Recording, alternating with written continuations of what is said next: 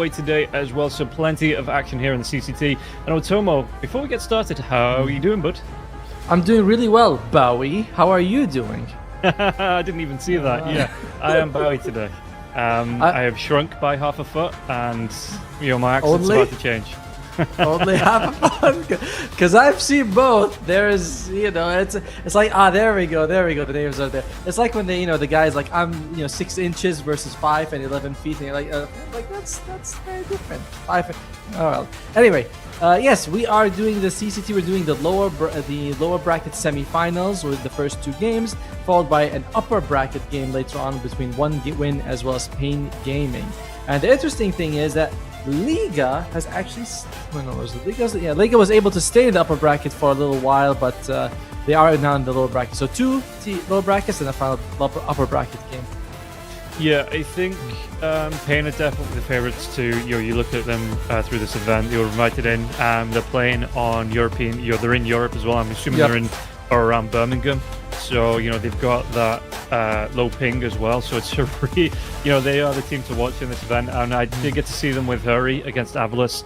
They just looked so in control. 31-minute game, 25-minute game coming through. You see it, they're on the brackets at the time. But yeah, in the upper bracket quarterfinals there, they had a game plan. They stuck to it. They just outplayed Avulus, it felt like. So I'm interested to see, because obviously Avulus, they bounced back against Pipsqueak +4, they got that 2-0 there. Going to be going up against Power Rangers now, and that's the match that we're going to be seeing how they're going to do. So it's interesting to see how Avulus are going to bounce back through this, if they can get themselves through, because, it was, looking at the Pipsqueak matches, 50-minute match, 43-minute match, it was a 2-0, so they did get both wins, they didn't drop a match, but, it's a big difference compared to, how Pain played against them. So, yeah, they may be a little bit shook coming up against Pipsqueak, but how they're going to play today is going to be super important, because again, it is a knockout match. If you lose this one, you're out. And Power Rangers, they were invited themselves, and they got knocked down by 1W in the upper bracket semifinals. Yeah, one looked really good in their opening match, but this is going to be the Avulus squad. Dark Lord, who I believe, I don't want to say he's new, but he hasn't quite, been in the scene as long as some of the others. Dual Rays, Palantimos, Queasy, as well as Asdecor. I like that his name is Dark Lord. And do you know what his pub name is? What? God Mode.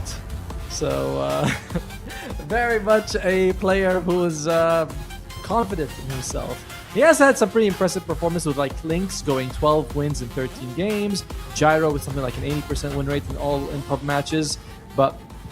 In pro matches, this patch. And then we're going to go to Power Rangers, Nesphere, Nikki Cool, Alberca, Immersion, as well as Till the End or H2O. And as I always say, Nesphere rocking that hairstyle. Yeah, it's something slightly familiar for... I can't quite put my finger on it, but it's handsome. It's good stuff. I'll take your word for it. But yeah, looking at these two teams, what are you... in terms of the approach here, what are you looking out for here? Are you looking for any particular playstyle, any particular heroes to pop up between the two? It's interesting because some of the matchups are a bit different. I know Nesphere likes to play farming cores, the Luna, the Templar Assassin, the Shadow Fiend, but Dark Lord is quite active. Clinks, Ursa, Gyrocopter. I mean, Gyrocopter, of course, can farm late, but he tends to be a little bit more involved with his team. Nikki Cool is an amazing laning mid, and I feel like he's better than Dual Rays in a lot of the times I've compared the two. Because Dual Rays is kind of greedy and doesn't really adjust for his team. He kind of forces Dark Lord or Yuta to make space, which is different than Nikki Cool, who's very active with Slardar, Leshrak, heroes like that.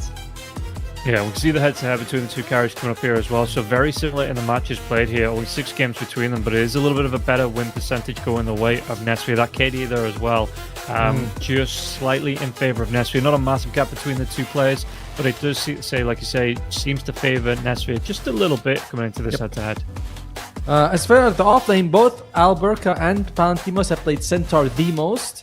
Palantimos has played a lot of Underlord as well. It's but when I say a lot, they play 23 games of Centaur, 21 games of Underlord, then Mars with 9. So Palantimos would love to get his hands on one of these two.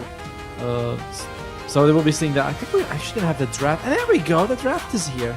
And yeah, we'll go straight into it. Nice. I like it. Usually we had a little bit more delays in some other regions, but here it's very quick. It's very nice. Oh, I wouldn't know about those regions because, I like to work European regions. They're the best regions. And yeah, we're very efficient on this side, it feels like. So, you were talking about it, the Centaur, the Mars going to be taken away by Avulus straight away on the other side of the tree. And with the 2 offlaners being taken out, Largo's going to be going there as well. Another offlane support hybrid. I assume you've now listened to Queen, you will get any references coming through there as well. But it means that you're going to see like the Jakiro, the Shadow Fiend, Bat Rider, all these big heroes, the Shadow Demon. There isn't room to ban all of them. So what are you expecting to get through here, and what do you prioritize in the bans, do you think? I feel like you might want to... The problem is that Lynx is also so good, but it's only really good for Avulus. It's not good for Power Rangers. So when you ban it, you feel like, am I wasting a ban in some way? Because it's not a meta hero, and I might ban Lynx and they get Shadow Fiend. But I still think you want to get rid of the Shadow Fiend. Maybe Shadow Demon as well. And the last one... Oh, they get rid of the Chen. As Power Rangers, Edge Duo till the end, his Chen is amazing. 75% win rate. So they want to make sure that they don't get their hands on it. I like that.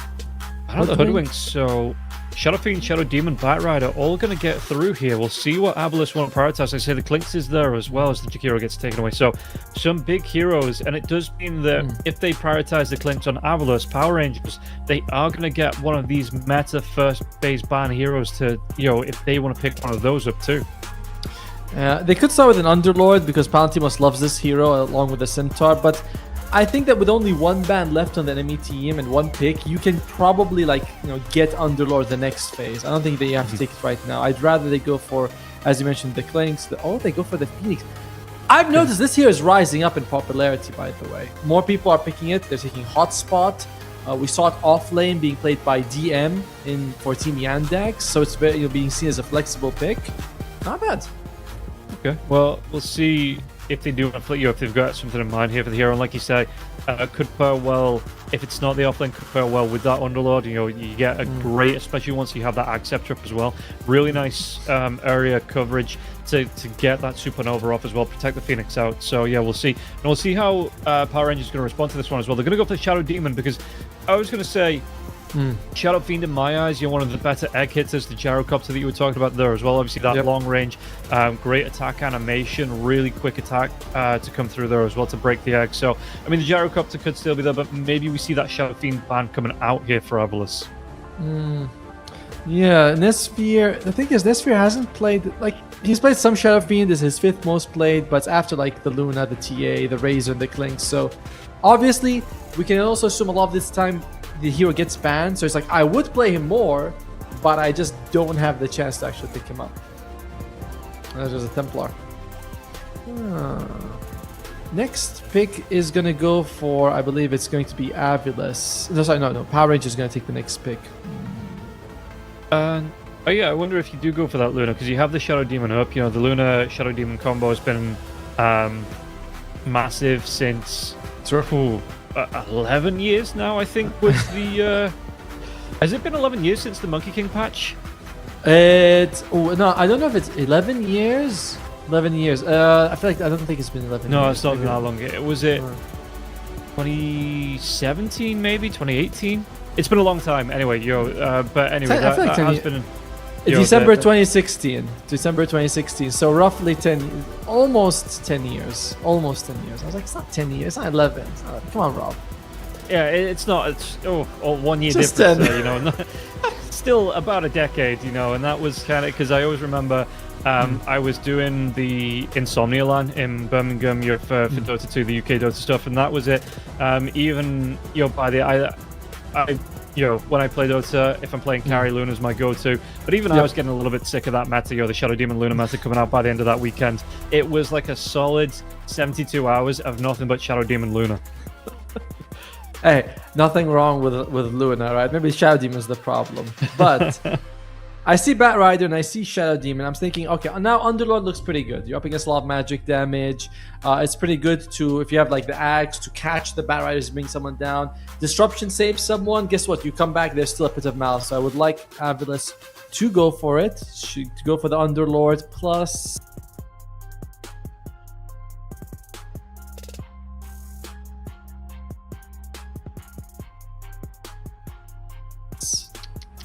Question is, what do you want to pair the Underlord with? Hoodwink is gone. I know Queasy. Yeah. Queasy is unbeaten dispatch with the Hoodwink, by the way. 5 games, not a big sample size, but still 5 wins on a hero, not too bad. Yeah, and we'll see how they adapt. So they're going to go straight in for the puck. I was looking on the other side as well that, with this Batrider coming out, I have seen it across, the mid carry off lane. I've not seen any support Batriders recently, like at all. Every time it gets picked up because it is banned so much. So where are you looking? They can keep it flex, but with the puck being up now, is that maybe preferred lane here for the puck? Do you shift that Batrider away from the mid lane? Are you looking carry off lane, or is it still an okay matchup here in the mid? I think that Nikki Cool in general likes more tanky mid laners like the Slardar, the Timbersaw, Viper, or I know Sniper's not tanky, but he does do well against puck in the lane because you're just very hard for the puck to dodge the damage. So I agree with you. I prefer the bat to go off for Alberca. You pick something else, and I guess you don't really need to pick Underlord right now if Batrider's going off. So maybe you take a support that the enemy wants. Tusk is in the pool. Yeah, that is true. Well, Shadow Demon. Are you looking Shadow Demon Batrider offlane then potentially? Let's see, for Power Range, definitely. Immersion plays a lot of Shadow Demon. They go for the Tiny instead, and from what I know, both Queasy and Dual Rays have played Tiny like their 6th or 5th most played hero, so it can really go as either a 2 or it's a 4 of course because you have the puck. My bad. Yeah, and it's a nice pickup. It's also a nice counter pick here. Power Rangers maybe potentially looking for that tiny mid. Goes really well up against that puck with the Avalanche, with it being the mini stuns, not the overall just the one big stun. So yeah, nice block pick coming out here for Avulus. But again, one of those heroes in the support role that really does benefit because it doesn't really need too many items. Get that blink as quick as you can, and then you just become a menace around the match. They go for the Keeper of the Light though with the Disruptor. So yeah, looking Shadow Demon Disruptor supports. Batrider here potentially in the off. Could still be a carry, but I think I'd lean more towards the off as well. And then looking at Keeper of the Light in the mid lane up against the puck. How easy is this matchup now for the puck? Because you have the chance to dodge off the Illuminates. The Illuminate's not the quickest spell in the world, but does a Keeper of the Light kit really bring a bit of terror to this matchup here for the puck in the mid lane? No, I mean, it's like puck dodges and Keeper of the Light farms, and that's it, because you can't really threaten on both sides. And they go for the Weaver carry coming out here for Nesphere. This is not for Nesphere, sorry, for Avulus. Okay, a little bit surprised about that Weaver carry, but you look at the enemy side. Firstly, their catch is meh, they actually only have 1 stun of all of it. Then they have multiple good slows that the Weaver doesn't care about. He doesn't care about the Solar Bind, doesn't care about the ultimate from the Shadow Demon. I like this Weaver a lot. I really like this Weaver. Okay. And if you look at what Power Rangers have left, so it is going to be potentially a carry here. Unless you want to do something funky, put the Batrider carry, go for like a Legion Commander or something like that against the Weaver. No, you're not a fan of that. You're not looking. Pick a normal carry for Power Rangers. We'll be fine. Avulus needs an offlaner. We've mentioned it. I think Underdog's going to get banned up, but they got the Brew. Okay, that's fine. So, would you be looking then for something, Abyssal Blade builder, like the Ursa or something like that, up against this Weaver that's going to have a little bit more, or again, maybe something with a built-in stun, a little bit more lockdown up against this Weaver coming into the mid to the late game for these team fights? No, I'm thinking Gyro. I think Gyro would be the best pick for them, because you want a hero who can sort of stand. There's a lot of elusive heroes, the Phoenix diving in and out, the puck moving in, the Weaver. I don't want to have to target everyone manually. I can just open Flak Cannon and hit all of everyone in the area, and it's super nice. So I think Gyro would be the pick for Power Rangers. And Avulus, we've mentioned Underlord a bunch of times. What else? There goes Underlord, finally. Okay, now they need a different offer. I still want an aura kind of hero, something like a Tide Hunter. Yeah. I think Tide Hunter would work out fairly well for them. Okay, well, we will see what it's going to be here. They don't have a lot of time left here as well. They've burned through all of their reserve time. 5 seconds left on that clock. So just about 10 seconds left for them to pick this final hero. And a bit of a surprise to see the difference in the draft here. They go for the Bristleback. So yeah, can still build into those, or big tanky boy here as well. Takes a lot of punishment in the lane. How are you feeling about it? I saw the head nod. I saw the pounce. How are you feeling about this Bristol pick?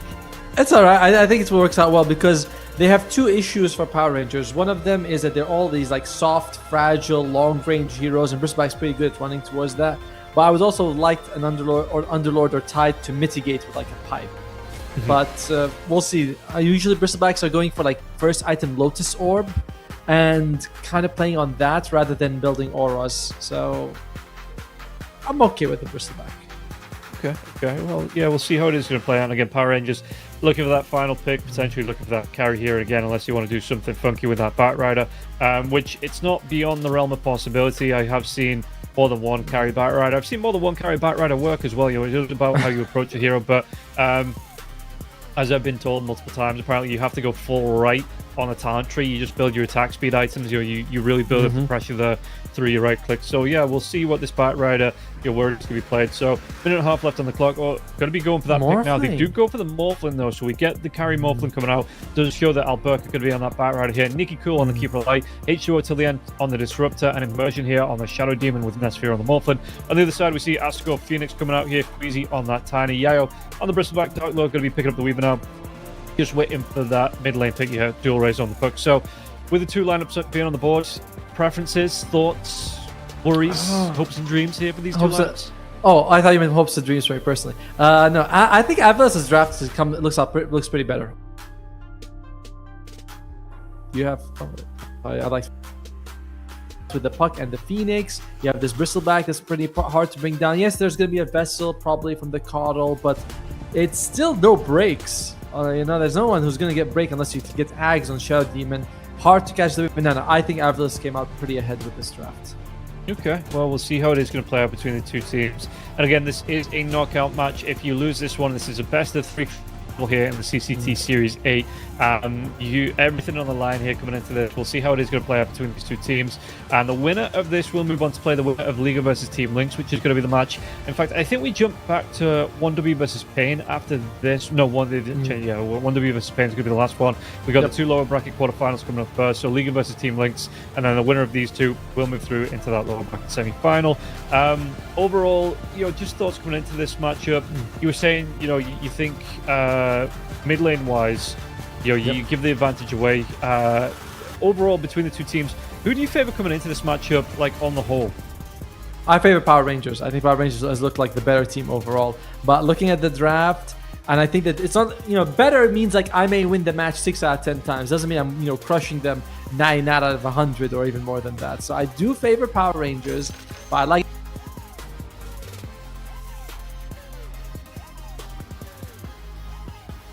early on because this is a game of Dota, so want to be Dota without the tips, without a little bit of trash talk here at the beginning, and both teams moving through. We'll see if there's going to be any aggression coming through, because up against Pain, we did see an early smoke for Avulus. They tried to get aggressive. It didn't really pay off for them, but they did try and get aggressive around those runes. Try and go for that first blood here as well. So we'll see if there's going to be a move coming up for them.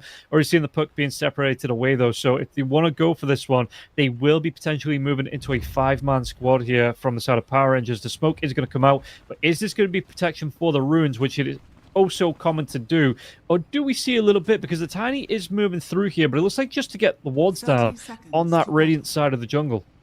2 important facets I want to talk about. Bristleback has taken Snot Rocket.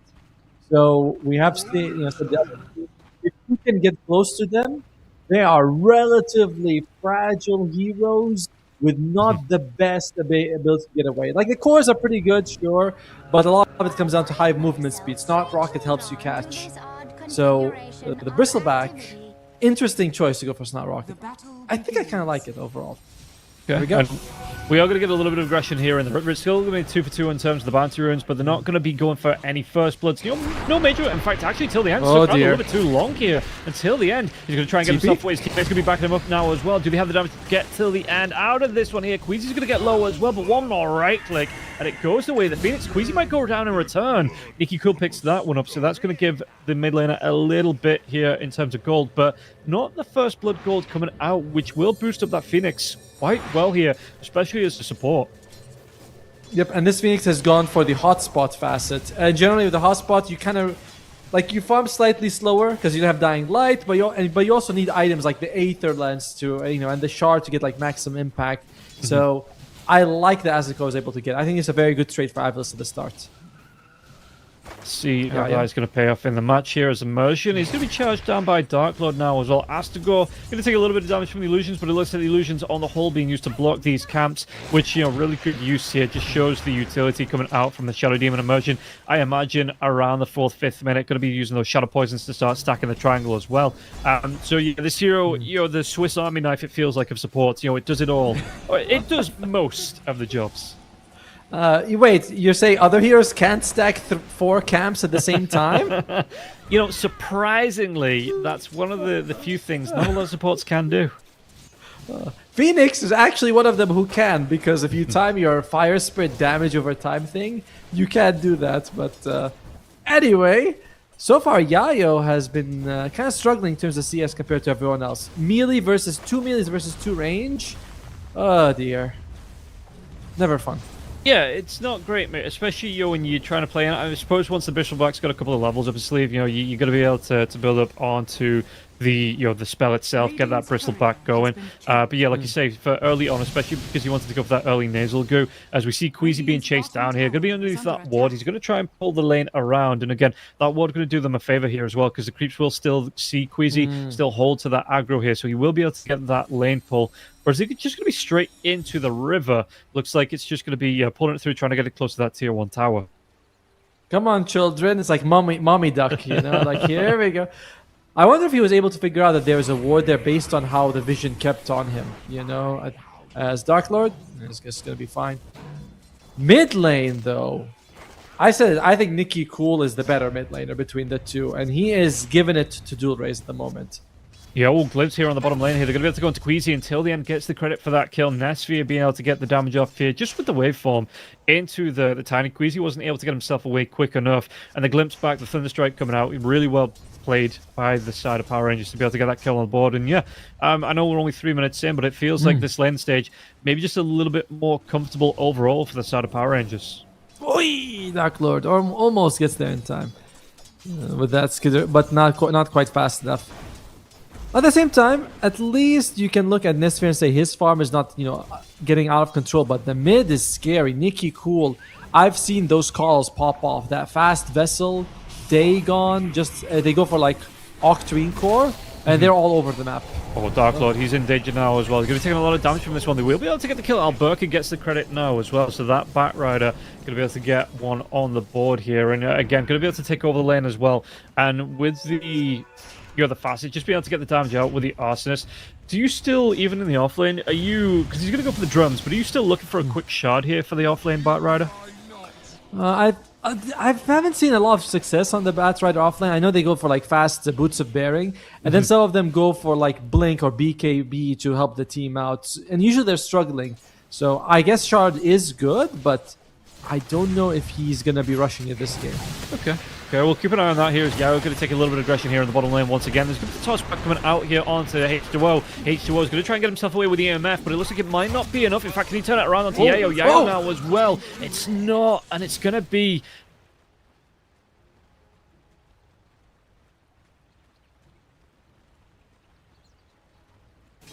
Being able to bring down, get Yayo something on the board. So very nice work. And I was wondering if that was on me.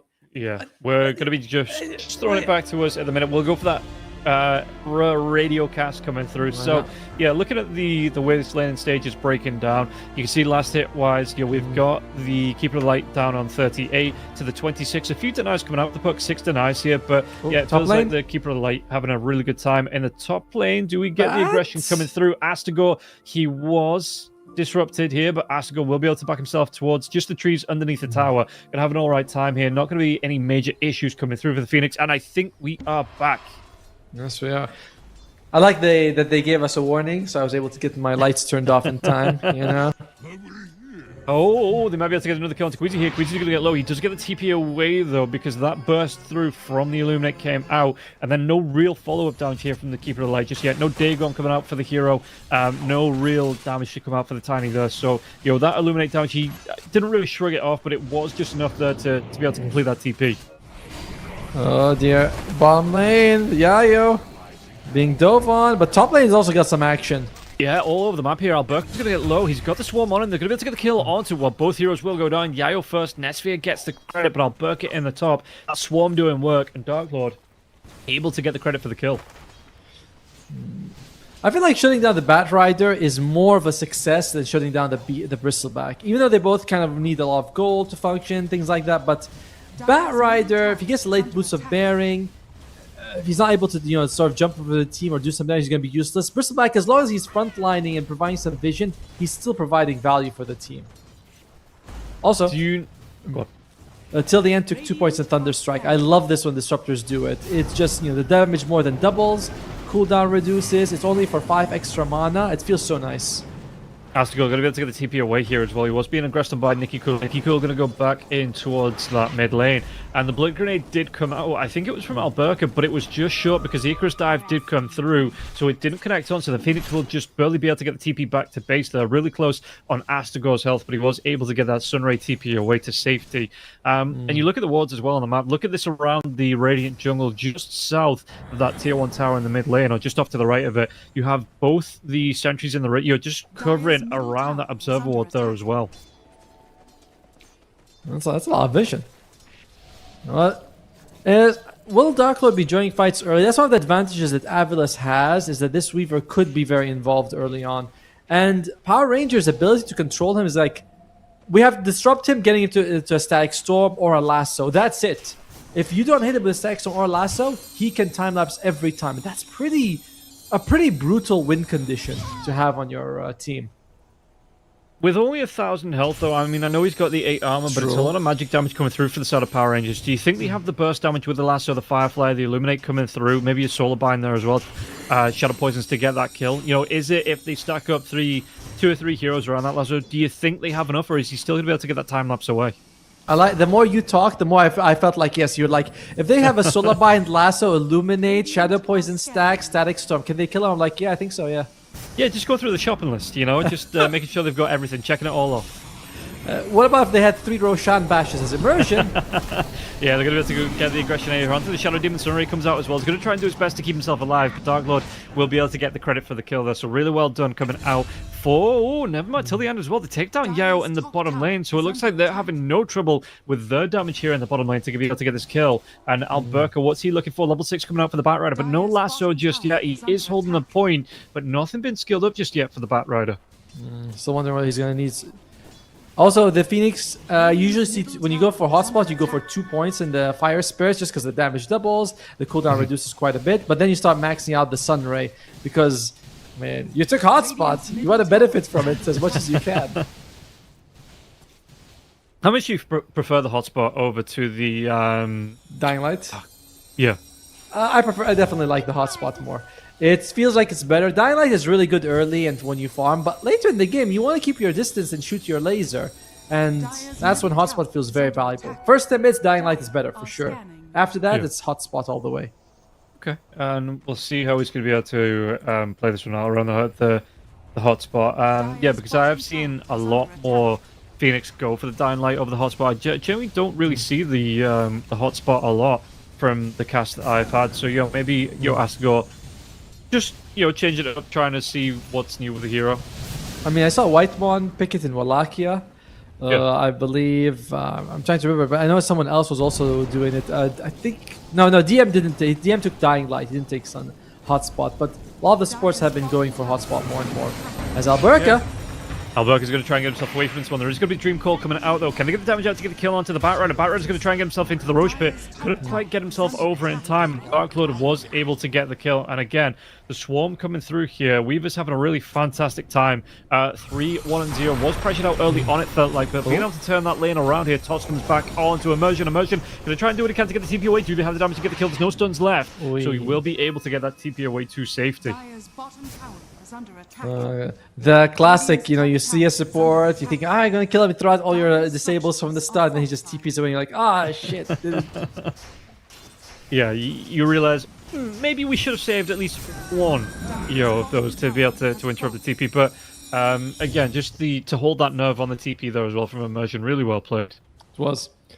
Let's see, Nicky Cool, what's he gonna go for? Probably Boots of Travel after the Vessel. He has no Vessel charges right now on this call, but you want to go for Boots travel around the map, and then it kind of becomes open. I've seen Dagon, I've seen Ags, and I've seen Octarine Core. The Octarine core was very surprising for me, but Yeah. you just have like very low cooldowns, especially with the cooldown talents that you take at 10, 15.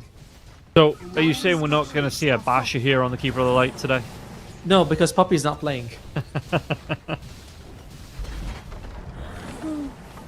That was a good one, by the way. He stopped like what, a Spirit Breaker charging through with a basher or an abyssal. I remember that. That was really cool. That was before the Abyssal got like changed back to being point blank, right? That was Yeah, when you could teleport and do it. yeah, when you had Too your much. your mini blink dagger on it. I don't like Harpoon either. I don't like when they pull me and I force stuff and they still pull me through. I'm like, what the hell? Like this is not right. Yeah, I mean, I was talking with her, on the last cast, and funnily enough, bringing up the harpoon, even though it does feel when you support, it does feel pretty bad. Like, I still feel that item, maybe the Echo Saber, maybe the base Echo Saber needs a bit of a buff, but the item itself just doesn't feel that useful at the minute. Agreed. No. Most of the time, you think you'd rather get a nullifier, right? You're like, if I nullify him, he won't be able to do any of this stuff anyway. So someone's getting burned. They're going to try and make a move here. Yeah, there is going to be the connected field. Look, it does wear off now as well. The Soulband comes out into Dark Lord. Dark Lord's going to try and play around this one in the river here. Emerging, you've got 3-4 heroes from both sides around. The Glimpse comes back out. There's going to be the toss in the air as well. Coil. Queasy, though, do they have the damage? In fact, they're going to be passing over Queasy, and now Alberca turns around. They think the rest of the heroes maybe escaped, and they turn back. For Queasy will be able to get the kill, but everyone else in the side of Avulus will be able to back themselves away. Or maybe not. No, they're out. They're out. Looks like Saxon was able to catch. They're hoping to catch the puck with it, but he was able to get out there. Nice move by Dual Rays. Although I am a little surprised that Avulus didn't put up more of a resistance there. They have Egg, they have Coil, they have Weaver around. But I guess they're just waiting for maybe Yayo to be ready to fight. Huh. Yeah.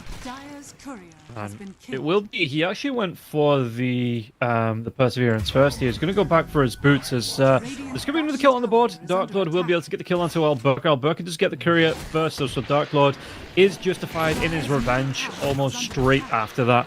Yeah, will continue to farm out here on the Bristleback as well. So yeah, what are you expecting here? So going for the Perseverance. You're going to be building up. You were talking about being able to get that early load. So what is it that you want to go for after that here for Yayo? I've seen a lot of times you just go for like either Sanjiasha, the Shard. You very rarely go for Axe, but personally in a game like this, I think you need to get a pipe. The enemy is mostly magic damage, the Call, the Bat Rider, both the supports. It's just the physical from the Morphling, and that's not the biggest factor early. So I'd love if he goes Lotus into pipe. Okay, we'll see how that's going to play here. We do see the stacks being stacked up once again in that Radiant Triangle. Queasy just playing away from Alberca. Alberca, he's hunting. He's got till the end there as well, so there could be a good glimpse back if anyone gets caught out. But Queasy, he's a little bit, he's aware of it. He backs himself away, gets himself away to that safe position in here. It's actually with the Bat Rider on the side of Power Rangers. Going to go for the pipe here. Does have those boots up already, so not going to do the blink. You're not going to be going for the force stuff, anything like that. Just go straight in for that pipe afterwards here. Bottom lane, Soulbind out. It's Yayo. He's got that the waveform forwards now as well. Immersion will get the kill, and they're going to get Queasy now too. So they get a 2-for-1 under this one. Dual Rays does take down until the end on the other side of the map, it looks like. But still, underneath the tier 2 tower, really well played here by the side of Power Rangers. I love what Nicky Cool's buying. He finished. Oh, okay, just like force now. They not bad for Alberca. They get also double Wisdom Shrines, but Nicky Cool buying Orchid when you're up against Puck, Phoenix, Weaver is amazing. And there's not going to be any defensive options early for any of these heroes. So I'm a big fan of Nicky Cole. I'll just say it. He itemizes perfectly. And he's a really good player in the lane as well. So you've not come to cast. You just say it's a fanboy. Is that so bad? Yeah, like you said, the Orchid, it is up already, and that the Lotus Soap going after the Bristleback is going to be a ways away yet. It's still a lot of gold investment coming through for this Bristle, who really hasn't had the best of starts here. Only hitting 5k gold compared to the 6.4 coming out onto the Bat Rider. The Bat Rider a little bit ahead, involved in a couple more kills, and you look at the Bristleback, like you say, it is going to take him a little bit of time, but the hero, it does become a little bit more of a problem than the Bat Rider when it does come online. So we'll see how that is going to play out between the two offlaners as the game goes on. That's the problem, though. Like, at this point, I thought that the Bristleback would start being a little bit more evolved. He's only got, as we mentioned, the Perseverance. He's quite... he's got some distance to still go for the Lotus Orb, nearly 2,000 gold. It's not ideal, and he needs to be that front line for the team. Neither team has that, so but Bristleback's supposed to play that role for his squad. Yeah, and I imagine with the way the Power Rangers line up, they have a lot of disruption, they have a lot of crowd control coming out, so it's not as important for them to have that frontliner as long as they can keep kiting out the heroes, keep throwing the CC out here. So yeah, we'll see the fights at the minute.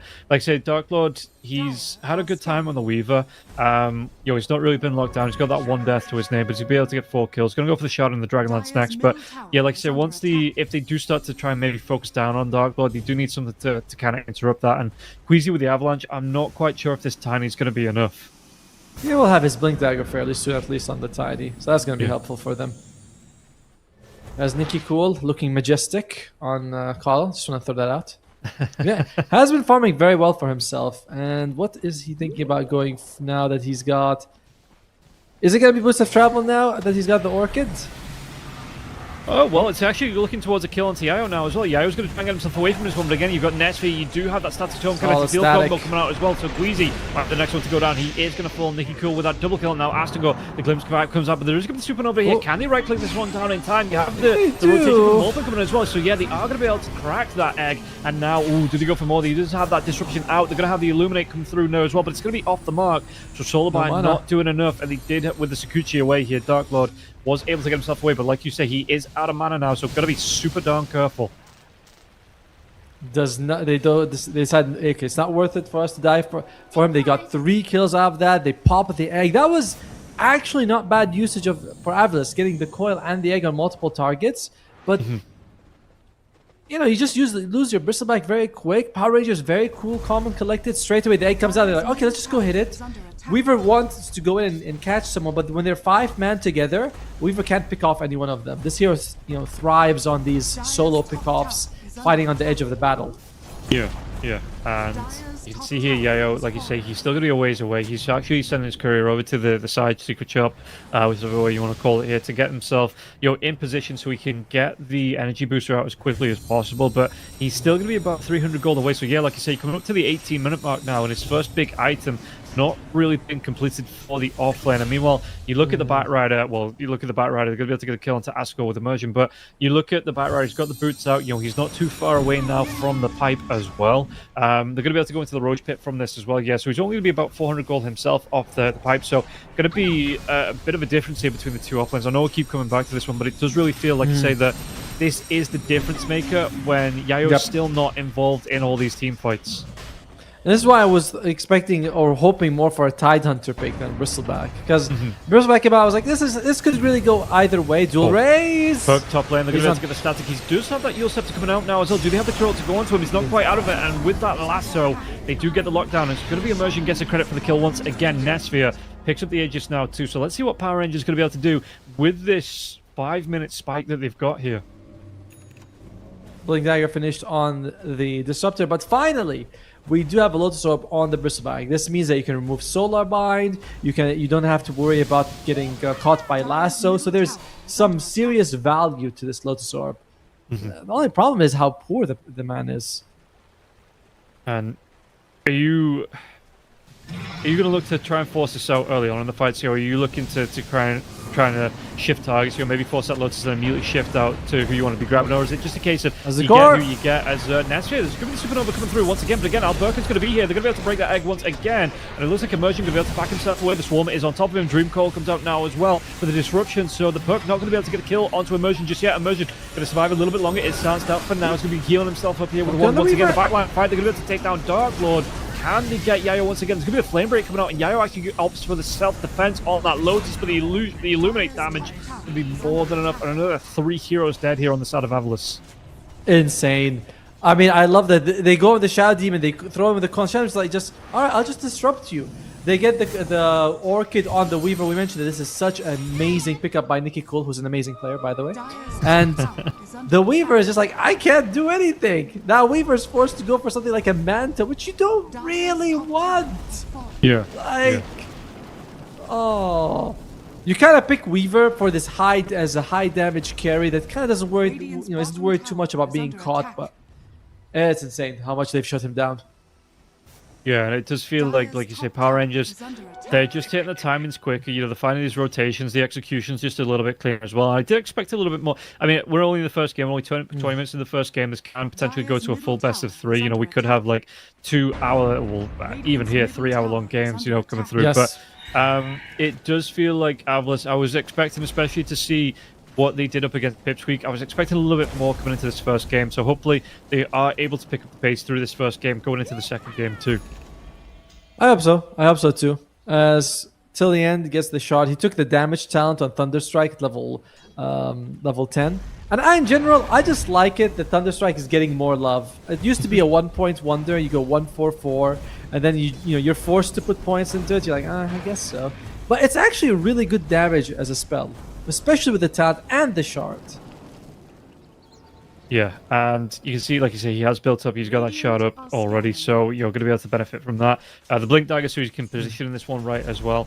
Overall, I mean, I think everybody says this, you know, it's really, really nice to play this hero when you are ahead. It's not quite as nice when you're behind. But yeah, when you get yourself ahead like this one, when you know maybe you have that quality over the team, as we get the Kinetic Field Stack Storm coming out once again here. No Yield Scepter from the puck just yet. Do they have the damage out here?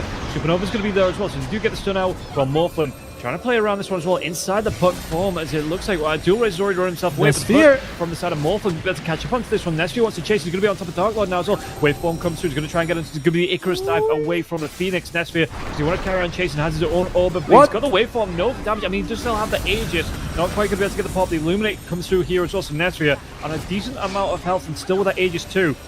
Dream Coil comes out, catches both onto Nicky Cool as well as onto the Disruptor now, but as well, Burka still trying to chase us now, even underneath a tier 2 tower. They're trying to fight this one. And now Yayo, he's going to be able to get the kill until the end, but does this give up Queasy now? Lotus Orb is here. He's going to go for the self-stun just to be able to get that lockdown. It does mean that Alberca goes down to Yayo. Dark Lord chasing out onto Nicky Cool. Nicky Cool going to go for the TP away. No stun lockdown. No, he cancels. He's going to hang around with Nesphia here.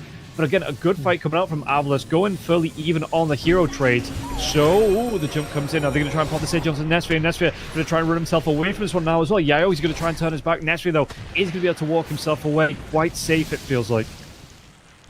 I believe it's actually a 3-for-1 trade, because they did lose immersion at the very start of the fight, but took so long that he was able to respawn and rejoin afterwards. 3 for 2. So, yeah, 3 for 2. The Phoenix did go down, yeah. Yeah, so it was a win for Avulus. Yeah, yeah. Okay. Sorry. But one interesting thing is that Nicky Cool's trying to use the Orchid on like a key target, but what's happening is that a Lotus Orb comes out, he's looking for the Weaver to Orchid him. By the time he finds the Weaver, the Lotus Orb is available again. And that's what happened. You know, he had the Orchid available, the Lotus was on cooldown, then he throws the Orchid on the Tiny, but it doesn't matter.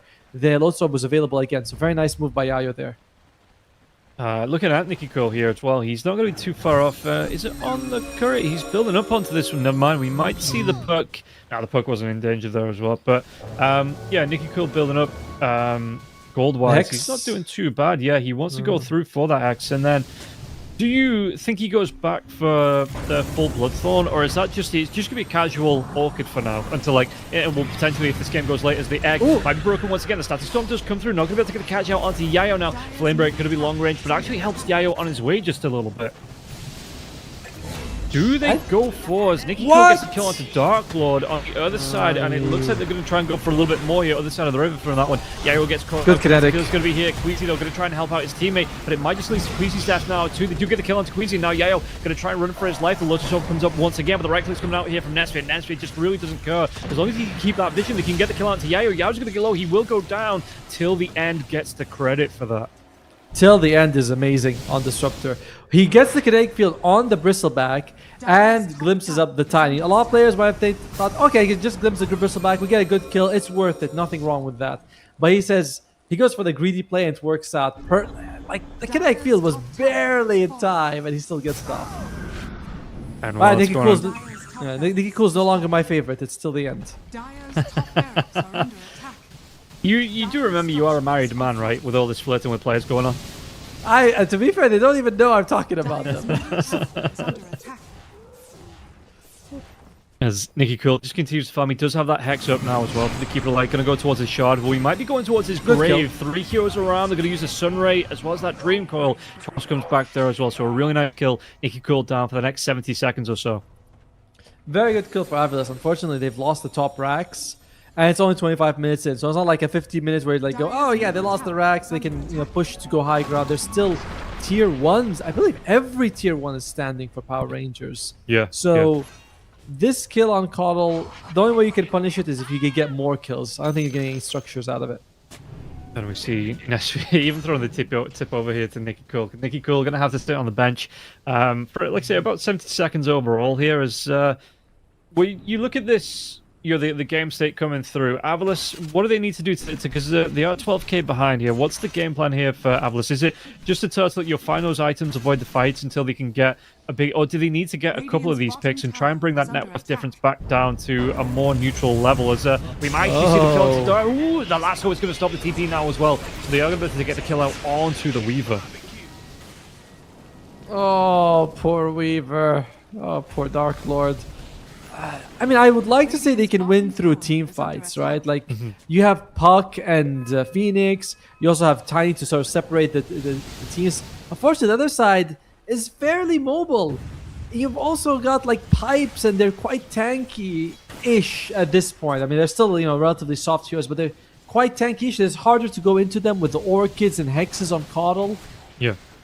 I would like it if you split push. Just have the Weaver, Phoenix, and Puck each in one lane pushing out. If you die, it doesn't matter. Okay. And we'll see. We're going to see a smoke coming out, actually. Queasy leading the line. Dual Raise and Astigo going to be ahead. They're going to be making a move here. I mean, there's still that tier 1 tower. I think the Illuminate might have just shown against the creep. So, yeah, they are going to be able to wrap around. But there is still a tier 1 tower to TP into. If there you go. Can live long enough, they're going to try and go for it. The Dream Call comes out once again, but the TP is going to come in. It's going to be the full Power Rangers from Power Rangers. As they're going to be able to get Yulceptor comes out here from the Puck. Can he get himself away from this one? Supernova, does he want to try and break the... in fact, the Supernova is going to be down now. So, trying to get the TP away. The Phoenix will be able to get himself out of this one. Dual Ray is going to be slowed down just a little bit, but will be able to jump himself over to the orb. Maybe look for another kill onto this one now as well. Will be able to get the kill out until the end. And now can he escape through this one? Dual Ray is looking to get himself away, but it is going to cost him his life. Still, they do get 2 heroes from this.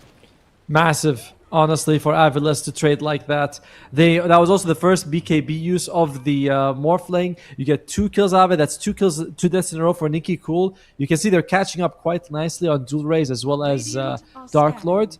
Very, very big deal that they were able to do that.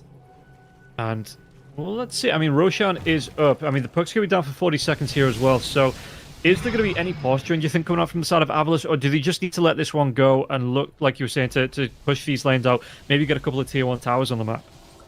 I would like if they do that, but I think that once we see Nicky Cool until the end respawn, they're going to rejoin the team.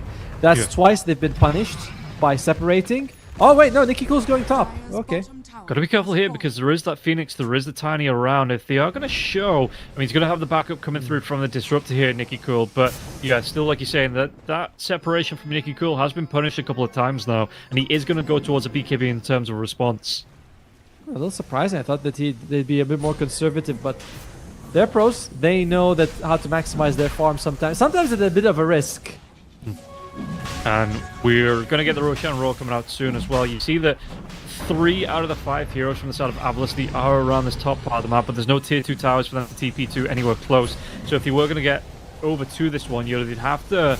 I mean, where would they even go? They'd have to just hoof it on foot. Maybe the TP to the tier 3 tower in the mid lane, but yeah, it looks like they're just going to let this one go, but not really looking to get any lane pressure from this as well. Not looking to take any tier 1 towers, so really playing super conservatively on the side of Avulus. Asdekor has Keen-Eyed Whisper of Dread with Aether Lens, so his lasers has maximum damage. It cannot be any stronger than this. Squeezy dies, but that's life sometimes. And 45 seconds on the sideline here, though, so those respawn timers are starting to climb, even with the supports on the side of Avulus. So this is going to be an okay window for the side of Power Rangers.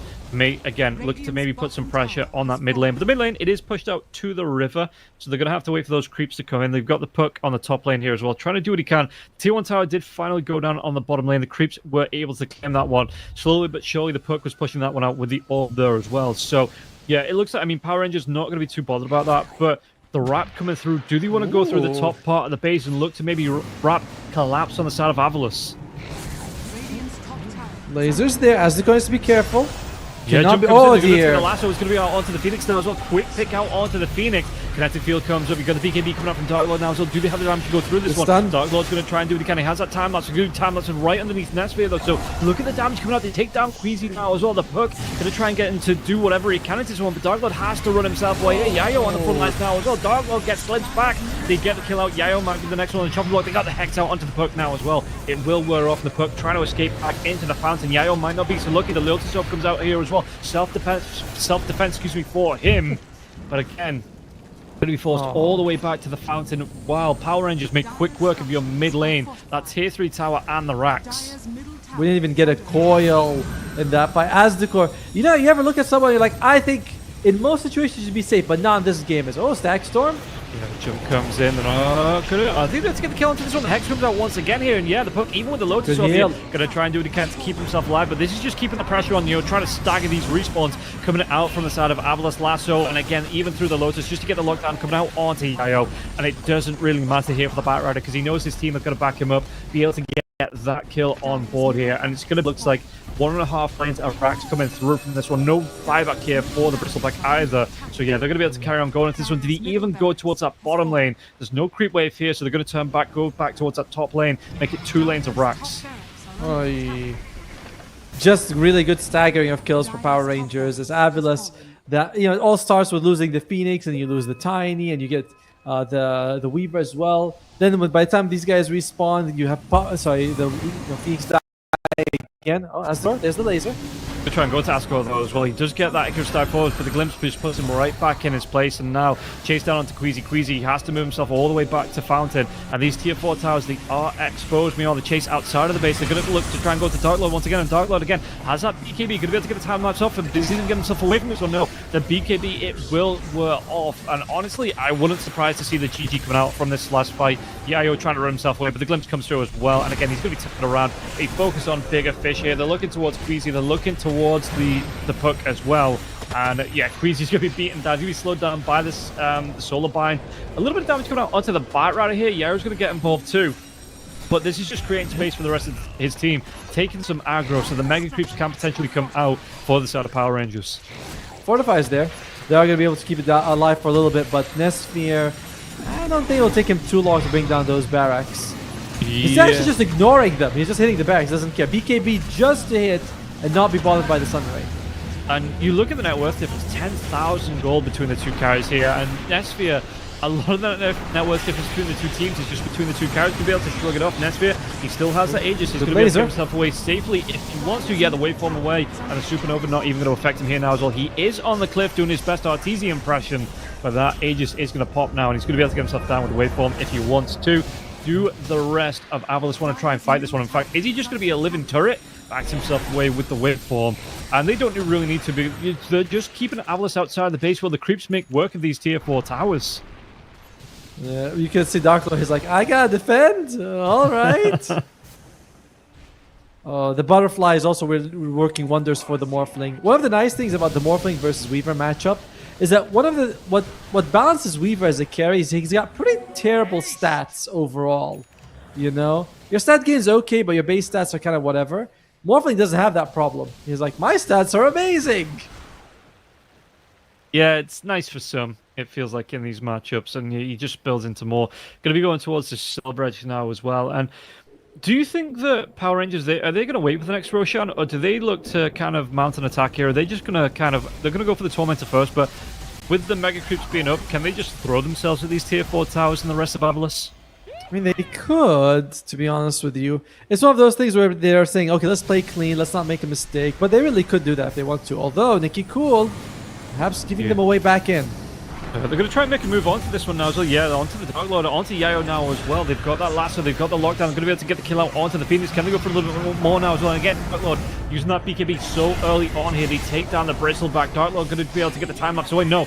Emergent, he has that disruption out as well. Do they have the control to take down Dark Lord? Dark Lord's going to try and run himself away with the Sakuchi. Might be able to get himself away safe from this. He will be able to get himself out. Alberca is looking for it. The TP away here for Dark Lord gets himself back to the base. But again, that's still going to be the Bristleback down here. Roshan won't respawn for at least 2 minutes, 10 seconds. Going to be a long wait on that. But for now, at least Avulus were able to get 2 big kills on that one. The kill onto Nikki Cool, the amount of gold he will give up for going down, just because of the amount of gold he's worth. It's a nice boost to the side of Avulus. How much does he give? Yeah, he gives them nearly 1,400 gold every time he dies, which is pretty massive. Azekor buys back, but he buys back mostly so that he can actually defend the base. He was like, this is not good. I show back and gotta come back and be able to protect our throne. Yeah, He's 'cause this also is it. very. I was going to say, He's yeah, every also time they're outside of the base, they are going to be losing health on these tier 4 towers. So, you don't want to lose your ancient to the creep push as well. no, for sure. And he's also got big dreams on this Phoenix. Thinking of Ag Scepter with 300 gold in his pocket. I'm like, Yeah, he's the lowest net worth hero in the game, but he can just double up his net worth before this game ends. No problem. He's like, I think I can get it, guys. Let me get the Ag Scepter. You're like, what? No Force Staff, no Glimmer, no Eul's. He's like, no. Ags. Yeah. Because, like I say, you want to be going for that supernova. You want to be keeping yourself alive in the supernova. It's foolproof. What could go wrong? Yaya's also got an interesting plan. Wants the heart on the bristleback, but they're not. No silver edges, no breaks just yet. But oh no, there is a break. There is a break. He's dead. Lasso, no life here for Yayo. And again, well, he does have that buyback, but it would be a big gold commitment. But I mean, it's a gold commitment between that and losing your base here. The tier 4 tower, at least one will fall. Yeah, she's going to go, and they've got that. Oh, do they have enough damage to get the kill on now as well? The old Scepter comes through, but they will be able to get the kill out onto the Weaver. Is that that's the Ag Scepter from the Disruptor? One support that's not struggling with gold here. Netsphere going to be spun up in the air. He really doesn't care. He's going to go to Yayo. Yayo, that's the buyback coming through, and I think, again, Queasy, he's going to go down now to the Supernova. It will break, but the Ancient is exposed, and I wouldn't be surprised to see, Power Rangers just trying to focus this one down. Has to go give the GG call. Game number 1 will be going away in 37 minutes, the way of Power Rangers. Brutal, pretty brutal beatdown, honestly. Considering that we were looking at Avulus and saying you have this team fight, you have relatively elusive heroes with the Puck and the Weaver against not the best catch in the game, and yet Avulus just gets smashed. Orchid on Nikki Cool was incredible. That he's like, okay, I'm gonna go first item Orchid on the Keeper of the Light because they're very hard to catch. And you're like, oh, that's really good. And then they go for the pipe on Bat Rider, which mitigates so much of the damage they were receiving as well. Yeah, being able to shift up those builds. So you can see that looking at Netsphere, 14-0-16 on the Morphlin, 7-3-13 for the Nikki. They were picking kills up all over the board. Everybody has at least 5 kills to the name. Really well played by the side of Power Rangers. On the other side of Avulus, it just felt like they couldn't really get going. They were, I don't want to say slow because it wasn't really, they were pressured to their items. They weren't able to catch up. It's kind of summarized by Yayo, 18 minutes in, only just getting towards that Lotus Orb. And it really felt bad here for the side of Avulus. But as only game number 1, they have a chance to bring it back because this is a best of 3 knockout match. So we have at least one more game to come. We'll see how it's going to go right after this break.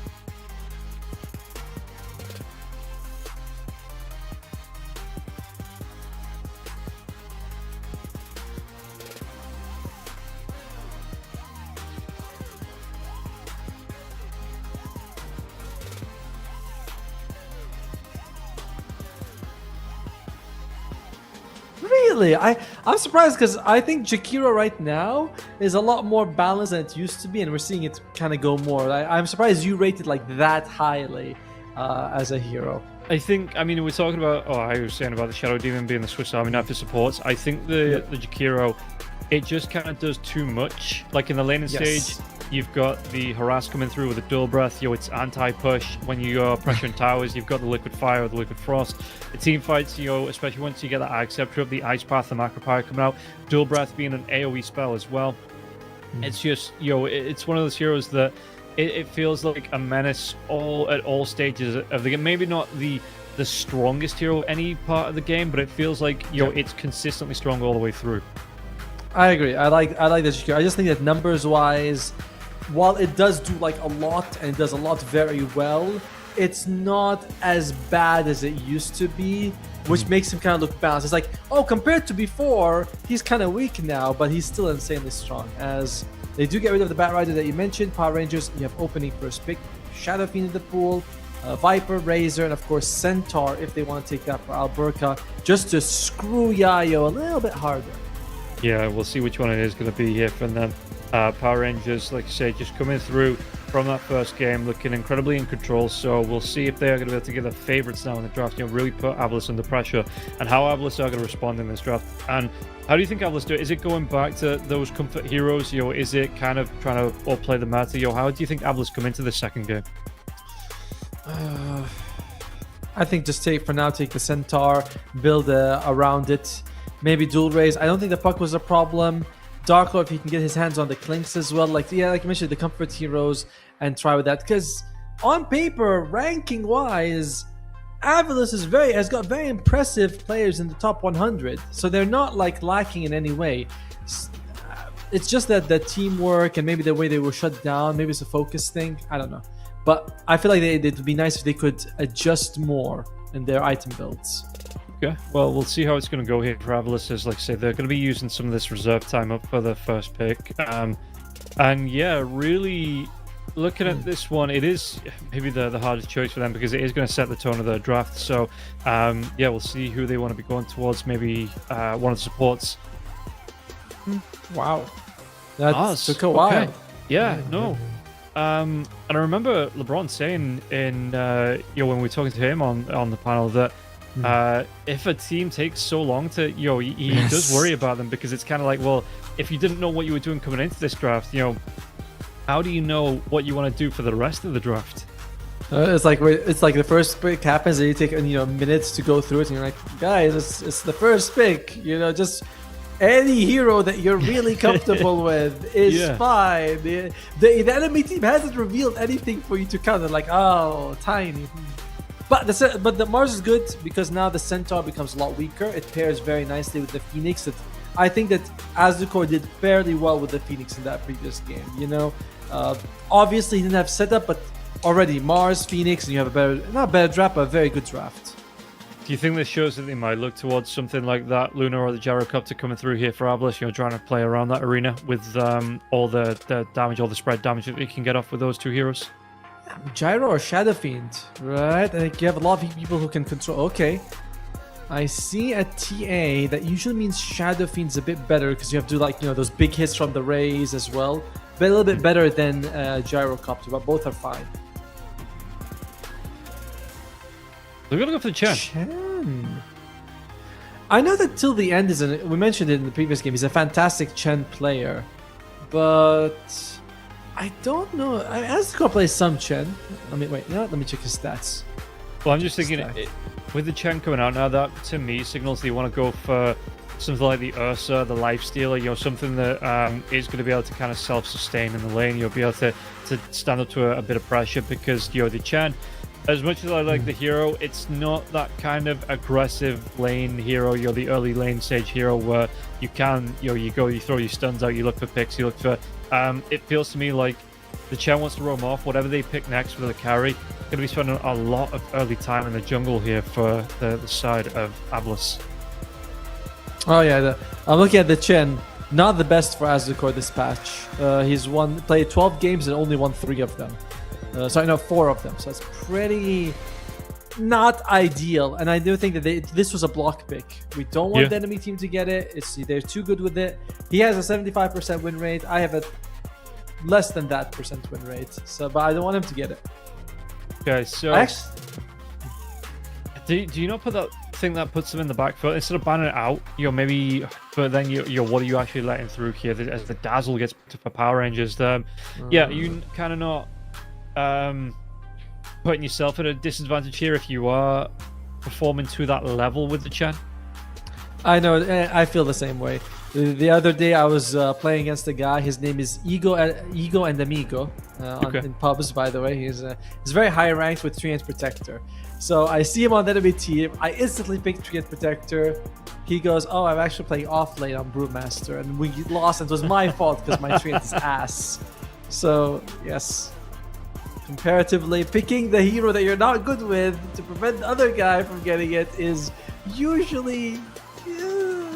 Yeah, it's a bit touch and go, it feels like. And see, I never have that problem in my MMR, because I never match up against the same person twice. There's just, because where I am, we have such a wide pool of players that diverse is a good word for the different type of players I play against. Oh no, me it's like every match there's two pre-muted, and a couple of names that you mentioned, you're like, there's a guy who's something Malice Darkblade. He only plays Wraith King on the Southeast Station. Now, back to the draft. Avulus, I like the Dark Willow. Solid with the Mars because the fear into the arena. On the other side, Nikikul goes for the Coddle again. I'm not used to seeing Nikikul play this hero. Again, I've seen him always on very tanky mid laners, Slardar, Timbersaw, Dragon Knight, but he did very well with the Call in the previous game. Yeah, the itemization was great for him there as well. He was able to adapt fairly easily. It felt like overall, the draft so far, Power Rangers, how are you finding this Kaz versus Shadow Fiend matchup? Do you have a favorite between the two of them? Just in a bit of a vacuum here between the two carries? I like the Kaz a lot. I actually was watching this. I had this matchup today twice.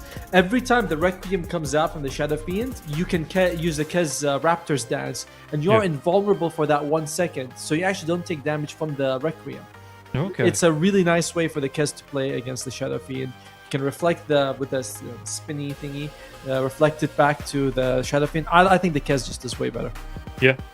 So are you a little bit shocked to see Avulus pick that Shadow Fiend into the Kez then? Yes, I would have thought they would have gone for something else, honestly, but they feel like this is the path forward. They're probably playing very fast, right? Shadow Fiend, Chen to bring down buildings. Could work.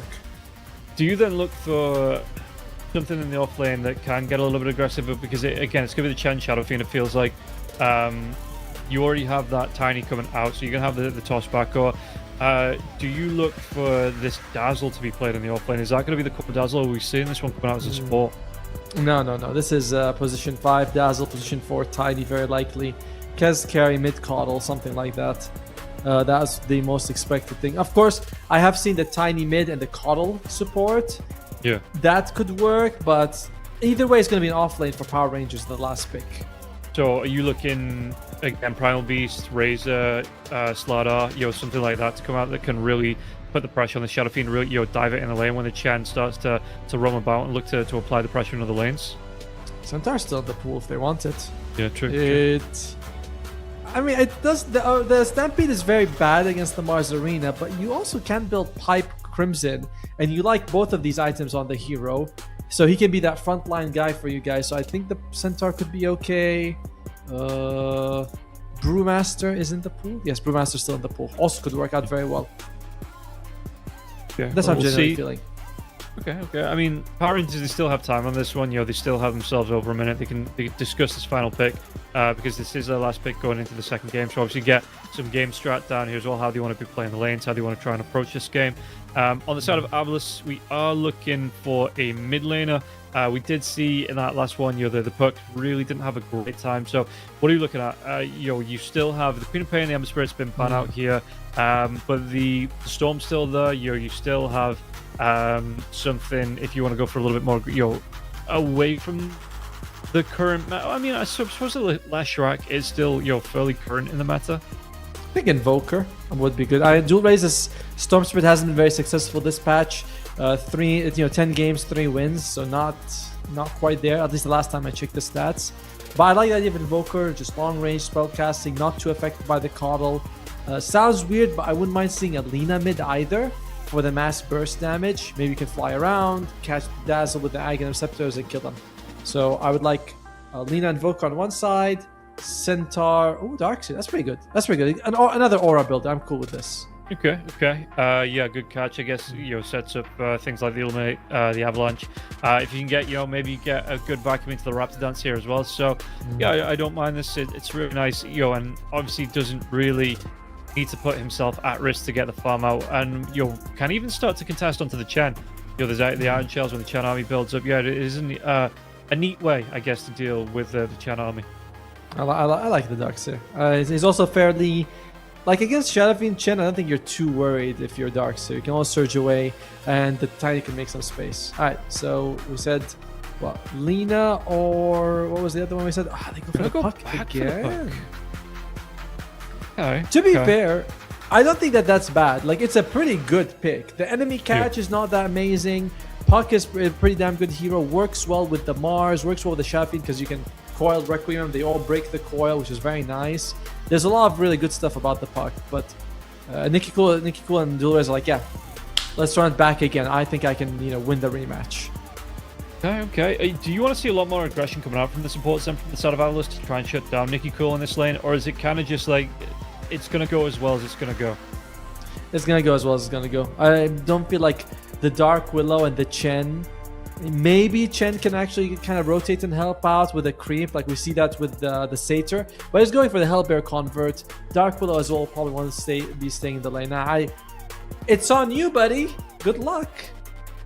Well, we'll see how this one does play out here as we get ourselves ready for the second game. And again, this is going to be for elimination, so Avulus, they need to be pulling out all the stops coming into the second game, because if they lose this one, they are going to be eliminated, knocked out here of the Series 8 CCT.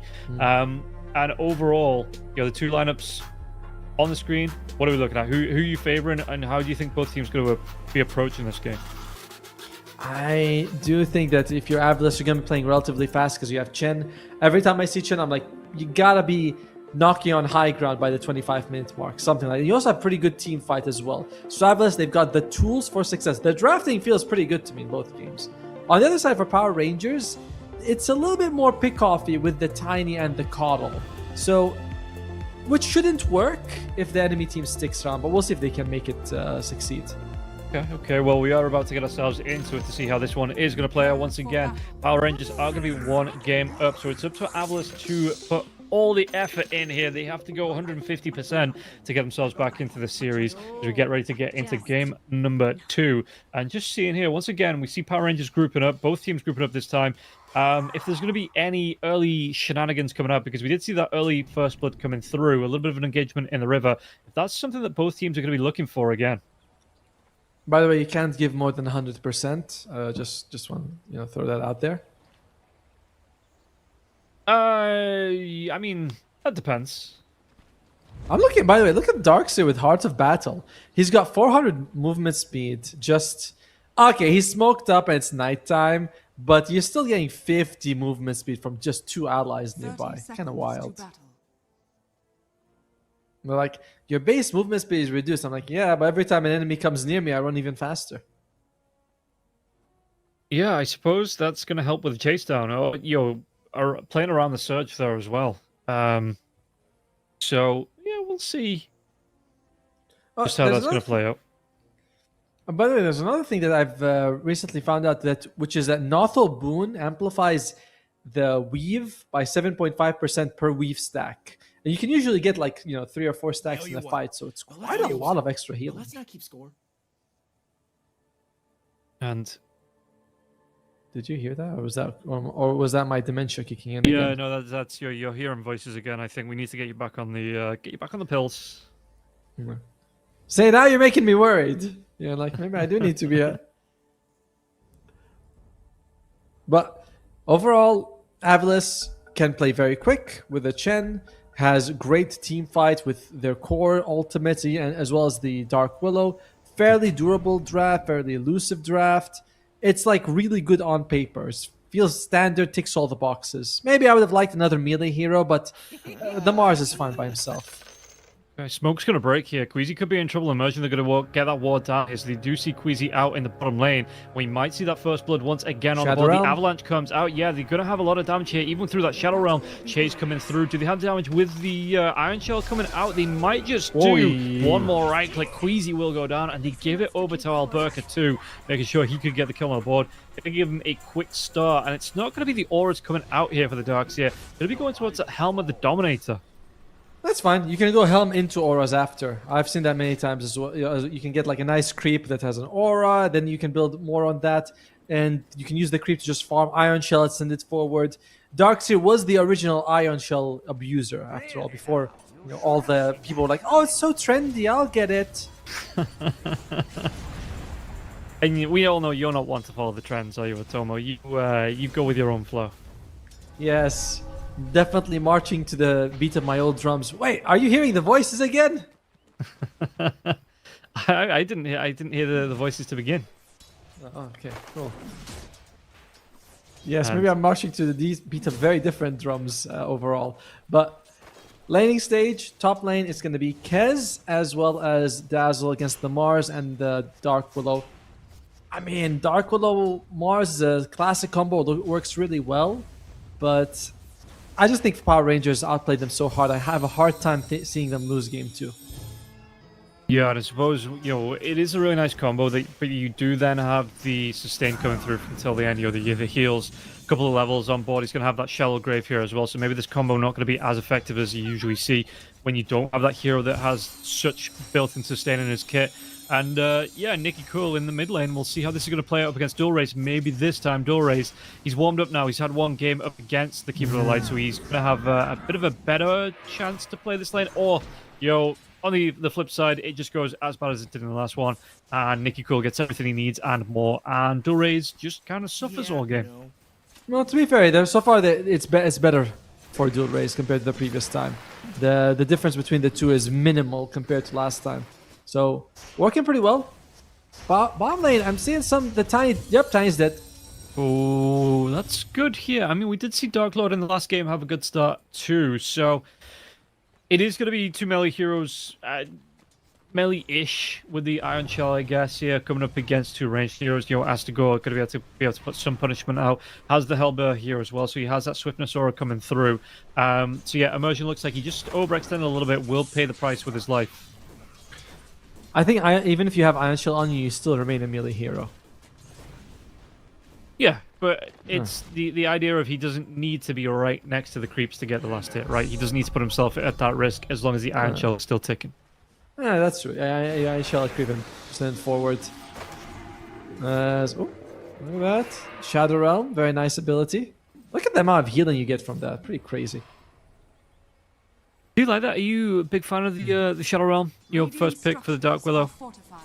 He had to take it because he was to help him survive, right? Like he was worried. Oh, Alberca Immersion get the revenge here. Yeah, there was just the overextension. The toss came back underneath the tier 1 tower, and then the body blocks coming through from the Tiny. Shadow Fiend just couldn't get himself away from all that damage.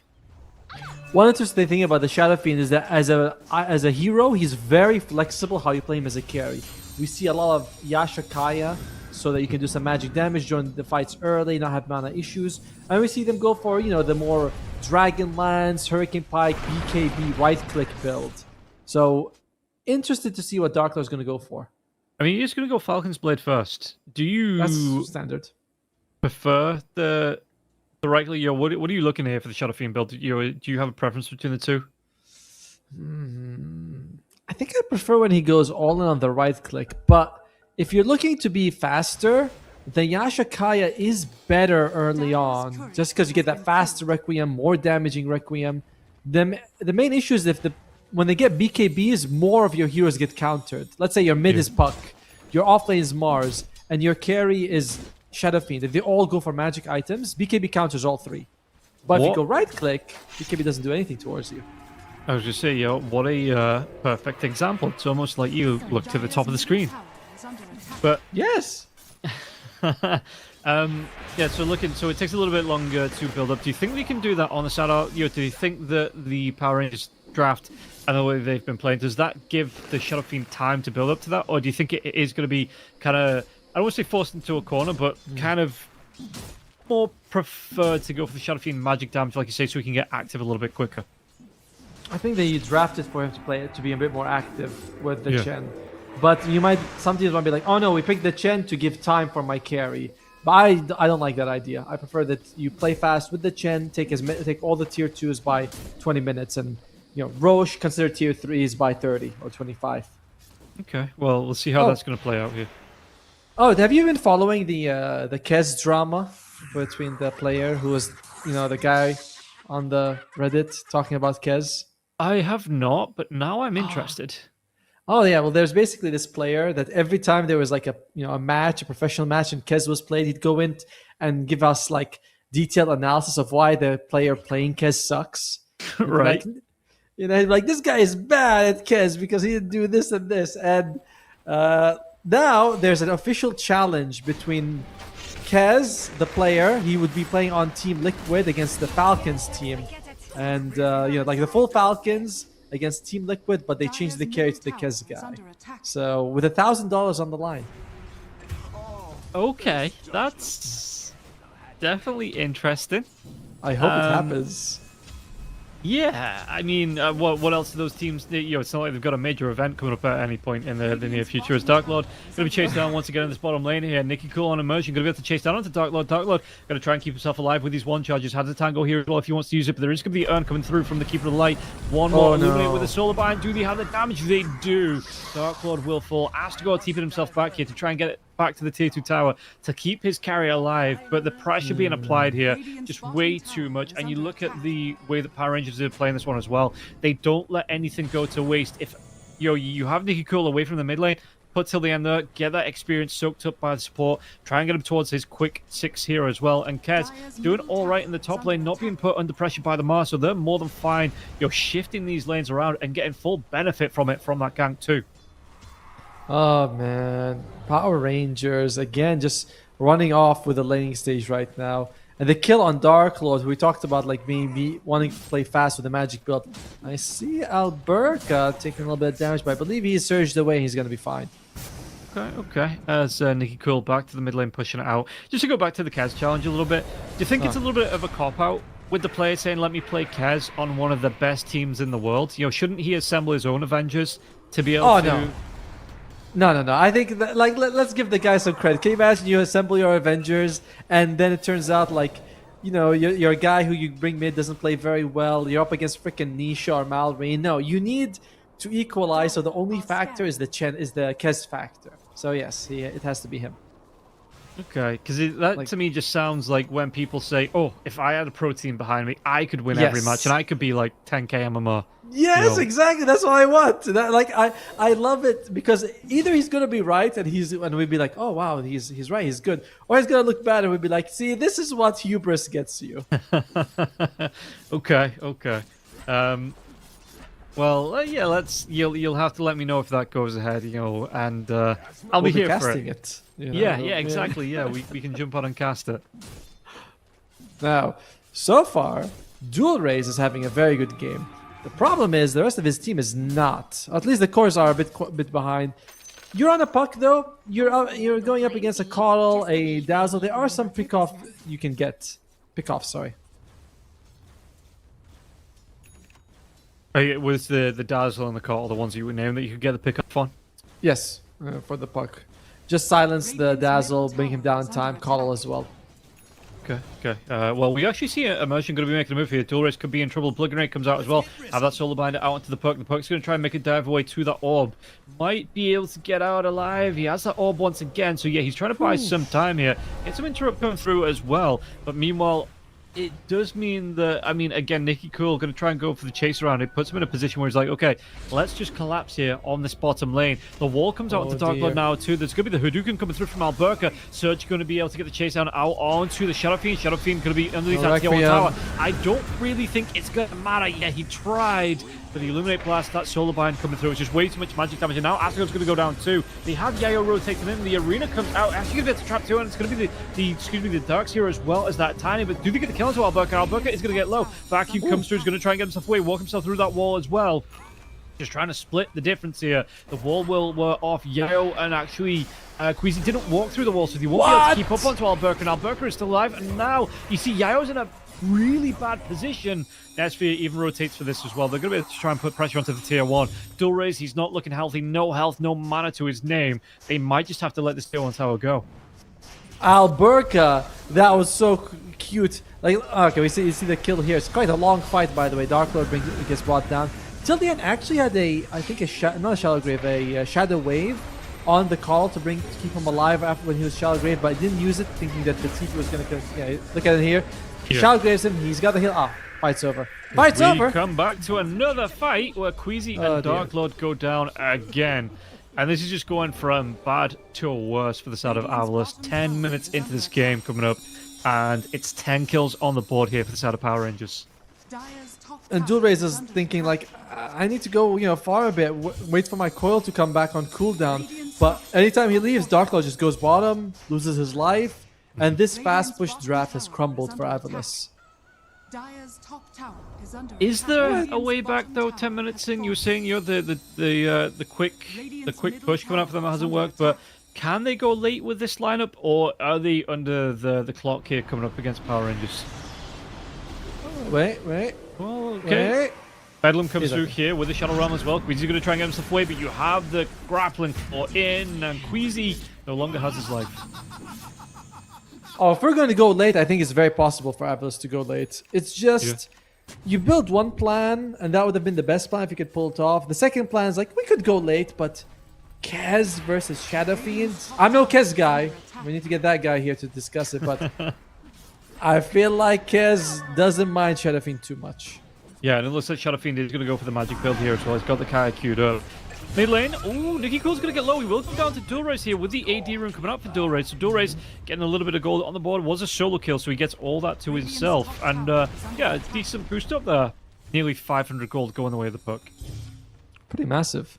Is Nicky Cool going to go for Orchid again? Yes, he does. Must say, this Orchid build on Kotal is... It's very clever. I really like it. I suppose it does work. Shuts down the Shadow Fiend before the BKB, shuts down the puck. Even, the Dark Willow to a point here as well. Yep. You don't want her to Shadow Realm. Oftentimes, you're like, oh, Dark Willow, relatively easy to kill. Shadow Realms heals a ton. Team shows up, and you're like, that was bad. So, the Orchid works very nicely. Yeah. It reminds me of, I think, Shanks from Execration when he would buy Orchid on Venomancer support, and he'd get like in 10 minutes. And you go, wow, that's, it's a debuff. It lasts a long time. It's pretty clever. You say support. Do you mean jungle? Hey, listen, we are still supports. And Venomancer can do it well. All right, it's not my fault. Oh, wait, something's happening. Try and go, the fear into the arena. There's going to be the spear coming out now as well. There's going to be Shadow Grave, though. They do get a really nice and they catch up to 3 here. With the heals coming through, Kez, Raptor dancing through, like you say, onto that Requiem. They will finally be able to take him down here, but it's going to cost Yayo his life. Is it going to cost him a little bit more? Dark Lord gets low. He will fall. Immersion will fall after the Death Requiem. But still, it's going to be a 2 for 2. And it's 2 cores to a core and a support on the side of Power Rangers, and maybe a tier 1 tower here too. They actually got more experience on Power Rangers, more gold on Avulus because of the being a little bit the gold deficit. Sorry, my bad. And you saw it right there, right? Their after dance to Requiem, as that's a good way of dodging the damage for it. Couldn't get the deny this time. Yayo did get the deny on the tier 1 tower top. Dulraze this time wasn't able to get the deny on that mid-tier 1 tower here. The smoke coming through, Immersion till the end. They are making another move. Maybe going to see that Shadow Fiend. I mean, the puck's moving down here too. He's going to be close, so maybe the 2 heroes themselves not going to be enough, but Alberca is close too. Who are they going to be able to catch out, if anyone here? Is the smoke out? Do you have... It's just going to be the Windlace here for the Tiny. No Blink Dagger just yet. So who can they catch out? Emerging going to be the furthest one for the Avalanche come through. With that Shadow Realm, the Bedlam now as well. It's going to be a lot of damage. They stop that Centaur with the Anshell in its tracks. Queasy is going to be able to get back to that tier 2 tower safe.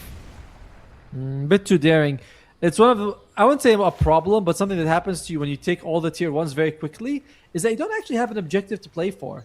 It's a little bit too hard to go for tier 2s. It's very far from where your other cores are farming, and you just be like, hey guys, what can we get? I guess we'll just farm up. Wait for them to overextend a little bit. Yeah, and it feels like Avulus at the minute. They are playing this one clever in the defense. They're sticking together. They're playing the buddy system. They're not overextending. Maybe the puck a little bit here. But it's going to be playing the buddy system with the Dark Willow, so we'll have someone to back him up. And yeah, like you say, making it really hard after the initial 13 kills for Power Rangers to find an easy pickoff. The kills are going to be relatively tough for Avulus. You're going to have Holy Locket on Dazzle, the heal from the Keeper, the pipe on the Darkseer, and suddenly it's like, our mostly magic damage build is coming out from the Radiant side. Not suited for that. Do you think the Darkseer goes back for the Greaves after picking up this pipe? I'd like it if he does, but usually if you get Greaves, you get first item. And in this game in particular, there's not a whole lot to dispel. There's the Puck Silence and some of the Dark Willow spells, the Maze as well as the Curse Crown, but that's about it. It's not much. Okay. So, I mean, we'll keep it up. What do you go for then? Do you go, because it's a lot of magic damage, so I was going to say Crimson Guard, but it feels like the Crimson Guard wouldn't be good value here in this game. What are you looking at for the Darkseer? Maybe Blink. You go for the Blink into Acceptor, something like that. But overall, I wouldn't mind after pipe. I think Greaves or Blink is the most likely option. Okay. Well, we'll keep an eye on his build because he's not too far away from having that pipe now. He's 50 gold from the recipe, which will be able to bring it out to him once he gets it off the gold from the creeps. Meanwhile, you look at Nesphere. Going towards, it's going to be the Desto after the Battle Fury here for the Nesphere. 3-1-3 already for the Kaz on the board too, so he is having a really good early, or coming into the mid game now, 15 minutes into this. So you're looking at it, he's going to be 800 gold or so above the Shadow Fiend. How early do you see this Kaz joining the rest of the fights? Is he going to be going with the Deso, or do you want that BKB first? What is it you want the Kaz to be building up to? Definitely the BKB right after. Even with a Dazzle behind you, there's a good chance you can get caught. So Deso into BKB would be the best build. Okay, well... I was going to say, also there's the big debate on how good Acceptor is on Kez. I'm not an expert. Seems like a lot of people rate really high, and some people just don't even get it at like 60-something minutes. I think it was Pure who didn't buy it in... I'm not sure if it was Dream League 28 or Wallachia, but like 70-minute game, he still didn't buy the Agnum Scepter, even with the gold and the fact that he could eat it. I'm sure that one guy had a lot to say about that there as well. He did. Yeah. It was very... You can feel the caps lock turned on, you know what I mean? Mid lane, they are going to be able to get a kill until the end. The arena comes out, but there is going to be some... the Avalanche being thrown out. Do they have the follow-up from this one? The wall was there as well, but it looks like the Mars is going to be able to walk away with the rest of his team here. So that tier 1 tower is still up, though, in the mid lane. In fact, again, all the tier 1s are up for the side of Power Rangers. So Avulus having a really hard time getting that siege damage out in this series. I was just reading the Kez shard. I know it could stun. I didn't realize it increases your burst stack from Kazurai Katana. I'm like, oh, that's pretty cool. So the physical damage you get, it goes up to 500 max. It can go up to 1,000 with the shard. Okay. Not bad. Yeah, it's really nice if you can get... I suppose you don't even need to get it early at any point in the game. Yeah, that sounds really nice. And also, you get the full lifesteal from Impale when you use it. How are you feeling about Kez now that we've had a bit of time with him in captain's mode? We've seen the high-level players coming up. I mean, do you feel the hero's balanced? Does he need a little bit of adjusting? Should he be thrown into his own Shadow Realm? What are you feeling for...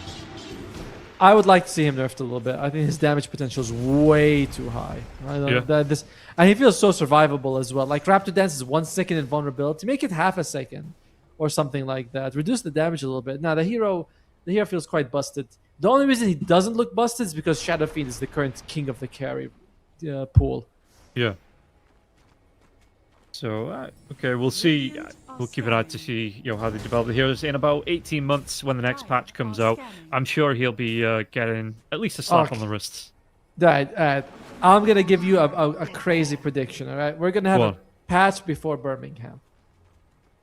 In the next 3 days? Yeah, we'll have a patch. You think we're going to have a patch? Yes. You think we're going to get T-Gov sat, I don't know, counting water droplets from one cup of tea to the other? He'll be like counting, the blades of grass in my garden or something like that. I'll be like, okay, 1, 2. Did I cover this branch yet? I forgot. No, we're gonna have a patch. We'll see. Well, that is a bold prediction. Can you imagine? I think we're gonna get a patch within 3 months. Like, who cares about that? I mean, I think a lot of people seeing as the patches are being dropped like every 12 to 14 months at the minute. Like it's not that long. Major patches. Yeah. I feel like, yes, the ones that change the map, yes, but we got a lot of like decently sized, like numbered patches, not even letter patches, every 3 or 4 months. It's not too bad. Or 6 or 8. Do you want to carry on going up? We've definitely had long stretches. All right. Any items we're looking at? Mars has the arena, and there's a blink dagger working for Dark Lord. I would like if they wait 600 gold for Dark Lord's blink. Would be nice if he gets it. But they could run into Alberca. Alberca teleports. We'll just be able to get away. The Dream Call comes out there as well, but it won't connect. The TP was completed before that. So, I mean, you might be able to get a tower from this one. Dark Lord going to go for the right clicks. Fortification will come through. Are they... No, they're not. They're actually stepping up here. I think, I was thinking, are they going to go for the Twin Gate for the backstab? But they're going to say, you can have the tier 1. We're going to go straight for this Tormentor.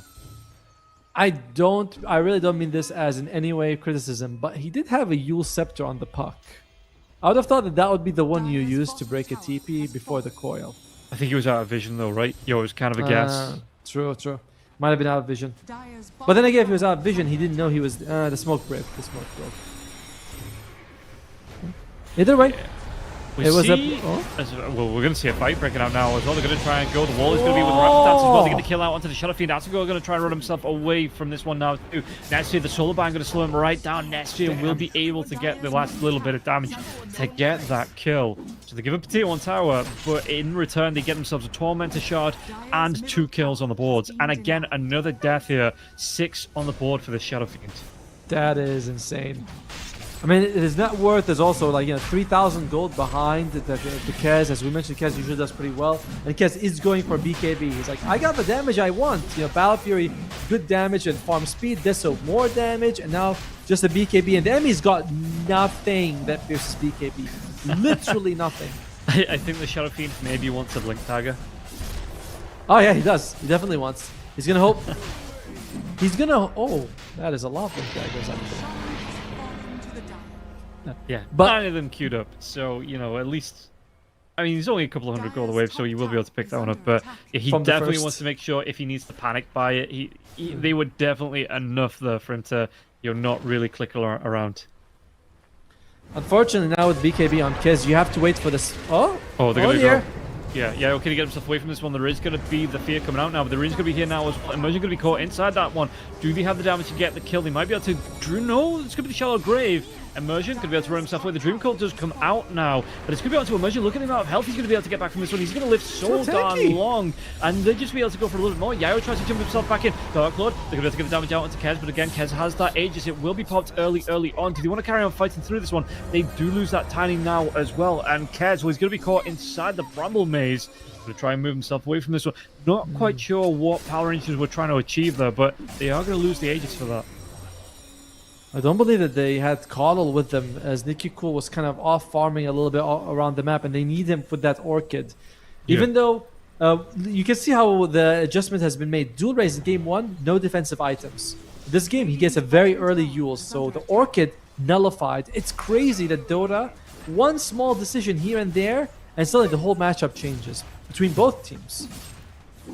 And yeah, Dulre having a lot better time this time around. Going to be top of the net worth. Got himself 3 kills on the board, 3 assists here as well. So yeah, it feels like he has adjusted to that mid lane matchup. Your team help there as well.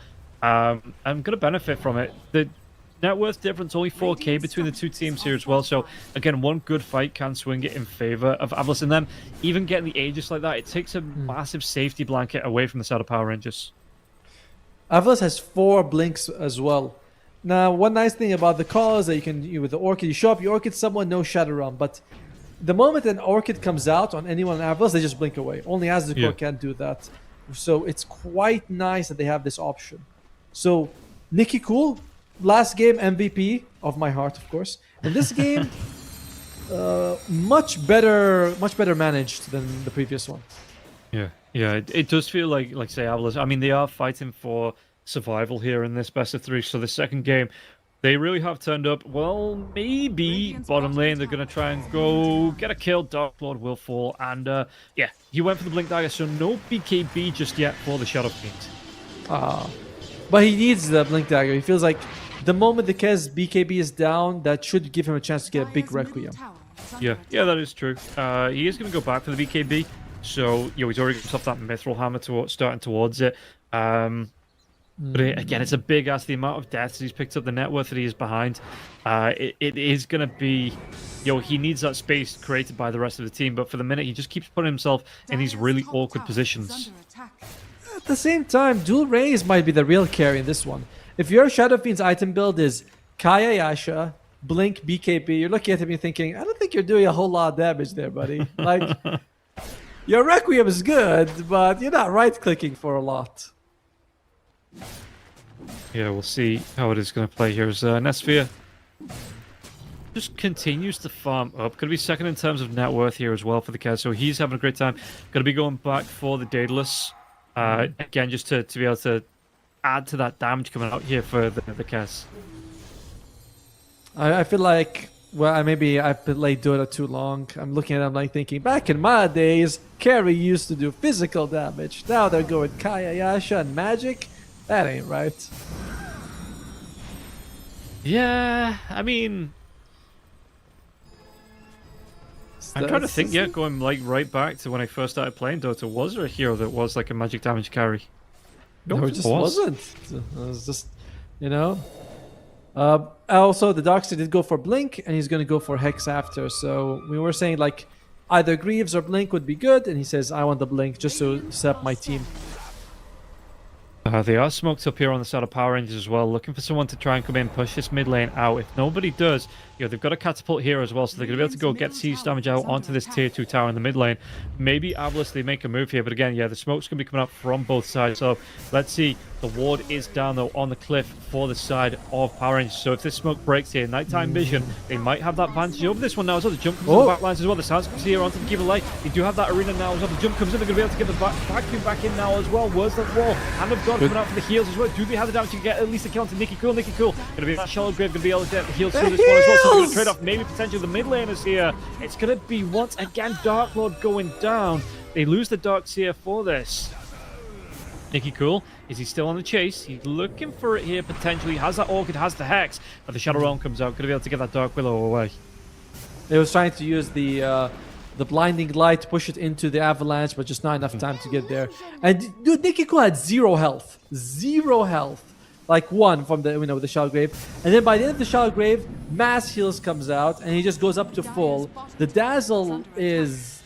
It's crazy to see what this guy can do with this facet. Yeah, and you look at the way that the heroes play, the Keeper Light's playing here as well. He is playing right in the middle of these fights. Okay, forced into the middle of the fights, but not shy about getting into the middle of all this. When you have people you trust, that's how it works. And he's also got the Hex and the Orchid, so you have a really good way. If you can Hex someone from the beginning, Orchid them later, you could control what for like nearly 8 seconds or so? Yeah, that is true. Nearly 8. Under attack. So you see Nesphere already looking to put the pressure out onto the final tier 2 tower for the side of Avulus, really try and choke them out of this match, keep them in the base. He's not too far away from this Daedalus now as well, so he's with the tower, with that creep wave actually, he's going to have the gold for the Demon's Edge. He's only going to be about 400, 500 gold away from having the full thing itself as well. So the TP comes up, they want to fight this. The full thing. The full things are scary, man.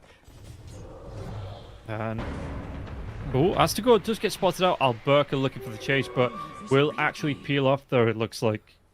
I like how he uses both the drums as well as the chalice, I believe it's called. What's it called? It's Cobalt Cup. There you go, for the Chen.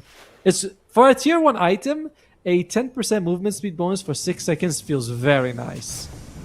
I think we're going to be seeing a lot of that in the next week as well at Birmingham. The Kobold's probably going to be the star of the show. I see, yes. Because you guys love your alcohol. That is what I was implying. Yes, that was the joke. Yeah. I guess. Thank you. You going to Birmingham? No. No, I was thinking of it, but I did the last one. You know, I don't mind. I went to Germany as well. I like the ESL events, but I'm just a little bit busy over this weekend, so it would have been nice too. But I just can't get to this one. Well, hopefully next time then. Yeah. I'm sure there'll be many more. Nikki, cool. Working towards that BKB. As we mentioned, Avulus have nothing to go through BKB. Is anyone going to consider? Well, we're looking at Shadowfiend has his BKB, so he should be able to get an uninterrupted ultimate most of the time. Chen is going for Acceptor. I've been really waiting for this because it's what makes your allies debuff immune and makes you heal better. I've seen this in a pro game like once, but it was just cast and he moved instantly. So I would love to see the full impact of what this can do. Okay. Yeah. I mean, it's going to be a ways away. Vlad's up, the drums up here as well. So it's kind of like the last game. The Phoenix going for maybe a little bit of a better chance here has to go this time around to get this Acceptor on board. Yeah, but he's also got the greedy. That the 100 GPM, it adds up. Yeah, it does. You are right. And the big timing right now, I feel, for Avulus will be dual raises level 25, because once you get that, you do pierce through all the BKBs on Power Rangers. A Kez who can't move around is shut down pretty easily, or so I've heard from reliable sources. That one dude. Is that one dude you? No. It's the Kez guy. Okay. As Tormentor goes away, it's going to be emerging against that shard. Could have gone to literally everybody else, and it probably would have been a better shard, but we make do. You already have it on the Dazzle, so it would have gone to Coddle, 2 Solar Bind charges, which would have been good, and better heal. Or Darkseer, which is an upgraded Surge. Yeah, definitely. Would have been the Darkseer, right? Yeah. Because yep. the Keeper Light's further ahead. Too high, sorry. Oh, well, you get effectively the net worth bump part of it, which might actually be a bad thing. It gives Avulus, if he can get the kill, a little bit more gold. It's like the one guy who we don't mind dying is now worth a lot more gold when he dies, and you go, oh shit. And he is exactly as useful as he was before the shards. Yeah. You never know. If the game goes long enough, you can transition into a semi-core. It might finally pay off. I've never seen that in my entire life for a position 4 Tiny to do that. We see the grouping up on the side of Power Rangers here. We're already grouped up on the side of Avulus, so we might see a smoke come out. Mars is drunk, and he's celebrating Birmingham a little too early. You see that? Yeah, he's got a bit of a wobble on, yeah. He's been hitting the drink a little too early. I didn't realize he took the victory feast facet. As we see jump coming through, Alberca, they're going to try and chase. They're going to be able to get on top of this Puck now as well. The Puck going to be tossed in there. Do they have enough time to get the kill out onto him? The hand does come through, but still, they will be able to get the kill out onto Dual Race. He's going to be dead for 80 seconds or so. Now, you're going to be chased down as well. He doesn't have his own BKB. Yosepta comes out. He has himself the Aeon Disc as well. Is he going to get low enough to proc this one? He actually threw it in the backpack to make sure it didn't actually proc, but he didn't want it to. Yeah, no. That's actually a really nice heal. He knows he's going down. He doesn't want the extra cooldown next time around, so he does just put it in the backpack. Really well played there by the Mars, even though he was picked off. Yeah, it's nice moves from Avulus. The heal coming out from Chen was good. Kept the Puck alive a little bit longer. Gets his BKB off. A lot of nice small things happen for Avulus. But in the end, it's a 2-for-0 trade. And Power Rangers doesn't care.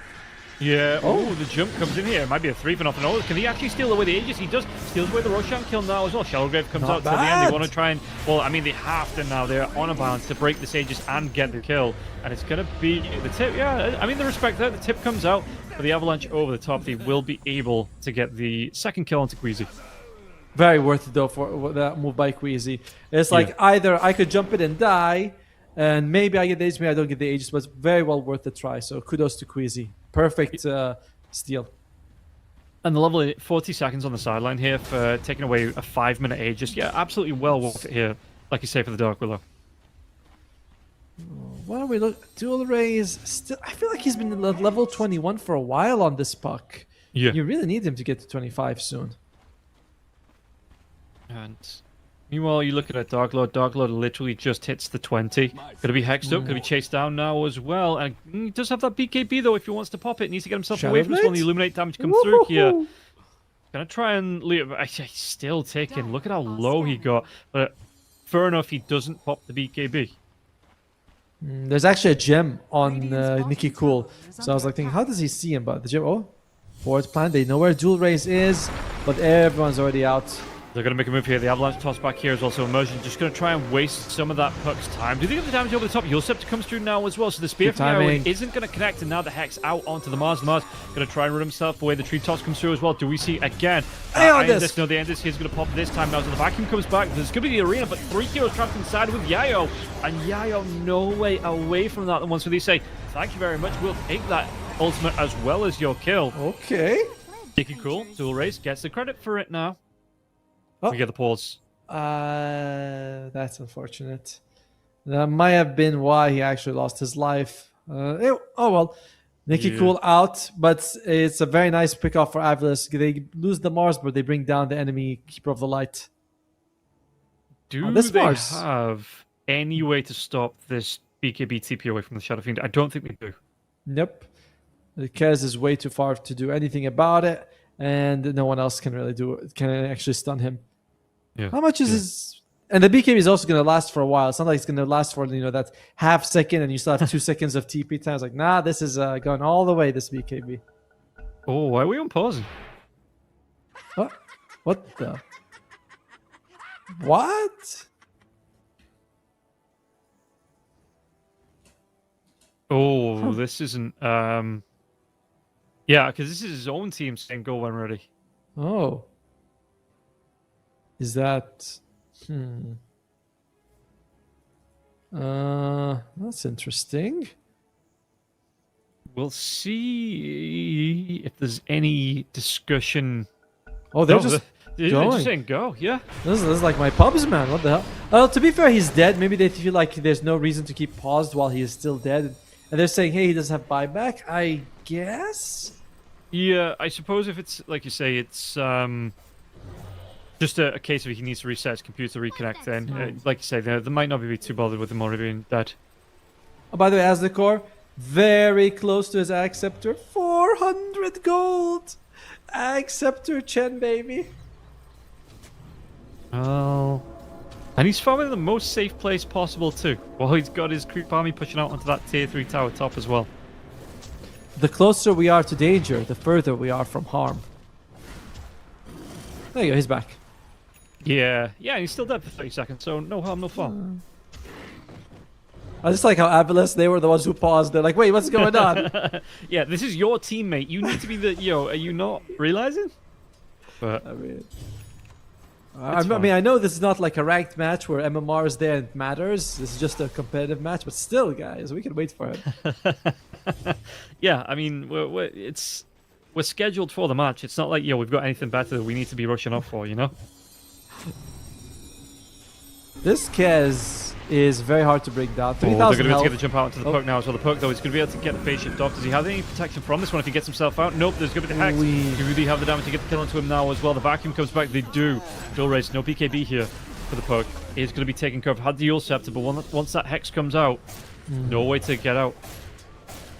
I was going to about the Kez. He's got Satanic BKB, Daedalus Deso, a serrated Shiv with Vampiric on it. So if he hits with Satanic on, full heal.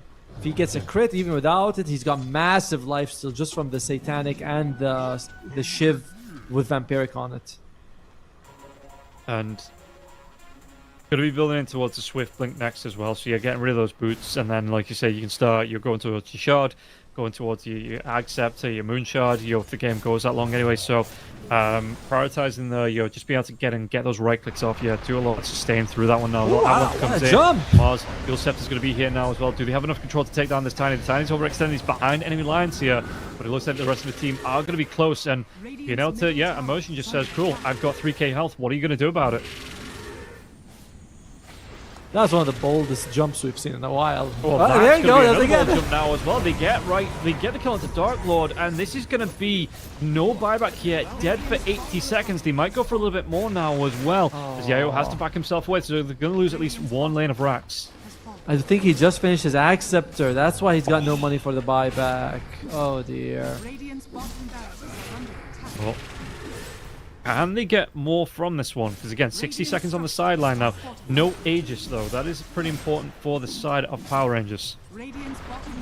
Emergen's just trying to catch whoever he can. Okay. Yeah. He's getting the jumps in. There's going to be the Yule Scepter coming out now as well. Okay, they get a little bit of control out onto the Kez. Kez comes through with the Raptor dance here. Yule Scepter out for Yayo. Do they get the damage out onto the Kez? So the Kez is going to be feared up now. He's going to be trying to do what he can to get himself into a prime position, but he still has that Satanic, so he can still get his life back. They're being a little bit conservative because they're worried about the Shadow Fiend buyback. Realizing doesn't have it. Well, we see the Mars illusion onto the tier 3 tower now as well. And again, still 25 seconds. I think they know now there is no buyback on the Shadow Fiend, otherwise that would have come through. So they're just going to continue out onto this mid lane of racks. It also could be that, you know, very few carries will buy back with like 20-15 seconds on the clock. Yeah. Right? You either buy back instantly or you don't. And like, even if he has it, he's not going to use it with 8 seconds left. Should be enough time for Nesphere to go for this if he heavily commits. Yeah, and the Keeper of Light isn't here, so we'll see what they're going to try and do around this one. He's going to be able to break the base. No, the Spear comes out here, because I think he's going to have a lot of damage here, but the Shadow Grave comes through here. Does he have the control out? There's going to be a lot of fear here onto Kez. Kez tries to turn himself around. Now he's going to try and go himself that Satanic out, and look at him. He's going to be back full health till the end will fall.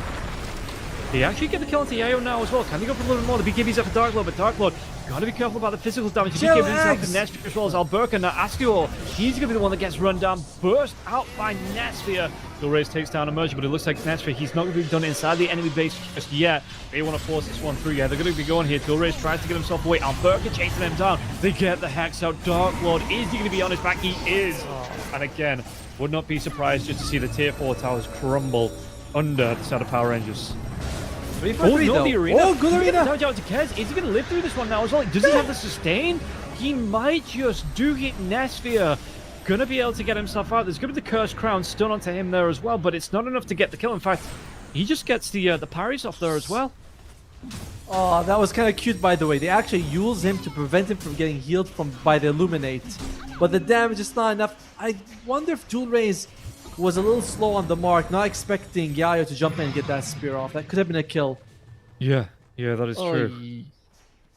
And look, they're going to carry on being grouped. They have the team back before the Shadow Fiend comes through. They just say, yep, we're going to go tier 4s. Aim disc, it pops onto Yayo. Yayo's going to try and run himself away to the base. But vacuum back into the wall now as well for the Mars. The Mars is going to be able to get himself away from this one. It's going to be risky business here. He's going to be hexed up. Do they get the drag back? Not just yet. And it looks like, well, the tier 3 tower once again going to be in danger. Still no Shadow Fiend on the board. There. Puck has the level 25, but a few more seconds and the coil comes out. And they're going to be able to get, again, more damage out to the Kez, but the Kez going to be left out. And he just immediately heals through all of that one. The Shallow Grave, as well as the Satanic, the Swift Link coming through. And there's going to be Dream Coil coming out, but nobody died just yet here. Gilraze trying to do what he can. Yule Scepter will be a Shadow Fiend respawns as well, but they've got the damage. They've got the kill out onto the Puck, and the Puck dead for 100 seconds. SF jumps himself into the middle of this with his BKB, but I think they're going to be able to go for a little bit more now. So yeah, the grappling claw comes in. Gilraze, Dark Lord, they are all dead, and the GG will come out as well. It was a better effort than game 1 for sure, or at least a closer game for Avulus. I love the adjustments that they made, going for that early Yules on the Puck, meaning that Orchid is kind of useless from the Keeper of the Light. But again, strong lane stage from Power Rangers, and overall just better team. You know, just play better. Yeah, it was really well played here by Power Rangers. You look at it again, Nesphere on the Kez, 13-1-9. You know, we'll see if that dude has any notes for Nesphere here, but for the most part, he played this one really well. 8-3-16 on Nicky Cole as well. He was able to get himself, he got himself into the Octarine core. Again, the Orchid coming out, the Scythe there as well. On the other side, Dark Lord, 3-11. It felt like even from the laning stage, he never really got going, couldn't get a grasp. Gilraze, 6-3 in the mid lane. He had a bit of a better time, but yeah, like you say, just wasn't enough to get himself through this. So, final thoughts on this series? I just was impressed with Power Rangers throughout. I love you talked about a lot of the standouts, but also so many dazzle saves where someone would go and lose all their health, and then in the very last second he throws the lock at the heal, and you just go back to like 600-700 health at the very end, and they don't die. Immersion had crazy dives at the end just to catch Shadow Fiend a couple of times and bring him down for the team. So Power Rangers, I mean, you know why this team was invited or qualified to multiple Tier 1 events. It's just visa issues. This is a very, very strong team. Yeah, and they've shown it off here up against Avulus, which means they do move through to face up against the winner of Team Lynx versus Liga in the lower bracket semi-finals. Avulus, unfortunately, will drop out. That's going to be them tournament done-wise. But there's still going to be the next one. I'm sure there's going to be more CCT, more seasons to come, and more opportunities for them to kind of work themselves through. But for now, we are going to be saying goodbye to them. There is still 2 best-of-3s to come today, but for now, that is going to be it for this best-of-3. So a little bit of a longer break than usual, but we'll see you after this for the last 2 best-of-3s.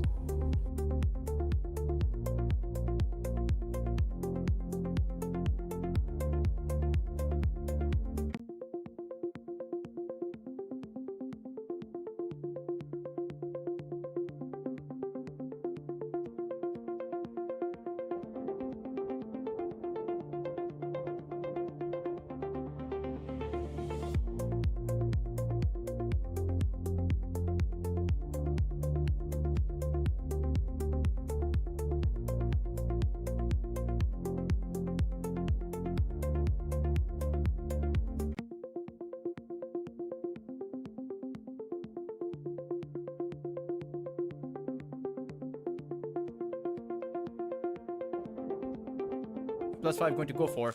10 seconds remaining. 5 seconds remaining. Something to actually counter out that Batrider. And you also have to think about what carry can come out before that. So you have to pick a carry whose counter is already banned out, or whose counter you can actually deal with. Not too many heroes like that exist, but I mean, if you're unsure, you can always go for that steady gyrocopter. As Astini, oh no, they'll actually pick up the Queen of Pain. They want to have a lot of tempo early on. This is going to be a Queen of Pain on the carry position, a hero that we have seen before on that lane, not too frequently, but has quite a bit of success, surprisingly enough. The skill build is definitely going to be interesting, and because Navi Jr. don't have a Dispel on their off lane, the Batrider is going to be slowed down quite a bit by the Shadow Strikes that eventually come out. Navi Jr., who are they going to pick up? Now, you also have a Disarm on the other side by the Oracle. A Lifestealer wouldn't be that bad. A natural BKB, you can disable that Disarm that comes out. They don't necessarily care about that Largo. Although the Lifestealer isn't an S tier carry right now, so that may be why Navi Jr. don't go for that. But against the overwhelming amount of magical damage present by Astini, as well as the break mechanism present from their Sharpshooter, you may not want to go for that Lifestealer. So, I mean, we'll see what the end result will be.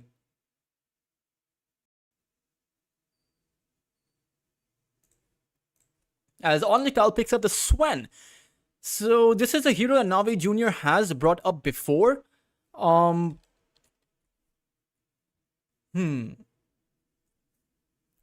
is...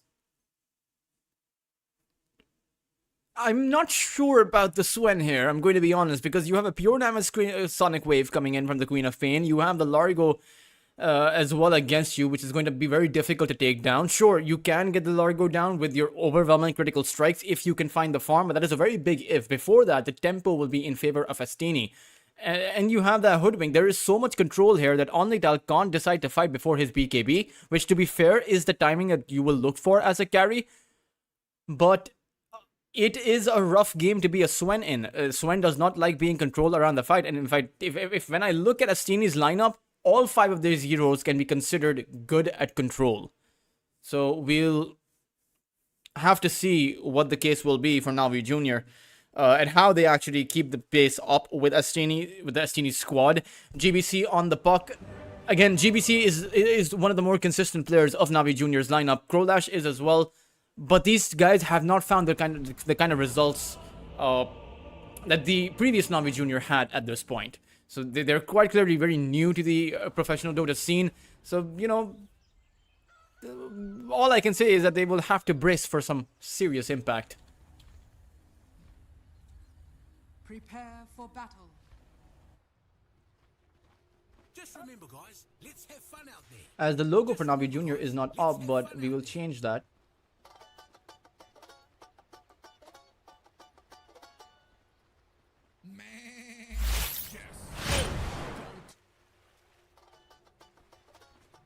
There we go. It's been a while since I've seen Polaris's voice line.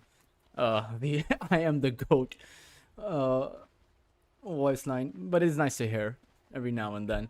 Good luck, half funds have been thrown out. We'll talk a bit about the lanes once we do come down to them.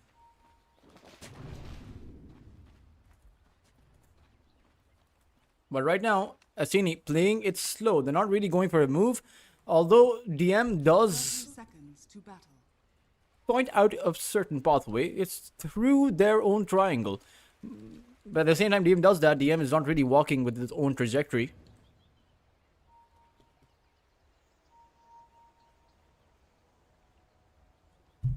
And so no one will actually clash against one another.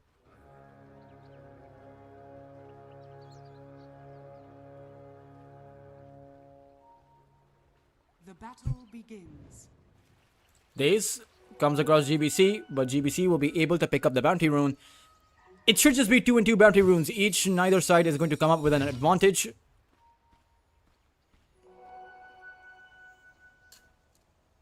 Three bounty runes actually. GBC picked up 2 separate bounty runes. Not something you see every day.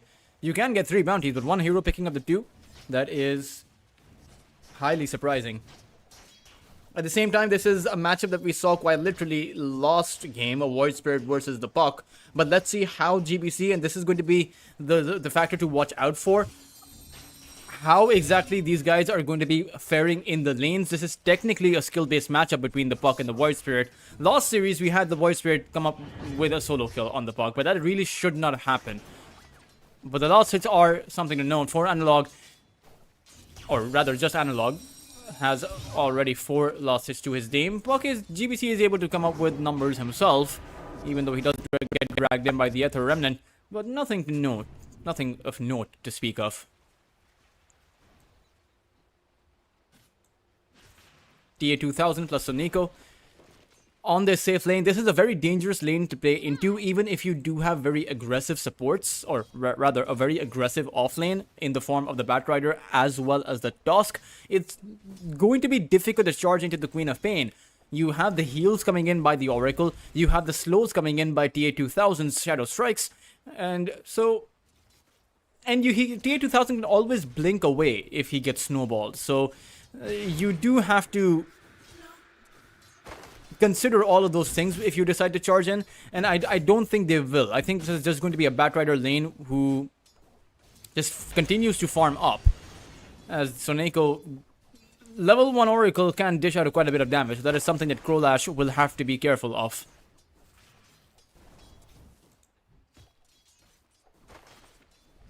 DM plus Daze over on this bot lane against a Jakiro and a Swen. Now, Jakiro is going to make sure that Swen has a good time.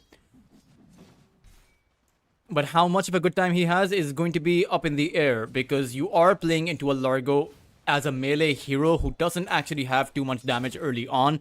Sure, you have the 73 base damage and maybe some cleave damage coming in, but Swen is a very easy hero to kite, even early on. You have the Bushwhack here, you have DM with the repositioning from the Lick, you have the Frog Stomp, so it does mean that maybe for Navi Junior they try to play this a bit passive, as Hugo, he gets licked into the Frog Stomp, and the Bushwhack has already been used, but Daze has the Acorn Shot. That will be first blood drawn for Astini's team, and Daze will be the one to grab it.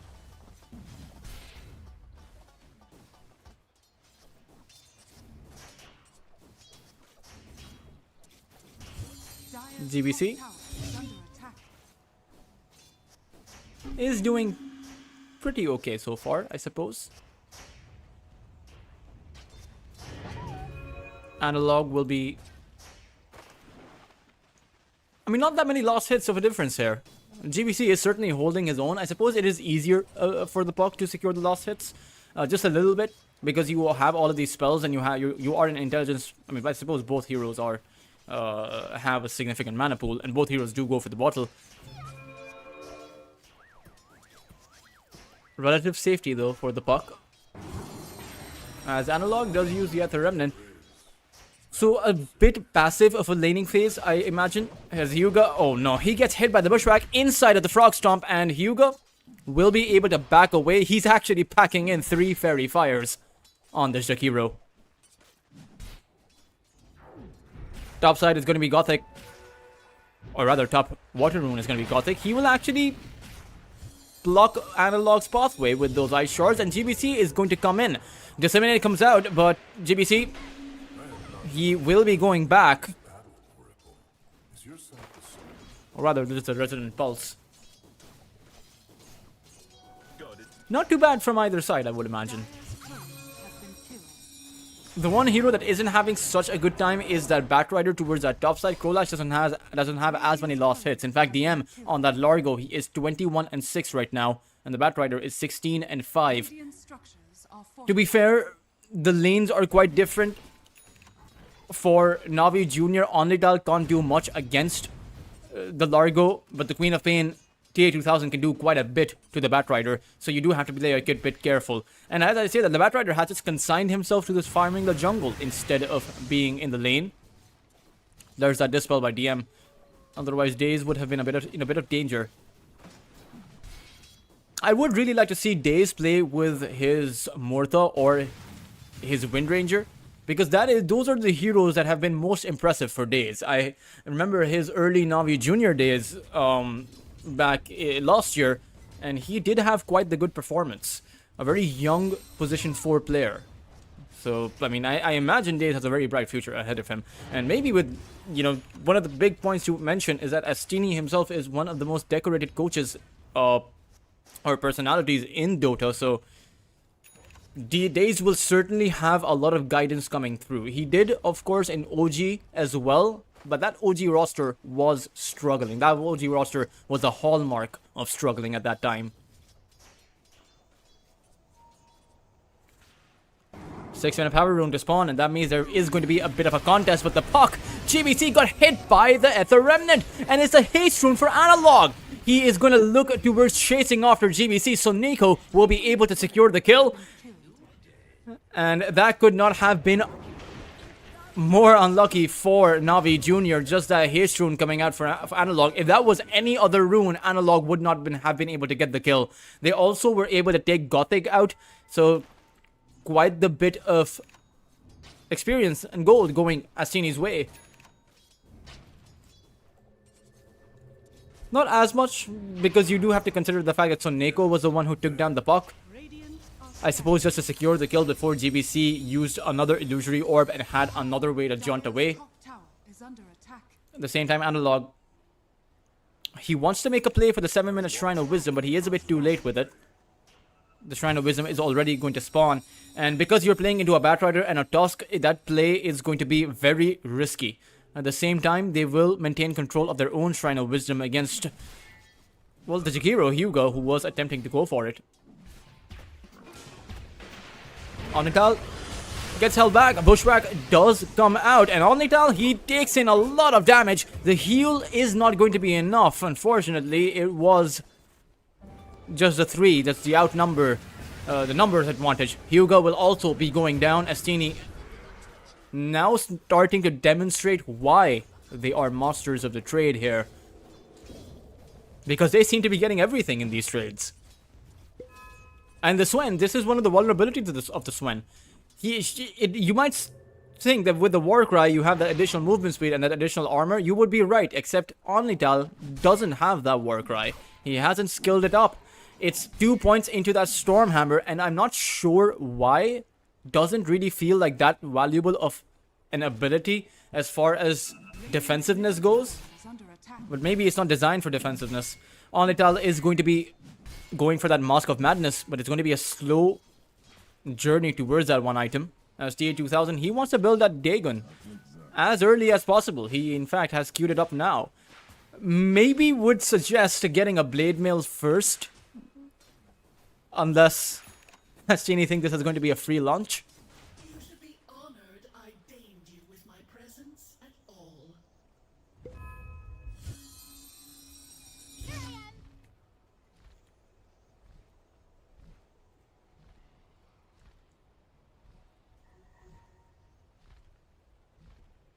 GBC with the Smoke of Deceit. Scanning. But they're not really going to find anyone. The Queen of Pain has already made her way out. And even if they found the Queen of Pain, I mean, I suppose if you are able to land that Dream Call, you should be able to take TA2000 down. At the same time, Assini plus 5, right now, they are just the 4, but should be enough to take this tier 1 tower out. 9 minutes in, not the earliest tower we've seen, but it does go by uncontested. And their lineup doesn't actually have a strong tower pushing potential, so Navi Jr. may wish to hold on to some of their towers. But right now, they are focusing on pressuring this top lane tower with their Jakiro, but they won't be able to pressure it much. I mean, TA2000 is back in the lane, and the buck is gone. That smoke attempt amounted to nothing, really.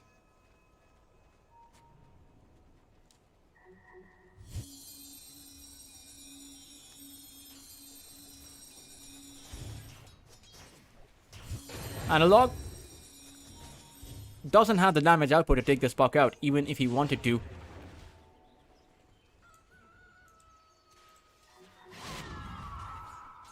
TA2000 is...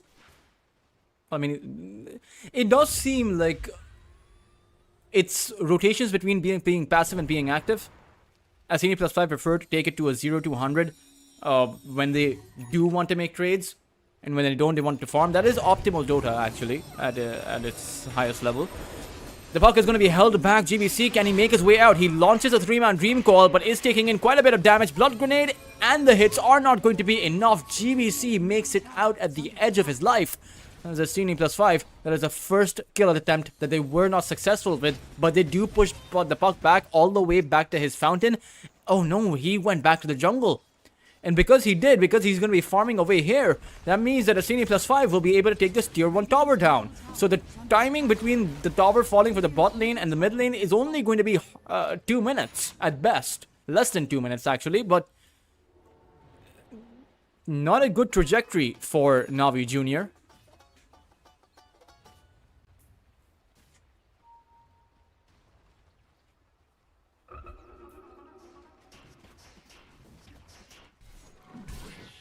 Onleital does have his Mask of Madness.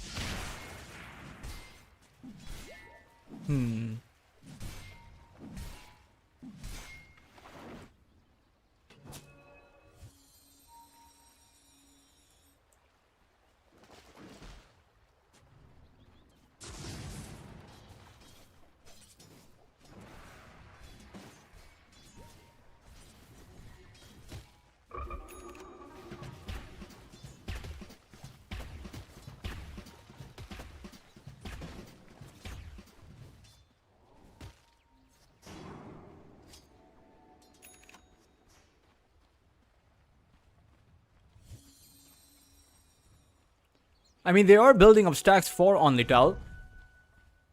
I worry that the stacks might be taken over by Astini, because every single time you have a Swen, with certain heroes, you know that there is a requirement for stacks to be built up, so Astini probably have an idea that this is going on. How they choose to respond to that, well, that is something that only time will tell. Right now, it does appear that the stacks are quite free. You, in fact, have 2 heroes that can take out these stacks.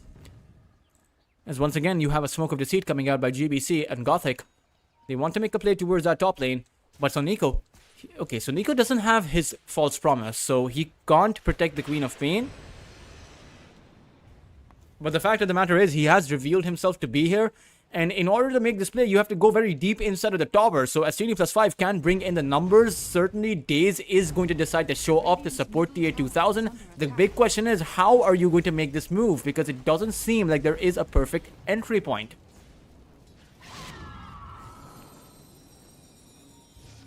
And there isn't. So they'll just go back once more.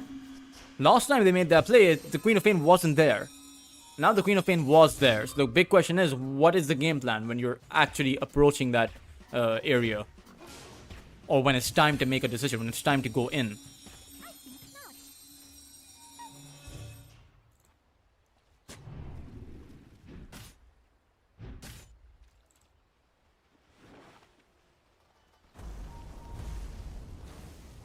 The Batrider Radiant's top tower is under attack. is gonna get jumped in on. Ether Remnant is gonna bring him back. Shadow Strike is there too. Crowlash is going to die.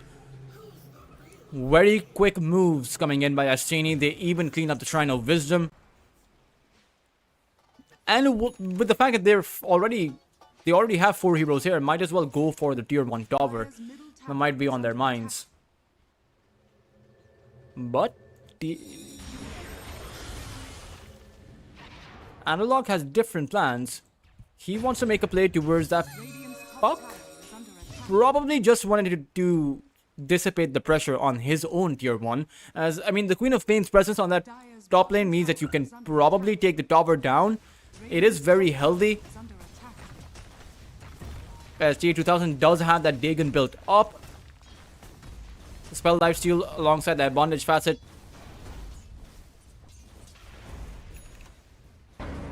And with the Bondage Facet, you would ideally want to make a Blade Mail, but let's see what the approach will be. Daze picks up his own Shrine of Wisdom.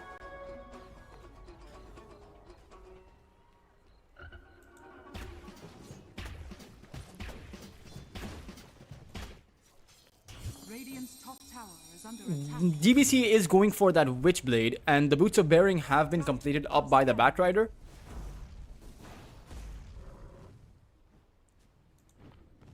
Have yet to see what all of this will result in, though, when you do have that Witchblade, because the same problem is going to exist. And it kind of feels like all of their hopes are hinged on this Swen, who is farming up. When we take a look at his net worth, he is at the very top of the net worth chart. 7,800 for him, and I mean, he is doing his job. How he'll transition, how he'll be able to come up with those openings is something yet to be seen. And I will add that Astini have not punished this Swen outside of that one kill they got on him. He has been free farming since then. Sure, he doesn't have a tower, but that actually helps him out because he has closer access to his jungle. Or rather, more of the jungle camps here around this bot lane tier 2.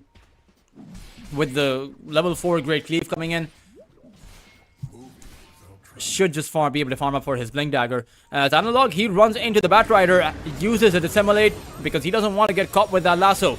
It is going to be Hyuga eating that Sonic Wave as the Queen TA2000 ends up with that kill. Daze will be able to sharpshooter himself towards the low ground, but Suneko is able to use the False Promise. Navi Jr. have not gotten anything. They will be able to take Daze down, but Gothic will be the casualty as Crowlash, he doesn't have the lasso any longer. There's the Dagon coming in from TA2000, and Crowlash inside of that Frog Stomp cannot trade. Navi Jr. will lose a 3 as GBC should be able to make his way out.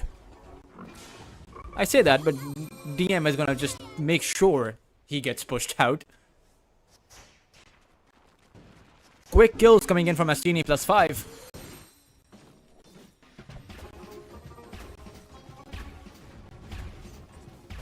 Radiant's top tower is under attack.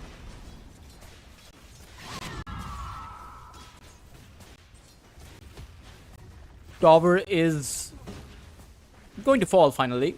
17 minutes in, but it's not just the fact that Astini have found all 3 tier 1 towers, right? It's also the fact that their towers are still standing. Sure, the top lane tower is not that healthy. The mid lane tower is half HP, and the bot lane tower is nearly full HP. Oh, Omnital. That is the way to debut their Blink Dagger. A solo kill on top of Daze.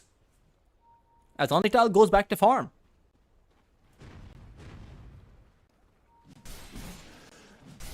I am a bit curious to see how Astini will actually control the Swen when it comes down to it.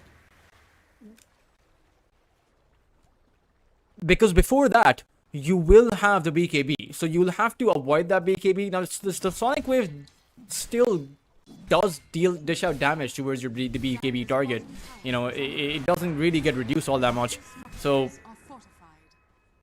that's still going to be plentiful, but you need sources of physical damage to deal with the Swen inside of his BKB, or you need to kite him around. Those are the only two pathways. So it's expected that Onidal will get Dire's bottom tower some fresh 2-3 hits off on SGNE +5 on anyone that he wants, or rather anyone he jumps in on. Whether or not that's going to be enough, that's again one of the many questions that time has to answer for us. Hugo will fall towards that bot lane. Standing around in this part of the map this late without a tower is certainly not the right decision.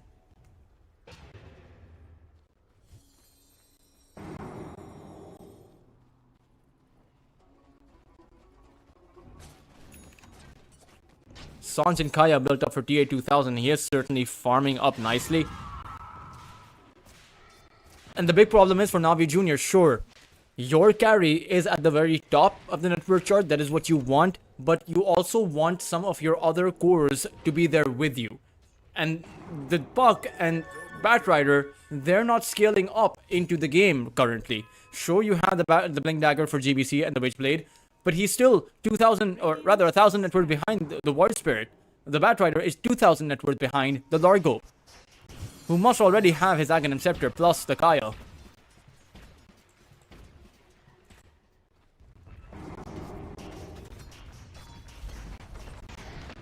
Even Analog is about to hit his Scepter timing. Well, soon enough. I assume he has the point booster in the courier. He does. under attack.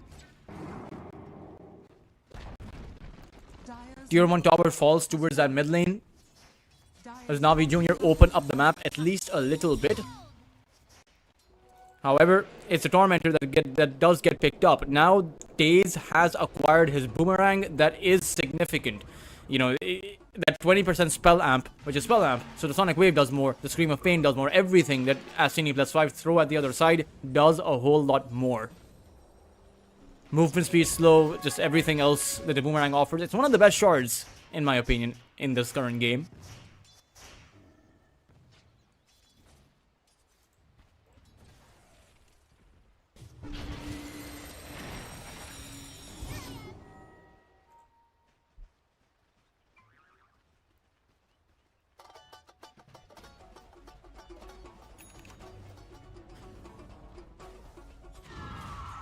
TA 2000 now farming up for his Scepter.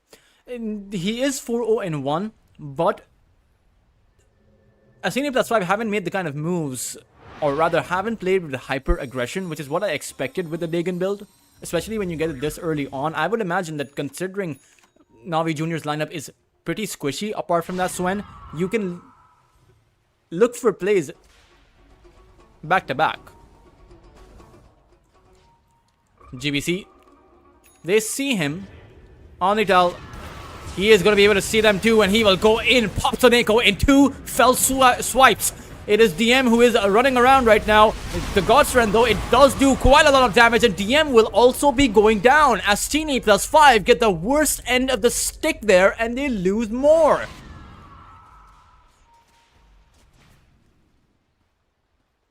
That was the first BKB use of the Swen, though. You do have to keep in mind, every single time he goes for a play like that, he is going to be reducing that BKB duration, because there's no way to go for a team fight without your BKB activated. So that is something that will help, that will enable Astini +5 later, but for the moment, they can't charge in like with the Largo like they would want to. The Largo relies on healing himself back up, so he relies on an extended team fight. And the Swen is the very opposite of an extended team fight. The Swen is a one-punch man. Pumped up. Oh, will they be able to stop the teleport? They can't. The Ether Remnant was on cooldown. Oh. Only that will actually throw a tip out towards Anathan. That is very interesting. Dire's middle tower is under attack. I mean, to be fair, that was the Void Spirit's mistake. if you're going for that play, you know the BKB is down, you want to hold your disable, especially since you know that the Queen of Pain has such a strong slow, more than 40% of a movement speed slow, so the Swen really was not going anywhere.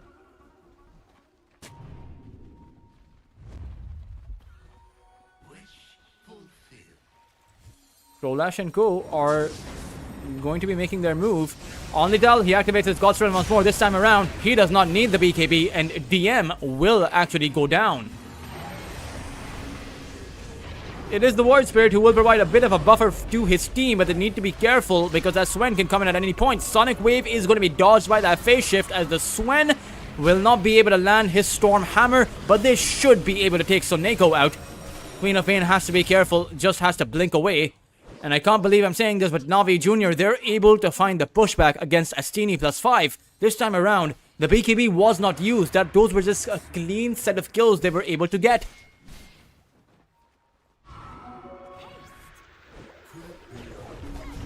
Bushwhack lands, but I don't think Daze wants to make that play. TA2000 will blink back to his tower. As Analog, he is going to jump in, able to snipe out Hyuga.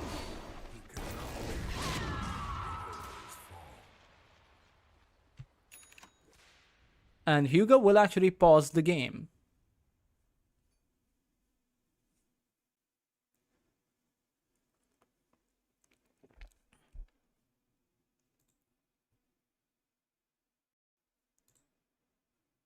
Blink Dagger almost up for Krolash.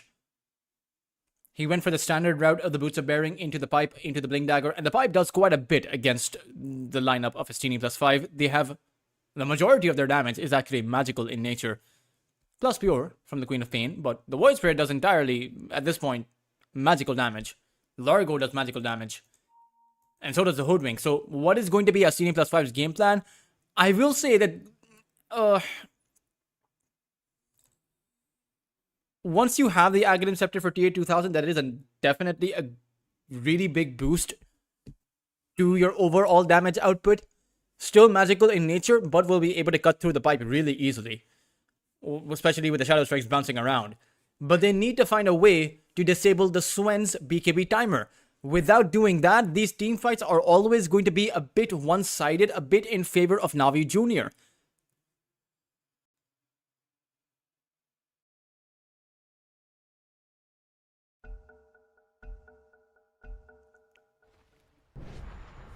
Go call will be sounded out.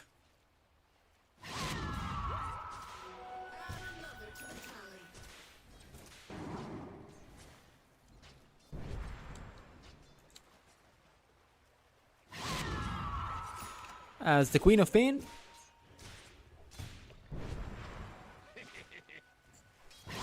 does seem to be doing a bit okay. But the Swen is the real showstopper, isn't he? I mean, Omnital, he's found the perfect blink ins. 3, 1, and 2 right now. But you do have some protection added in, so Neko is able to build up that Blink Dagger. You have the Largo with the BKB now built up. Dire's bottom tower is under attack. Should really just look to deny this tower, or Omnital can just look towards swiping it down. Just needs the one hit.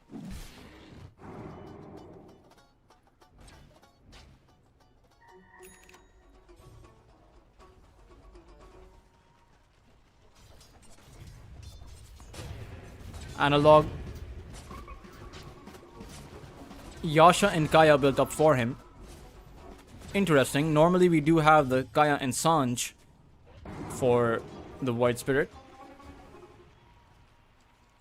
But the Yasha and Kaya gives him that cost speed bonus.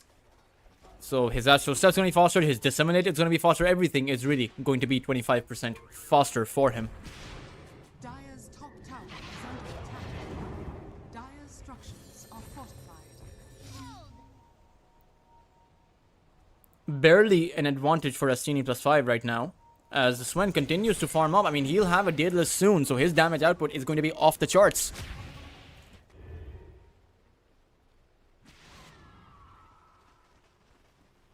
And the game plan from Astini +5 is... Radiant are scanning. I'm not sure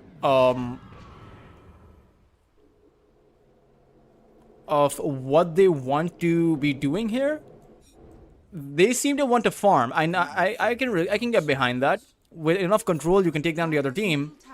But for the moment, I would imagine that the team fight from Navi Jr. is stronger. Maybe that's why they're second guessing themselves. Maybe they did not expect Navi Jr. to give them this tough of a fight.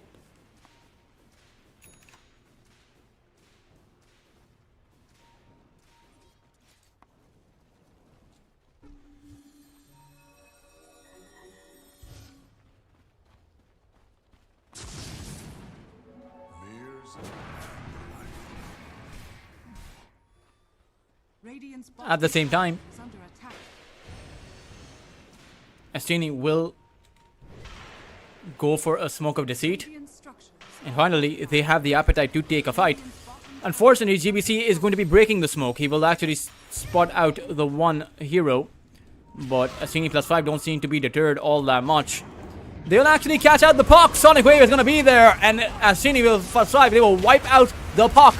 The Swen is going to be sent up into the air. He did not activate his BKB in time, but now finally decides to fight. DM will be the one to fall, so Neko 2 hits and he's gone.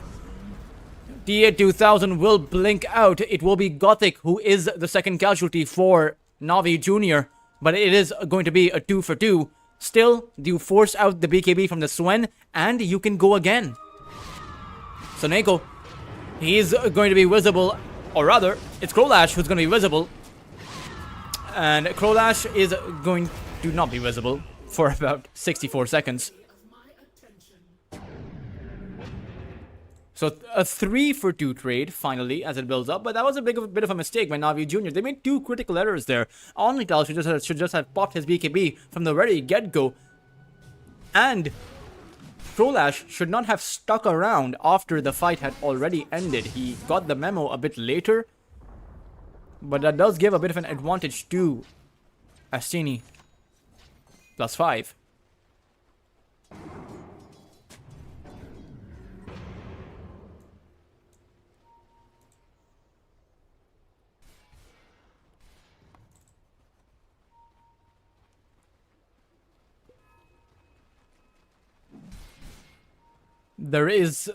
We saw what the Daedalus could do, 1600 damage per strike, and so it always becomes a question. I think Astini +5 have the harder initiations here, simply because Onlytal, if he jumps in, he gets 1 critical strike, anyone can fall. 1600 HP happens to be more than what Soniko actually possesses on his hero right now. Oh, God's Strength was used.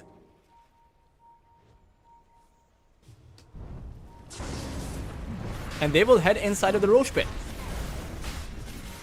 Roshan is, well, I mean, he falls incredibly quickly, and GBC, he is going to buy time for that to happen. The Aegis will be going in the hands of Navi Jr. And with this Aegis, maybe Navi Jr. have the advantage for the next 5 minutes.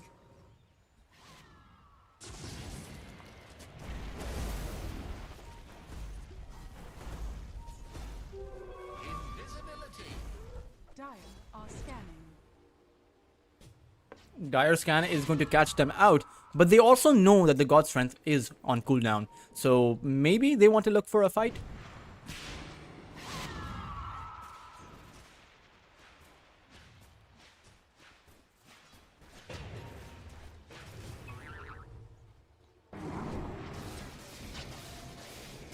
Or they want to look for a Tormentor, either one. It's a fight with the Tormentor for the second shard.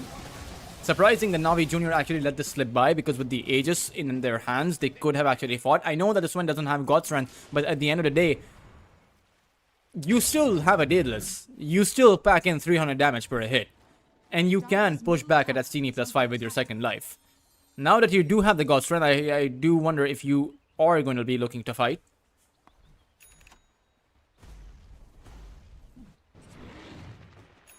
STA2000 is at a Lincoln Sphere on his Queen of Pain. It is. So the Stormhammer is not going to be breaking that Lincoln Sphere. The lasso, it's obviously meant for the lasso, but Radiant's top tower is under attack. there are only 3 spells that can actually clean up his Lincolns. Is there an item that can? The Harpoon can, but that's about it. Dire's bottom tower So the Walrus responds to the Harpoon, the Stormhammer, and the Lasso. Those 4 things are the only thing that can catch out the Queen of Pain. Which makes it a bit tricky. Because you need one spell to pop the Lincolns and another spell to hold the Queen of Pain down. So in an ideal world, it'll be the Harpoon, the draw 4th, that pops the Lincolns, and then the Lasso, or the Stormhammer, if it's the Swen. So, but you need to follow that order. Because you can't use a big disable on the Lincolns.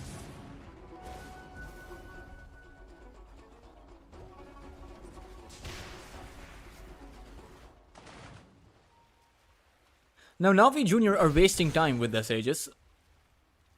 I mean, the Swen has not made any moves once he acquired it.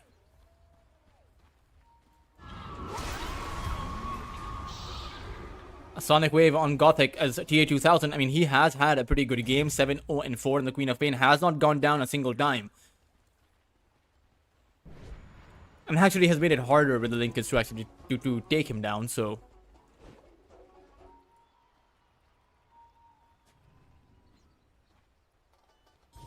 Dire's top tower is under attack.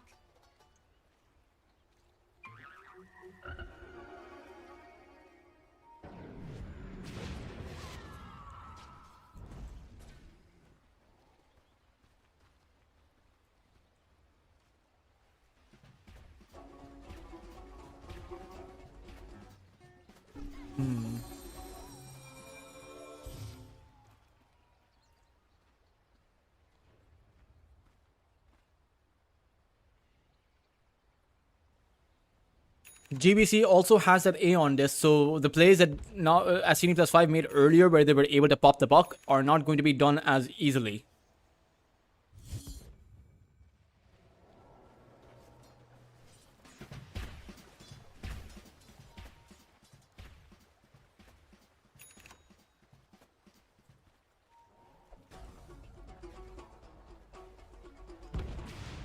As DM. Radiant's bottom tower is under attack. Are scanning.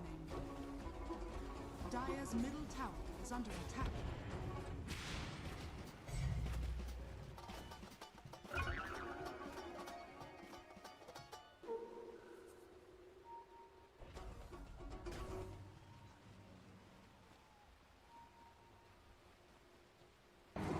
I mean, they are looking for something. DM has yet to use his BKB in and survive. And it's very hard for the Largo to actually survive in this game. The Swen has essentially achieved Radiant's top critical tower is mass. under attack. And his Aegis is going to expire now, so is this the point where Asini 5 fight?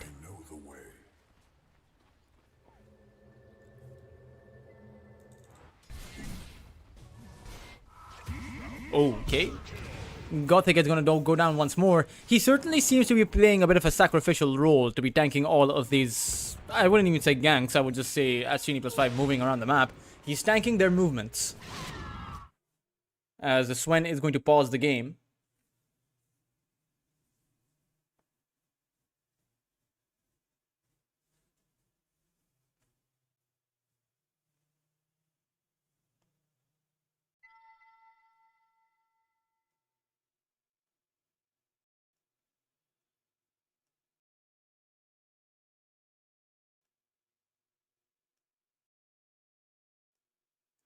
Should be looking to resume into it. DM drawing circles, running circles around the minimap.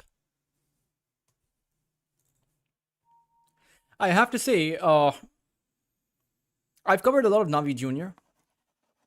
And in my opinion, they're the weaker of the Academy rosters. There are 3 Academy rosters from what I can tell.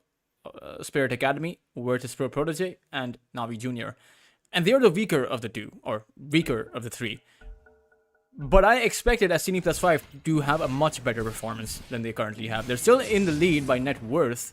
Some of their players are doing much better than their counterparts in this game. But I expected this doesn't look like a one-sided game, which is perhaps what the expectation was in my mind. And have yet to make their mark. right? Their debut was not as strong. They lost to Liga team.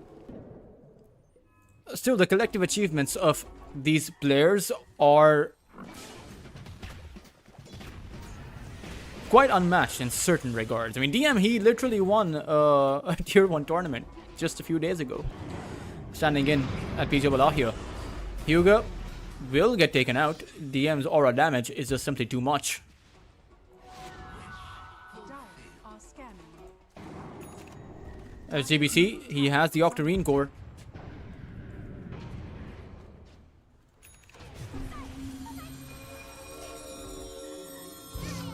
Analog will be able to send the puck into the air if you can force out that Aeon Disc. In fact, that Aeon Disc is on cooldown. GBC made a critical error in judgment. He was playing aggressively, thinking that he was infallible. And yet he had another thing coming. That thing was a Sonic Wave. And with that opening that Navi Jr. have just given to Asini +5, they're going to be losing out on a lot of map control.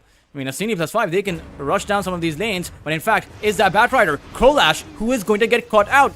He will have the BKB to use, and will be able to fly away. But that is essentially a wasted BKB, a full 9-second charge, which is not going to do anything. So Navi Jr. getting caught around the map.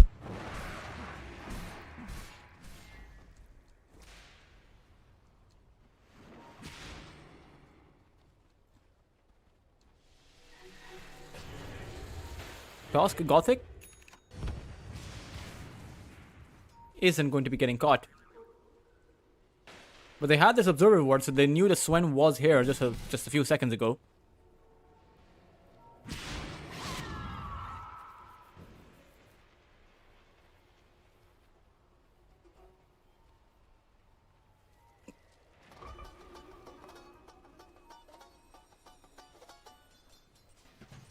Dire are scanning.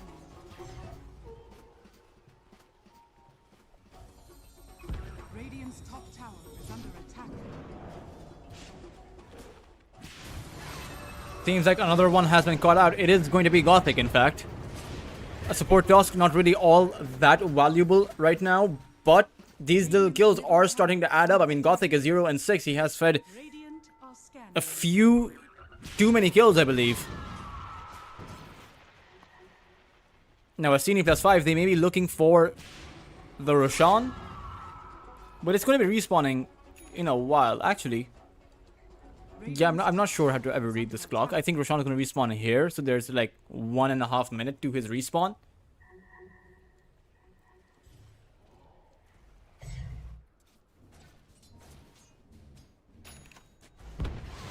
Queen of Pain sees Krolash, does have a BKB to use, but that will be his second BKB wasted. And he does pop it. So this 4,000 net worth item has not really resulted in anything, as Daze gets picked up towards that bot lane.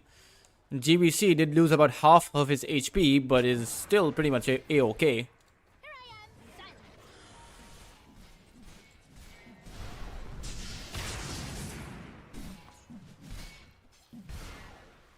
Omnital is, well,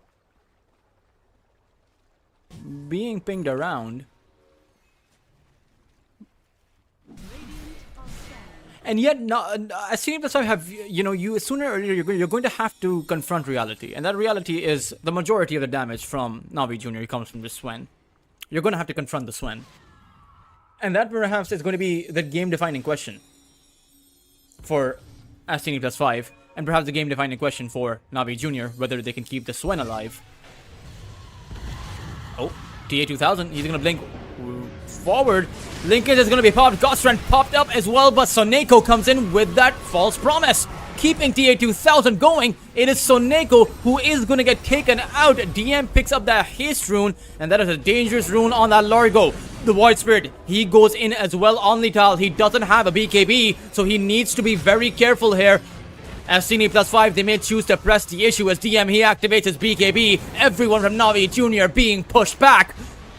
Is the Swen held up into the air on Lital, though he has as God Strength, and Analog has stepped a bit too far forward. He will lose his life.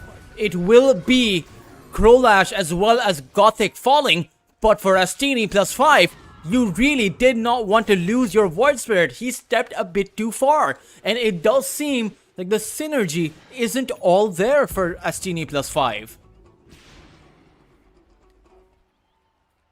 A couple of their heroes standing back.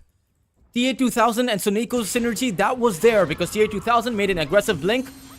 The false promise came in because someone has to start the fight.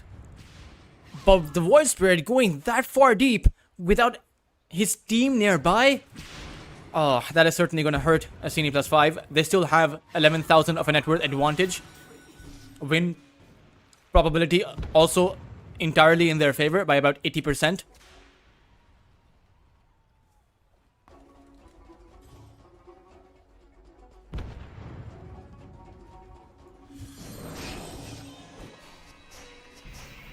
Hoodwink, Daze is going to be getting caught. Dire's middle tower is under attack.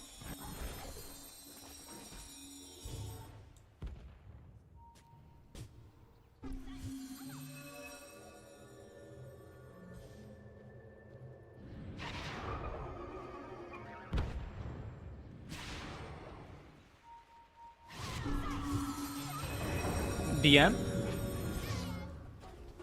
does get hit by the silence, but has an A on this now, so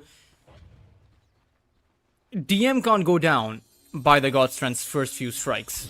And maybe the Swen won't even target him in the first place. But TA2000, he is packing in that refresher. And Onlital, his BKB is now down to the 7 seconds. One more use and it'll be the 6 seconds.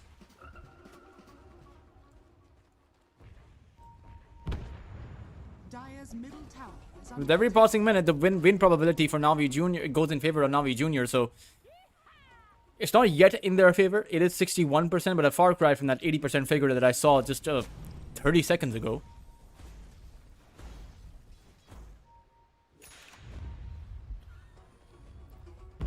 Astini +5, they are going to go for a Smoke of Deceit. Is the Largo who will activate his BKB. He has that A on this, which is going to proc. Onlital taking in a lot of damage, but will be able to take out Analog. It's another blink forward by TA2000. He throws out another Sonic Wave. Onlital very low on his HP, but his team is able to provide a buffer. TA2000 will be able to blink again and take out the big Juggernaut. Onlital has fallen, and with the Swen going down, Navi Jr. do not have a leg to stand on. Analog, that was his buyback, but with it, they are able to get the job done. The puck, he doesn't actually jaunt away. He phase shifts and blinks towards the other side. But Soneko coming in with the self-stun that actually catches GBC, disables his TP, and now GBC, is he going to be chased here endlessly? I don't think they can catch up to the puck. Crowlash? I am not sure if he can actually make it out here. I mean, TA2000, he has all the slows in the world, all of the HP possible, but the puck is going to come in with a silence, and Crowlash will be able to pick up the shield rune. That will provide him with a lot of safety, but now it is GBC in trouble. Ether Remnant again off its mark, and that might, or rather, it doesn't matter. GBC will still die. And overall, I believe 3, 4, 3? I imagine 4 for 2. Not sure, I lost track of that, but the Swen died, and the Void Spirit brought back. Those are the 2 important landmarks of that team fight. Actually, it is a 3rd landmark. It's not in the team fight, but it's afterwards, where Roshan is going to be claimed by Astini +5. That is what they fought for, and they will find their reward.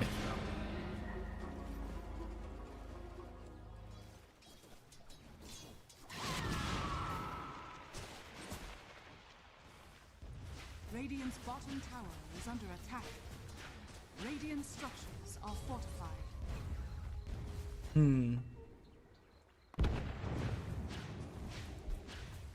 Tier 2 tower also gonna get taken down. Radiant's bottom tower has fallen.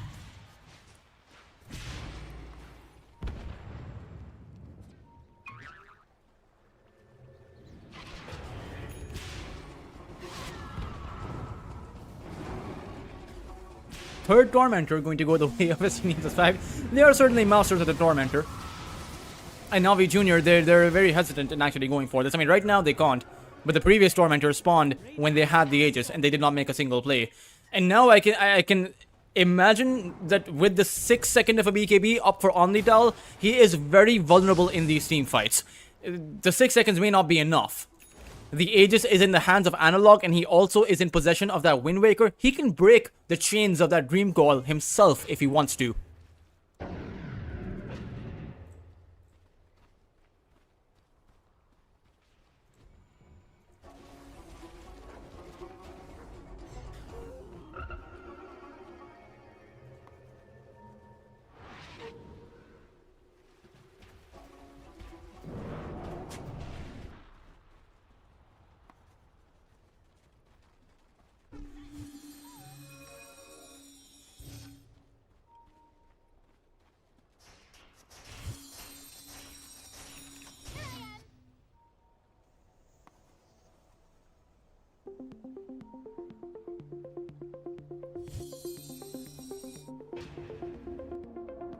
Analog. I mean, he has 16 assists, right? He's done his job. The only 2 times he has gone down was his small missteps. Other than that, as seen plus 5, they are in control. A lot to deal with if you're not accustomed to the style. Very chaotic style of gameplay. But of course, that's going to be the highlight match coming at the end of this as our upper bracket final. For this one, I'm with you that these are relatively evenly matched teams between Lynx and Liga. Both of them also have pedigree in the tournament. I know you really like QBFY from Team Lynx, but for me, I'm really curious about overall, right, the team performance, because what I've been seeing recently is that Team Dota feels like it's back right now. Like you actually have to have a solid squad. It's very hard for one individual person to completely carry the game anymore. So why do you think that is? I think there's too many sustain items. A lot of the neutral items as well just keep people alive for too long. You have heroes like your Shadow Shamans who don't die, all the spirits who are in the game who don't die, carries that try not to die as well. There's a lot more poking, I guess it is. Like, you either poke or you have to full commit. There's no in between anymore. So I think it's probably a reflection of the kind of heroes and the kind of items you see being picked up. You know, Aeon Disc is back in the meta, Glimmer Capes are back in the meta. Fights just take forever, so the better coordinated team is able to take advantage of that. Yeah, I wonder if there is like a paradigm shift coming where like one team discovers a way to break this and then it just completely flips around again. Or maybe we just need some nudging by the frog to get us out of this specific style of play. But I don't think it's too bad, honestly. Personally, I love it, honestly. I really like this guy. It's very exciting to watch, sometimes very frustrating to play, but always very fun. And speaking of the fun we're going to have today, we're looking at Liga right now. They very recently let go of Violence. He went over to 1-1 in the upper bracket final. So I'm very curious what will they expect from Snowy. Have you gotten a chance to cast in this tournament? This one in particular relative to the last ones? This tournament, not yet, unfortunately. I managed to like skim some of the matches, but this is the first real experience we'll have together. Oh, he's going to be matched up against Seven Jesu, who is a long-time stalwart of CCT. So definitely has been around the ropes, has won a championship or two himself. So we'll see how it all unfolds as we do get into our draft right now. Team Lynx playing on the Radiant side with the second pick, and then of course Liga, Dire side first pick. Do you have any preference for sides anymore? I saw it like the last tournament at PGL, it was like 56% Dire or something crazy like that. I still generally prefer Radiant, but that is mostly because of pop matches. I think in Pro it's a little bit different, but I'm just so used to Radiant being better. Hey man, listen, in my pubs, I love Radiant because I can farm those wells very safely. It's very fun. I don't care what else happens on the map as long as I'm farming. So the tradition continues with Largo being 100% contest in this tournament. So no huge surprises there. The Phoenix first ban is, I don't want to say completely off meta, but maybe a little bit unusual. We do sometimes see these first phase Phoenixes. I guess maybe it's because of Cyrus that's on the team on Liga. He used to play like a lot of Phoenix back in the day. So perhaps they're like, he's too good on the hero, so force him to play something else? Do you see Shadow Demon? This has sort of become like the default opening pick, right? You can no longer get Treant Protector. You don't always want the Shadow Shaman, but there's always space in your draw for a Shadow Demon. I was gonna say, well, then you just give the Tiny to Team Lynx because they have QBFY and Tiny is very good against Shadow Demon. And that is exactly what happens, and that is probably what Liga anticipated as well. So what comes next then? What do you pair the Tiny with? Is it going mid? I mean, QBFY is a specialist on it, but it can be played mid by Meliol. And if it is going to be crime. So then what's the partner in the lane then? I don't think it really matters. Honestly, when you pick Tiny position 4, your position 3 does not matter at all, because you're not gonna go for winning the lane anyway. You're gonna go for those annoying creep pulling shenanigans. You're not gonna play normal Dota. Normal Dota's for plebs. You know, speaking of normal Dota, what's become normal right now is the Shadow Fiend hero being in every single game as the carry. I have a controversial take, and I want your opinion on this, right? I personally now believe, after seeing quite a lot of pro games recently, that Shadow Fiend is actually the number 2 carry, and the number 1 carry is actually the Luna. Like, the games I've seen with Luna, and the games I've played with Luna, that hero just feels absolutely bonkers, incredibly insane. So, what do you think about that? Okay, well, that is certainly an opinion. I think it's pretty wrong as well. No, I think Shadow Demon is just too matchup agnostic for that to be true.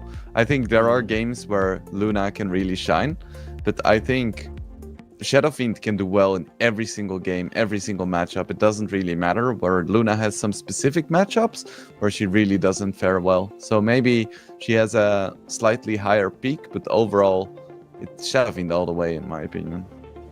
Okay, I can accept that rationale. Thank God we're not going to be having Warlock Shadow Fiend together on Team Lynx. They have already grabbed the Warlock though. We'll see if it's going to be some gyro. Okay, you know, you're talking about matchup agnostic. Warlock is another one of those supports, completely matchup agnostic. You just grab Warlock, you're going to be happy with how the lane goes in general. Yeah, the guy's just chilling, then he eats his book, and then he has impact. It's a simple hero. Speaking of, Jakiro picked up by Liga.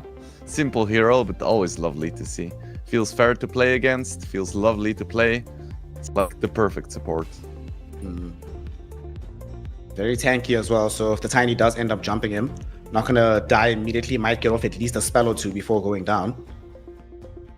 So both sides have some lane dominating position 5s. Warlock and Jack on the other side. We'll see now. Liga's gonna have to reveal a core. Probably gonna be the off lane. There's Mars available still, there's Tidehunter. What are you feeling here? I think Mars would indeed be very nice, because you already have the Shadow Demon. The combination... Centaur could be fine as well. Very tanky hero against the Tiny. Good way of getting out once the Warlock drops the Golem. It's like, oh, he dropped his ulti, I'm gonna drop mine, we all run away. I think that would work quite well. I think those are my favorites. Maybe Slardar as well. Could be fun. Slardar. Not that many minus heroes available in the carry role. They've already banned out the Lynx. The only other Deso carrier that's left is like Weaver/Kez. They already banned the TA themselves. I always like Slardar when they can combo with something like that, but sometimes it's not necessary if you have enough just brute damage.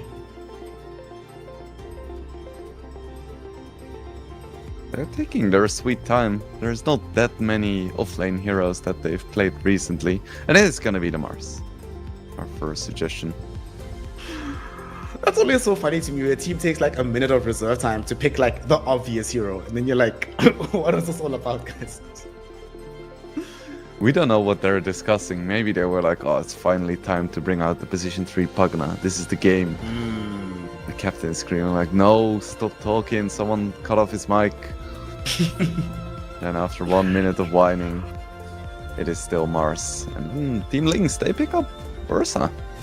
Usually you kind of pick up this hero as a response to another carry, right? Usually, but I guess in this instance, they look at the lane and they're like, this like the Mars Ursa lane, generally like Ursa favored, but doesn't really go anywhere. Ursa will always find his farm.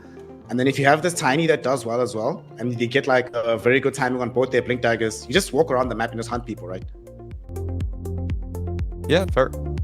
And I think it is one of Lynx's best heroes recently. So, sure.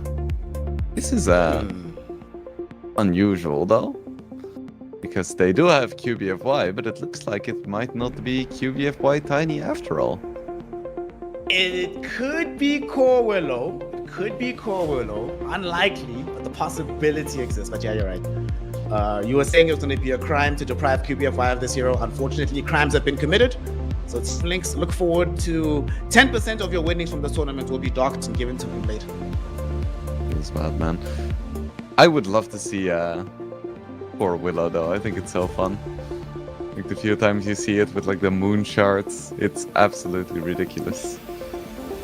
Still remembering Shiro at TI, hard carrying on this Dark Willow, man. Oh, it's so much fun to watch. Yeah.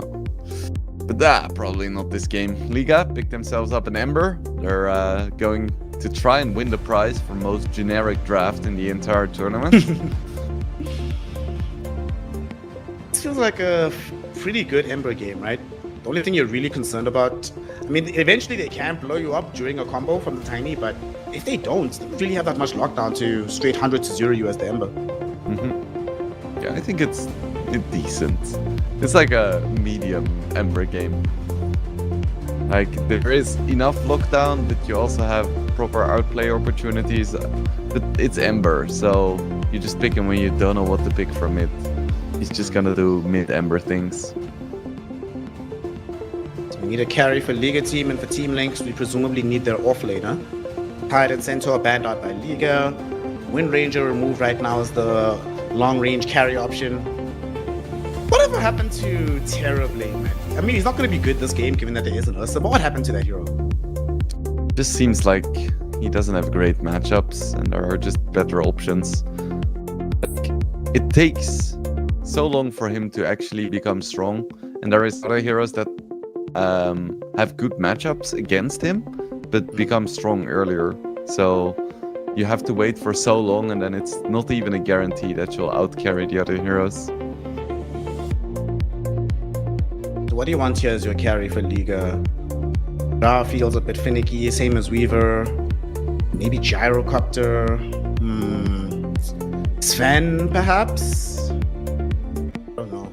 What do you think? Sven doesn't seem super great here. Maybe they How could about go Troll? for a Viper carry. Viper carry? I was thinking Troll carry. Okay. I think that would work well, too. I think both of these heroes do well against Ursa and pretty much everything that Lynx has. I mean, technically, the part of the Viper that's dangerous for the Ursa is somewhat covered by the Shadow Demon already, so you can already purge the hero. You just need damage at this point. You could go for the Gyro as well, but it's kind of bad against Ursa. Baron. Well, they're not gonna win the prize. I'm not convinced, bro. I'm not convinced. Talk to me about this. What do you see in this about it? Well, it kind of removes Dark Willow as a threat. It doesn't get bursted by Tiny, doesn't get bursted by Ursa. It leaves a lot of space for the Ember to make his moves, because you just put Abaddon in front, he's gonna provide vision, he's gonna be this big anchor around which you can fight. And then Ember and hopefully Mars can make some plays. But I do think this needs to be the kind of game where Mars actually needs some farm as well. I think if you have an Ember Abaddon core and your Mars just has like a Blink, a Yules and a BKB, you're gonna lack the damage. And that is probably why Lynx now decides to go for a Timber as well. Because it's like, ooh, they have no big burst damage, so we can get away with this. That's my primary concern as well. Like, where's the big damage that Snowy needs to deal onto these heroes? And crucially, what happens if this game doesn't... Because ideally, whenever I see these teams playing with the Abaddon, right, you want to play not necessarily very fast, but like very controlled until the Abaddon gets like 2 items. Then you just like completely group up, snowball the map, win that way. What happens if things go south, some of the timings are off, and then this Ursa gets a nullifier? Hell, he might actually decide to build it faster, because this looks like an excellent nullifier game. Then what? What are you going to be building for the damage? This Timber's not really that scared of you. You don't also really provide if you're not at the forefront of the fight like you were talking about, if they can somehow circumnavigate you, get behind you, they don't really do all that much. There's no like, okay, you have to worry about some Requiem, some Lunar Eclipse or whatever. It's just, oh, there's a Baron, get past the Baron, kill the supports, and then the Baron's gonna be like, well, I'm not dying, but I'm not killing anybody either. I don't know, man. I'm not feeling this about it. Yeah, I think that's fair. We shouldn't completely discount this hero's damage though. I have seen games where a Baron gets like a Radiance and a Harpoon and just starts running down supports, and no one can really do anything about him, especially if you have like a hero like Shadow Demon behind and an Ember running around. If he gets a good start, I think Snowy can carry this on the Abaddon. We'll find out if he's going to be able to do so as we enter into our first game here. Liga taking on the side of Team Lynx. Remember, this is elimination Dota. Only one best of 3 to determine if your path continues in the tournament or if it ends right here and right now. Let's see, are we going to be blessed today and give Wingblade his much beloved pre-horn fights? We'll see how it goes. Fingers crossed. Who do you think has the advantage in the pre-horn fight? Ooh, that's a very good question. On the one side, you have Bramble's Avalanche with Timber Spells and potentially Fatal Bonds. On the other side, you have Disruption, Searing Chains, Dual Breath. I don't know, actually. I think this is an execution fight, honestly. Mm-hmm.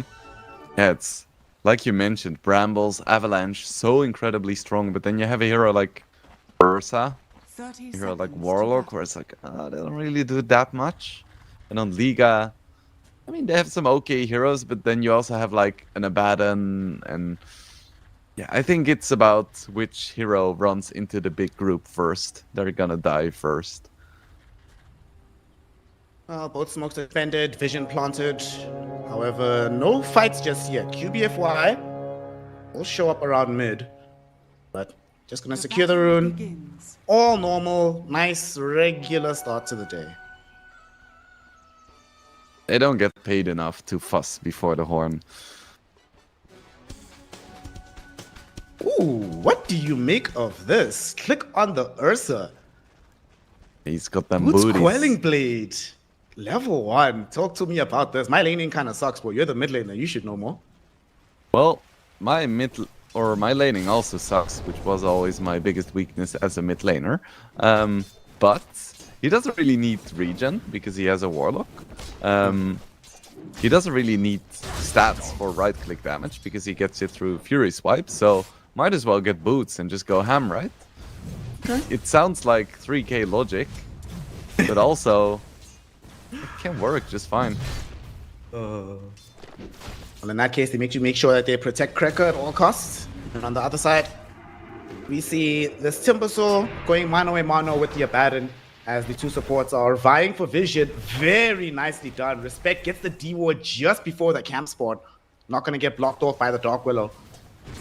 Just Jakiro things. Feels so good to D-Ward.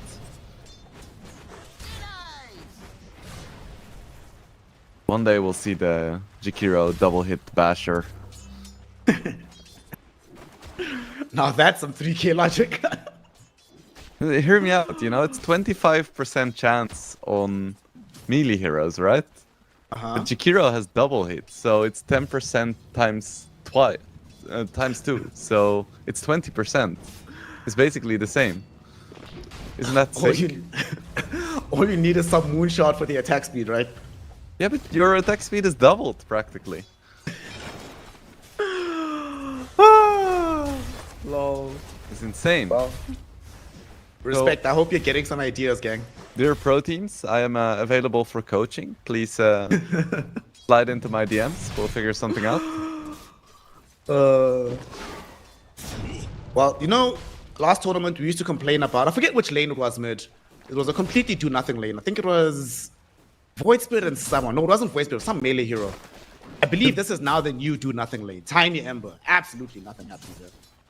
There is a lot of do-nothing lanes because of the bloody water runes.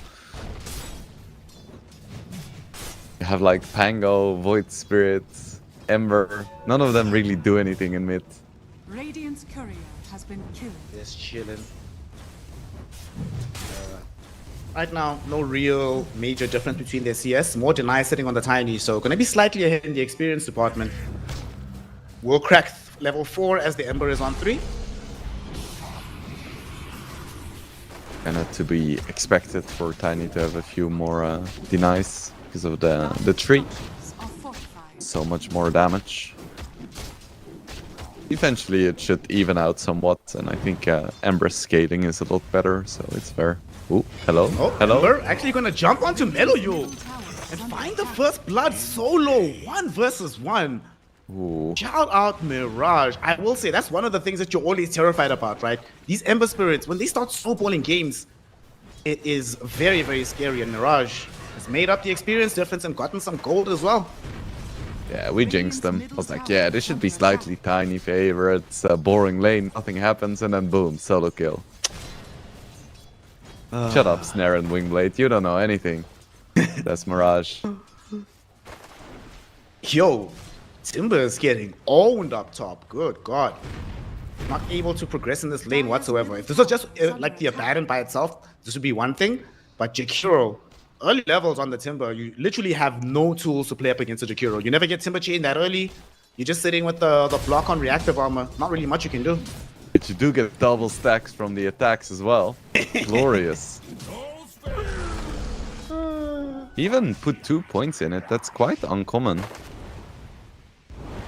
I've seen situations where it just gets 1 value point. Although it has been getting a bit more popularity lately. I believe there was a time... Oh, okay. So it's turned around once again. This time with a little bit of help. And that's what you mentioned, right? It's a team game. I guess this is the sacrifice you made for the lane of the Timbersaw, right? We're going to exchange the Timbersaw's lane to ensure that the Tiny will recover in the mid lane. But Timbersaw is literally not having a game, bro. He's level 3, hasn't been able to even approach the last 2 creep waves, getting completely zoned by Respect. The thing about Timber is, you can have the most terrible lane, but once you hit level 6, there is, I think, no hero. Ooh, he doesn't have chain. He doesn't have chain. Yeah, Ooh. does he have enough HP? No, he doesn't. And now he also has to walk out. Doesn't have enough money to buy boots either. Okay, That's this a is... disaster. You know, that level 6 that you're talking about is going to be delayed for quite some time, Wingblade. As Respect, looking to pick up the freebie on QBFY. QBFY doesn't have the mana for TP out. Respect is on him. Is he tanky enough to dive him under tower? He's going to try for this. Disabling the healing salve. And even though he's going to let him live, in some ways, this is worse than just dying heads up. Salve cancelled, you can't go anywhere, you still have to walk back to base. This is terrible. Top lane is an utter disaster. Oh, I feel bad for Lynx. At least Ursa is doing well, but then you look at the Mars, and the Mars is doing even better. I don't know how he's doing this, actually. Having a very good time.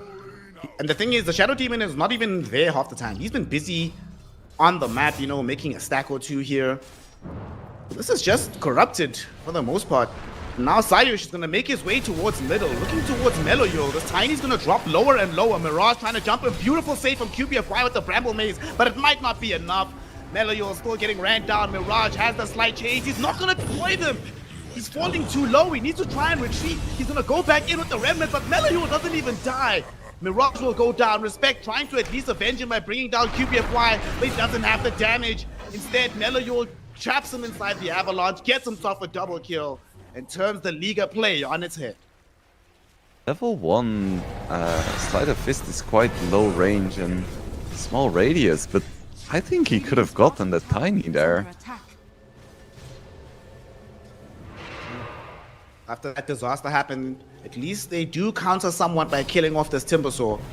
This is a pretty big kill. They're going to try and contest for this outpost, the Shrine of Wisdom. Unfortunately, not going to go the way of the Shadow Demon. Sayush will maybe regret that he made this movement over, as he will indeed lose his life. But there was an exchange for it. Look how much damage they put on the tier 1 tower, already in deny range here in the top lane. It's a really good start for Liga overall. It was unfortunate that the Ember ended up dying, because he was doing super well. Now he's actually 1 and 2. We get a small pause. Can't have a day of Red. Dota without some nice pauses for some tangents. All right, let's tangent for a bit. Check this out. So Abaddon is building Radiance. I was thinking about this the other day. Are there even 10 heroes in the game that it's good to build Radiance on? Ooh. 10 heroes. Yeah. Okay, I'm gonna take a look and I'm gonna present a list of candidates. Okay. Okay, I'm ready. You can keep doing your job and I'm gonna do mine. My job being just staring at heroes for a little bit. Top lane, they're staring at the Timbersaw, but gets bailed out by Cracker. Stylish ensuring that the rune goes their way. And they are trying to ensure that this Timbersaw does reach level 6. He's level 4 at the moment. Literally less experienced than the Warlock, and Warlock hasn't even popped his book. That's Radiant are scanning. not ideal. Okay, I'm at 2 heroes so far. We're getting there. 3. I personally don't even think there's 10. We'll see how far it goes. That's mid lane. First usage of the chaotic offering in the game. Cracker drops it down onto Sayash's head. QBFY though will end up dropping his life to Mirage, who runs in with the Flame Guard and the Slider Chains. Corrupted has made his appearance in the fight as well. Drops the first arena of game. Securing the kill, making sure this is a 2-for-1 exchange. And a very important one. Cracker had committed the Golem. They wanted to win this fight and pressure the tier 1 tower. Now it's going to be a lot harder to achieve that end for the side of Team Lynx. Yeah, even if there is a trade, it seems like Liga is just getting the better one every single time. And 25 denies on the Abaddon still, and poor Timber just wants his level 6 to become relevant. I think he can still come back into this game. It's gonna be difficult because this Liga lineup is gonna play so well with momentum. Like, it's the thing about the Abaddon where it's like, yeah, he doesn't have a lot of damage unless he's far ahead, and that appears to be the case. Definitely one of those heroes that does his best work from the front foot. Still farming up his Radiance. However, we are very close towards having the Spirit Vessel for Mirage. Might even pick it up right now for some bounties. So right after that, we should see some movement emerging from the side of Liga. As Sayush gets himself caught in some bramble mazes here. No real way out. Mirage, though, going to try and assist him. Sayush does find the disruption onto the Tiny.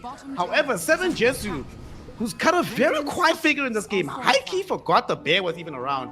Shows up out of nowhere. Hibernation period is over. Finds himself a kill for his team. I think he has to. If he doesn't do this... He might also be fed to the bear here. He's gonna try to get himself out of trouble. There's a spear away on 7 Jesu, but there's almost no way out. Respect though, doing his best from the high ground. Look at those slows. Unfortunately, the toss emerges from the Tiny. Corrupted goes down, and Respect will join him for daring to think you could save him. QBFY will have brambles available. Meloyol is coming closer as well. Mr. Kiro is gonna go down.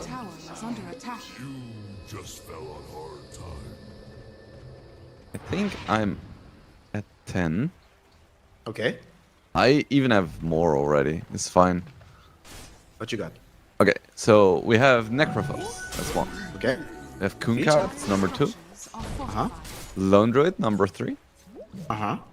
Monkey King, number 4. I don't know about that one. The Aghanims, Monkey King, with the Radiance. I don't know about that one. Nah, bro. Nah. You can't talk me into We that skip one. Monkey King? Okay, then we're We back skip at 3. Monkey. We skip Monkey. Yeah. And we have Alchemist, number 4. Okay. We have Doom, number 5. Okay. Abaddon, number 6. Of course. Nyx, number 7. Nyx. Yeah, Nyx is fine. Yeah, that's actually fine. Yeah. I mean Lifestealer, not Nyx. Yeah, I know what you mean. Okay.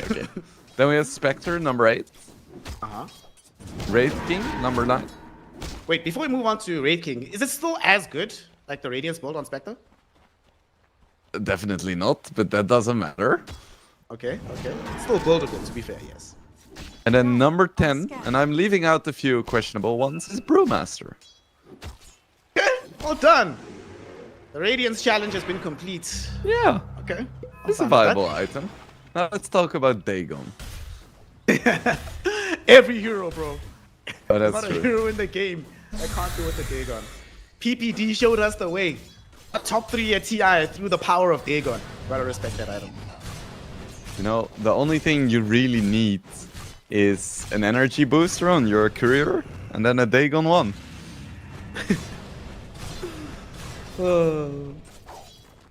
Well, I think right now Timbersaw needs a bit of a miracle. He's finally finding an item. Almost has the Kaya. 13 minutes in, his first item is a legend. This really feels bad for him. He's gonna have a Kaya and he's gonna own with that item. My god. Beware, Team Liga. Honestly, it isn't that bad for them, though, for Team Lynx. Link found a quick kill onto Respect. Looks like the spells were committed by QBFY. Mirage is gonna go in, looking for vengeance here. QBFY will be held in position. The Terrorize will emerge. Mirage does have a few seconds until the jump, but the Spirit Vessel is on QBFY. Will he tick out? Yes, he will. Literally, the last tick is what killed him. Does eventually end up going down. Other side of the map, we see Cracker being chased around by Corrupted. Corrupted does seem intent on taking his life. Sayosh is in behind as well. The Ursa is here, but no way is he going to give up his life for this lowly Warlock. Corrupted really doesn't want to have to use the arena. Does not seem like he'll have to. No, misses the spear. He's going to have to. He doesn't have a choice unless Cracker's out. Cracker still running, still going. Quadrupede finally brings him down. At the same time, they lost Mellow Yule mid. Mirage is all of a sudden on a tear on his Ember Spirit. That's a bigger deal. Was that just a solo? Yeah. I don't see any other heroes. My god. And Radiance is up as well. It's 14 minutes. And he has Phase Boots, no Talisman, Radiance. It's pretty good. Mirage is on the run again. He's smoked up, or hasted up, moving to the top side of the map. QBFY might present himself here. Mirage doesn't have much vision though. When QBFY TP's out, he's going bottom. Looks like there's a fight that's about to break out. Corrupted might be in some danger here on the Mars. He's being chased in behind the tier 2 tower. Does he have a way to get out? He could arena here, but will choose to save the spell. Meloyor gets a toss kill. Although he does draw a lot of heroes very deep onto their own side of the map. We spoke about the Radiance being online, but at the same time we have a Battle Fury as well. And while Abaddon can be a raid boss, Ursa certainly can too. Even has those CC reduction effects that a lot of raid bosses have, so you can't just chain stun them. That would actually be a great idea. Change status resistance to just CC reduction. I like that. Almost has a Blink Dagger as well. Fruits. Yeah. Enough Speaking of Blink stuns. Daggers, the Mars is going for a quick kill onto Cracker, but he's going for the Yules next. Went to Yules first instead. As Sayosh ends up dying. You were saying earlier in the game that you want him to be building more towards the damage. So what do you make of this Yules pickup instead? I think, considering the state of the game, it's probably fine. Because in that conceptual situation, Abaddon wouldn't be so far ahead. It would be like a pretty even game. But in this situation, he's correctly recognizing that like the biggest threat is the Ursa. So if you have the tools to lock him down, like your Ember and Abaddon can deal with the rest. Timbersaw right now building into a BKB. He's done a pretty good job not dying since the horror that was the laning phase. Only 2 deaths to his name. Slowly but surely trying to get there. But he also hasn't really done anything, which, considering his situation, is fair, but he'll be tested once he actually, like, joins not just a fight, but like any situation where there's other heroes involved. Meloyo getting a beautiful toss on the Jakiro into a 2-hero Avalanche. Both supports gone in the blink of an eye. Mirage does manage to evade these brambles from QBFY, so that'll allow him to live. But still, Meloyo showing off that Blink Dagger beautifully. What a pickup onto the 2 supports. Literally no room for a response. Yeah, hard to imagine a better Blink initiation. You know, Liga, they're giving away quite a lot here. Because they did super well in the early game. They were ahead like 3k at like 8 minutes or something. They've given up so many kills. Perhaps unnecessarily so. Another thing that worries me about their draft is usually when we see teams have this dominant at the start, you know, very often they have like some Beast, some Slaughter, some TA in the lineup so they can quickly go take Roche. Liga's Roche is terrible. Like, they actually have to be in a dominant, even more dominant position than this, more farmed, in order to be able to take the Roche on. So that just gives time back to Team Lynx. You know the enemy, yes, they're stronger than you in fights, but they don't push particularly well. They don't take really any objectives well. So as long as you're not bleeding too many kills, you can always find a way back into the game. And then not going for something like a crest either. Their objective taking overall is gonna be quite slow. Mirage mid. The spidey senses on the Ember. He almost got caught, but got himself out at the very last second. He's actually lucky it was nighttime. If it was daytime and they had the additional vision, he'd be dead for sure. Yeah, that's just the Ember life. Living on the edge. Let's TP the tiny top, waiting to see if anyone will approach further, but Liga, with the heroes that they have, they say, no, we're not going to do that. They back up.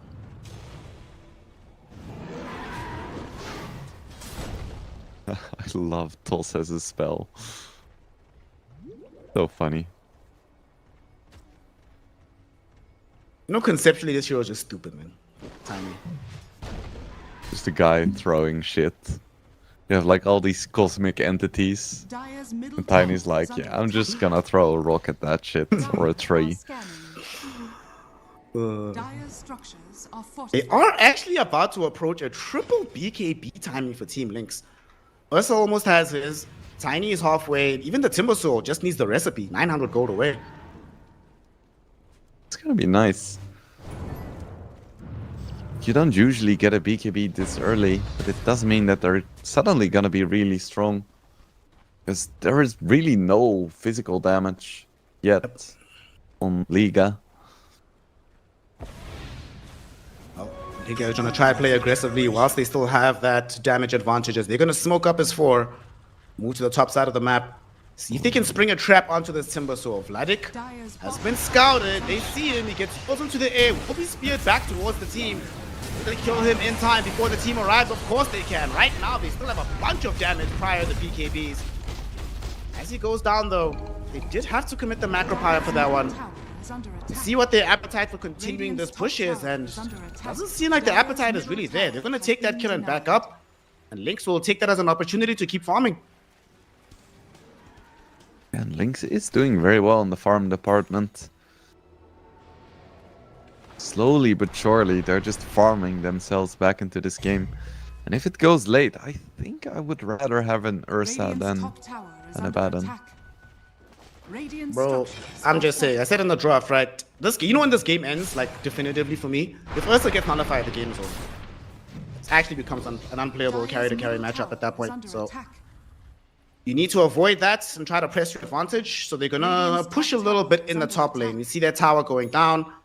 Respect putting in that damage. Snowy putting in the right clicks. And the tier 2 will fall, opening up the space to take the Tormentor. But there's a fight already brewing on the Tormi. 7 Jesu forced to pop his BKB. He's gonna try and get out through the Twin Gate. Will he be able to make it in time? He does. As some miracle, the bear lives. But that's not how he wanted to use the first 9-second charge of the BKB. Like, oh, I got a BKB. Time to become active. Oh, shit, never mind. Time to farm for another 90 seconds. Timber is gonna have his BKB now as well. Liga goes for a smoke, recognizing that Ursa doesn't have his BKB and the golem isn't up yet. This is quite low though, running around with 1100 HP. Corrupted. Him and Snowy running forward. Cracker, ooh, nicely done by QBFY, but it's not going to be enough. Mirage cuts in on another angle, finds the slide chains, they find the initial kill. Corrupted, gonna be trying to put spells onto QBFY, and they will be able to kill him. No TP is gonna be possible for this Dark Willow, and this should be Roche. It's gonna take a while, but you will not get another opportunity like this for quite some time.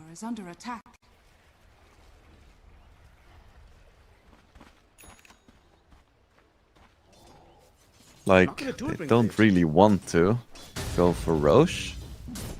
Radiant's middle tower is under Slowly, attack. they're converging towards it. Let's see how slow this really is. Shout out Jakiro. And I do like Jakiro's build as well. Got a drum for some early action. It's taking too long. Oh, Meloyul comes in. 3-hero avalanche toss. Both supports eliminated in the blink of an eye. He gets himself away. Mirage now coming in, looking towards bringing down Cracker. Cracker though, he gets by the chaotic offering. It was on cooldown until literally that very second, forcing Mirage to flee from this fight. Snowy also has to run himself away. And now since they have the Ursa, thanks for softening up the Roshan, bozos. We'll take that off your hands. And bro, this is why I was saying they had to go Rosh immediately. While the support was still dead, before the Warlock and them came back, the window closed and they get punished for their indecision. yeah, super awkward. Now you have like a 3 life Ursa. Is the BKB, his first life, and his Aegis. Potentially 4 lives if you count his ulti as well. A lot of lives for a bear. Who is that it's just cats that have multiple lives? Turns out bears have them too. I still go back to that thing we were talking about, man. I would love if the Aegis was like a cosmetic chain that whoever had it got to wear. It'd be so cool. There Well- are some there are some cool things Valve could do, but they could also just sell that as a cosmetic at some point. They're not just randomly gonna add that. And I don't know about that. Valve just randomly gives us stuff all the time, bro. Just like, whatever, bro. Take this item, enjoy life. True. We do have some Quarterios Curios to enjoy. One of my homies was actually commenting that he stopped playing Dota maybe like 4 or 5 years ago. And he still had some random items in his inventory that he decided to sell. And he was like, you know what? The couple $100 I've made from Dota justifies the thousands of hours invested. At least I got paid to play the game. Yeah, solid wage. I remember when, like, one day they suddenly decided to, like, give away an Arcana and Dota hit its peak player count. Good times, man. Gotta get those pixels.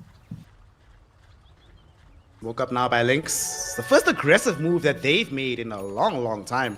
And they're looking to try and jump Mirage. They get him in the avalanche toss. Do they have enough burst damage? Terrorize will be there. He can't get out. 7 Jesu rips him to pieces. The Ember Spirit is gone. Dominating streak for the Ursa. And it might become a wicked one because he's running in onto Respect. Finds him. Meloyul will snag that kill, but it doesn't matter. Do for nothing. They still hold the Aegis. They're not in a position to push, but I dare say that all that early advantage during Blade is gone. Feels like the game is perfectly even yet again. Dire's middle tower is under attack. Dire's It's gonna be an Orchid on Abaddon, which is nice, but I just don't know how they're gonna deal with the bear.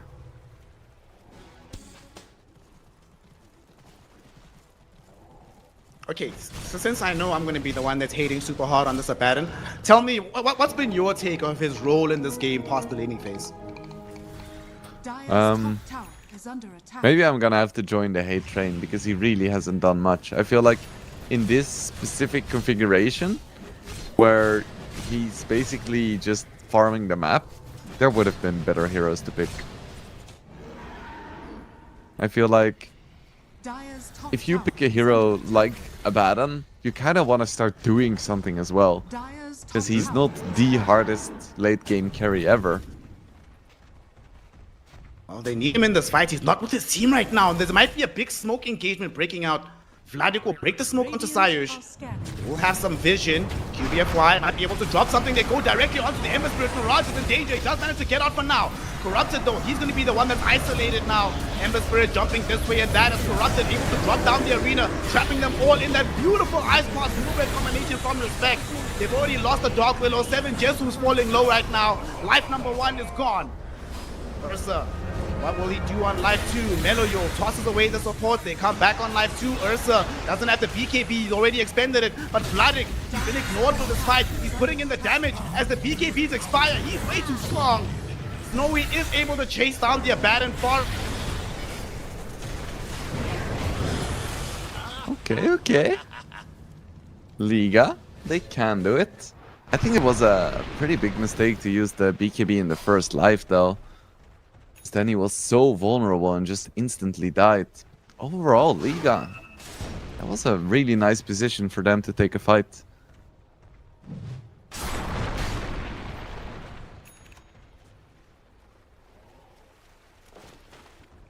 Looks like this fight was a little bit too exciting for Snare. He had to take a small break. In other words, he disconnected, so I'll keep you guys engaged with my legendary play-by-play. Melajul going for an Octarine core. Like, I don't really need anything except more of the stuff I already have.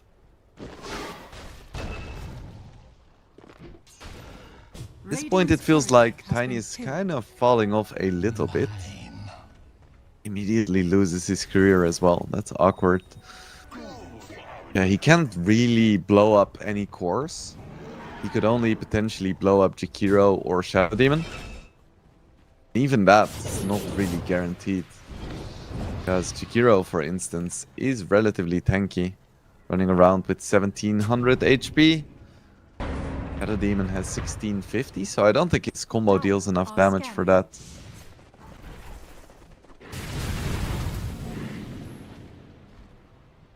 So he has to find his value elsewhere. With Lockdown, that is one way, but they just didn't quite have the damage to blow up the Ember, but with the Brambles they do. Ember doesn't have a BKB, so he couldn't get out there. On he goes. Every time Liga gets an advantage, they lose a hero somewhere.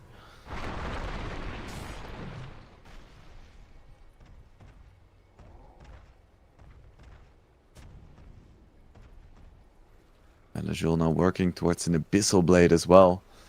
Gonna make it even more difficult for this Ember to play the game.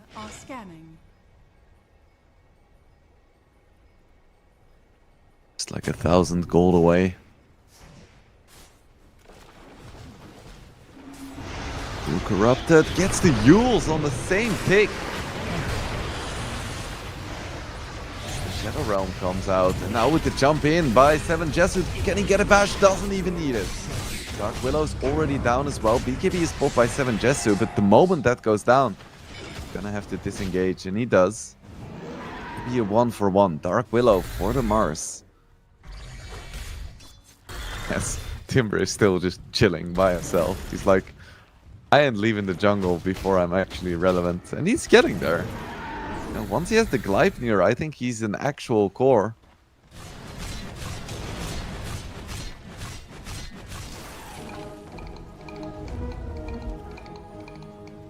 Snowy is gonna work towards a Basher as well.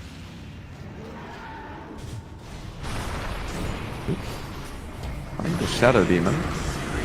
He's just barely gonna survive. Brock comes out. Doesn't really do that much. BKB is still on cooldown for the Ursa, so he can't do much, but he does force the Rock. Abyssal Blade is up now though, for 7 Jesu. You guys gonna have to be that much more careful, because now even Mars can't really escape from Ursa anymore if he gets jumped.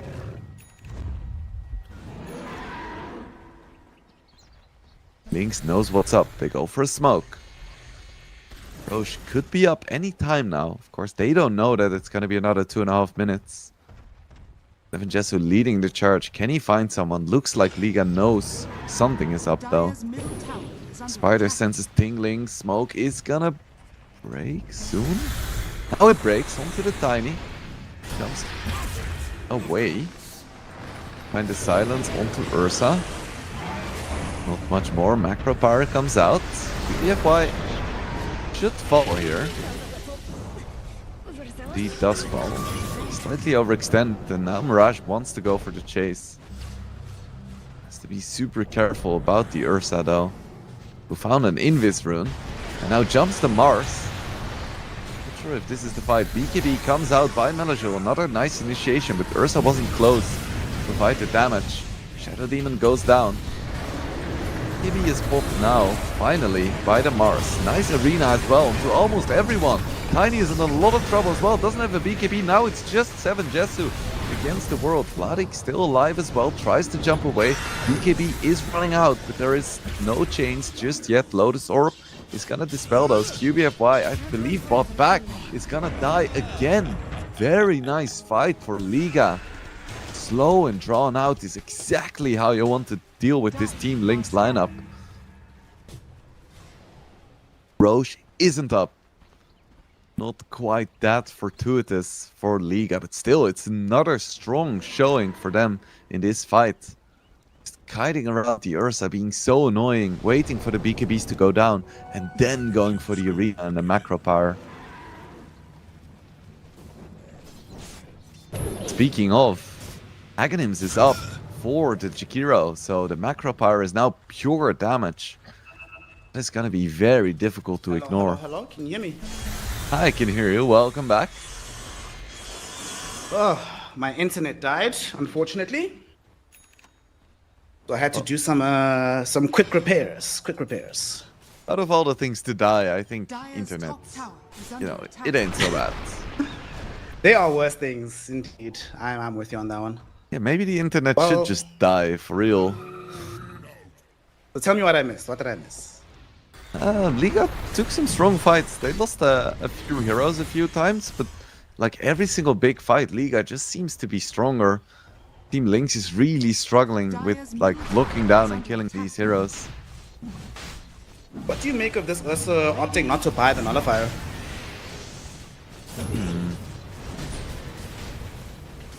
I would have liked to see a nullifier, but maybe he's just too afraid of the Dire's Shadow top Demon. tower is under attack. Like, if I get the nullifier off, they're just gonna get disrupted, and then afterwards the nullifier is pretty much gone. And it is true that he's currently like very vulnerable to the silence because he only has one BKB, and I think he wants to dispel, so he doesn't have to use his BKB so quickly. You and I had a discussion about this exact matchup last season, I believe, about the Dire's top Ursa tower Shadow is Demon. under attack. And how Shadow Demon can really create problems for this Ursa all the way through the stretch. But not even just the ultimate, but even just having Demonic Cleanse. So annoying for Ursa to deal with and trying to chase down these heroes. Yeah, you Yeah, really Ursa. think... Dire's Oh, middle tower is under Finds Corrupted. There will be an immediate save there from Sayush, but it won't matter. Corrupted even BKB'd. But 7 just who found the first hit dash. The Mars is gone. Very little commitment from the side of Team Lynx. And now they want to charge forward and look for the tier 2 tower. I don't really think of Earthshock being super relevant for an Ursa, but it does really help with getting in those right clicks. But at least Liga managed to get the Roche this time. They're gonna have it on the Ember. They want this tier 2 mid. They're going to go for Mirage. Mirage gets caught inside the trap from Melayul and Vladik. Still alive for now, though. Sayush ensuring that with his spells. The Mirage does get out with that Aegis, but the space is open for the tier 2 tower to fall in this mid lane. Yeah, Liga has the Aegis, but it doesn't feel like Dire's that. middle tower is under attack. This Warlock is providing so much though. Dire's With the middle upheaval and now a Vlads as well. A squishy support buying a Vlads? What year is it? This is what we like to see. But I think it's good. Like, you don't need to go Aghanim's refresher every single time. Just buy some items that are useful for the team. They didn't actually smoke as a team on the side of Lynx. Where are they heading with this one? Do they want to try go through the Twin Gate? They don't really have great vision on the map. They do have a Watcher that scouts out where this Abaddon is, but that will also let them know that there's nothing to be found on that side of the map. It's going to be long gone by the time they arrive.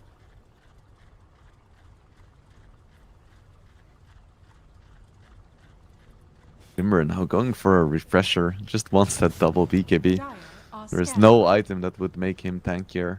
Despite all the attempts of Valve to try and nerf this item, Double BKB is just too damn strong. Okay, what's more annoying to play into, right? This the BKB metas or that godforsaken Glimmer Cape meta that we had like last year? I think Glimmer Cape. Like, BKB, you can still play around it. You have BKB piercing disables, refresher's cooldown is really low. This is fine. You know, these goddamn PAs running around with Glimmer Capes. Can't see them, can't do spells on them. Man, that sucked. Radiant's middle tower is under attack. Nice little mid-map snipe onto this Dark Willow. Open up the space for the tier 2 tower push from Liga. They should be able to secure that one without too much difficulty. Dire's top Question is, how much further forward do they want to go? They still have this Aegis for another 90 seconds. They are going to try and use it here. Push onto the high ground.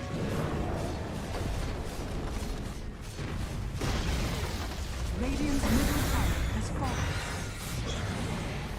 Effective damage really not a problem now that Abaddon has some items. Structures are fortified. Oh, they're gonna go in. They find the Tiny. Tiny's gonna get blown up relatively early. Meloyo really stand up and fight up against Mirage right now. They will find Ursa outside. Snowy gonna try focus 7 Jesu. They're fighting 1v1, but Respect is gonna help out with the ice path. Still, Snowy needs to run himself away. In the meantime, Mirage is trying to run interference on the back line. The bear comes back looking for the Ember Spirit, and he's gonna get him. Life number 1 taken by 7 Jesu. At the same time, look at Snowy looking towards Cracker. We'll be able to find and isolate him, getting that kill. 7 Jesu trying to get out right now with the BKB. Barely escapes the arena, but they still have... Oh no, Borstner is gone again. Got too excited as Liga try to finish off this Rax. Mirage is very scared. Respect not as much. He's trying to throw those liquid fires, but they're not gonna get it. Ultimately, the bear is too scary. They're like, let's not overcommit. Rax still has 1000 HP left. Will slowly heal back up. No reason to commit too hard. I think they're feeling confident taking this later. Because yes, Abaddon might not be as great late game as an Ursa would be, but I think Ember Mars is a lot scarier than Tiny Timber in this situation. But honestly, looking at these lineups, I think it could still go either way in the late game. As we see a pause come out. Apparently, Snare is not the only one having some connection issues. That should be a short one, hopefully. Mirage is already calling for the game to be resumed already.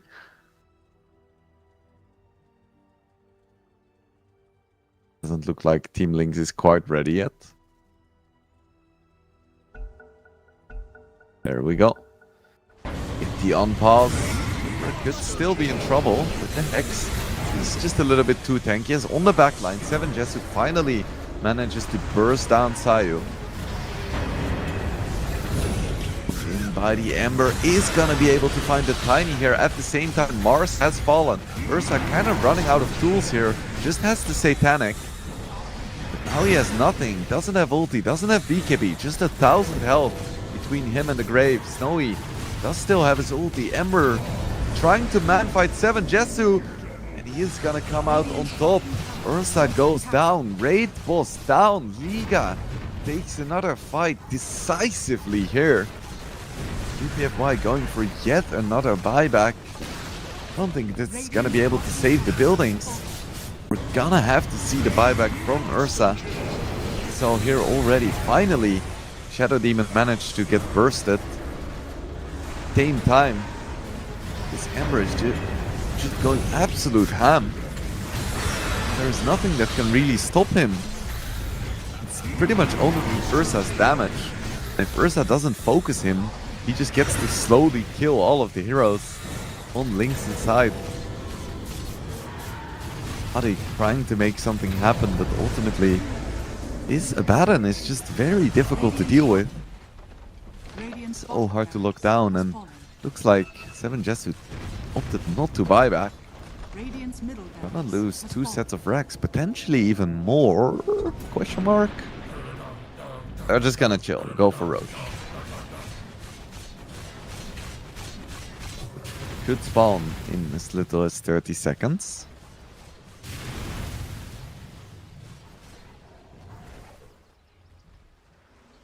Abaddon now 6 slotted.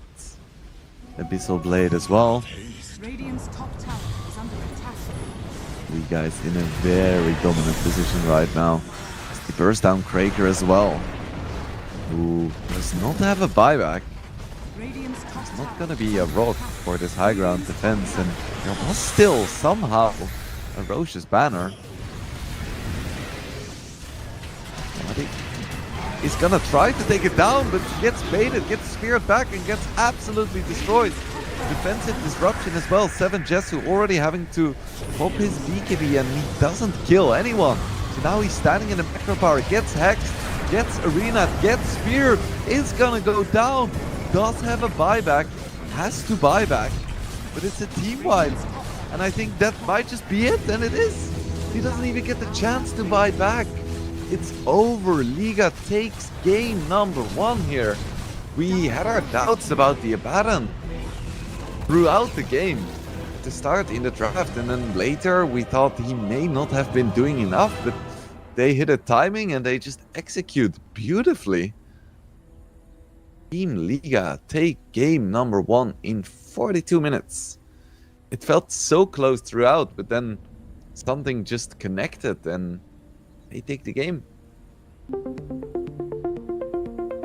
So Team Lynx is gonna get the chance to, of course, consider their drafts, consider their game plan, because this was only game number 1.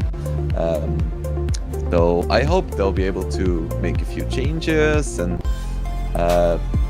fight for their place in the CCT. Because this is the lower bracket. Whichever team loses this series is gonna go home and is not gonna get their share of the prize pool. So this is an important match. Either way, we're gonna go into a 5-minute break, because while the teams are strategizing, we need a small break as well. So stay tuned. We will be right back for game number 2.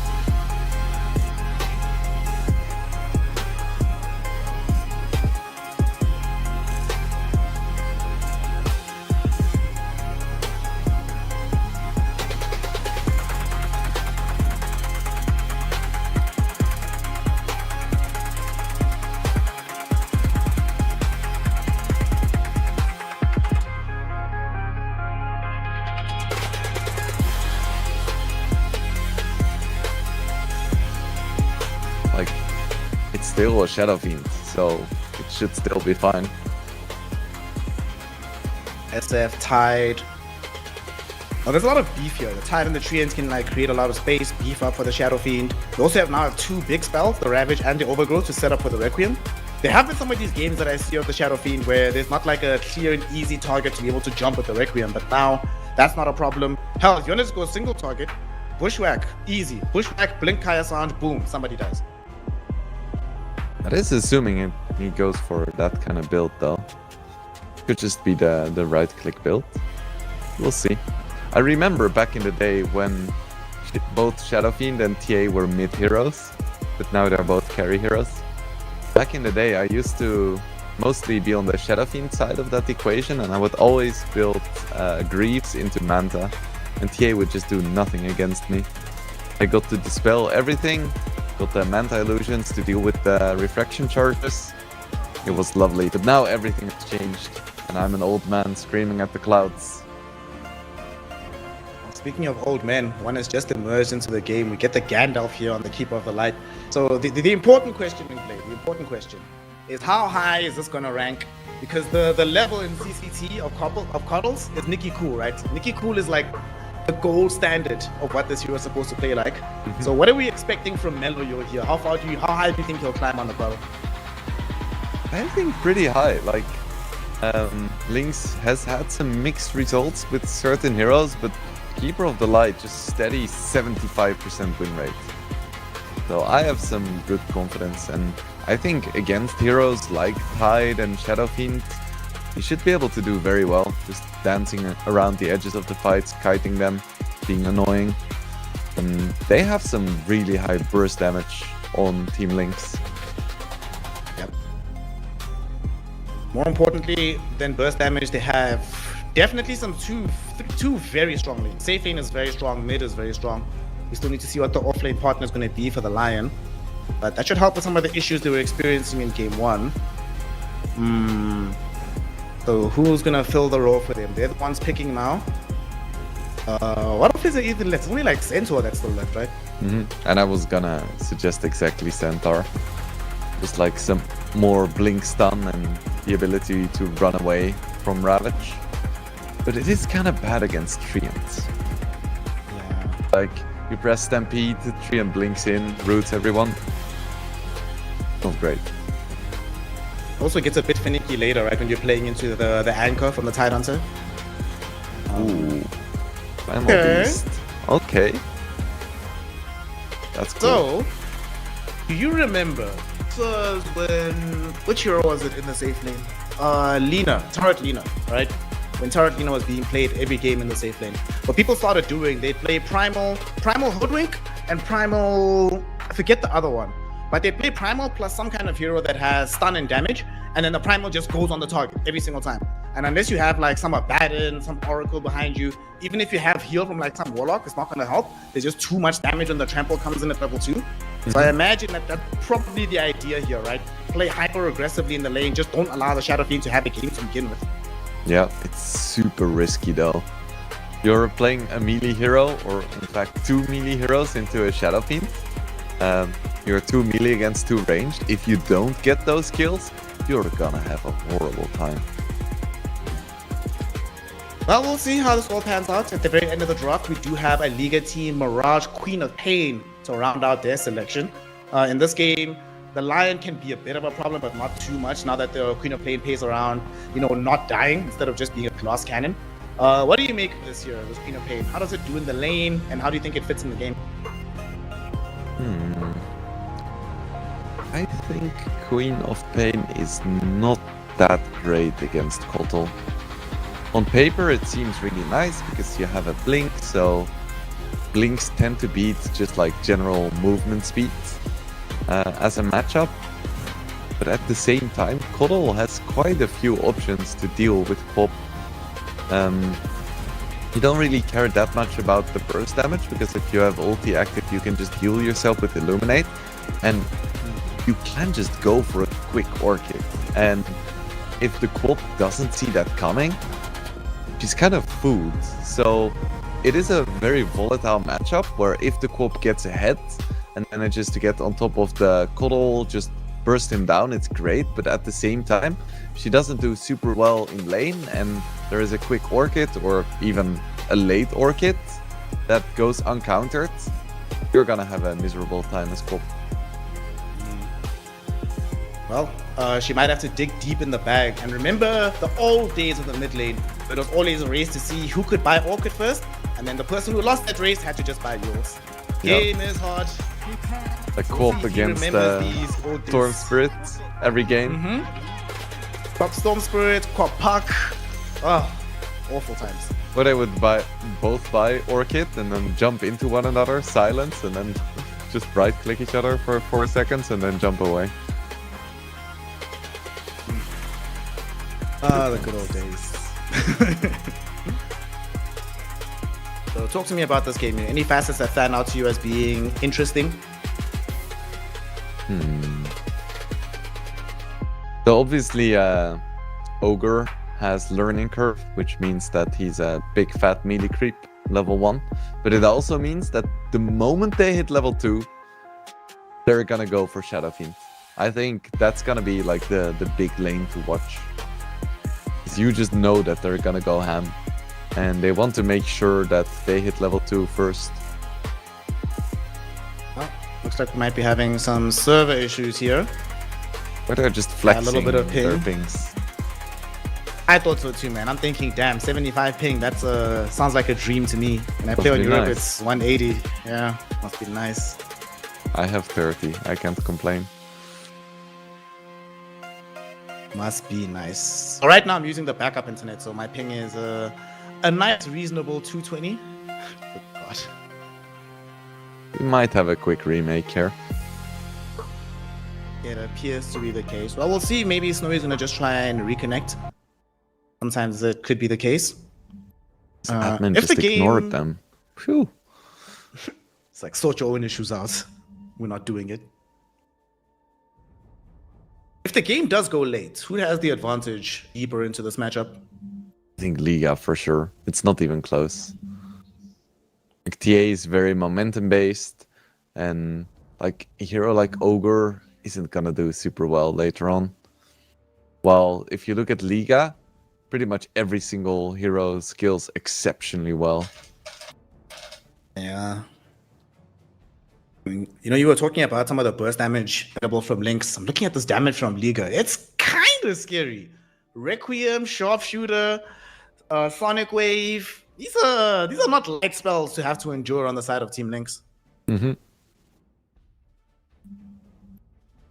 Yeah, Lynx really just has to play with momentum. Admin is here. Gonna try and drop down the low. Let's see if Liga will agree to go to EU West. Stock. Only stock. What? What does that mean? I don't know. Stock. Only stock. Okay. Well, I have like 20,000 like- hours in Dota. I've never heard someone talk about stock. locally, actually, there's some slang in the local streets where stalker refers to, like, if you've got a girlfriend or something, they go to the stalk, grille stalk or somewhere. I don't even know where that slang came from, but I highly doubt that they are talking about their girlfriends here. Yeah, the Dota players. Yes. Not that they're from the other side of the world, it's because they're Dota players. That's the main inhibition, lol. So I still don't know what's happening, so we have that in common with the viewers, which is nice. We're all trying to figure out the guy who did this. Yeah, still some time to figure out what's going on. Maybe a discussion on a text somewhere that we can't really see at the moment. Yeah, they're just writing essays right now in the Discord. So while we have time, you were mentioning like the inherent risk to this Primal Beast playing super aggressive into the Shadow Fiend. What happens if it stops working? Like, how many attempts do they have at this before they just have to give up and try a different route to come back into the game? I think 2. If you mess up once, that's like, whatever. You can still get it. If you mess up twice, afterwards you cannot go for a third time. Of course, it's context dependent, so these kind of blanket statements are relatively meaningless, but overall, I would say 2 times. Okay. We will be looking to see whether or not he's going to be getting there within those 2 attempts. Admin has been called upon once more. They need guidance. Want to play some Dota. Man, I wish we still had players who, in response to this kind of stuff, would just write a tweet longer and create some drama. Oh, man. God, we actually haven't had a good Dota 2 tweet longer in a while, right? Yeah. Do you just have X longer now? How does that work? Does it still exist? No. I feel like Twitter is the only exception where dead naming is acceptable. It'll remain Twitter until forevermore. Yeah. The only exception to the rule. Let's see if tweet longer still exists. That is a yeah. Go check. I think so. Crazy. It doesn't seem like people use it anymore. I mean, you can also just write like exceptionally long tweets nowadays, right? So I guess maybe there was less need for it. A relic of a And also- bygone era. And generally, there's just fewer people on Twitter now, right? So True. probably not as worth investing the amount of time as people used to. Mm-hmm.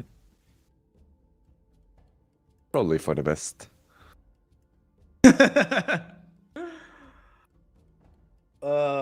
Probably for the best. Well, right But now it was it will be nice for the for, best. For the Dota community to get some drama flowing. We also don't have as many drama magnets, you know? There can be still people that have drama behind the scenes, but not as many that are happy to engage in drama publicly, you know? That don't have as many eternal envies of the world, for example. Yeah. There is, of course, still the villains, but even they are, you know, Oh, for sure. less interesting. Well, it looks like we are going to have a remake, or at the very least, that's what it looks like, because everybody's leaving the lobby. I'm not exactly sure how long this will take, so what do you think? It's going to be a quick remake, or is it going to be one of those where we spend a lot of time finding the settings? We'll figure it out. In the meantime, we're going to go to a quick break. When we return, the real game 2, the real heroes, and the real continuation of CCT here in this elimination game.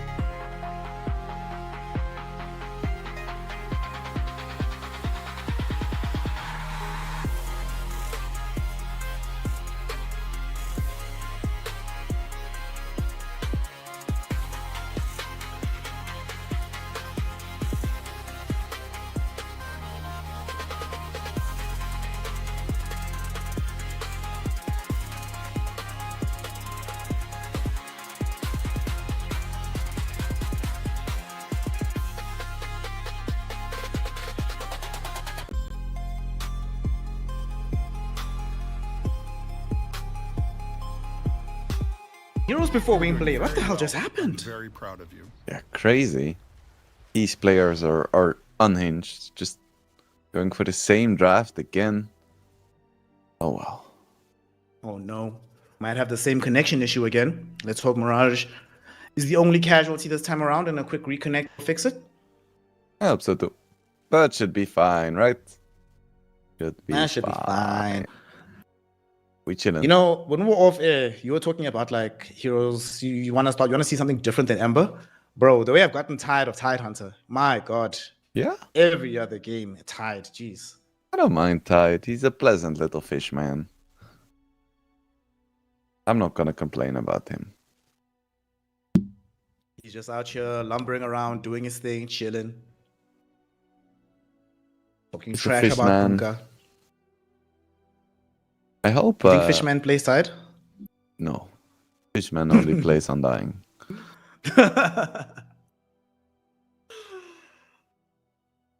Who is your favorite of the fishes? You have small fish, you have medium fish, you have big fish, and you have female fish. What? How'd that happen? Who's my Well- favorite fish? Yes. You have Slark, Slardar, Tide, and Naga. Oh. I was so confused for a moment. It was like a riddle. I see. Well, I hate Naga with all my heart, so definitely can't be Naga. I think Little Fish then. Little Fish. I really enjoy playing Little Fish. It's so much fun. Okay. Yeah. It's a shame that Slark will never be meta because people don't enjoy playing against him. It's one of those heroes that if it can't be too good. It's just it has to always remain a little bit weak and just be put in a situation where in the perfect game it can be good. It's sort of like some Meepo or something, right? Where in the perfect game it's incredible. But if it was good enough to pick all the time, the game would be intolerable. Can you just imagine if every game had a Slark or a Meepo? That would be too much. Yeah, I can imagine what that feels like because we see Ember every game. Not this game though. I'm just glad I never got high enough MMR to have to experience the position 4 spammers. But this is an interesting smoke. 30 seconds. They find to someone. They are uphill right now on the side of Team Lynx. Seven Jesu is the one that's very far away. Some of these smokes do break, so they know where they're at. Seven Jesu very close to the tower, has refraction, so he's a very unpalatable target. We'll now see Cracker. They throw out the Earth Spike onto Sayush. Big Illuminate Blast connects in as well. Sayush falling lower and lower, and the final right click chases him across the river. Lion securing the first blood. Now they want a second. Lion just needs to get the range for the next Earth Spike, get the connection out onto Respect. He's all alone, but the Illuminate misses. Without it, they just do not have the damage. Respect a little bit too tanky. He'll be able to get out of here. But nonetheless, Team Lynx off to a fantastic start. I have no idea why. They have 4 level 1 heroes because Ogre doesn't count. He doesn't have spells. And somehow Liga still manages to lose the fight because they're like, ooh, we have all of these interesting tanky heroes. We're gonna put our Hoodwink next to the stairs. To the high ground. I don't know what that was about. Even waiting for a full Illuminate Blast. Unhinged behavior. And end up paying for that one. Giving the first blood. To be fair, there's worse heroes to give away the first blood to. You know, you're giving it to the Lion. Yes, it'll mean a slightly earlier Blink Dagger, a slightly earlier Boots, but it's not like you gave up the first blood to like a TA, you know, or the Coddle or something like that. That would have been much worse. I guess so.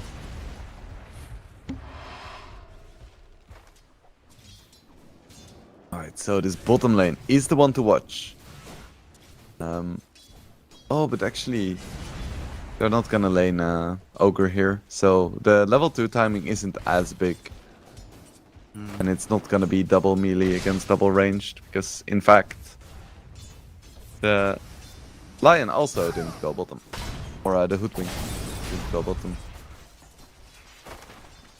I guess for the Lion, part of the complication is that you only really get like nice kill threat level 3. Like the level 1 spells it's not enough. So that does delay the possibility of that aggression down bottom. It does make sense though. You don't want Treant Tide in this top lane. Because that is a double range or a double melee that also doesn't have aggressive potential. So that just sounds bad instead of risky. Mid lane. Looks like Mirage fell very low, but should still be alive. QBFY putting in some right clicks onto Respect. They will hit him with the stun. And QBFY getting a surprisingly early point into the drain on himself.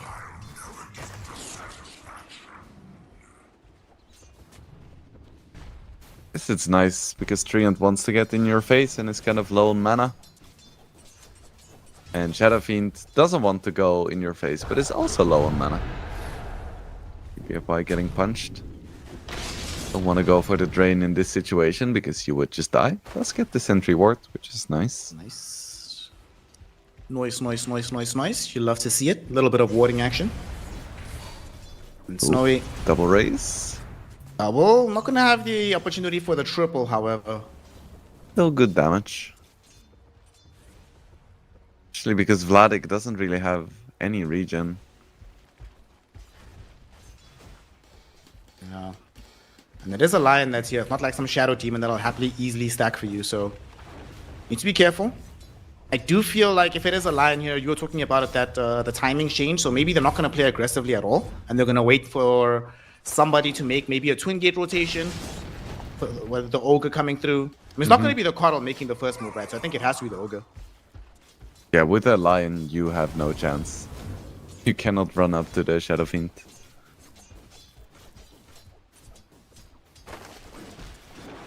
So how are things looking on the other side of things here? TA. It's doing TA things. This is also one of the other reasons I don't like the Tide Hunter, man. There's not many lanes that involve Tide that become exciting, you know? Unless there's like some burst or something. Usually it's just, we're just all gonna farm, I guess. Nice. Yeah, that is true. QBFY gets the stun, but it's not really gonna do much. And Treant got some points into living armor, just providing a bit of regen. How's this battle looked for you in the mid lane? The Queen of Pain Coddle, is it supposed to be like this in the CS department? Well, we cannot currently see, but Coddle is 17-2, and Queen of Pain is 21-11. So Queen of Pain is doing very well for herself here. Maybe unexpectedly so, and now it's another solo kill. Okay, gets gifted a kill in the mid lane. Meloyo really getting some pause put on him in this mid lane matchup. Mirage is kind of skill diffing him here. Yeah, for sure. This is not a matchup that Queen of Pain should dominate. I think Queen of Pain should do well at the start, and then slowly but surely Coddle should just take over the mid lane, and then not only take over the mid lane, but also just farm like a train in the jungle. Still, they're gonna try to trample some creeps. He got interrupted though. They try to kill him. They even dropped a blood grenade on top of him, but they'll just easily get away. He's chilling. So thank you, boy. But I think Melajul getting wrecked mid doesn't really matter that much for Coddle. Still gonna be able to farm the jungle and get his items. I feel like I say that about a lot of heroes though, where it's like, oh, it doesn't matter if they lose mid with the state of the game. Doesn't matter. They'll just farm back up and be fine. I mean, hell, you said it about this boy Vladik in game 1, right? He'll get level 6 on Timber, no worries, bro. He'll recover. And then that didn't really go according to plan. I think Primal Beast struggles a little bit more. Like, even if you get level 6, you're not suddenly gonna be able to lane in an unlaneable lane. He's getting bullied. Poor guy. Trekker just got himself killed off by Mirage. Sayush does kill Meloyul, and Vladik getting ran down right now. Snowy and Respect the Autumn does have the onslaught. In the meantime, Mirage is onslaughting through the rest of Team Lynx, finding a double kill. Killing off the Coddle again. Ogre's dead. Now Lion's dead too. It's a triple kill for Mirage. Yo, brother, relax. Did anybody tell him this is only a video game? Nah, he's going ham. And very often you don't see Queen of Pains going for Sonic Wave at level 6 because it's quite prohibitively expensive. But the Mirage, he doesn't care about societal norms. He's like, no, I'm gonna freaking put 3 points in my dagger to really pressure this Koddle, and the moment I hit level 6, you're gonna get a Sonic Wave on your ass. Bro, I love how Mirage actually plays. He's so aggressive. Like, damn, bro. Just go in. At the same time, they do lose respect. Cracker finding some vengeance on the map. But right now it's the Mirage show, leading into getting that Kaya. And we'll get there well before Meloyol is really ready to fight.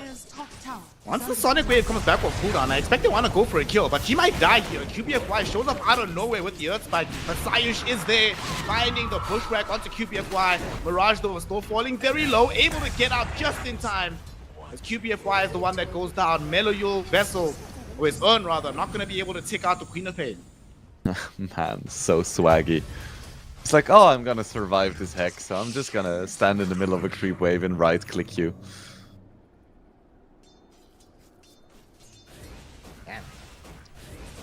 Mirage, bro.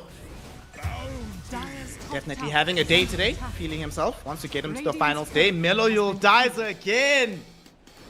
They killed Mirage for that one, but with how far ahead Mirage is, they need to make sure that Meloyol can walk away from these fights with the golden experience, not back to the fountain. They got Mirage. That's fine. It's not too bad. And this is the thing with Mirage as well. Yes, he looks crazy good sometimes, but he is still very much fallible. Like, you know, at some point he's gonna overextend as well.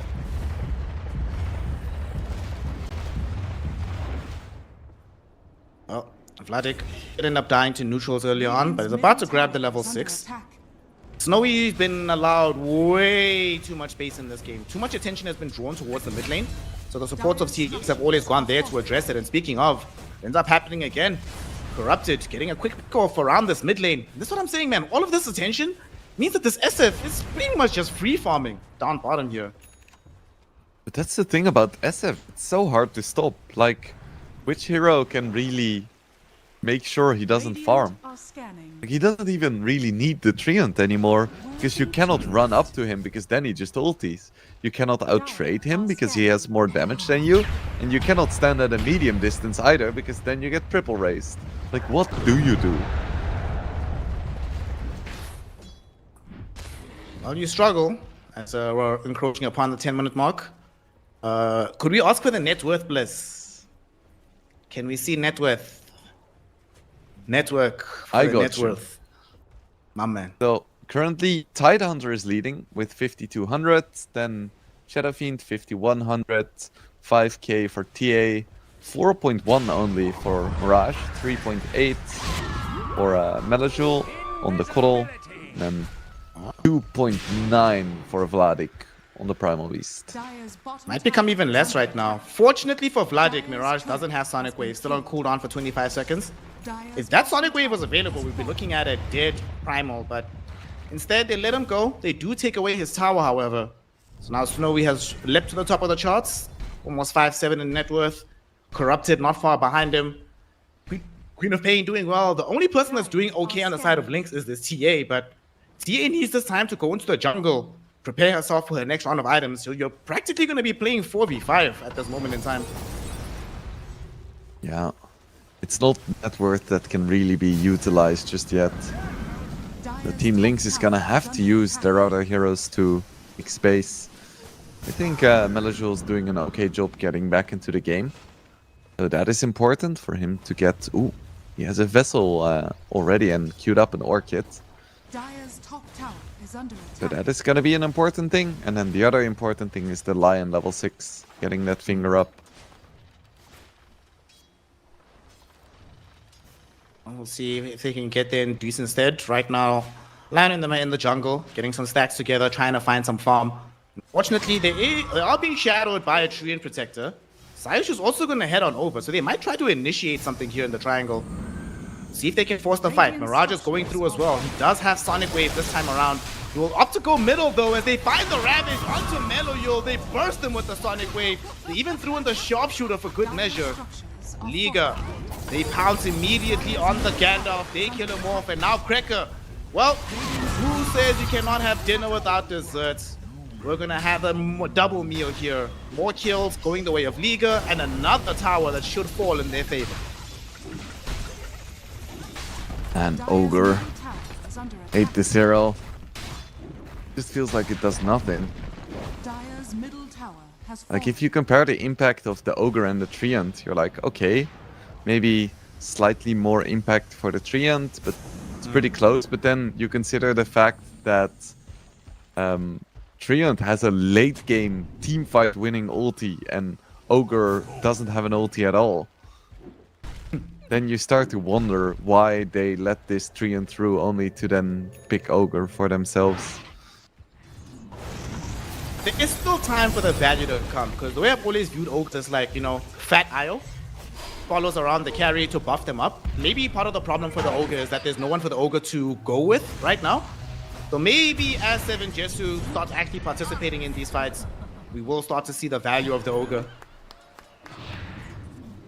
They're gonna have to do something. I'm not sure if the 35 attack speed and 6% movement speed is gonna cut it. Ooh, another question. How many Desolator heroes are in the game? Oh. Don't make me spend another 3 minutes counting. I think, how many heroes are there in Dota now? I don't know, 140 something, I think. I'm not sure, 130 something. Let me check. I'll check that first, and then I'll base my answer on that. 128 only. Ah, see? It's not So so bad. there's 128 Deso heroes, because Dota is about objective damage, and you know, when you're base racing, every hero has an opportunity to buy Deso. Might not be able to use this Deso right now because 7 Jesu is getting ganked. Massive smoke gank emerging from the side of Liga. They don't even have to commit any ultimates outside of the sharpshooter to get that kill. And Team Lynx, while this is happening, look where they are. They were smoked on the other side of the map trying to make their own move. But now Shadow Fiend, who was the target, will be questioning why nobody was there to defend the TA. He's pretty much ungankable right now. They're even bringing allies towards him. Unfortunately, they will be scouted. The TA trap did see this movement. But for Team Lynx, now what? You just wasted all this time and you got absolutely nothing out of it. They could fight in this bottom lane with Shadow Fiend as bait, because he's super tanky. Well, they're gonna Good go in. Treant isn't, though. Vladik gonna be able to burst through onto Respect. Unfortunately, though, now Vladik has been caught with the pushback. Look at him just getting eviscerated. Can't go anywhere. Corrupted is the one that claims his kill. Meloyul, he's back. They've just respawned on TA, but TA, she is not coming bottom for any reason. She wants out of here. Lion TP's out as well. Cracker, I doubt you'll be as lucky, my friend. Got sharp shots, got right click, got killed. Team Lynx end up losing 2. Or Corrupted, gliding around in endless agony. I love the Dota 2 visual Radiant's bugs. top tower is under attack. Game is hard. What's your favorite visual bug? Ooh, I love the in Source 1 when games would go really long and particle effects would just start appearing in the late game. yeah. Oh, yes. That is hilarious. Top My one. least Top favorite lane. visual bug is when you could see projectiles in the fog, so you could always tell if people were roaching. Oh, 7 Jesu. Him and the 7 boys Jesu. My man. just have to watch. He was trying to get the deny onto his homeboy. It didn't work out in the end. And now big overgrowth from Respect. They're going to get the pushback out onto the Cottle as well. Corrupted is on the other side. Drops the Ravage under 2. The other one is 7 Jesu. This TA does not have a BKB. She doesn't have an Aegis. She has no options. So she's just going to lose her life. Now Snowy came through the twin gate. Not going to allow anybody to escape here. And all of a sudden, what started as a quick routine gank on a Lion turns into a 4-hero slaughter for Liga. Yeah. Did you see that sick Ogre ulti?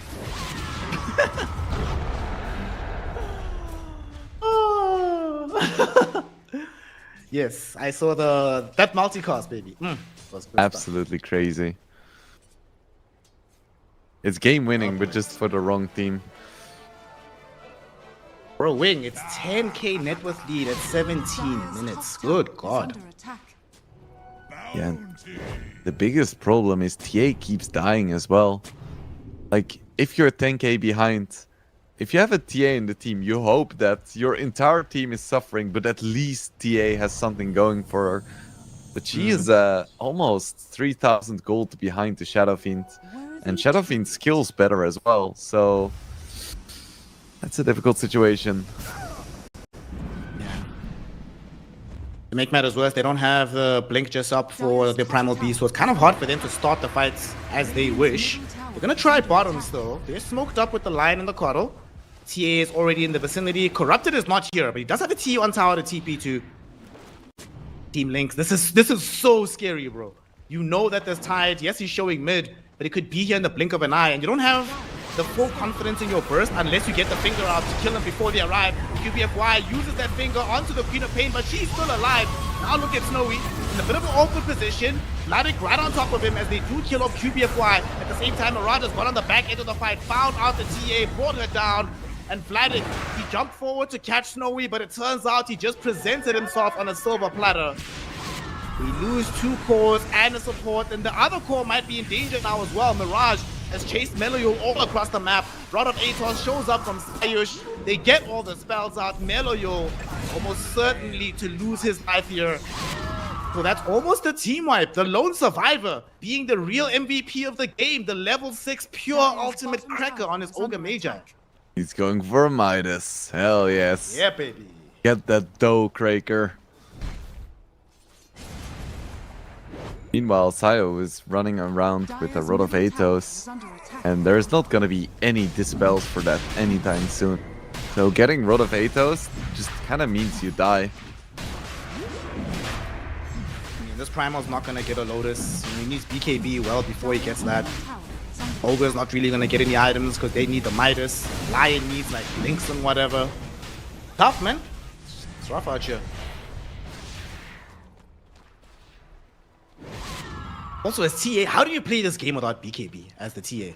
Because she does need to buy these damage items. I'm not begrudging her that, but at the same time, just look at the control. Look at the magic damage from Liga.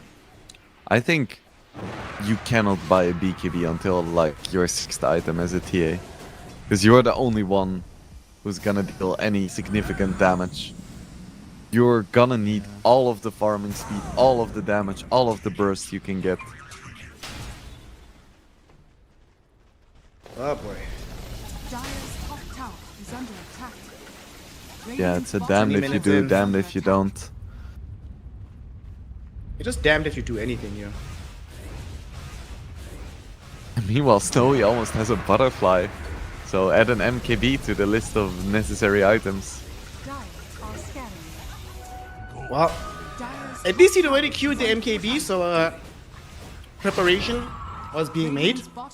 But I don't know, man. You're about to lose the Tormentor, and you can't even think about contesting. You just have to try and farm and get your next round of items and just pray and hope that they're gonna wait for the next day just to try and go high ground. Oh my god. As we see Is now, Tide gonna Lion, solo kill a Lion? he just might.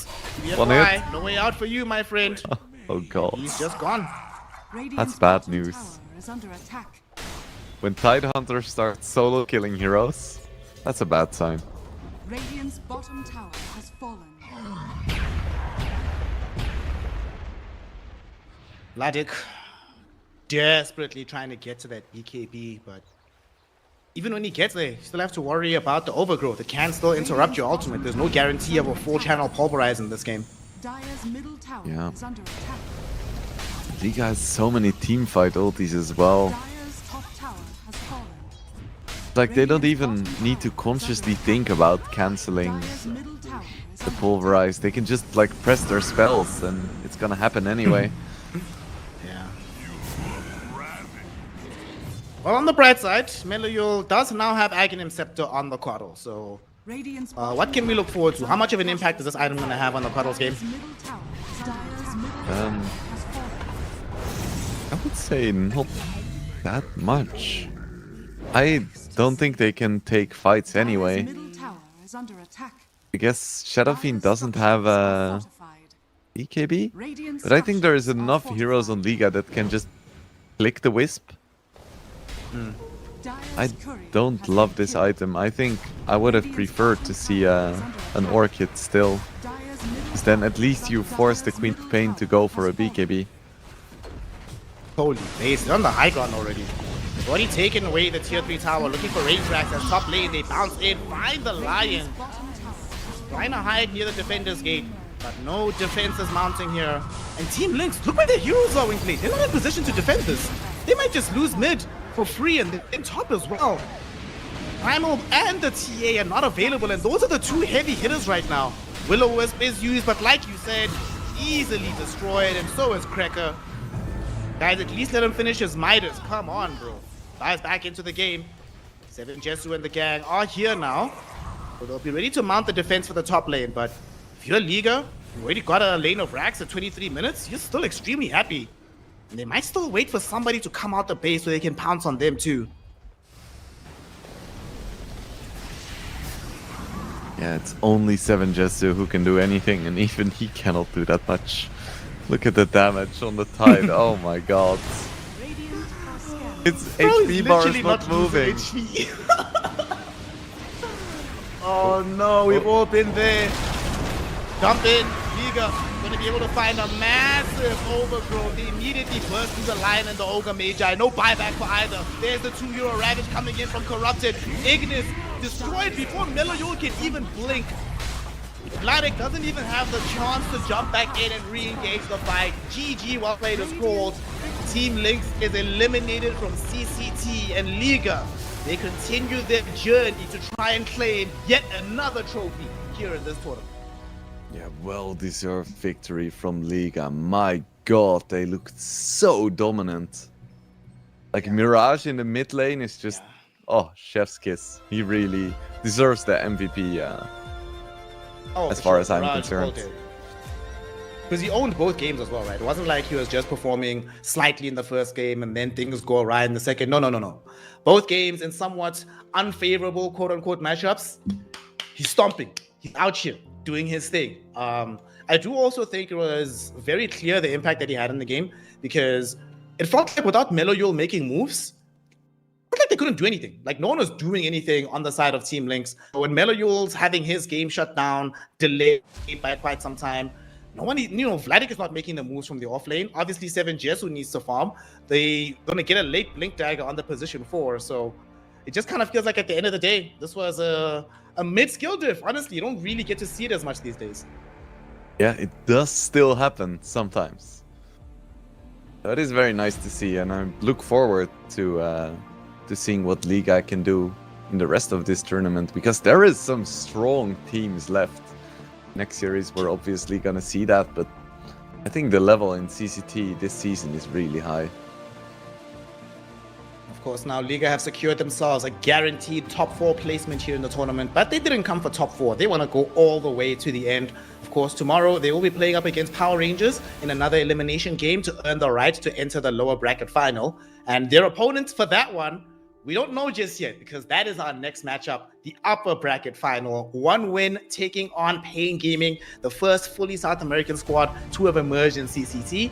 So this one, trust us, the Dota that these two teams have been playing this season, you do not want to miss it. So we have a bit of time before that game starts. Go grab some water, walk around, stretch your muscles, and then join us to resume CCT action as we go into the upper bracket final in 1 win.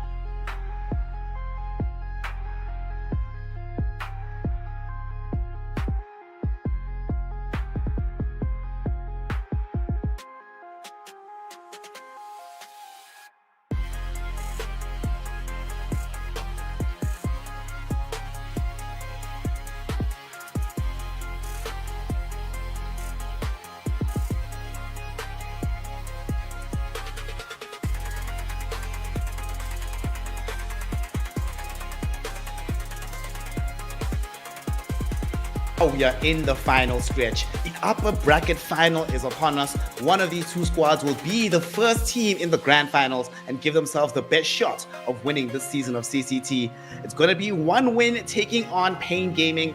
And not only is this matchup going to be spectacular in terms of the play, as you see these two squads going at it, both of them have just been running a tear throughout the entire tournament.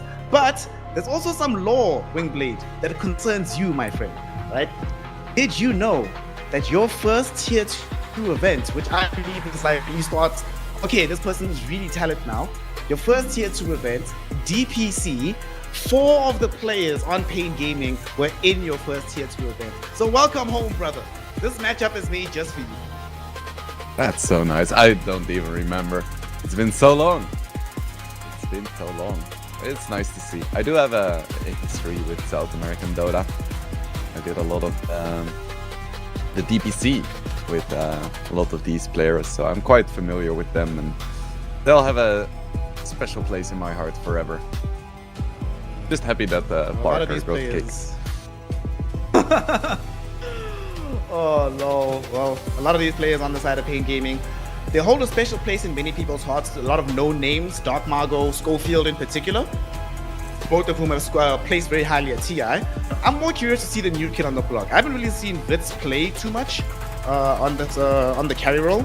Have you gotten to see him? What have you made of his carry performances so far? I haven't really been able to watch many of his games. Feels like he kind of came out of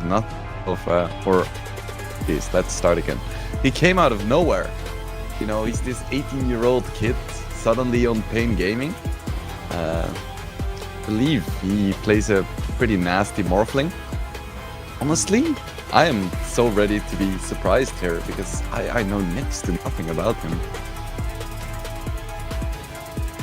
It'll be interesting to see how he fares. We see now one win. Quadix, of course, one of the more recognizable names after his stint on VP. Did pretty decently at TI with that Earthshaker. And Violence, having just come from Liga, who we, of course, saw getting themselves the 4th place so far in the tournament. I think he's probably going to be like the main linchpin of the team. Not that I really miss, though. We saw a Primal Beast the other day. I miss Sweden Strong playing that position for Primal. It was so fun to watch. That was legendary. I feel like those specialist players are just the most fun to watch. Where it's like you have this one team and then they have this one player who always plays the most out there heroes and makes it work. That's our boy Sweden Strong. We'll of course see if he can make it work here today. One win has many times in the past found themselves in the grand finals, even snagged a couple of wins there. However, Pain Gaming, they're going to be the relative newcomers on the block. So we need to see how they fare here, playing up against these Eastern Europeans as a head-to-head matchup. Wits versus Violence. Like you said, Wits just came out of nowhere, but his numbers, that KDA, you were talking about how he plays Morphling. You can sort of see it, right? You have to be an aggressive style carry player to get the And he has a bright future ahead of him. Apparently he had his first proper professional match 2 years ago.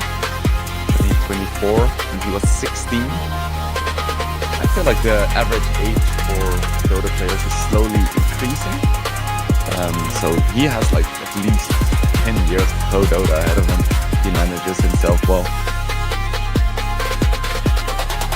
Well, lots and lots. Oh, you say 10 years, brother. You still have the homies like Fly who are out here, still putting in that work. So he could be in the mix for quite some time. Of course, we'll have to witness what they give him in the draft, because as we've seen lately, the carry-to-carry matchups can really swing a draft nowadays. It's not so simple as just we can just out-team fight you. There's a couple of carries, these SFs, these TAs, these gyros that can play 1v9, so you have to always be wary of that. So for one win, do you think there is any specific heroes we should be watching out for? I know one. Which one? No, I need your prediction first. What do I want to see from him? I know what I want to see. Violence is one of the few brothers that has left us with what I want to see. I want to see Violence play not the Templar, the Drow Ranger. He can play Drow Ranger too well. Shout out to Violence. Of course. Should have seen it coming.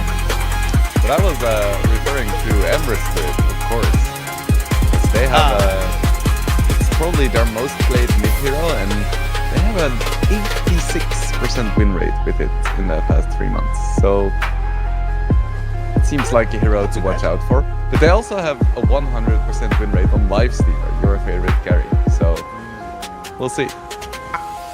I will say Violence is one of the few guys where I don't mind him playing the Lifestealer too much. But I think like in Eastern Europe, it would be Violent, Heritage, and Diraichu. There we go. If those brothers play Lifestealer, I don't have any problems. I'll just be like, what you need to do. Yeah, fair enough.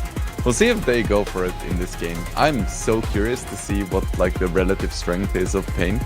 We also have to keep in mind the ping, so that is also something that we have to take into account. So I think it's less likely that Pain is gonna go for some super twitchy reflex heroes like the Morphling or the Puck.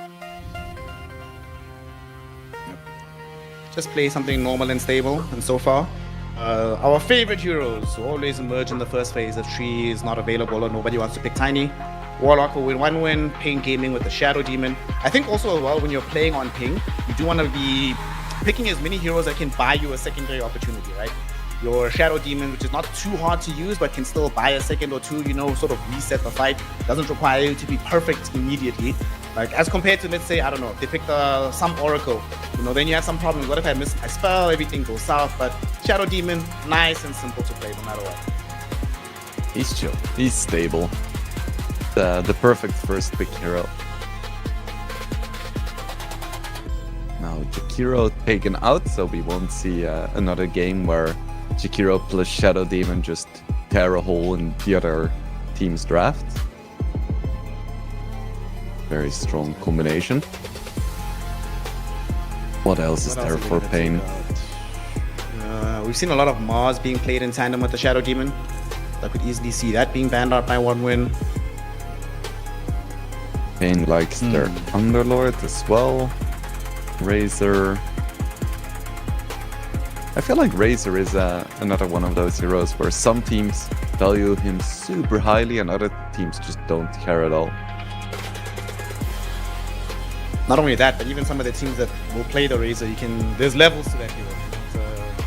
It's one of those very specific heroes where you have to, it's sort of similar. The way I think about Razor is like, you know, when you see somebody play carry Monkey King, where there's not that many teams that can do it properly. You have to really know how to move around that one particular hero to deploy it in the game. Yeah, certain heroes are like a semi-carry on some teams where you have to be like aggressive to make it work. And on other teams, they're just a fully fledged carry. It's like, okay, I respect it. I haven't made up my mind about Pain just yet in the Razor. Maybe we'll get so to Viper see it. got banned out. What are they gonna go for here? We could just have the Heads Up Ember emerge from this spot. We could have a Bristleback be coming out for them. Just snap the Disruptor for now. Okay, some nice big silences. Also disinhibits 1 win from really wanting to go for the Centaur. Kind of rough to play Centaur into the Raptor.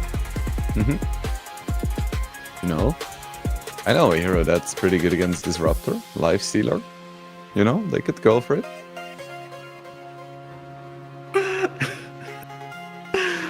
Yeah, man. Be the Lifesteal. Let's go. Lifestealer against Shadow Demon Disruptor sounds lovely.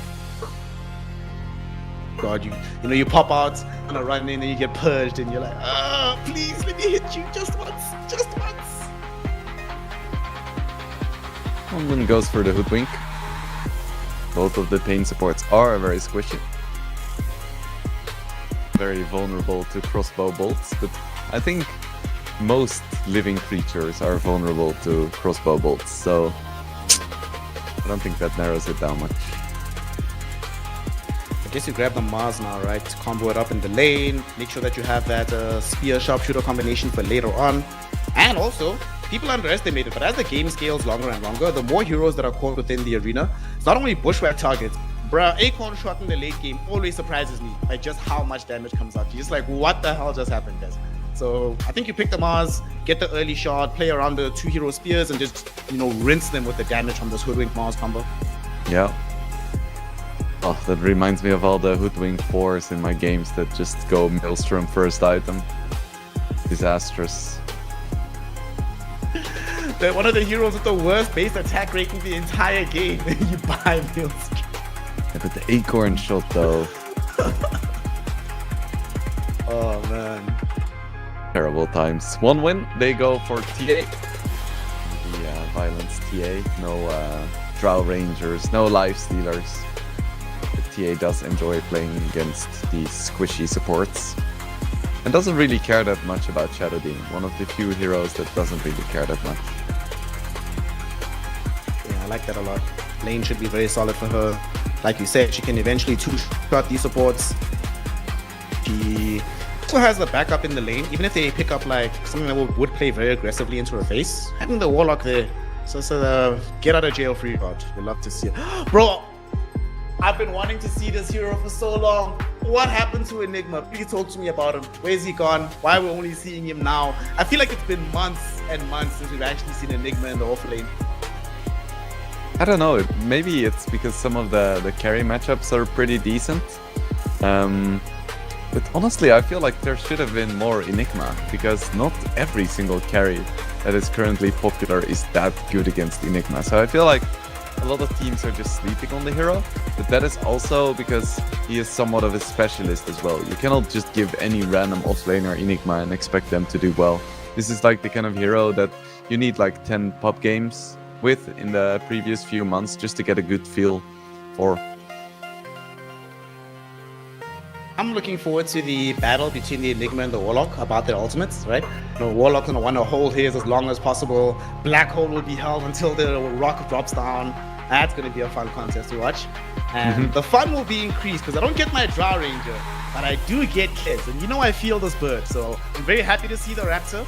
It does fix some of the damage problems that they had before. They had like a lot of setup, but not many ways to actually kill heroes. And Kez does not really have any problems in that regard. We get another one of your favorite heroes in the Tidehunter. Now one win is going to ban Huskar. They will try to pick Ember, but Pain is gonna ban Ember. And what are the final two bans gonna be in the final two picks? Let's see if I can predict. Oh, never mind. Whatever happened to Dark Margot Kunkka from the mid lane? The guy used to be a beast on that hero. Kunkka got castrated, so yeah. Yeah. I mean, if even Attacker is not playing Kunkka anymore, then you know it's good. Yeah. I did predict the Ember ban. So what do you get there? Do you get Puck? Do you get Storm? Void Spirit? Which one? Definitely want to have a peacemaking hero. Could even go for Tiny, honestly. Tiny mid wouldn't be bad. Because everyone can just be comboed throughout the game. You have plenty of damage with the TA, I think. Invoker and starter ban, interesting. Let's see who the Space Maker is going to be here. And it is going to be the Tiny. You called it. You said that that's still a viable option. They will grab it up. More burst damage onto the squishy heroes. And Pain Gaming, they seem to have seen this coming. Immediate reply with the Queen of Pain. Okay. Queen of Pain is so what do we really make good of this mid lane? Because against that's what I was Tiny. thinking, that it should own the Tiny, but is it still the same way as it used to be? Yeah, for sure. And the problem with Queen of Pain is you really cannot burst her either, because she tends to buy Kanj and Saya. Jesus. Kaya and Sanj. Pretty soon, and then from that moment on you cannot burst her, so you basically never want to combo her at all, because it's just a waste. She jumps away, maybe pops a Sonic Wave, heals back to full.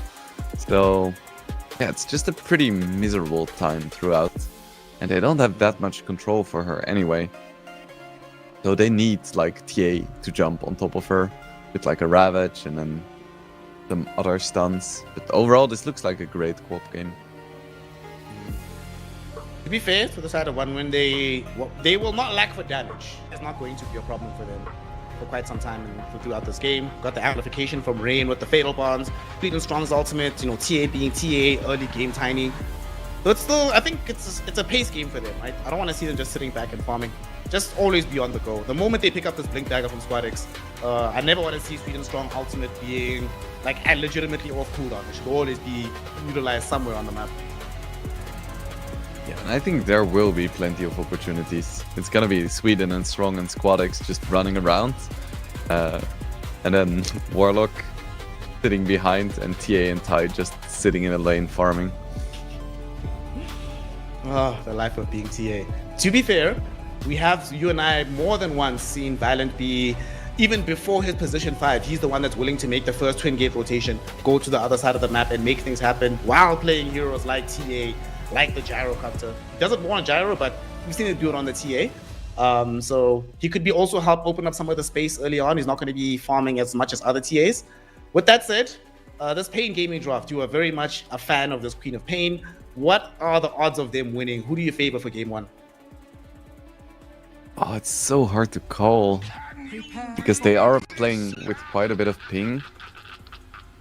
Never helps, but they're also, you know, they're South American, so they're used to playing with ping because a lot of them play on the EU servers because NA is pretty dead.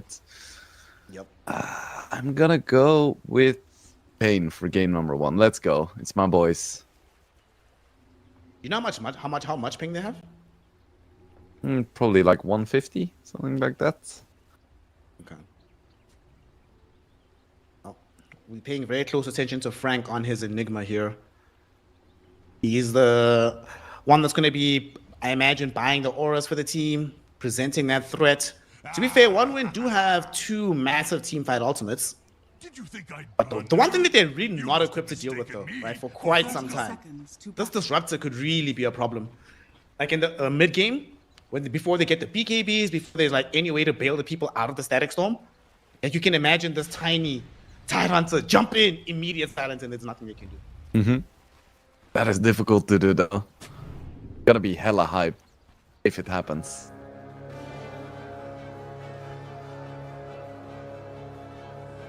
See how this all unfolds.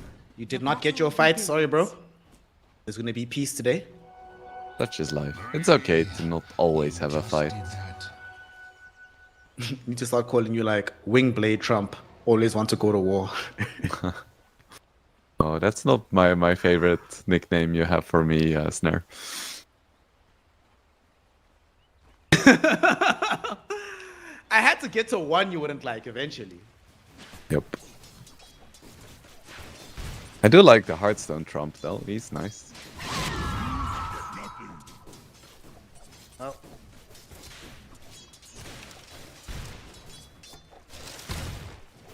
Oh, that's pretty short. My gorgeous observer, could you please bless us with the We last are hits anticipating nice? that Dark Margo should be putting in a lot of work onto SquadX. How large is the disparity like?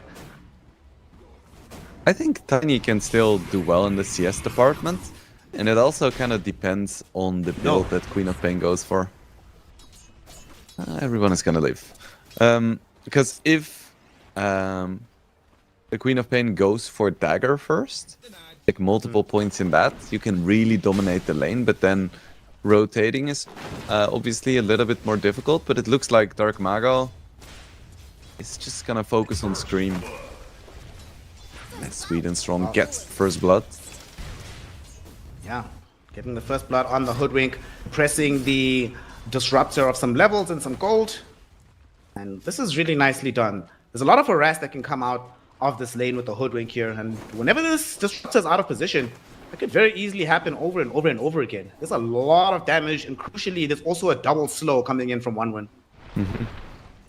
Yeah, cannot underestimate level 1 Gush. So strong.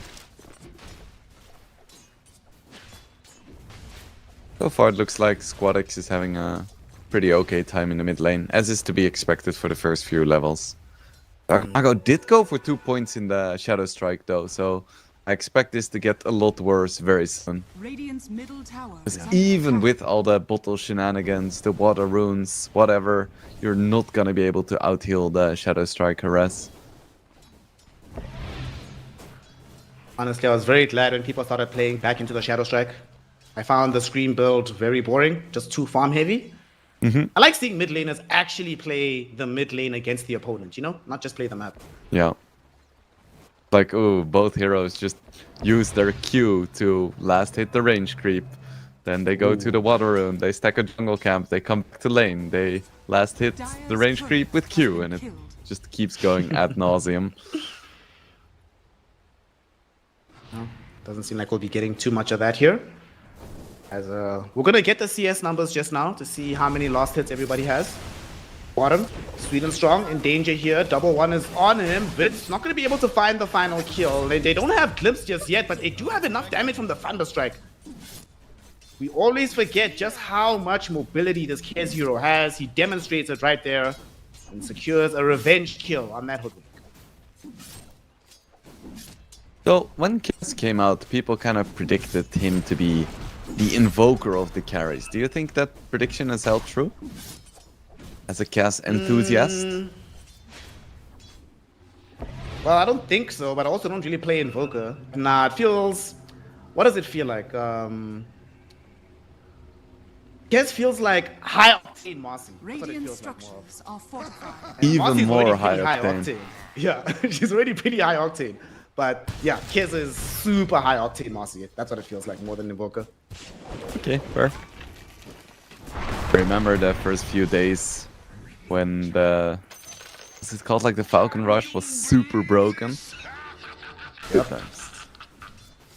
When the Falcon Rush Echo combination was legitimately busted. Oh, I miss those days, man. That was good times. No more free MMR for me. Early in the game here, mid. They're gonna try and make a play onto the Queen of Pain. They're gonna find her. Dark Margot got caught in behind. Sweden Strong shows up and they exploit the Queen of Pain. She thought she was safe. She sees that the Tiny had like half HP. What's this guy really gonna do? All of a sudden, allies show up and she's dead. Might kill Squadix though in revenge. El Misho does get the glimpse back. Beautiful connection. The Avalanche. And is it just me? Or did he actually get pushed away by the repulsion? That might have kept him alive. El Misho, your innate griefed you, bro. Oh, damn. Disastrous rotation. I think they maybe just went a little bit too early. They went when Queen of Pain was a little bit closer to respawning. She could have just blinked into the tower. Difficult call to make. Very good start now for one win, because this mid lane was supposed to be a disaster for the Tiny, but he's doing very well both in terms of kills as well as CS. Taking advantage of the time periods where he's able to farm, gotten decent CS. And to make matters even better for the Tiny, it's not like he's overperforming, yes, but his side lanes are just legitimately going well.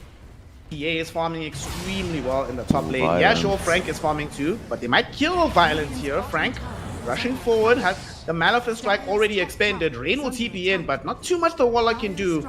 However, his body being in the way does block the vision, so they can no longer chase the TA. It will be a disruption. Schofield trying to put the danger out, but Schofield is now the one that's in danger. Bushwhack on the tree, blood grenade, right click, he's gone. Glimpse back onto Violence, so you can't keep chasing onto Frank. So Frank gets out. But El Misho, he's gonna lose his life, and so will Rain. So support for support. The main carry though kept alive in the end. I do love the active movements of Pain. We've already seen every single hero rotate to another lane to try and get kills, except for Queen of Pain.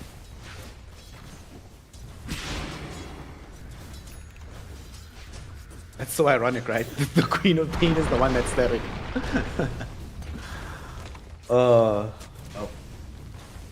Matter of Dark time. Margo She is has officially ulti now. behind. He's actually really far behind. 600 net worth behind the Tiny all of a sudden. Are scanning. Not great, but that's like the difference that one kill makes. Alex now going for a rotation. Usually you don't want to like TP into a disruptor because you get glimpsed back, but apparently disruptor also doesn't want to TP into you. Does survive, however. This time the repulsion works in his favor instead of against him. Yeah. Net negative facet. I still can't believe that actually allows Squadix to survive the first time. Yeah. Or innate, not facet.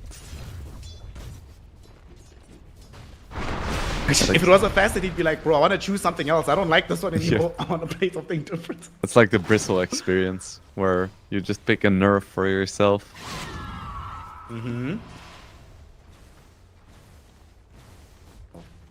5-2 is the kill score. Still relatively even in terms of the gold. Are scanning. Kez has spent a remarkable amount of time undisturbed. Now, as a Kez enthusiast, as a Kez enjoyer, right? I am... Oh, hold that thought. Mid lane, Sonic Wave expanded, but it's not going to be enough. Squadix just tosses Sweet and Strong into his death, allowing the Queen of Pain to get away. Hoodwink dies. And Dark Mago's like, Squadix, you're a real bro. I appreciate you, man. I think it would have been really close if that kill or that toss would have killed Dark Mago. Like a matter of 20 HP or so. Good save by the Shadow Demon. So, as a Kez enthusiast, what do you think of the Battle Fury build? You prefer this or the Deso build? Deso build. I feel like I was saying about this hero, it's super high octane. It's not meant to be... You're meant to farm heroes, not farm the map. You see, you're meant to be doing stuff like this, rolling through with the Raptor Dance, putting pressure on the Tide Hunter, bringing him down. I want high octane, man. For Battle Fury, Mjolnirs, every time I see it, it just feels... It's sort of like the Weaver problem, right? You know when you're playing Weaver and you build Mjolnir, you just quickly recognize I don't deal enough damage for what the hero is supposed to do when the hero is supposed to peak. That's sort of how I feel about Kez when I don't see him buy the Deso. Mm-hmm.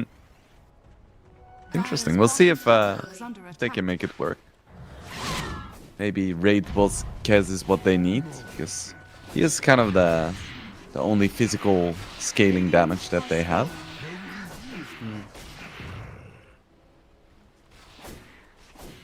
Also, when you build a Battle Fury, I don't always see them buy Silver Edge when they go Battle Fury. And I think you always buy Silver Edge when you buy the Deso. And I think in this game, you definitely want a Silver Edge against one win. Mm-hmm. Yeah, against the Tide, you gotta. Some point. Unless, of course, the Disruptor gets a really quick Blink Agonims. Oh. Just needs a greedy on the neutral item. He'll be good. Currently being the poorest hero in the game doesn't help, but who knows what will happen. Remember when all of these disruptors by magic would always pick up Philosopher's Stone? Uh-huh. Yeah, it's a hero where items have such profound impact that you have no good farming tools. Relatively even game. Even the stakes at the moment, putting it as very, very even. After the initial fracas in like the first 7 minutes, we haven't really seen much movement across the map from anybody. Everyone's just concerned with getting their next round of items. Yeah, but Tiny is about to have his blink. 11 minutes and he's 300 gold away. It's gonna be a big timing for him. Who does he want to go for though? That's the question. Probably Enigma, I would say.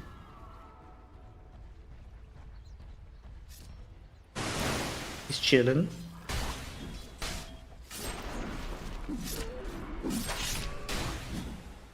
Yeah, I guess you play into the Enigma before the Black Hole is available, right? Or before the BKB, sorry, not the Black Hole. Mm-hmm. And Enigma is a hero that really enjoys playing on a long lane. So when you take away the tier 1, that is a huge deal for how aggressively Enigma can play. Just buys so much space for probably your Warlock at that point. Margot, as he's chilling, Frank also still just farming. BKB is next on the menu after finishing off the Drums of Endurance. We'll see if he comes back for the bongos later. And in the meantime, Vitz has picked up a Battle Fury, so this Kez should be trying to accelerate his farming. The TA is also not in a position to be fighting, so sit back, relax, ladies and gentlemen. Yeah, we're gonna be chilling for a while. There is gonna be a smoke from OneWin with that new Blink Dagger, and they're coming for Kez. I don't think his Kez is ready for this. They commit the golem on top of him. He tries to go forward and get himself out of here with the Echo Slash. They did not ravage him, but he's got no way out. Violent comes through the twin gate, isolates him in the corner. They will beat his ass down. Fried chicken is now served. OneWin, quick assassination. However, Pain is... Are they really gonna twin gate this? Queen of Pain is on the gate. She's thinking about it. And no hero, they can see all the heroes. They know that they're not stacked up on the gate right now. Are they really gonna try this? That would be sick. They have Static Storm, Radiant's bottom but no one's gonna go for the gate. No. It was a cool plan though. No. Feels bad. So now that we Well- have a little bit of downtime, you want to know some SA Dota trivia? I'll ask you a I'm question. ready. What do you think the real name is of Frank? Frank. Hold on, we'll talk about it in a second. There's disruption coming out right now. First black hole of the game committed onto the Tiny. No way to cancel this one out. He ends up dead, but now TA coming through for quick revenge, assassinating 2 heroes. Queen of Pain pinces in from the other side, throws down the Sonic Wave to kill 2 of the supports. But now, Dark Margot trying to run violent, putting in the meld hits. Almost killed off that Queen of Pain. They end up trading 2, but the Enigma is the big ticket item. TA gets that kill. They committed Black Hole as well, and all they get out of it, they get these support kills. They do kill the Tiny, but at this point, I don't know if killing Tiny is worth it if it gives over golden experience to the TA.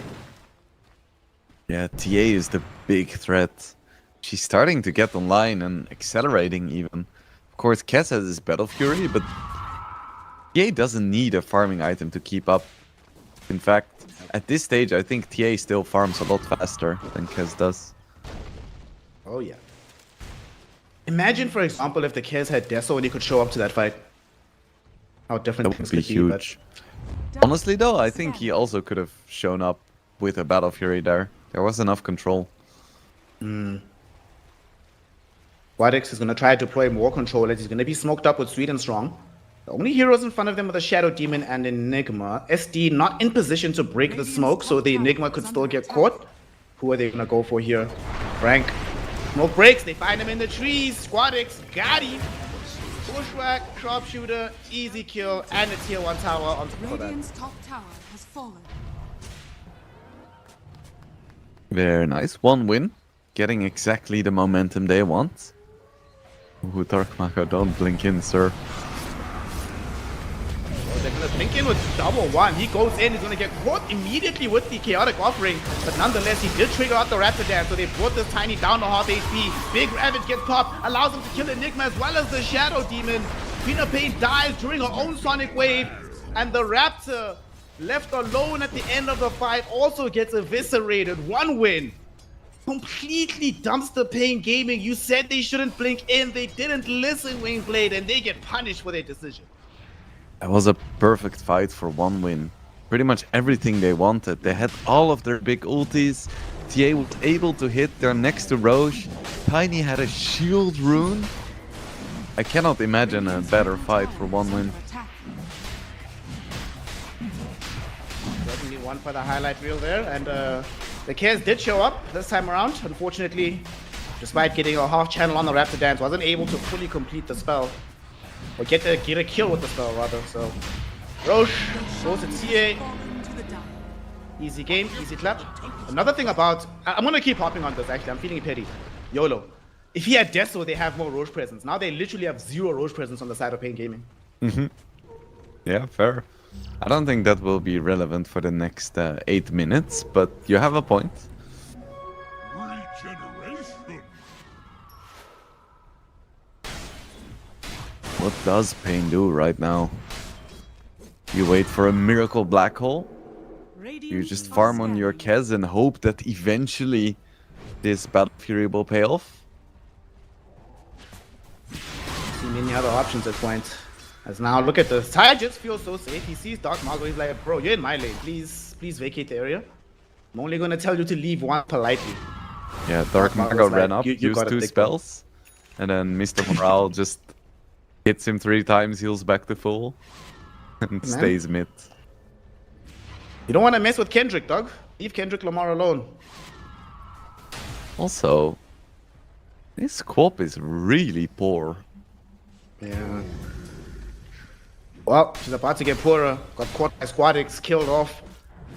She is now bottom of all the cores. Not even too far away from this Hoodwink. She's closer in net worth to the Hoodwink than she is to the Tide Hunter, for example. That's a bad situation. The Queen of Pain doesn't enjoy playing from behind too much. Oh, toss. Frank? Aw, is it Violent's birthday? Squadix is like, bro, here's a present for you. Such a good guy. Violent says, I appreciate you, gang. Thank you. Oh no. Nice guy, Squadix. Yes. Yes. Will be able to come across this hoodwink, but little do they know that there is some backup behind this hoodwink. Can they kill him in time? Sweden Strong still alive. He's actually going to eat the Thunderstrike and the Kinetic Field, so when the TA and them show up, they have no counterplay option. Rain even happy to drop the Chaotic Offering directly onto Schofield. Silence eviscerates the Shadow Demon to secure the double kill. And they're moving forward. The Queen of Pain, she showed up for half a second, quickly realized it's a terrible idea. She has to leave, they lose the fight, and they lose yet another tier 2 tower. And at this point, I'm not really sure what Pain should be doing. Not losing Squadic or a Dark Mago, that's for sure. Again! Oh, and How did that happen? he just got caught. A single stun and he's gone. He's running around with 1500 HP, which isn't like bad, but there is so much damage from one win at this point. We have a Midas like of this. Enigma. Yeah, what do you think about Midas? Honestly, I don't really think it matters much. If you buy a BKB, it doesn't mean that you suddenly can fight. Because there is a Warlock and you're this far behind, so I think the only way you win this game is just by extending it and farming. Squadix finds Kez. It's a huge pickup. The Bushwhack connected sharpshooter. Sweden Strong has indeed been owning in this game. I mean, we spoke about it in the draft, right? I never want to see sharpshooter off cooldown, and by God, he's not been disappointing. Him and Squadix have been this massive danger squad all across the map. Yep. Is the morale even going for a Blink Dagger now? Which means that they can basically just kill anyone when they have Ravage. I don't think there is a single hero that survives Ravage with TA blinking behind. No, this is a great place to be as one win when you've literally only used Ravage once the entire game, and yet you're still this far ahead. You just feel immortal right now. Feels like they can do whatever they want.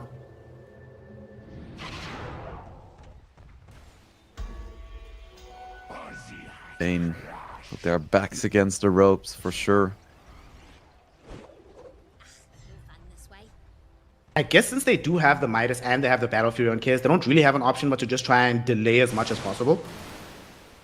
They don't have the worst high ground defense in the world, but it's certainly not the best. It's still not going to be easy for them to just hold on the high ground on the second Aegis when one win does decide to come in the game. Yeah, it's pretty shit, all things considered. Especially once we see the banner come down, like you mentioned.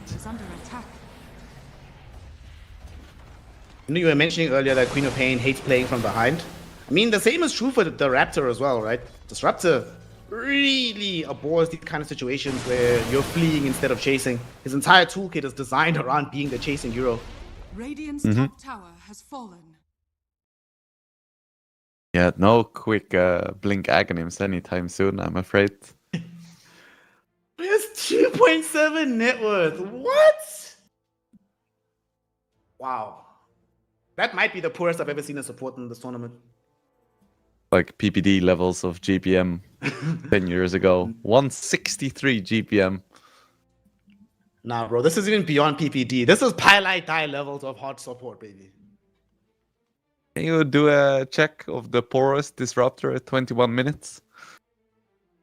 You always have the stats. We're in a pause anyway. Unless I would check, but my internet is volatile, you know. Sorry, I can't go check. Sorry, bro. Fair enough. I think he's probably close.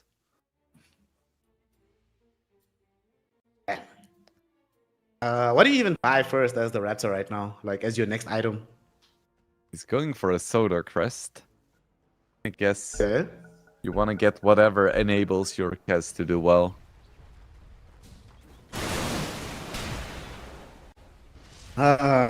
Would have been nice to have the plus armor and some minus armor in the game, but what can you do?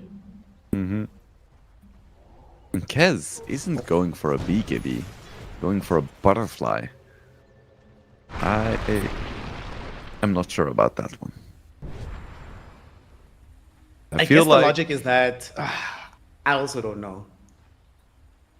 if he gets Ravage, he just dies, right? Or maybe he's like, Yeah. oh, I can press my R button fast enough to... Oh no, that's not even a thing anymore. The magic immunity. Yeah, I don't know. He's fucked.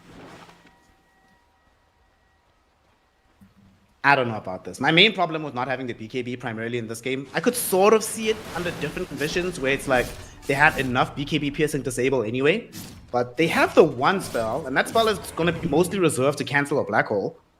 And it's also just like a 1 second stun, so it's Well, 0.8 even. Wishes he had a BKB right now, I tell you that. He is a dead man without it. Or is he? Actually, they didn't get the full chain disable and the sharpshooter out in time. They're able to activate the Raptor Dance, try to get out. Will they commit the Ravage? He's trying to TP. He makes it. No, he doesn't. No, they leashed him. It was like literally 0.1 away from finishing Wingblade. How unlucky can you get? And that's the big hope for Pain Gaming right there, dying once again. His 4th death now. And Violence running around with 0. He's just happily farming. I mean, to be fair, this is one of those super easy carry games from Violence. Honestly, doesn't have to do anything to win this game. He's like All a the work's been full done by the item Hoodwink. ahead of everyone on Pain.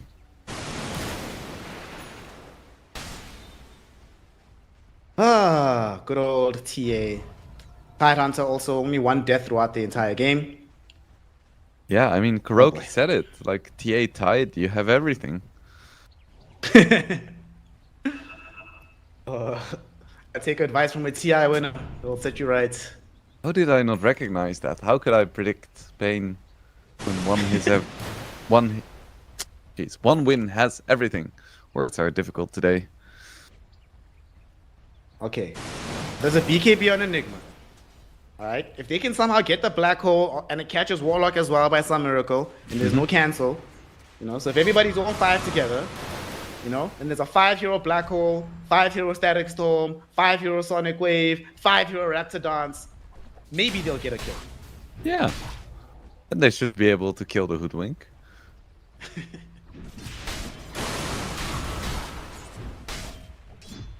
Ooh, BKB now on Tiny too. So he wouldn't even die in that black hole if he gets his BKB off. Are scanning. No, it's all good. Raptor dance. It's all good. It's all good. It's all good. And we've got the pure damage from the Queen of Pain. It's all And good. they do have the Battle Fury as well, so even just right-clicking. Okay, we don't have the Queen of Pain right now, but she'll be back. You got caught in a very awkward part of the map. She's dead. 40 seconds in the grave. She's gonna come back just as Roshan respawns. So that is... They can't let them have the second agent. That just can't happen. If they let that happen, they're going to lose the game. So do they have the guts, the chutzpah, to go and try a challenge for this thing? They should. They should. They have BKB Black Hole. It's like their one chance. Not even playing for it. Actually, Squadix really get the jump on the high ground, looking for Schofield, and Schofield dies with very little effort. And one win feels so strong that they're posting up on the high ground even before the Aegis.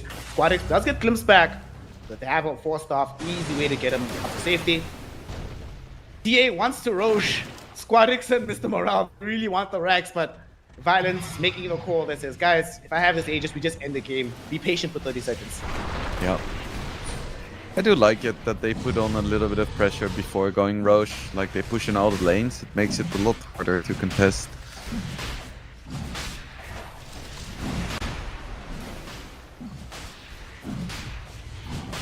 Gosh, right clicks from TA. Roche not gonna be long for this world. In the meantime, we see the Kez gonna push out bottom. Still looking for a tier 1 tower in that bottom lane with this wave. And the Queen of Pain desperately farming the jungle, trying to prepare themselves for a fight that they know is coming. Now there's an Aegis, there's a Roshan's banner. Also now have level 12 on the Warlock, level 13 technically, but they haven't actually had to deal with the level 2 Chaos Golem. Now, not only do they have to deal with it in the fight, but deal with hitting onto their buildings.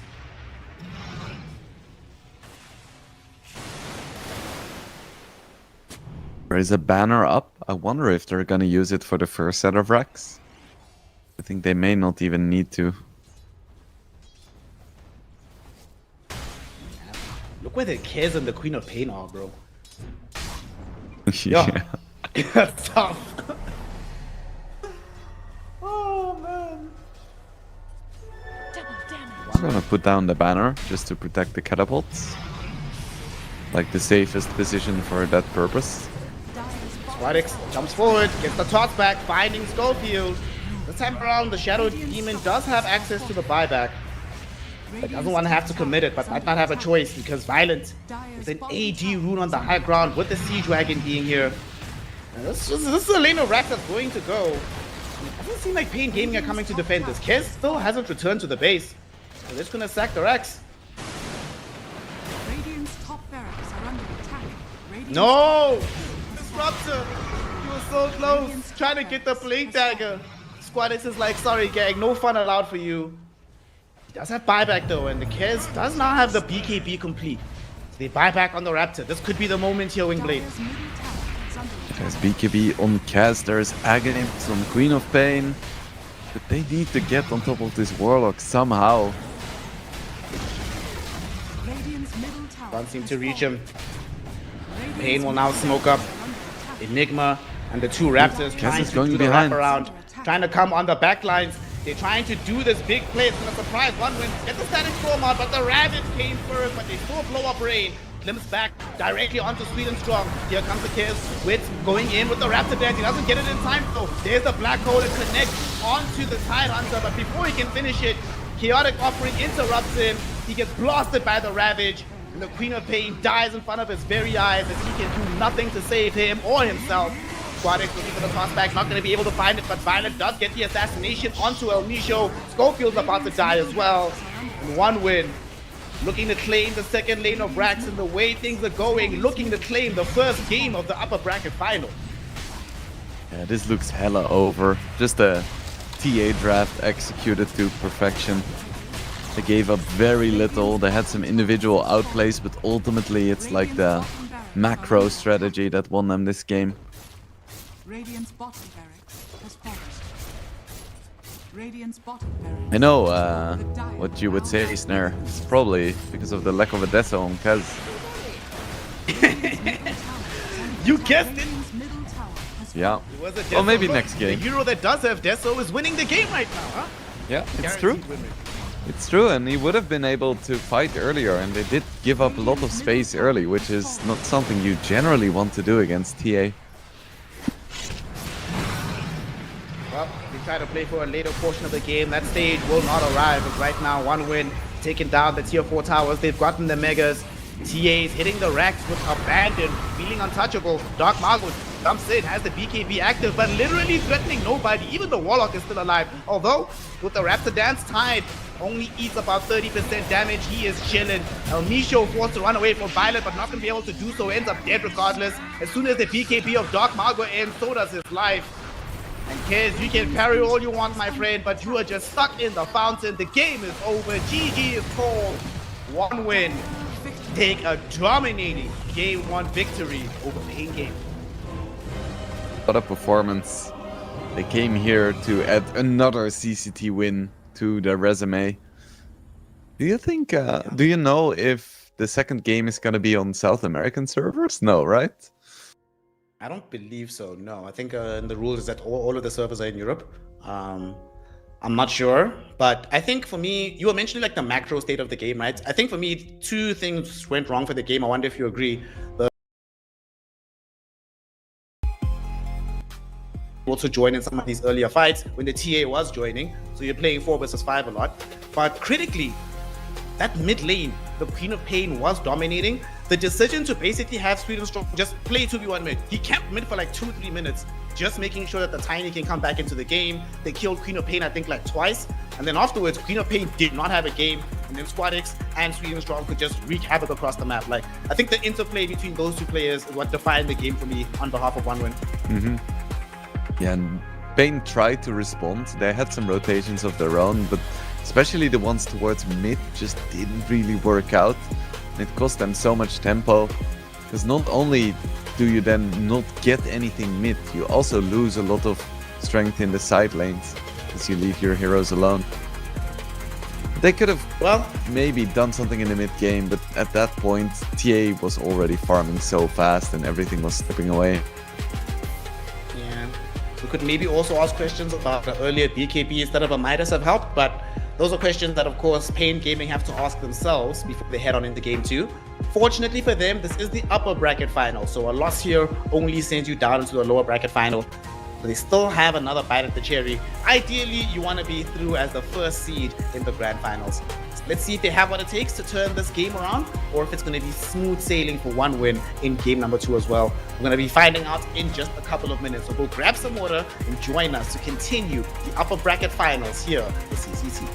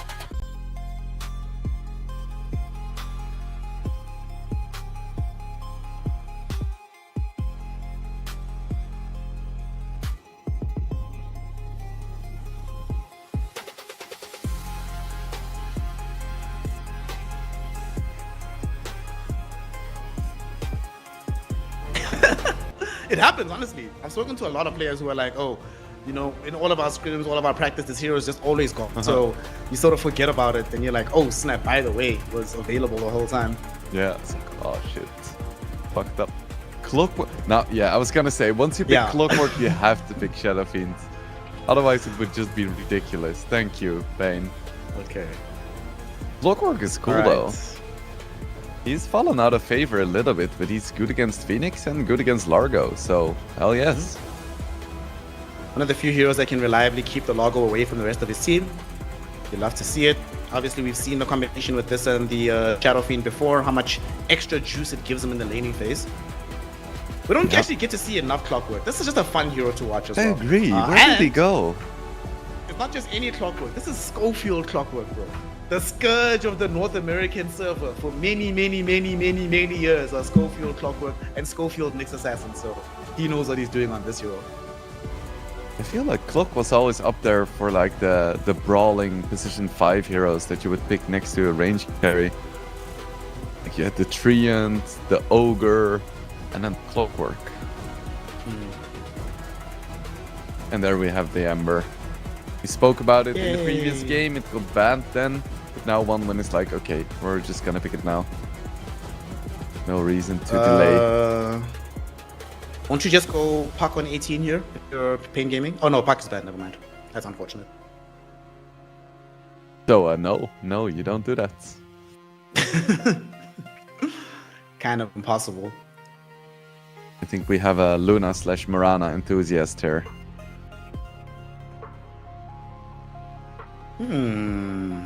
Underlord instead comes in.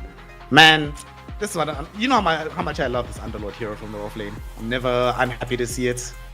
In this game, feels like a pretty solid Underlord game. Like, I'm looking at the damage spread from the side of OneWin. It's all very slow over a long period of time. There's a lot of magic damage. So he's going to be very happy to buy in that Pipe of Insight. And Aghanims is great against multiple of these heroes. That Root is going to destroy half of this lineup on the side of OneWin. And finally, you get some percent-based damage into this Largo so that the heal is not going to be as uber effective as it would be otherwise. And Clockwork plus Underlord is a really nasty combination as well. Your range of engagement is huge. You get a hook, immediately follow it up with a Fiend's Gate, and you're cooking. Like what I'm seeing quite a lot here from Pain Gaming. This Muerta, I mean, the silence is good in this game. Is this carry Muerta or is it going to be support Muerta? I think it... of course, it depends on the last pick, but I think as a carry, it's pretty decent against Shadow Fiend. And otherwise, they would probably have to... Oh, yeah, I think it's carry now against Razor as well. Because I was gonna say, otherwise you need like a melee carry probably to lane together with Muerta.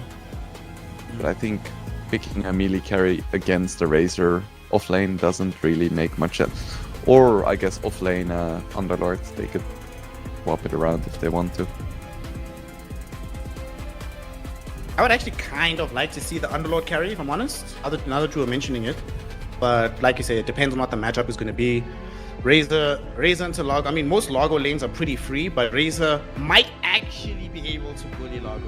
I think that's one of the problems with Largo, right? Is that it's a free lane, yes, but very hard to bully him out of the lane, so he still gets to that Aghanim's timing and wrecks your game. So what if you had a hero that could legitimately force him away from the lane? I'm skeptical of whether or not it's possible, but if it is the Razor, they will see. Koddle. Position 4 Koddle. Yeah. That's hella cool. I love to see it, like sweet and strong and his weird out-of-pocket picks. Oh, I don't think it's good in this out-of-pocket? game, honestly, against a Clockwork. But you know, it's OG. interesting. You know what's interesting? Arc Margo is playing the Razor. It's going to be mid-Razor into the Ember Spirit. Okay. Yeah, that makes 2014 sense. is back. Cool. They have, like, all three of their core heroes lane really well into Ember. Like, Underlord, Shadow Fiend, and Razor, they all wreck Ember. So they had a lot of flexibility there. This Pain Gaming draft looks really good to me. I like it a lot as well. I actually am glad that they are putting the Shadow Fiend as the carry and then the Razor mid, so that the Razor is not under as much pressure to have to scale. He can just play his own game, right? Play for himself, get that earlier BKB, be willing to rush into the fight once he has the Manta style. So, well, he might even buy Manta actually, just playing for mid. I don't know, we'll see. I love this Pain Gaming draft But let's talk to me about the Coddle. Why do you were saying you don't think it's good in this kind of game? What is it about the Pain draft that detracts from the Coddle? I think it's just gonna get hookshotted and killed. Keeper of the Light, and especially Position 4 Keeper of the Light, really rely on their movement speed to just dart around the edges of the fights. But you just get jumped by a Clockwork, and then there's kind of no way to escape, and you don't have a lot of HP, so it feels a little bit strange. I do not yet see the vision, so I'm curious what Sweden Strong is gonna do in this game. Like, his laning is probably gonna be just fine, right? Largo, Coddle, that seems decent, or could be, of course, Keeper of the Light, Murta as well. And I think both of those lanes are pretty fine, but what the distinguishing element is about Keeper of the Light against other heroes, I'm not sure. The thing that largely concerns me about this Coddle pick is they are so bereft on stuns in teamfight. They literally have Supernova Searing Chains. That's it. They don't have anything else beyond that. Not to say that Pain Gaming have the most amount of stuns, but Clockwork alone is a lot of disable. Doesn't really need much help. And once Frank picks up his Aghanim Scepter, I feel like a lot of players still haven't cottoned on to just how much disable emerges once Ags arrives on the Underlord, you know? You'll see teams be like, he's fallen far behind, it's not that big of a deal. He gets Ags, wrecks the next fight, and you're like, oh shit. That shouldn't have happened. Yeah, Pain. Oh, that was a nice. Okay. Nice little blinding light there. Light. It didn't lead to anything in the end. We'll just force some of these heroes to eat through some regen. Should be fine. Yeah, Pain also doesn't have a crazy amount of stuns, but they do have a lot of disable. Ooh, Schofield runs into Sweden Strong. I think Sweden Strong should be fine though, as blinding lights. Now he has a quick trip to base. Nice to have good movement speed. I've not seen Razor mid in quite some time. Very excited to see how Dark Mago will fare here. If memory serves, this lane, like you said, is terrible for the Ember Spirit, but we don't really see Razor's mid anymore, and Ember has come a long way as a mid lane hero. I'm not so sure he'll get as dumpstered as he should be. I think he probably will. Frank? Frank?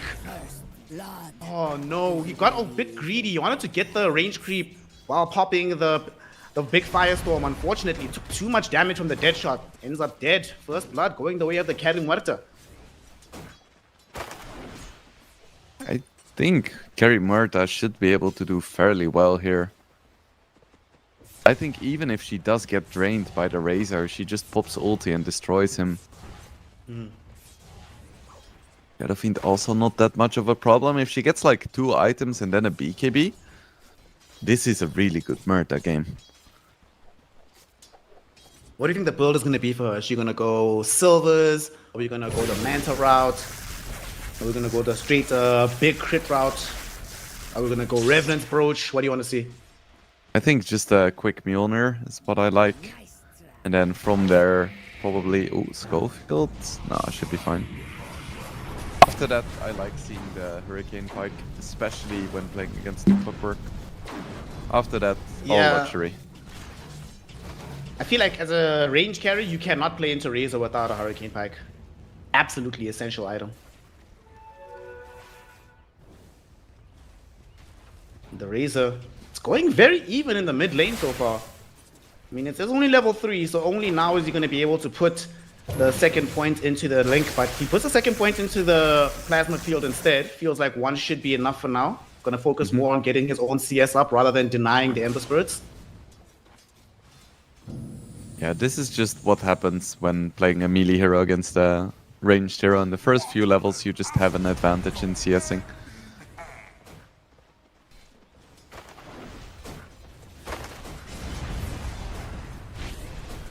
You see Vitz out here, just CSing away, chilling. 18 CS to his name, and they have done an actually fantastic job of limiting this Largo. Only 9 CS so far coming in for Mr. Morale. And I guess this maybe has to do with the Coddle, right? The Coddle is not the hero that's going to help you break open this lane against SF Clockwork. But at some point, someone is gonna mess up, and then you lick them back, and you light them back, and then there is kill potential. Down bottom, Frank is also having a tough time. Perhaps even worse than the Largos, given that he did have to cop a death earlier on. But he does have the Shadow Demon with him. At some point, maybe once he hits like level 4, Shadow Demon is going to go create some stacks in the jungle. So he should be able to still catch back up on this Underlord.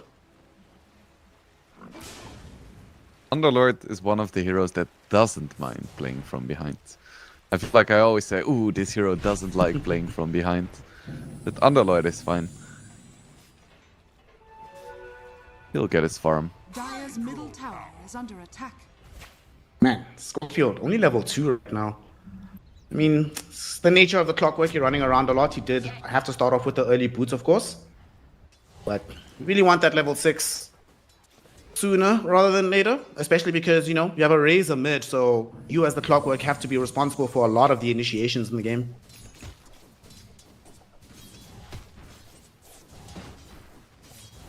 Hopefully, he's gonna be able to get the wisdom. Gonna be a big deal.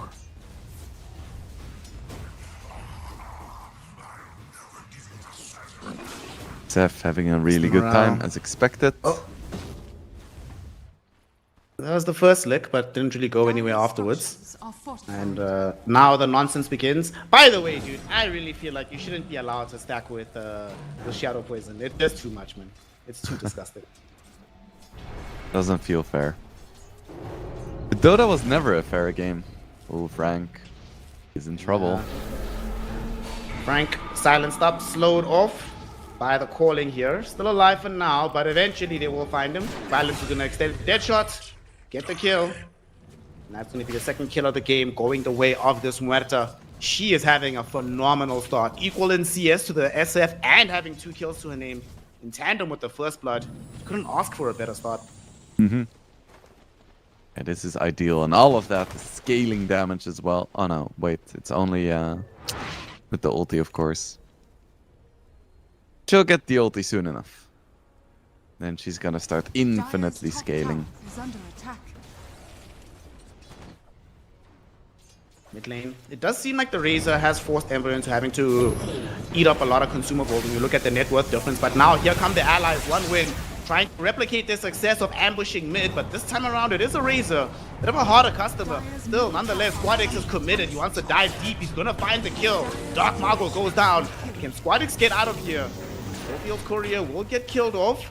SquadX getting bounced around these cogs. Will eat a shot from the tier 1 tower. But it's not enough in the end. Beautiful collapse from 1 win. 2 games in a row. They focus on making sure SquadX is going to have a good game. SquadX just played the mid lane very well. Razor doesn't have that many denies, which meant that he had a 6-minute level 6 in a difficult matchup, and that's what allowed him to go back to base, reach into full, and then find the kill. Dire's top tower is under attack. Guessing matters. All of a sudden got a nice big injection of gold, almost caught up to the Razor right now. And he's gonna even steal some of their stacks, or make a dive towards bottom. He knows that they want to contest for the Shrine of Wisdom. Violence comes across El Misho, dead shots him away. Not gonna go straight into the Shrine just yet. He's back into it. Rain now comes in as well. They've dropped the Fire Spirits on El Misho. And they ensure that the kill happens. They might even be able to catch up onto Frank. SquadX did expend the Searing Chains already, but they will be back. TP coming in. The support is arriving from Pain Gaming. Razors here as well. Dark Margot goes in with the link onto Sweden Strong on the Eye of the Storm. They're able to bring down the Coddle. For Pain Gaming, they get punched in the nose, but they respond with numbers. They secure the kill, and they keep their tier 1 tower and the Shrine alive. Yeah, very nice rotation there. Unfortunate they couldn't get anything more than just a Keeper of the Light, but it's something. And despite some lanes going a little bit worse than they would have hoped, they're still leading in terms of gold right now.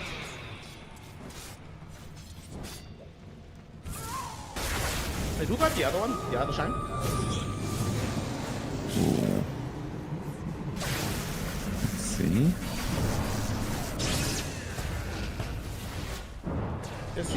death on Schofield.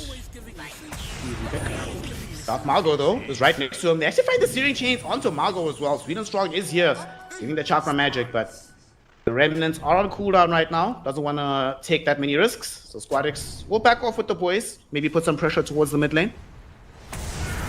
So Mr. Margo. Morale got the other shrine. So double shrine for Margo one came win. back. Oof, that's tragic. Tower is under attack. I thought they got the other one, but my bad. We spoke about it, how Schofield really hopes to get a shrine, but he got nothing. He's chilling around level 4 at the moment. So are the...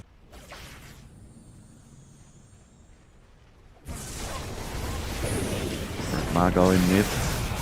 Has to pop ulti defensively. Oh no. The Squadix, so cocky. But he knows that there are no real ways of locking him down right now. Yeah. That's what we're talking about. If the Clockwork doesn't have his skills, his spells, his level 6, where is the team fight starting, emerging from for Pain Gaming? Need to wait for him to have his levels and for the Lord to have his Aghanims. And in the meantime, right now it's effectively a free game for this Ember Spirit, right? Like, I realistically don't see how they can kill him at the moment. Yeah, fully agree. He's playing cocky because he knows that he can. There's no like hex out of nowhere, no shackles, no silence.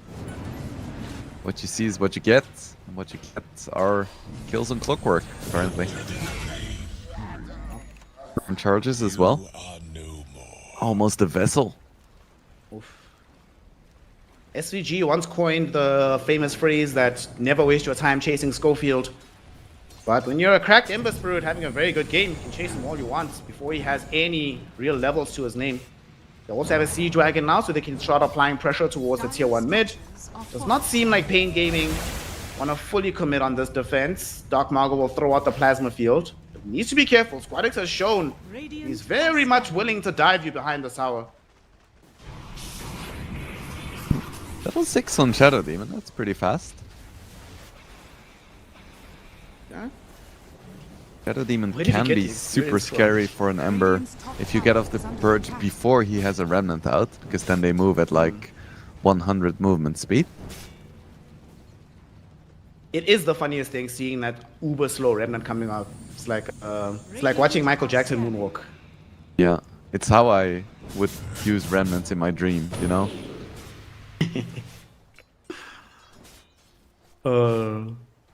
And Misho, his job is to just throw out poisons mid, drag the creep wave away, keep the tower alive as long as possible, just buy time for the cores on his map. And to his credit, he's been doing a decent job at this. Since this tower has been closed, you know, Dark Margo has been able to catch up a little bit, getting closer to his Greaves. We see that Witz has been farming away on the SF, hasn't been outstripped by the Muerta just yet. And even the Thunderlord, quietly still maintaining position on that tier 1, quietly and calmly getting the farm. So, Pain Gaming, it was a very scary early part of the game, but honestly, right now, I think they're chilling. Radiant's middle tower. I hope they can turn it into some kind of objective as well. So I think ultimately one win will be a little bit stronger going later into this game. So Pain wants to keep up the tempo. Also, I still don't know what the hell Sweden is supposed to do in this game. I still haven't figured it out. What do you Giving mean, mana bro? to the Chakra Ember, I magic. guess? There we go, yeah. Total, give me mana. Give me mana. Koto. He is just a mana bot, bro. Some cooldown reduction in mana, that's all. That feels like a 2006 approach to playing Dota. Like, ooh, I need a hero that gives me mana, and then you tell like your little cousin who can barely click buttons to just pick like Crystal Maiden and stand in the trees with the aura.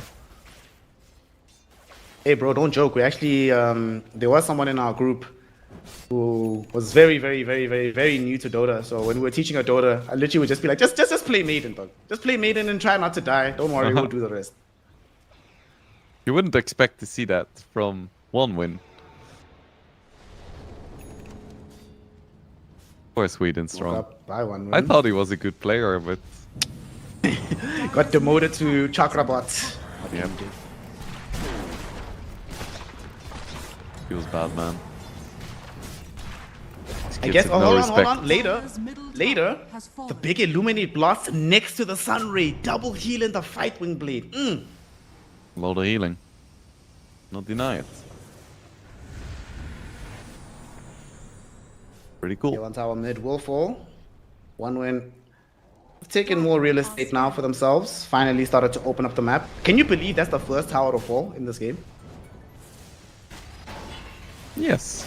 It's been quite slow. Hook shot. Going middle. They want to try and get this in. Clockwork is looking towards Sweet and Strong, and they will be able to find him. Clock finally got the level 6. And now the tempo is going to increase. They brought in the Pit of Malice with the full Fiend's Gate. Frank is here with the crew, and this tier 1 tower will fall in the blink of an eye. I mean, this is one thing that is terrifying. Pain Gaming does win fights. Their ability to just quickly sweep through objectives is kind of terrifying. Speaking of terror, might have a very scared Frog here as he's been caught out by Misho and Schofield. Here comes Vitz trying to close the gap on the Shadow Fiend. Not going to be able to get there in time. He's going to let the two supports buy the space as the Razor comes in from the bottom side. Here comes Dark Margo with the Plasma Field. They connect in onto Lago. Mr. Morales being Still drained, alive. but He's good so fast. God, he's tanky. So far, so tanky. The Frog will deny them their entrees. He tried to TP, but it got cancelled. He gets tipped for his efforts. Now Frank comes from the other side, and finally, they will fricassee the Frog and eat their dinner. And if he escaped there, I wouldn't have known what to say. Just Lago Gaming, bro.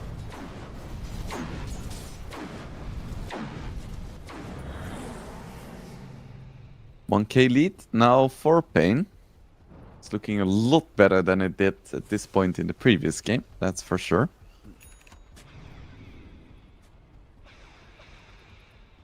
Frank How has will be able to progress from here.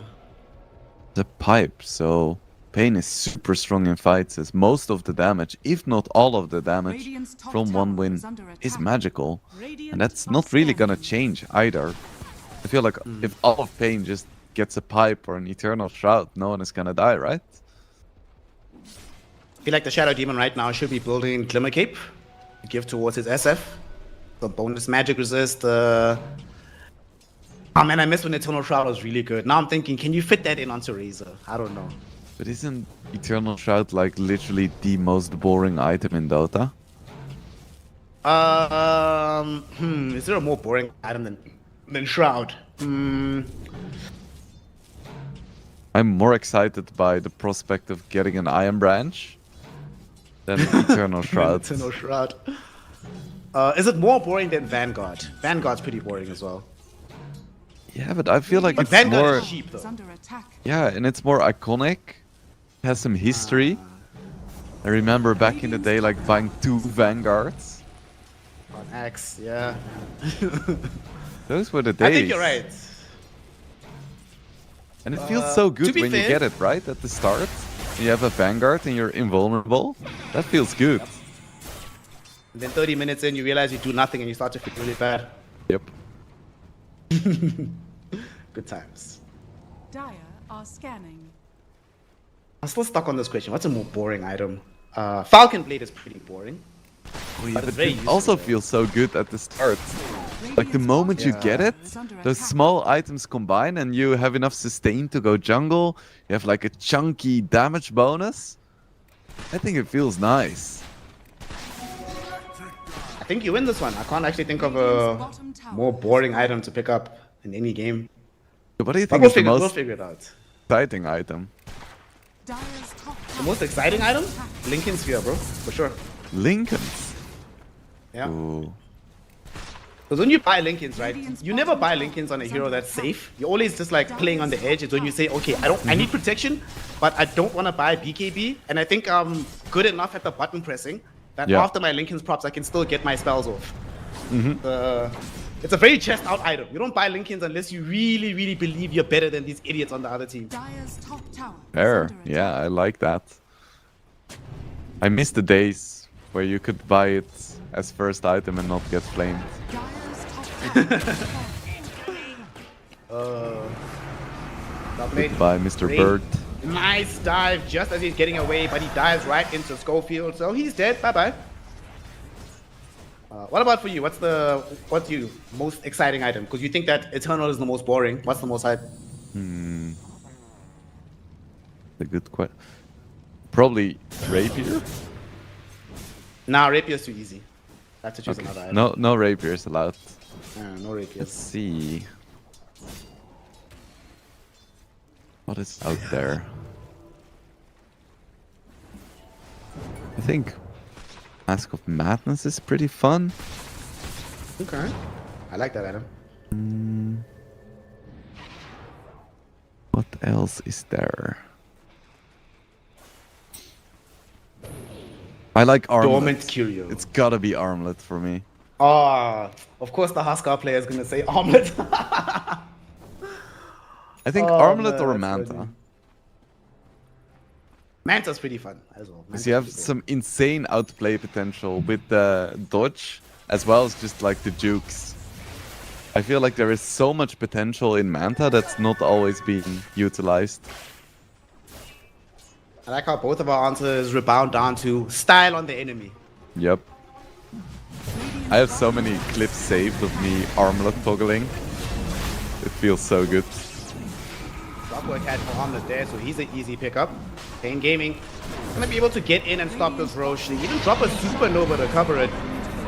Violence in the gang, pick up that first Aegis. Oh, just as the Tormy respawns. What a time to be alive. Clockwork will be dead for too long. I mean, Clockwork didn't commit any spells. If they went literally immediately, maybe you can contest this. I mean, you do have Requiem, you do have Aghanim's just arrived on Underlord.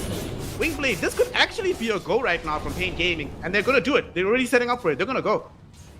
Yeah, this would be huge. With the pipe as well, you don't care about the ages. Murta's just gonna die twice. It's hella go time. Razor has a BKB coming as well, I believe. Oh shit, one win is in trouble. They actually saw the trap coming and they decided not to take the fight. I think they saw the Underlord poke in vision a little bit. Just before he left the wave, I think that's when his courier arrived. So I think they saw the Aghanims. And that's why they decided to back off. Just give up the free shard to Pain Gaming. And the Schofield shard is actually no joke, honestly, in these fights, that the way they're going to break out. The amount of additional vision that can be given by this Clockwork is kind of scary. Yeah, for every single item, it's like you don't get a Clockwork shard, you get a Schofield Clockwork shard, and that's just a better item. This build Like when you from Dark Mago is pretty interesting as well.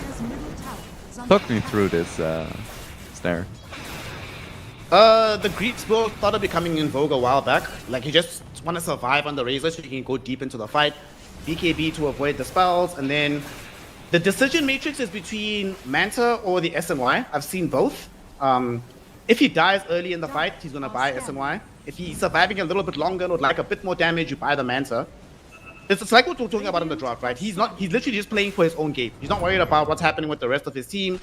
Not thinking, let me buy some Ags because maybe the Shadow Fiend needs a bit more damage. You know, let me get some Hurricane Pike to bring people closer for the under. No, he's just, as long as I don't die and I can get to my target and drain them, that's it. That's all I have to do in the fight. And as long as Eye of the Storm is going, my job is done. Yeah, fair. So after the SNY/Manta, Eternal Shroud is coming, right? No, you normally go Shivas or AC after that. Shivas or AC. Why would you buy armor? Look at this one-win lineup. They have like no physical damage. Even their carry is magical. That is true. That's how you normally build it. Actually, you're right. There's no... He might go Eternal Shroud. Might go Eternal Shroud. I wouldn't be too mad at seeing that. Maybe it is the most hype item in Dota. Give me that speaking of Eternal Schofield Shroud, items. man. Bottom tower is under attack. Not, he doesn't just have Orchid. Schofield Orchid on the Clockwork. Hell yes. I do love Clockwork Orchid. It's like the Phoenix can do nothing about it. Muerta is, well, not completely useless, but very vulnerable. Godol finally has a Force Staff though, so he's chilling. Have you noticed as well lately that more supports are buying Aetherlens again? They went like a year never touching this item, but all of a sudden I see it every other game now. Dota goes in waves. And one of the cool kids does it, and you're like, ah, okay, fine. I'll do it too. I think it's a pretty fucking terrible idea, this game, though. My god, just buy a force. You're playing against Clock. Hello. A flash of inspiration. Well, there we have the Squaddies. Orchid reveal. Okay. There's the Orchid reveal. Not see that one coming. And he's not really, doesn't have a BKB just yet, so just died completely there. Pain Gaming is like, thank you very much. More time that they can wait out this Aegis. Violence will come across Dark Margo middle. Is there any real hope of getting a kill here? Maybe. Look at the damage that he put out. Didn't even pop pierce the veil. That was just pure right clicks and spells. Violent, pretty strong. Falling slightly behind the Shadow Fiend, but I think it's fine. Man fight, you still win easily. Bounty. Also, I love this notion of going for the Silver Edge. Because sometimes you'll see these Muertas get crit first before coming back for Silver Edge. But if you go for the Silver Edge, you can just find a target and kill them. Like even this Razor, he can be draining you. Like you mentioned earlier, you can be drained by a Razor and still kill it. Now, if the Razor just sees you, he has to run. Can't actually stand his ground anymore. If you do get the Silvers. Radiant are scanning. Interesting build for the SF. Manta plus Hurricane Pike. Just doesn't want people to come in close. Doesn't want any annoying debuffs on top of him. I mean, you spoke about it in the draft, right? He's one of the solutions to the Phoenix. So they need him to be able to get off those Fire Spirits so he can actually hit the egg. And with Feast of Souls plus Mask of Madness, they should have no problem at all killing the egg if it's in the right position. You have my respect. It's slowly but surely, Wingblade, become a 5k gold lead for Pain Gaming. Very quietly. You know, Underlord's barely been showing anywhere. Razor's barely been showing. Shadow Fiend's not really been showing outside of a quick assassination here or there. Ain are very happy to be able to scale through this game, it seems. Yeah, Pain is taking it slow, and so is One Win. It feels like both teams are feeling comfortable taking this game late. Or maybe they're just enjoying CCT so much that they don't want it to end. Oh, is it over, boys? No. Dark Margo did indeed end up buying the SNY, so he wants more survivability overall. Yeah, but next is a refresher. Boring. Nice. Definitely the right call with boring. Top lane.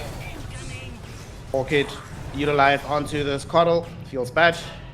They even dropped the Fiend's Gate for that one, but honestly, that is the one thing I don't like about Underlord. The cooldown for that spell is way too short. You need to like slap another 20 seconds on top of it at least, bro. Like, especially with the Aghanim, it's kind of ridiculous.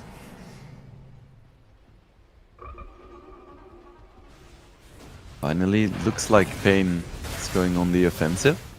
We should be able to get this tier 2, I reckon. It doesn't look like One Win is too interested in trying to defend this. I'm guessing you play tier 2 into Shrine? Radiant structures are fortified.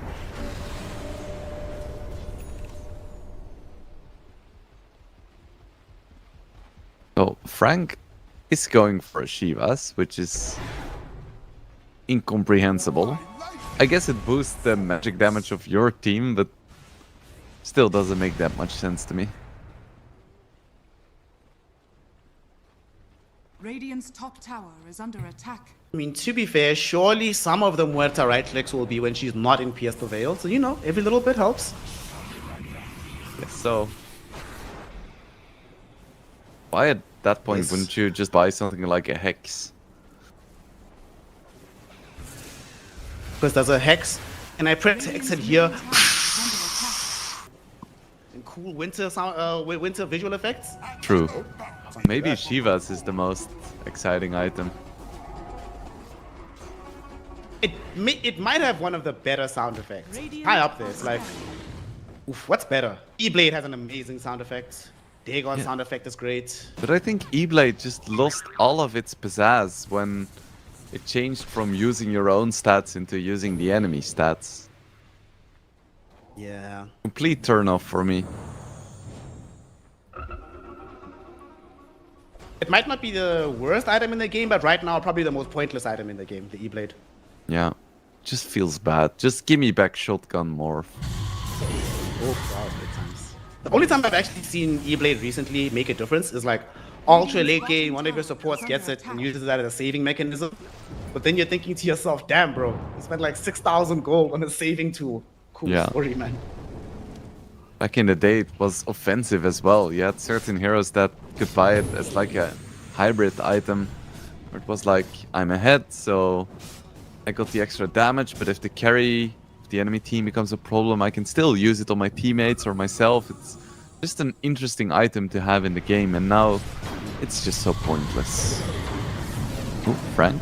Remember that brief window of time where Lunas were building E-Blade Kanda? Yeah. That was fun. It was fun to play, not fun to play against though. I am excited about the prospect of seeing more Lunas. I think she's one of the most fun carry heroes to watch. I hope. Bounty. Pain Gaming. They've been plateaued on their lead. It's been slightly increasing, but not by any major margin. Still sitting around the 6k mark. Roshan will be up in 15 seconds. And you know, we actually haven't seen the whole game, bro. We haven't seen like an actual full 5v5 fight between these two squads. Yeah, I feel like this entire game has been like the quiet before the storm.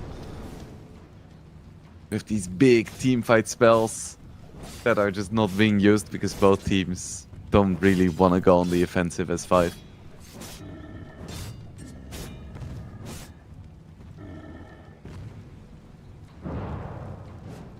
Quadex building into a BKB after his Shivas. There's already a BKB available on the Largo, so perhaps they're going to wait for all 3 of them to be available and then try and make a go. Especially since now the Muerta has access to the Silver Edge. That's a massive ramp up in damage. Speaking of ramp ups in damage, look at the SF. Full Daedalus already available for the big man. Not bad. I wonder how much damage that's gonna do in 10 minutes when we see the first fight.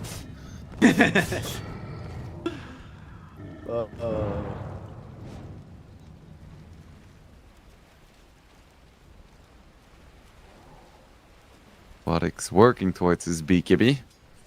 It's still a good Ember game, but now Pain heroes have items to deal with him. He's no longer invulnerable.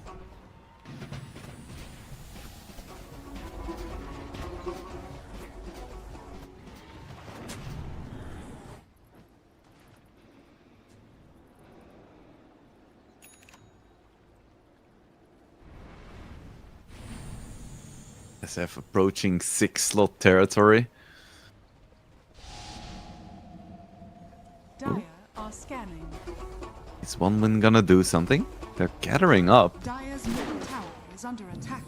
It's so scary to go for a smoke against a team that has an Underlord, because they can always join so easily.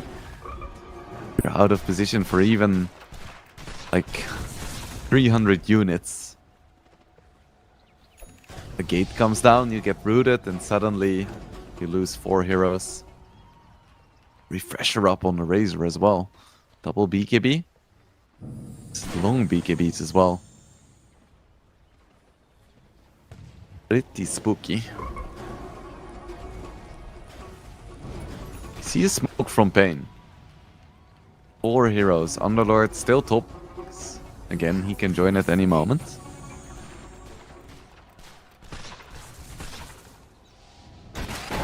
Gonna run into Largo first. This would be a big kill.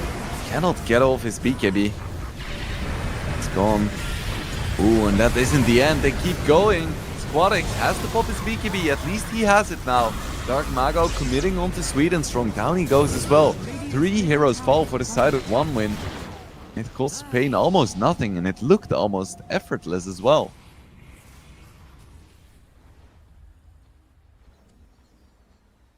Violent running Radiant's away. middle tower is under attack. 1 out of 2 survivors for OneWin. First big fight, and it's Pain. Come out And victorious.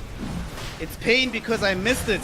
Internet chose that exact moment to die out as the fight was about to break.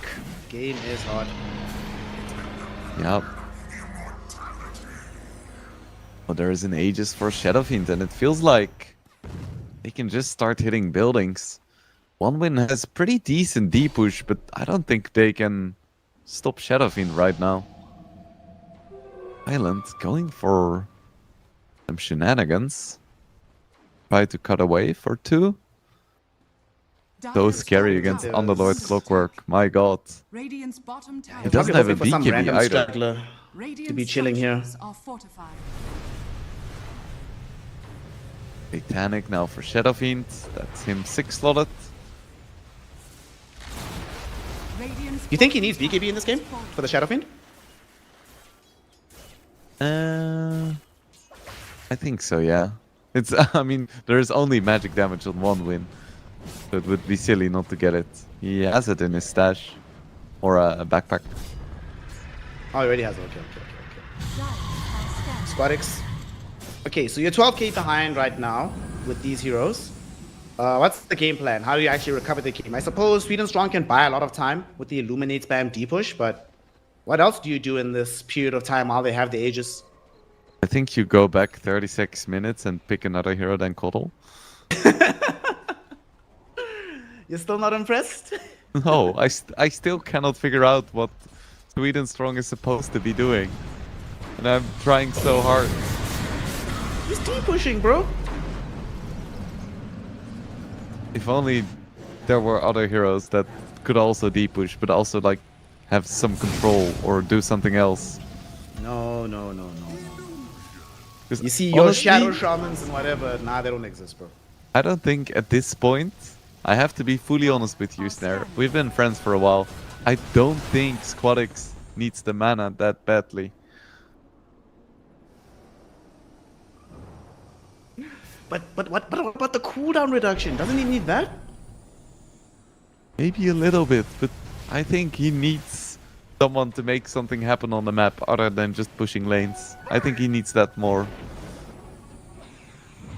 The life of the position 4 Coddle. Unappreciated, undervalued, not given your due. I think justly valued. Appropriately rated, not over Yeah. or underrated, just rated. Well, Down he goes. Shadow Fiend will have a chance to rate the taste of his horse as he will assassinate him. He has a Bring him camel down. though. Sweet and strong. No horses in this game. What does he have the camel cosmetic? Uh-huh. I check. I mean, people eat camel. I've had camel before. I've sat on a camel before. Haven't tasted it. Top lane. Rain doesn't want to get tasted here, although Painfully would be very happy to get some fried chicken. But they'll settle instead for just cooking up the racks. Banner dropped. Range barracks will be taken. Melee barracks under threat. And because big man Sweet and Strong isn't here, they can't mount the defense just yet. They have to wait for the MVP Coddle to respawn.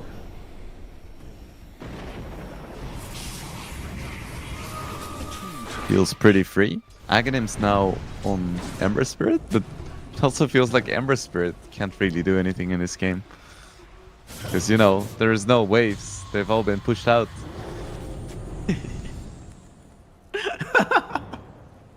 Oh no, even when he's D-pushing, he's doing the wrong thing. Oh no. Mid lane, he might be able to jump on this SF. He does still have an Aegis available. He will jump into the back line, looking for the support, looking for the Shadow Demon first with this Ember Spirit. Not going to be able to find him just yet. He needs to retreat. Supernova already expended, but catching absolutely nobody. Now Squadix also has to pop BKB and run. The same is true for Mr. Morale. BKBs from every single hero of one win. And it cost Pain nothing really. Okay, now they will end up losing Schofield. He did go a little bit too far away from his team.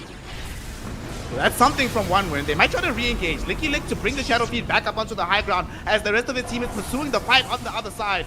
Eye of the Storm popping in from Dark Margo as he's trying to flee himself away from this fight. Ember Spirit jumping forward, looking for a new target. Dark Margo will be able to snag up a Haste Rune and get out. As Vitz will bring up the rear on the retreat. So Pain Gaming, they forced multiple BKBs out, but they end up losing Clockwork. Probably not a death that really needed to happen. Probably true, but also not the biggest Radiant loss, are scanning.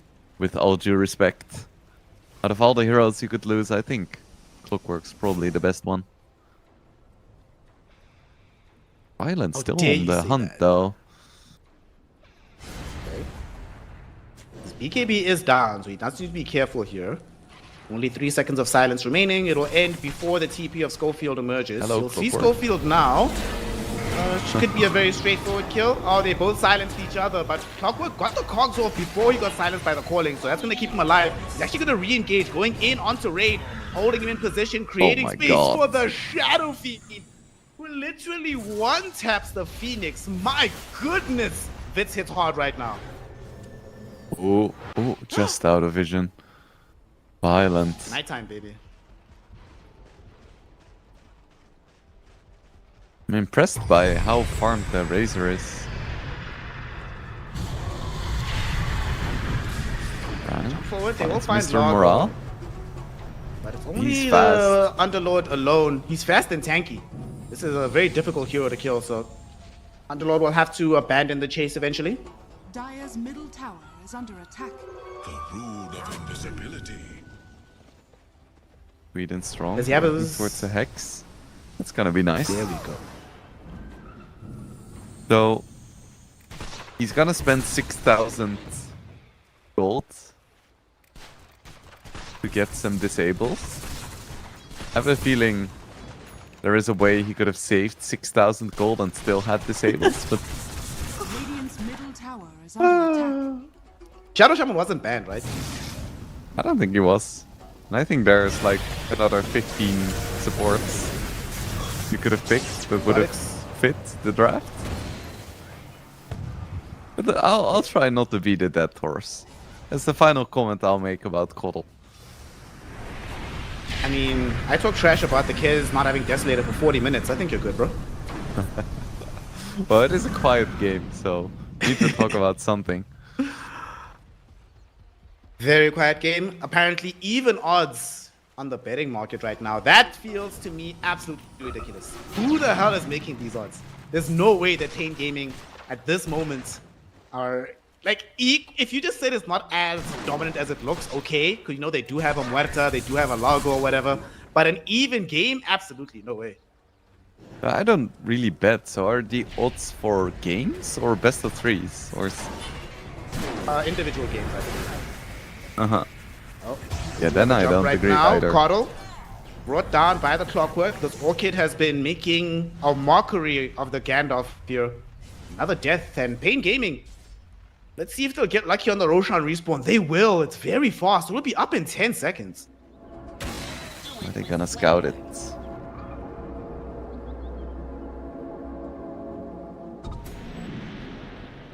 They are in pretty firm control of this game. And I think they have a better late game as well. Aside, of course, from the Radiant's fact that middle Violent tower has is under infinite attack. scaling. You do like your infinite scalers. At some point, he's gonna be able to one-shot every single Pain Gaming hero with a single Maelstrom Lightning. Radiant's Just bottom gotta wait tower another is 50 under minutes to attack. get there. Just around the corner. I think we need more than 50 minutes for that. I think you would need like 3000% spell amplification. Frank has Rattle Cage. This item has to go. This Rattle Cage thing is really stupid. Radiant scanning. Lodix working towards a refresher as well. Wants to double BKB. Somehow has only died once this entire game. I mean, everyone has died like once or twice. Roshan has fallen to the dark. 3 Aegis for the Shadow Fiend. Cheese being put on the Underlord. And of course, we'll see where the banner ends up being distributed to. But now that they have all these items, soon as this Eye of the Storm is ready again from Dark Margot, you bet they're gonna try and make something happen to end the game. I mean, they could wait for his Hex. It'll probably take him like, what, 3 minutes to farm it, but I guess, like, do you really feel like you need the Hex on Razor to go forward on the high ground? No, definitely not. It is nice to have, but not needed.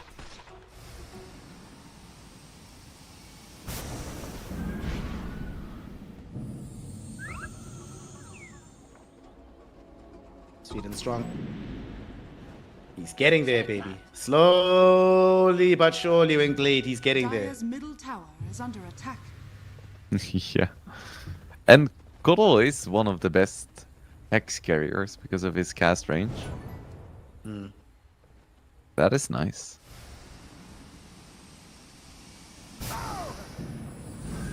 All this is happening. think, Pain Gaming just consolidating the whole map. Yeah. At some point, you know, Pain is gonna be 6 slotted on all their heroes, and then they cannot get any bigger. We play 9-slot Dota here, my friend. We can always get bigger. There's always more farm. So, what is Pain waiting for right now? Is it truly the Hex? I cannot imagine. Because I think Dark Mago probably wants buyback. I mean, not necessarily, right? Because even if you lose a fight, the one-win push actually is not very scary at all. So you'll have enough time to respawn. You wouldn't be too concerned about, you know, they're not playing like some Luna or whatever, where you can lose a lot of your side of the map very quickly. This push takes time, and you know they're going to expend a lot of resources just to win the fight, so there won't be that much left for the subsequent push. That is also true. So, Pain. Again. What is it you are waiting for? You have the banner as well. There's a catapult coming, so looks like this is the time. Maybe the answer was just a catapult. They're gonna place it behind the logo or on top of the logo. Gonna go in right now. Sunray already coming in from Rain, but he actually already lost half of his HP as well. That was just one Firestorm. A couple of Shadow Poisons that go in. Almost straight up kills the Phoenix. At the same time, Frank is low as well. Field. Gonna jump back in. They got the grab onto Violence here with the works. It doesn't have to pop the BKB. Hurricane Pike out of the cards. Forcing Dark Margot back. They almost killed this Razor. He will refresh. He will stay fine. But in that time that he's been zoned back, they do manage to take away the Roshan's banner. So one win. Are holding for now, and this tower is still very healthy in this mid lane. Pain Gaming might need to change tactics. They're gonna go in with the SF. SF gets a double raise out, Speed and Strong, not dead just yet. They're gonna drop the Fiend's Gate behind them to have the additional Pit of Malice, but it's not gonna be enough. Will maybe create enough space for Bits to hit on the tier 3 tower. Trying to do so as much as he can right now. Still has a lot of time remaining with his Aegis. Jumping forward, Squadix trying to make something happen, but got caught in the Pit of Malice on the back end. Nice little disruption there onto Violence. Violence almost died, but he just pops Frogs and keeps fighting. They actually take away the first life of the Shadow Fiend, and then they kill off the Clockwork. Profield is dead. Blitz trying to get out. There's going to be Searing Chains put in by Squadix. He's holding these heroes down. He needs somebody to help him chase. But unfortunately, he's the only one that has reach in this game. They don't get more, but they do defend the high ground, not losing a second lane of barracks. Yeah, insane amounts of damage from one win. It's very clear that Pain does not possess any Eternal Shrouds at the moment. The most essential item in the game.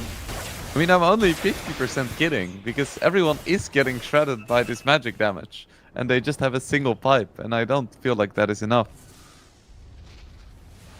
The constant slide chains, the constant illuminates, constant dead shots, sun rays, fire spirits. Yes.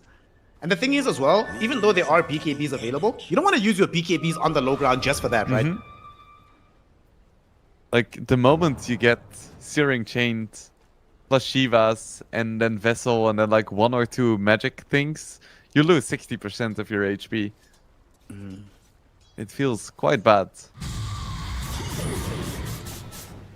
And to make matters worse, Wingblade, this is even before the Hex on Coddle, baby. Once it's there, you can't even bail yourself out of trouble. You're just going to be held in place, eating that damage. At least Pain has a Shadow Demon, so if someone gets chained, they do have that option. Especially once the Hex comes out, that's gonna be super relevant. The 18k gold lead for Pain, but after that experience, they're gonna wait for the next Aegis before they push again. They did just grab a Tommy, free shot for the Shadow Fiend. Cool, whatever. I don't think this gold lead fully reflects the state of the game, because the difference between a 33 and a 40k carry is almost nothing. They're both 6-slotted.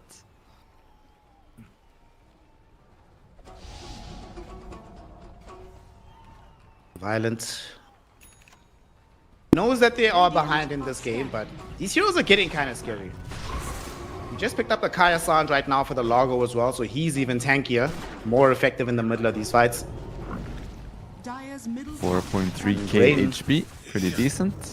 Oh my god. Ooh, Squadix gonna run into Schofield. He's got a safety remnant out, so should be fine with the BKB as well. Unless Schofield is an absolute god. He tried for it, but Squadix got out. He bought out Squadix. That's greedy. That buyback now. If he dies, I guess it may just be GG.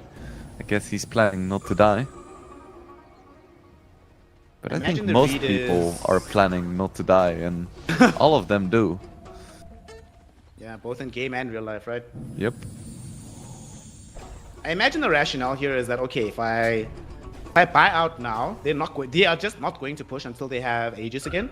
So he's gambling there's going to be a longer rather than a shorter Aegis. Dire are scanning. Even Violence going for a refresher. The double BKB as well. There is just no 6th item better than a refresher on any hero. It's kind of crazy that BKB is so good that even a 6,000 gold BKB that has a mana cost of 400 and a cooldown of 160 seconds is still good enough to purchase. I like thinking about it that way, double BKB, because very often if I buy a refresher, you just spend all the resources on making sure that the second BKB is there. Who cares about double ults or whatever? Just protect me, man. Kinda crazy. Despite BKB being so much worse than it used to be. Just a conceptually broken item as Pain Gaming. We'll charge forward under the cover of smoke here, hoping to find somebody from One Win outside of the base. I will say One Win have been very disciplined in terms of not getting caught out in like the last while. Just avoiding these moves from Pain Gaming. I mean, the game was already quiet, but considering the gold lead from Pain, you would have expected that they could have gotten more done in the last couple of minutes. Reveal themselves mid. Ooh, lots of vision now. One was immediately like, oh hell no.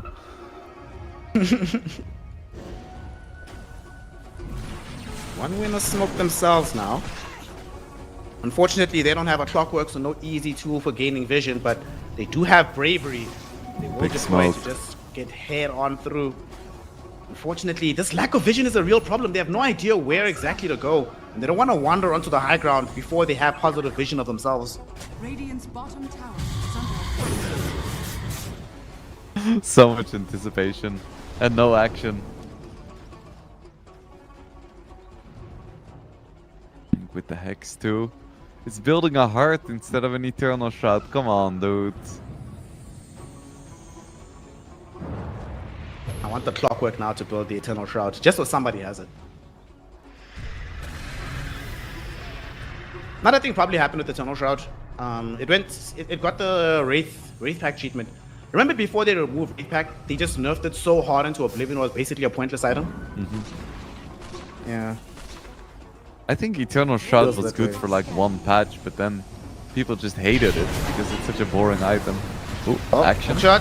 with the big Pit of Malice shots. onto Violent. They've already burst through onto the Clockwork though. Look at the damage from Violent. Big Supernova will connect onto Dark Margot and Frank. Now they're on the back end of the fight. Squad is trying to zone them, but not going to be able to do so. The Dark Margot trying to run in, trying to drain somebody. They will be able to get the Hex out onto the Largo, pinning him towards the wall. Shiva's God slowing him down. Eye of the Storm doing the damage, but they're not killing him. Largo is so tanky, and there come the heals as well from the Squaddle. Frank dropping Pit of Malices all around the wazoo, but he's not killing anybody. Largo is still living, and now Violent coming back into the fight. Not going to be able to kill the Underlord, but zones him away nonetheless. Violent still on the chase. Is there anybody still to find? It does not seem to be so.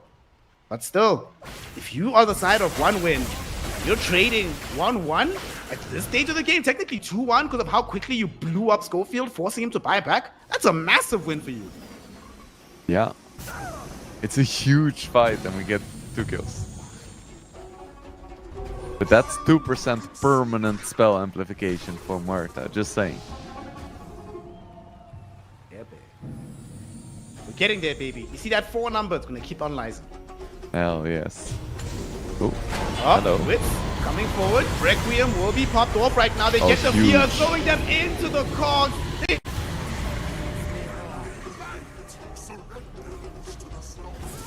Mr. Morale is probably gonna be fine. He's so fast. With the face boot, Schofield blinking in. That may have been a little bit overzealous. Huge kills for Pain. They should be able to force some buybacks here.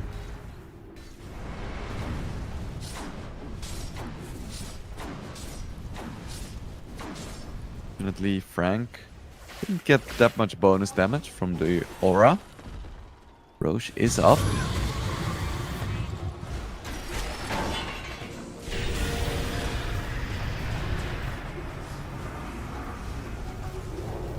Work it on the Ember. Doesn't have to use his BKB because there is a Force Staff.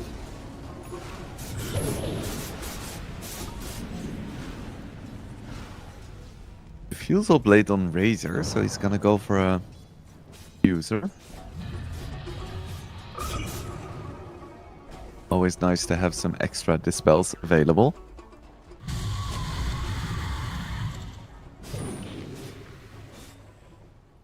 So what's the game plan from here? If Violence can die like that, right? That was a very nice Requiem into the cogs combination.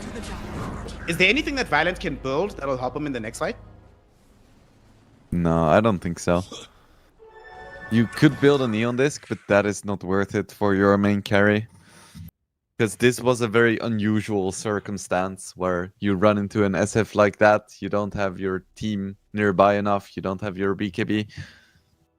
It's just awkward. That shouldn't happen. It wasn't an item issue, it was a skill issue.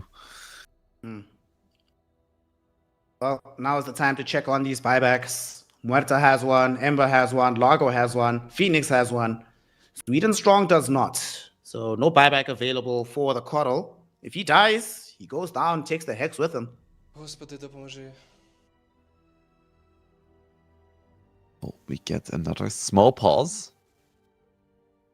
We have another Aegis onto the Shadow Fiend. We're gonna see if he's willing to go and push with this. Oh, He has just money goes for down. Aghanim's Blessing plus buyback. So that means that he's truly 8-shotted. Or 8-slotted. I guess he can buy a Correct. refresher. Correct me if I'm wrong. That play that we just saw just now with the Requiem into the cogs, was that the first Requiem of the whole game? That's a question. Feels like it. 60 minutes on Requiem. 60 minutes in, you put your first Requiem down. Hashtag efficiency, I guess. Now they do have double cheese, Aegis, another banner, refresher shard. Surely this is the game-ending push from the side of Pain Gaming. You gotta try and end the game right here. But this time they should just put the Roche banner behind the logo in front of the tier 3. because then you only protect the catapult, and then you can sit way further back, and it's a lot harder for them to kill the banner. I personally don't like that tech. I feel like banner should still be strong in the sense of like protecting the creeps, but maybe there should be a rule about where you can position it, right? Like you can't put it that far back because it just makes some of these sieges look so silly with how long the team can just sit behind some of these catapults. Yeah. Yeah. It's a kind of a weird situation because I also don't think Dota gets better if you give a lot of unintuitive rules to items and abilities. There has to be a nice middle ground. I think there has to be like some implicit fix they can make. Well, the fix is Jakiro. Just pick Jakiro, double attack, no problem. Yep. Easy. Build Basher. Bulbs your uncle. Win TI. Win TI. Quadix. He changed his mind in terms of his itemization. Now wants to go for this nullifier. Has been killed. Okay, I mean, you are dealing with... If you're playing Ember Spirit and you're uber reliant on your spells, you know, and the enemy team has a Demonic Cleanse and a Pipe of Insight, I can understand why you'd want a nullifier. Why Radiant dispellable are again? scanning. Say again? Is pipe dispellable again? Because it used to be undispellable for a while. I thought it was. Well, I'll check the tooltip. You're in the game. Yeah, it just says gives a magic damage barrier. I need to check the wiki. We have time, luckily. Yeah, Pain Gaming is exercising a lot of patience here. Yeah, it should be dispellable again. That's weird. Oh, bottom. Sweet and strong. In danger. Caught in by the clockwork. He should get blown up here. Oh no, they gave him the Lincoln Sphere to try and help him escape. Keeping him alive for now. He's staying next to the Largo. Both of them caught within the Pit of Malice. Sweet and strong. Still standing, but eventually he will fall. Now they're trying to run in onto the Largo. BKB activated by Mr. Morale. Eating a lot of pot shots from Dark Margo. But Dark Margo, he gets hexed. They save him with this disruption, but he's going to come back immediately to the Supernova. Dark Margo is dead. 100 seconds. He does have buyback though. We TP out on the Underlord. BKB uncancelable in that moment. So one win. Yet again, mount a miraculous defense. They lose Sweet and Strong, but they make Pain Gaming pay heavily for that offense. That was a huge fight for one win. And again, it's a huge fight where 2 people die. So, But I'm looking at the let the number change go logs right now.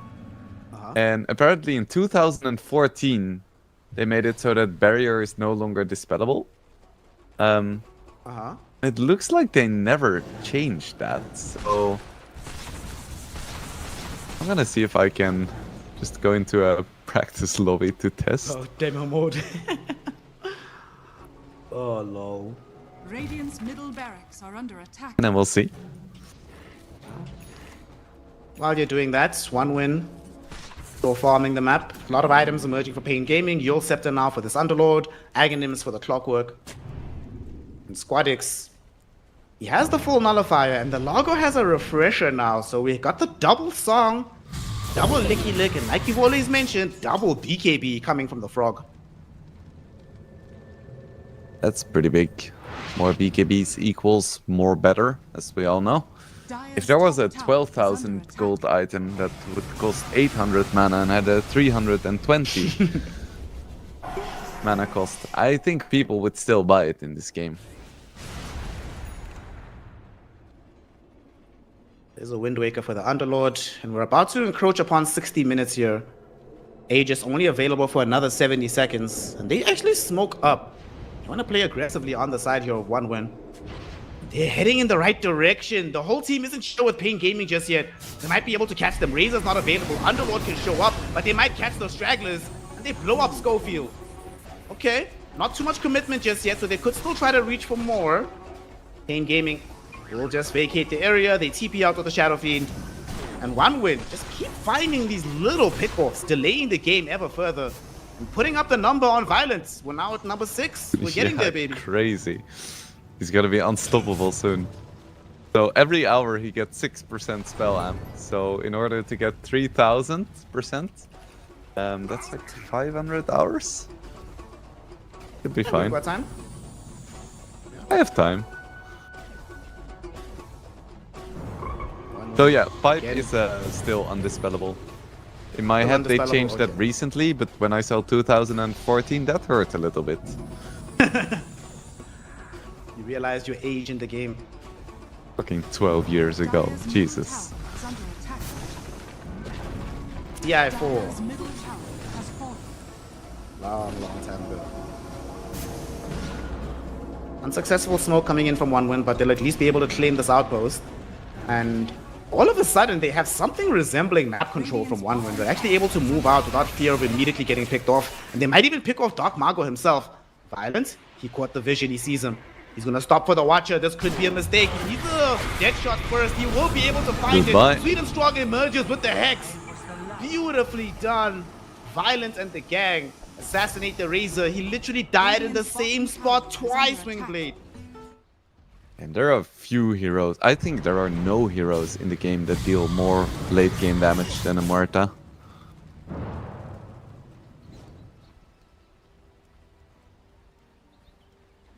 Even without the Hex, it would have been very close.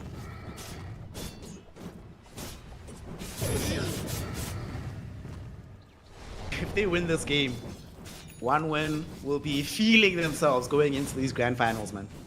Yeah, for sure. This is such a silly game. One kill every 2 minutes. Yeah. So in order to get like a full team wipe, that takes 10 minutes. Every 10 minutes there is a team wipe. You would nominally think on paper that between an Eastern European squad and a South American team, it should just be bombastic action the whole way through, but definitely has not broken out that way in this series. Yeah, times have changed. We need some Korean Dota. Yeah, bring back QO.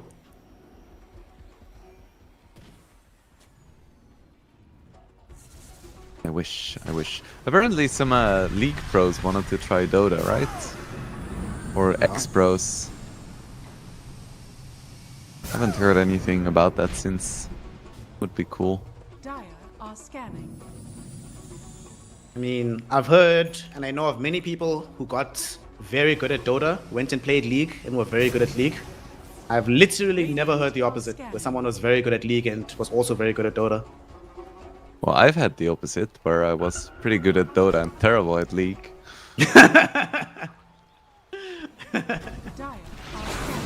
Violence? Oh no, he got pushed away from the card. He's still hexed up though. There's gonna be the Requiem Wind trying to blow him up and they manage it.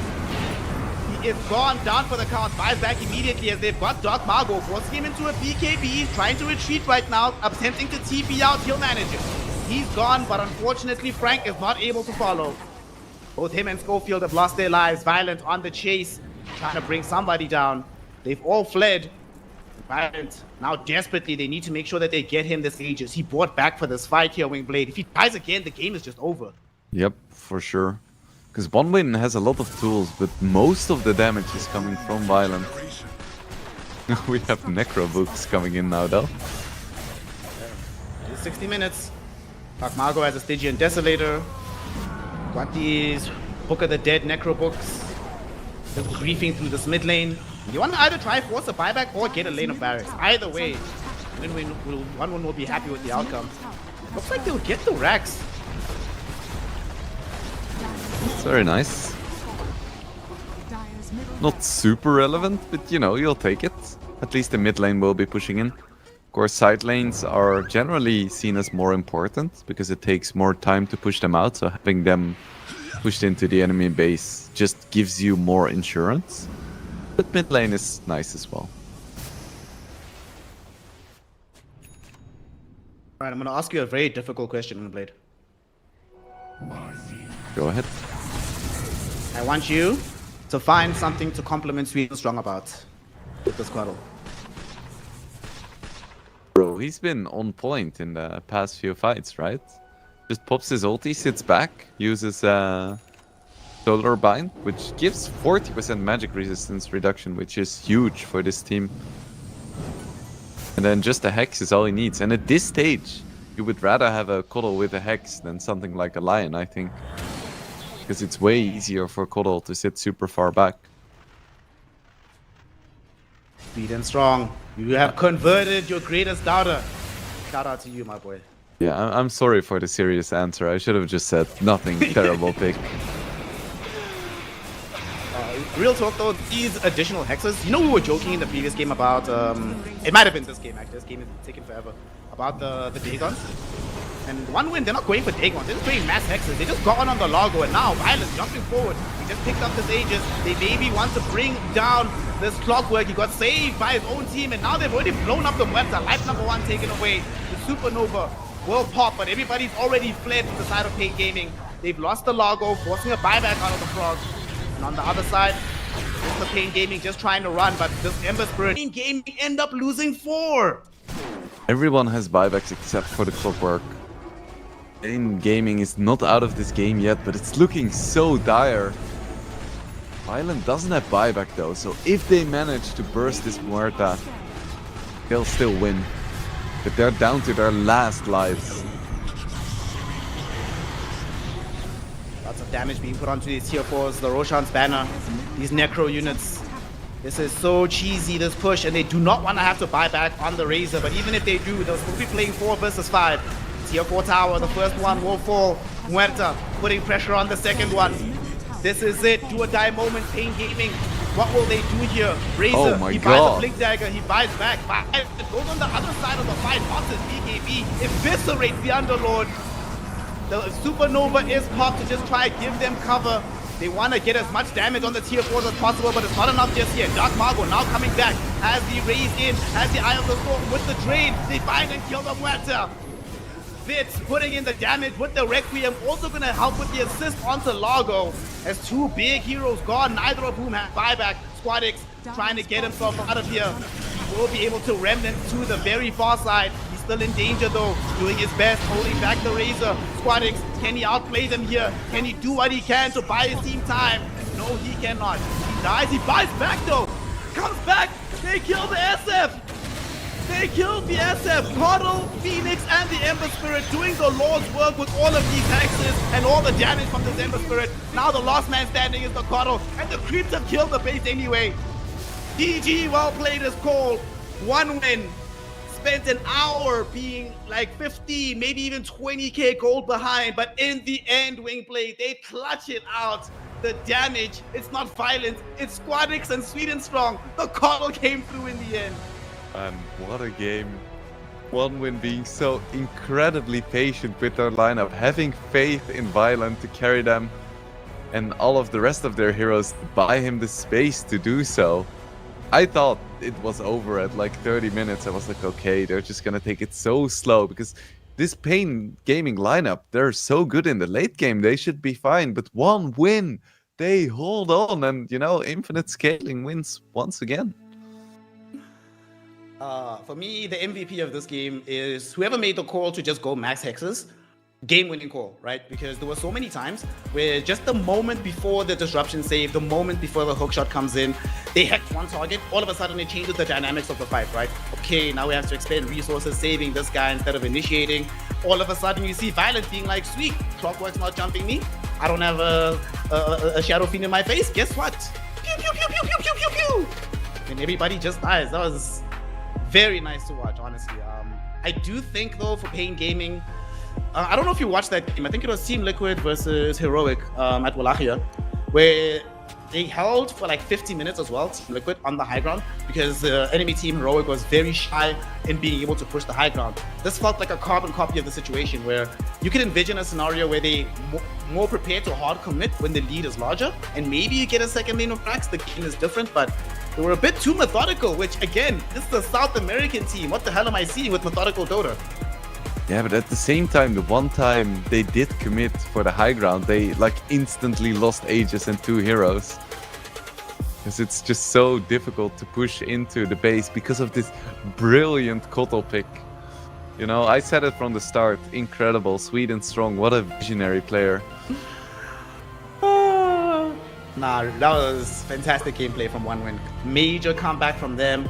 For Pain Gaming, obviously some lessons to take away about how to like clutch out, end the game at some point. I think we also go back to one moment where they just gotten Aegis and Cheese and they waited until they had like Skadi Hex on the Razor, and they didn't even get to use the Skadi Hex because he just kept dying immediately. He was like the first person getting brought down. And then you're like, maybe he could have pushed earlier before they got that major damage amp. I don't know, but either way, if you were to isolate a player on the side of OneWin for your MVP, who are you giving it to? Ooh. Difficult question. I think probably Violent? I think Violent played super well in this game. Like, he only died like twice, but then he was still decisive with his buybacks. At the same time, like, Phoenix had some really nice eggs in a game where it's kind of difficult to get good eggs, and what do you think, Snare? I'd say Squadix, because it's something that you mentioned in the game, right? That nobody else in the team can make anything happen except for him, right? He was the one, outside of the last couple of clutch plays at the end where Sweet and Strong was finding the insta-hex into damage from Violent. For the majority of the game, everything good that happened for OneWin came through Squadix. That he was even at the end of the game, right? One could argue that he doesn't buy back at that exact moment they lose, just straight up. But he buys back, comes in with just the 2 supports, both his cores are dead, delivers the damage to kill everybody and win the game. So I would want to nominate Squadix for this one. Yeah, fair enough. I'm prepared to agree with that one. Seems good. Squadix, well done. But overall, just huge props to OneWin for being so disciplined. Like, it's very easy in a game where you're 20k behind to just start playing sloppily, start losing heroes in random places, and that's what gives these teams the opportunity to actually finish off the game. But that never happened. So they were behind. The lead for Pain Gaming was real. It's just that OneWin never allowed them to capitalize on that lead. Something we mentioned at the end of game 1, that OneWin just feel like they're on the same page to a greater extent than the side of Pain Gaming. And that was clearly evident in this game, because OneWin are now our first grand finalists for this season of CCT. If you are a Pain Gaming fan though, fret not, they will have another opportunity to play tomorrow. However, you know, now there's no more second chances. Now you have to win, otherwise you will not have the hope of lifting the tournament trophy in the end. To that end, Monsieur Wingblade, we have 4 teams left. I'll give you the final word. Tell the people who you genuinely believe will be winning this tournament. Ooh. After this performance, I cannot say any.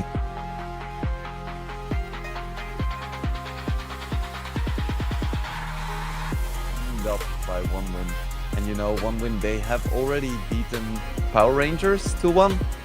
So they've already taken care of that. The only team they haven't faced in this tournament is Liga, and historically they've had a pretty decent record against Liga as well. So OneWin is definitely my pick. After today's performance, nobody could really argue with that, given how impressively they played. Of course, Pain Gaming didn't get to that lead by mistake, so a team that's less cohesive, less clean in the execution, might still struggle to make a comeback like this. So we'll see if Liga or Power Rangers are going to be the opponents for Pain Gaming tomorrow. And then, of course, the winner of that game will determine our second grand finalist, where we will be competing for the crown and that sweet money, 25k, nothing to sneeze at. It's always good cash to come in the end. Yeah. But to that end, that means that we are done for this day's action. I can't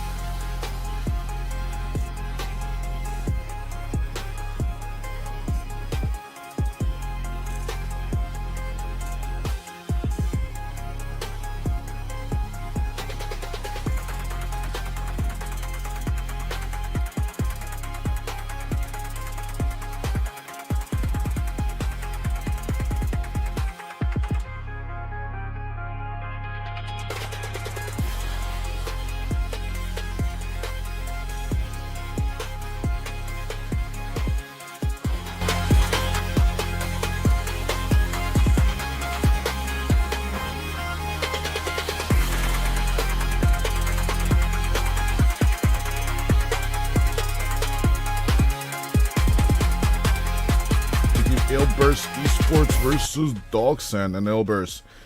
The dirty, dirty Huskar pick immediately in game number 1. Dogsent will not have the privilege of picking it up themselves, and I'm not gonna lie. Dogsent have been on a weird trajectory. They did get the 2-1 over Winter Bear, and overall, you know, a little bit of losing, a little bit of winning. They do manage to beat Navi Junior in Championship number 2, but their downfall is eventually going to be Winter Bear. Ever since then, you know, losing one against Level Up, who have just been beaten by Namiga, and then winning one against Winter Bear. Dogsent have definitely been improving over recent seasons. A lot of people have been thinking of them as the laughingstock lineup, as they don't really have a future potential. But honestly, I think Latoof is just driving this ship really, really nicely. Overall, Dogsent has been on the up and up trajectory, and that is what this lineup is, what these lineups are about. You get your teams together, and then you just start improving nice and slow. And I think Nagato is just like a nice addition to all of this. To some extent, a little bit of a veteran, if I should say so. He's been in and out of the pro scene, remaining. Right? His last stint being on Team Bald Reborn, Rigoric's team. Overall, yeah, Nagato never truly made it to the higher echelons of Dota, but yeah, with him coming back into the Dogsent lineup after having a brief stint in Level Up himself, I do believe like they are evolving into this legit organization. At the end of the day, they won't even need representation. The Dogsent is just going to be that team of control. Well, out comes the Necrophos once again. A theory first pick back in the day by Gork, but this time it's going to be last pick for Dogsent. It's Ilbers. 10 seconds. More than likely, super happy about the situation of being last pick plus Radiant. Ilbers will definitely need a little bit more magic damage though than just the Wheel of Wonder and the Tiny. I'm very, very curious though. With only 10 seconds remaining, Pauno will need to make a quick decision. As Lynx. Choose your hero. With the Clinks coming in to carry for the lineup. A bit surprised. It's just not another negative armor hero, but it is a good question. What else would I pick here? All for Rubicon. Well, Dovin Wonderkid having an interesting time in the past few months. This winner has significantly dropped ever since he's been playing higher level Dota, I guess. Whatever level you want to call EPL as well. But yeah, the 20-year-old is definitely on the rise of hot commodities.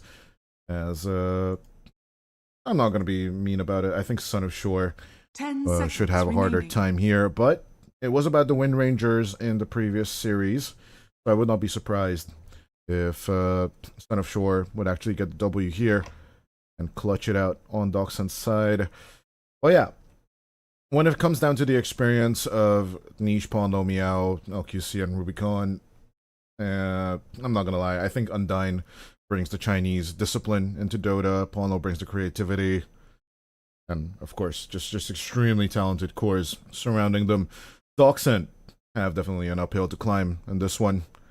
And despite them having the dazzle and potential saves against Niche's, whatchamacallit, overwhelming damage of burning spears and hell. I don't know. In general, this mid lane looks like a pain in the ass for Dogsent, and even though they picked up the Necro themselves, this just overall seems rough. Dogsent's side. If they become like overwhelmingly tanky with Godkit's Timber, then maybe then I can see a chance, but that's just way too much pressure on the Timber Saw to deliver here. And I just don't see it happening, ladies and gentlemen. I'm sorry. I don't see it happening. But let's see if Doxent can actually do the impossible here. Prepare Carbide for battle. Pyre. Does nothing.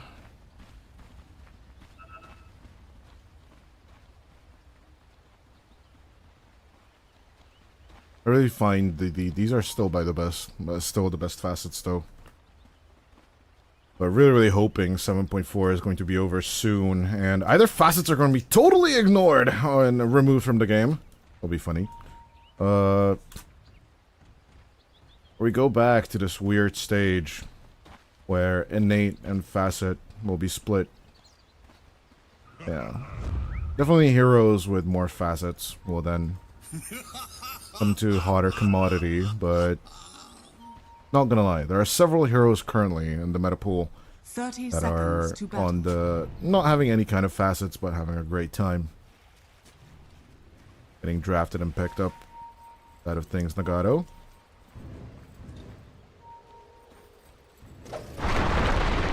Approached by Undyne and the boys. Good with the catch, but it looks like Ponlo will be held down. And made to call Uncle. First blood going immediately towards Doxent.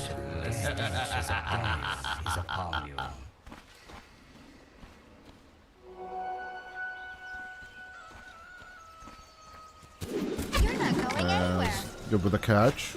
You know. Not gonna be caught out that easily.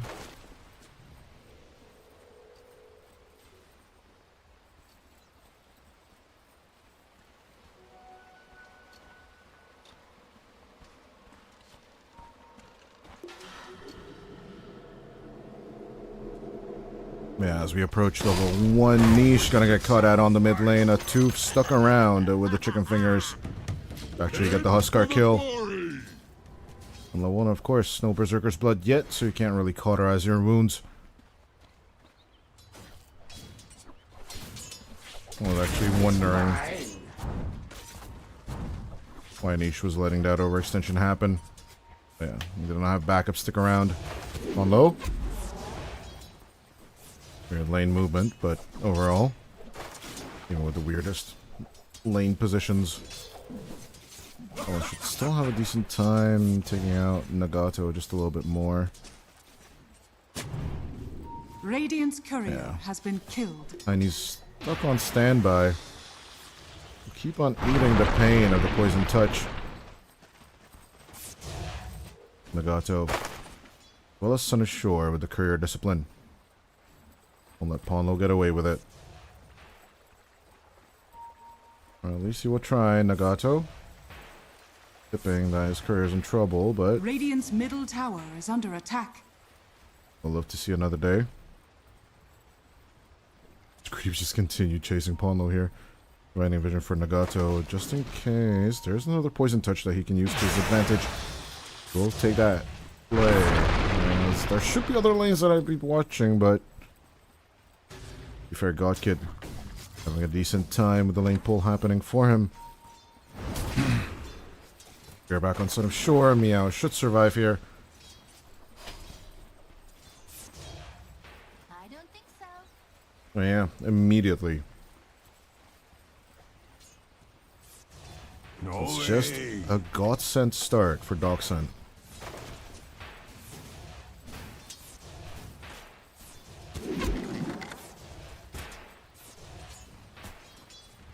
Son of Shore immediately using the Tangled as well.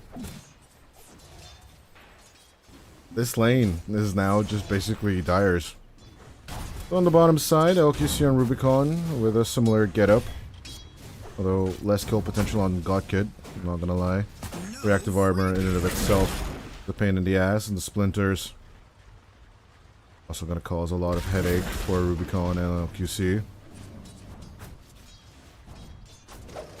Radiant's courier has been killed. Which was made, a tooth. Any kind of harassment at this point is just nice. On the other hand, Niche, by being killed Radiant are scanning. second in this game, is winning the lane on the mid lane as expected. Clear me unsurprised.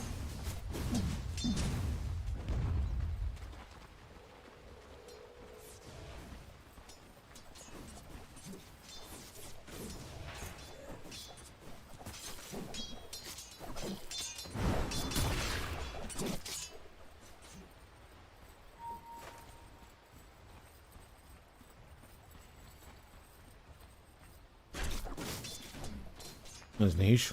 Immediately as Flocken makes the approach. Go for the burn as Ponlo, Nagato. They are just basically projecting that they're on the way into the mid lane.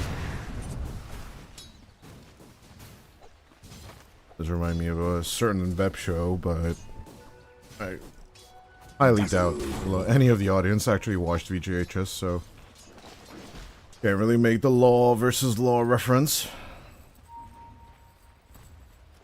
Dire's courier has been killed. Yeah, true Giga Chads. Used to watch Freddy W's content. Know what I'm talking about.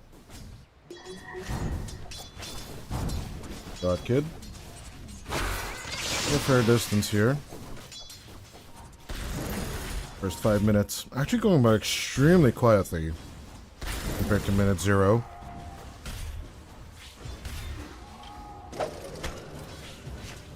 Yeah, with the hard cam being taken out. All LQC is doing here. Good old medicine with the damage. God Kid. No whirling death on the timber, but it isn't really needed either. Tame the Beast coming through as Timber Chain will be a miss. A tooth. Could actually deny him sub, but we'll go against it. Flocken. Losses. Packet loss. Anyone? Everyone? Well, I mean, casters are fine.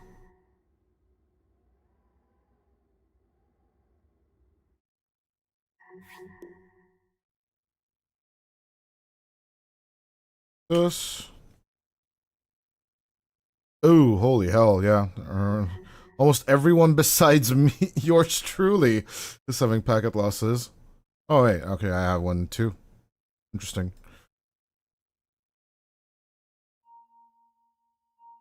Well, actually, I'm not really feeling it.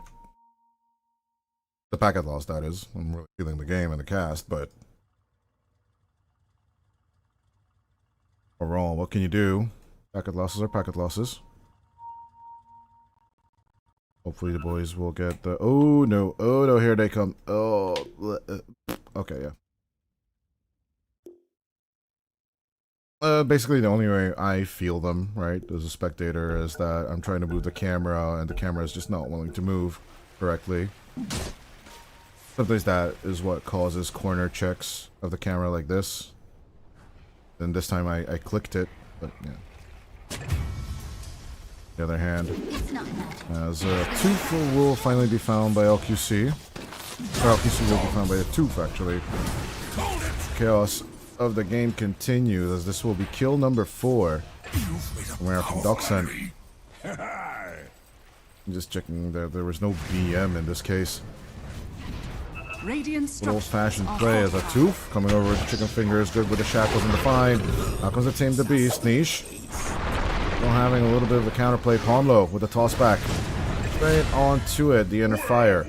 Will take care of the shaman as Ponlo dies for the kill. But Flocken going to be a cumbersome take here as the Death Pulse meets. Good with the catch is the 6-minute power rune. Should be enough to take out the Huskar. I mean, should. Or will it? Flocken. Avalanche tossed along with the Tame the Beast. Tossed into the air. Shallow grave as well. Can the Scythe actually hit? But Flocken doesn't even have enough mana for this one. As eventually Nagato will be the one to die.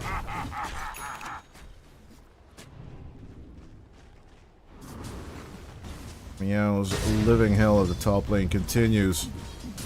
Only level 5 on the Mars. We're going to have an arena to set up, and the cavalry is long and far away on the mid lane. Meow. Shackled and focus fired. The shackle actually just hit him for a little while. But with the Hex and the control, Meow will try and sit the Shrine of Wisdom. In goes Niche at the edge of the circle. With no focus fire left, Ponlo comes around the bend, holds on to them with the Avalanche, and then comes LQC for the save. Can they hold on inside the circle without losing any more people? Niche and the Tooth will exchange their lives. The 242 will continue on the Wisdom Rune as Son of Shore and Nagato try to shake off Ponlo, and they will be successful with that one too. That's gotta hurt. Son of Shore, God of gameplay. I was pretty darn certain that they would be, pretty sure, haha, that they were not going to make it on that one. But honestly, what a fight of wit and skill between the two teams. Radiant's middle You could call that tower Clown is under Fiesta attack. too, but yeah, honestly, shoving 48 clowns on a car takes skill, so.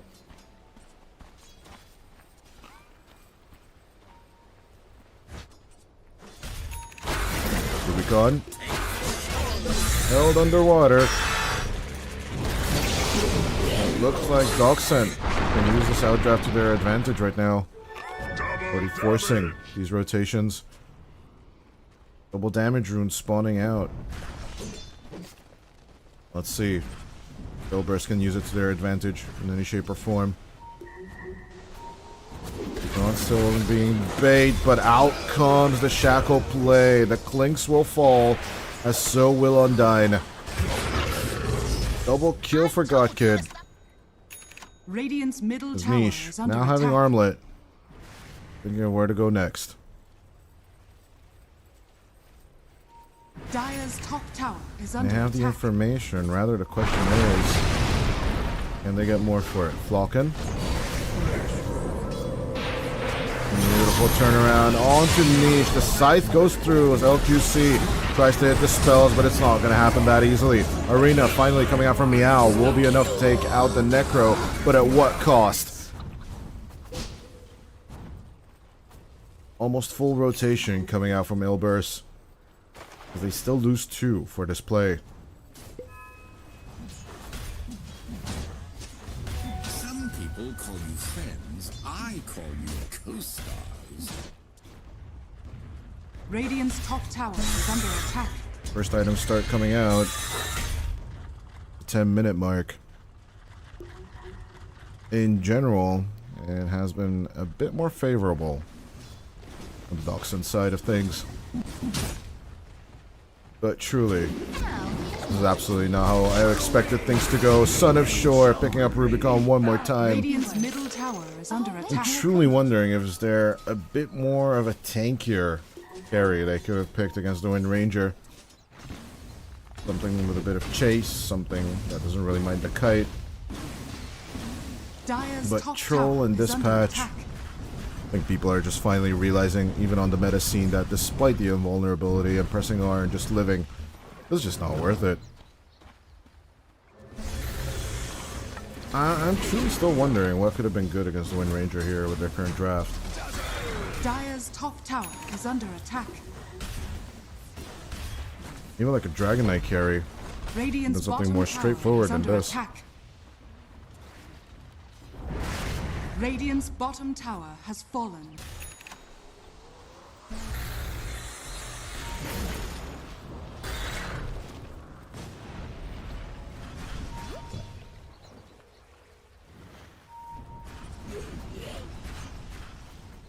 Son of Shore, Nagato, and the Tooth.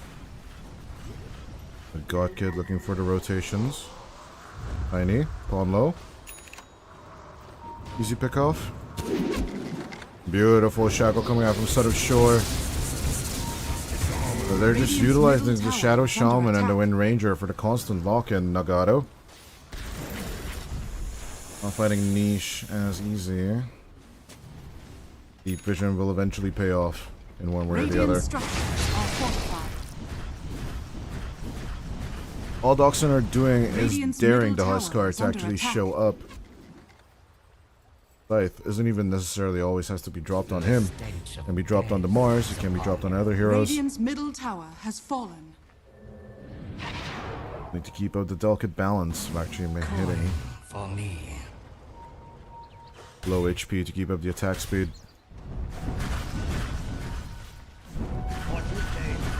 Keeping up with the farm. Meow. Indicated.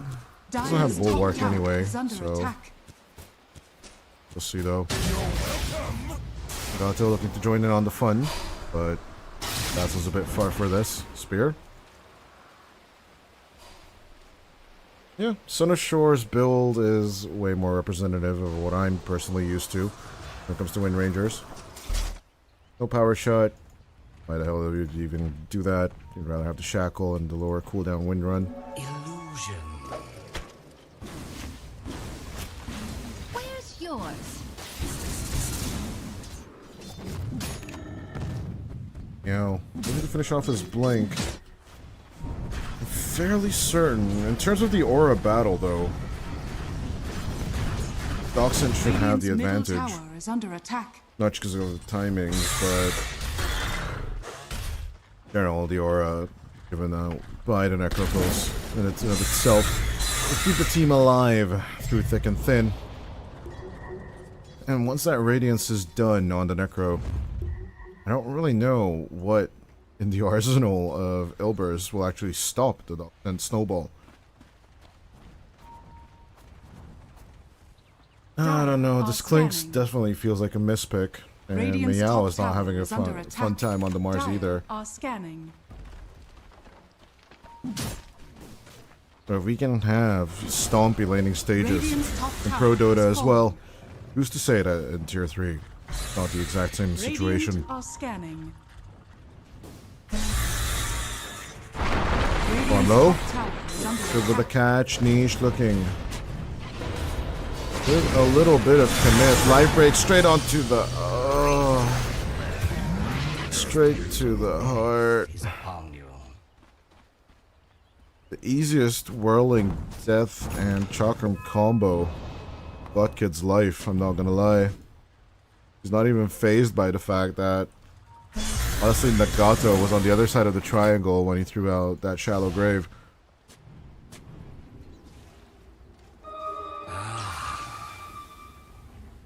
Falcon securing the kill with a scythe. Already 2 charges on the Necro. Only 1,000 more gold to get the Radiance.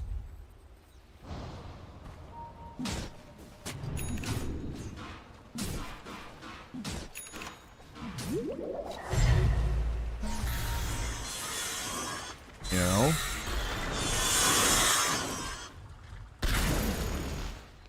Not even looking for the angle at all. This distance. Radiant Bucket. With a find. This time the light break should be enough. Along with the Wheel of Wonder to secure the kill. Dire's top tower is under attack. Got a little bit out of range. Get that one. Dire's top tower has fallen. Not even aiming for the blink just yet. Actually keep up with the shallow graves. Soul burst. They do want to brute force this, and they do want to recover.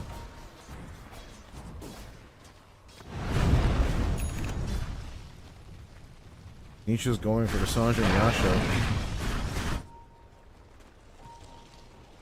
On having had to skip the Falcon Blade. Generally not having the best of times. Falcon a tooth on standby. Over the Death Pulse. A little more on the right click. They will look for the secure, but a Scythe of Vice will be still piercing through everything. You see? Even with the escape back thrown out. It's not a dispel. It doesn't pierce spell immunity. Technically, this cannot be dispelled. That doesn't pierce spell immunity.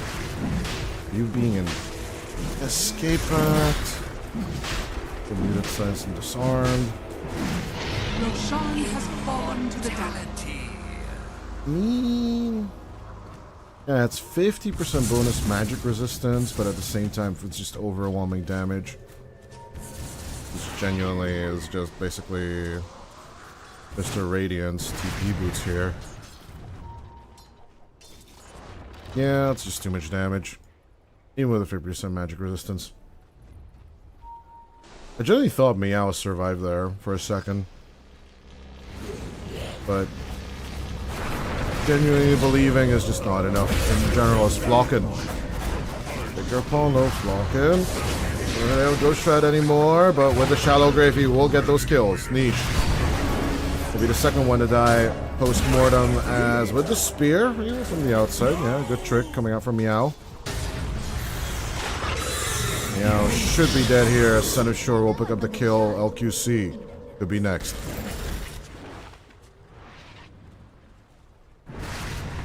Fucking keeping up the constant pressure. He does have Aegis on the Necro.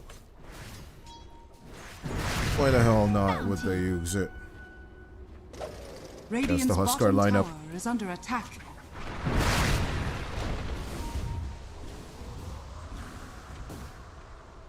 Off meta ideas of Dogsent once again working overtime as God Kid.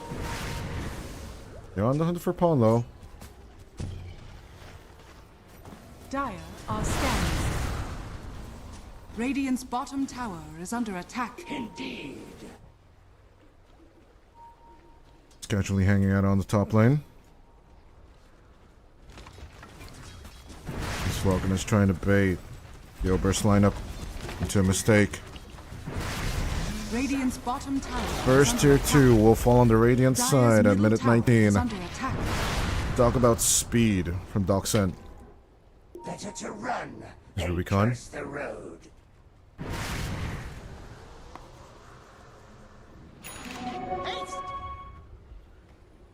Just trying to get rotations out of here, son of Shore. Play LQC, but at the end of the day, it is what it is. Is under attack. There isn't really much Oberst can do against this. Falcon just eddy cutting waves at this point. What are you supposed to do?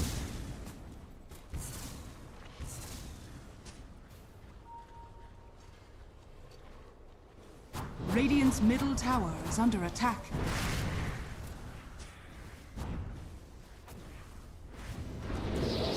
Focus fire straight on onto the second tier 2. Radiant structures are Niche. fortified. Trying to farm out Sange and Yasha as quick as possible. Radiant's A 2. middle tower. Firing out forward along with God Kid, but the Wheel of Wonder doing a little bit of work. A 2. Falling really low here, but the Shackle will connect along with Flocken on the side. The backline is gone as they have put their attention back onto the mid lane tier 2. Radiant's middle tower is under attack. Overwhelming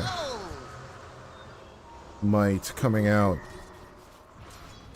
from the Dire side. Radiant's middle tower has fallen. Rubicon and Niche do attempt to take Tormentor. Rubicon just disappears. Oh no. Oh no, no, no! Niche. Oh my god. Oh yeah, it's just GG. No. No. No, no, no. That was a disaster. Nope. Nope. Nope. Nope. Nope. Nope. Dire Nope. victory. Get duped. Get Necrophosed. Dogsent will take the victory in game number 1. If they would have gotten it without either of them dying, I would have said nice attempt at a recovery, but yeah, there was nothing nice about that one, boys. Do we need to talk about this one, or can we just all forget it that it ever happened? Honestly, no. It basically came to what we talked about. Dogsent with the nice recovery and not recovery. They're on the up and up track, and I'm not gonna lie, I do believe like a bigger organization should be picking up the roster anytime soon. But yeah, Flocken. It should have been a way more rougher lane against Niche, but ever since a Tooth started off at minute 0 on that mid lane and secured Niche's first death, after that it was just a race to level 6, where Flocken just basically just shut down the play. Well, that, ladies and gentlemen, that will be it for our first game of our last series of the day. Let's see if Dogsent can keep the streak alive in game number 2.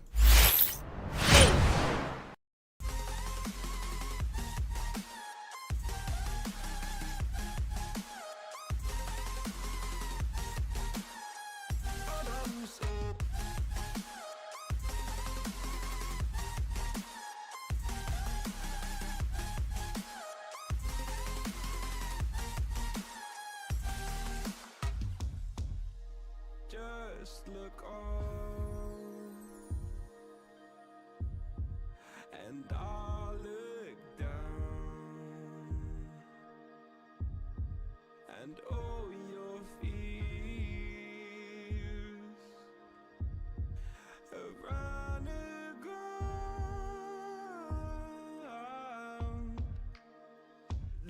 loosen. All I ever wanted was to love like this. All I ever needed was to feel like something more than a closed door flat on the floor. I can offer so much more.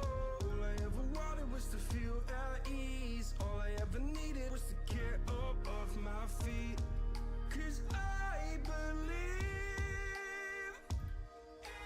in hold on just a little.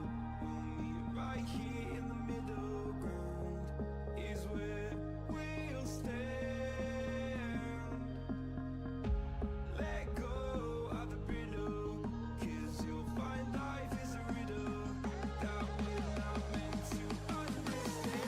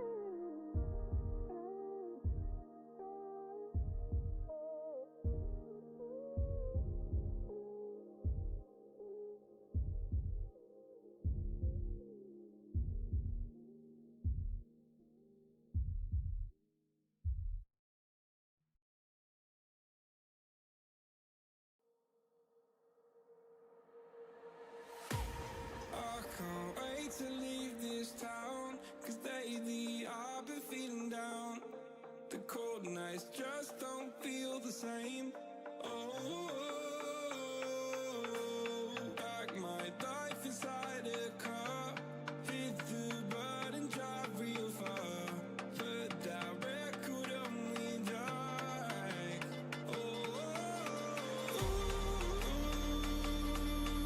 I'm dreaming of you, I dream of a new night. Fight in the dark till we see the sunlight. My love, it's you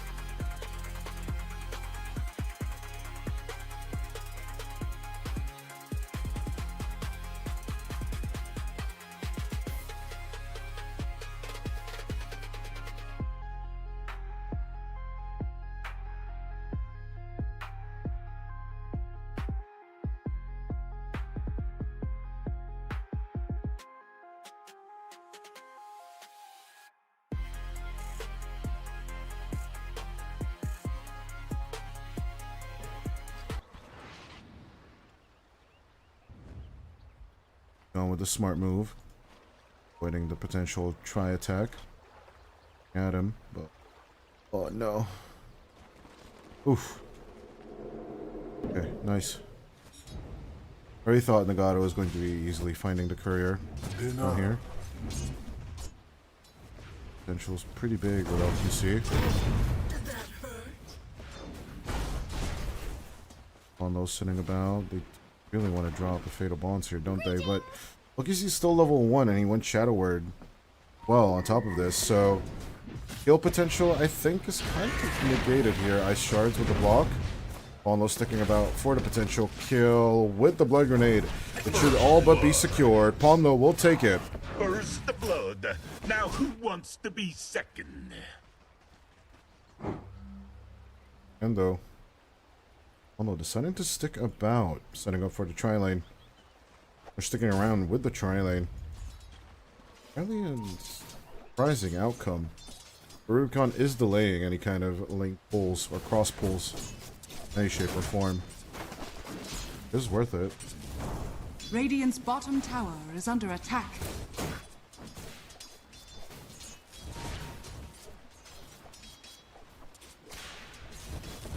Denied.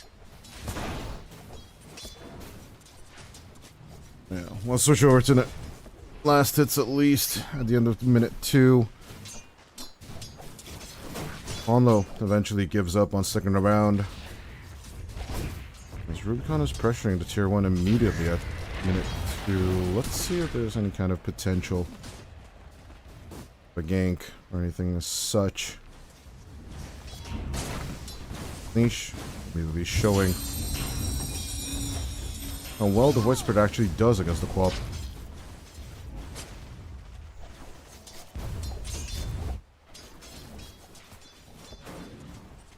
Fatal Bonds are doing the work.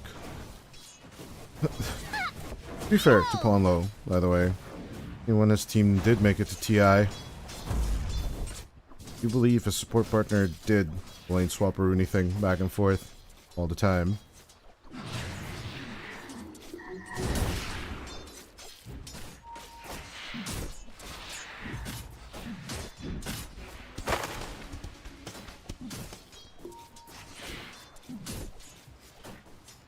Not really surprised as to how this game is going right now for them.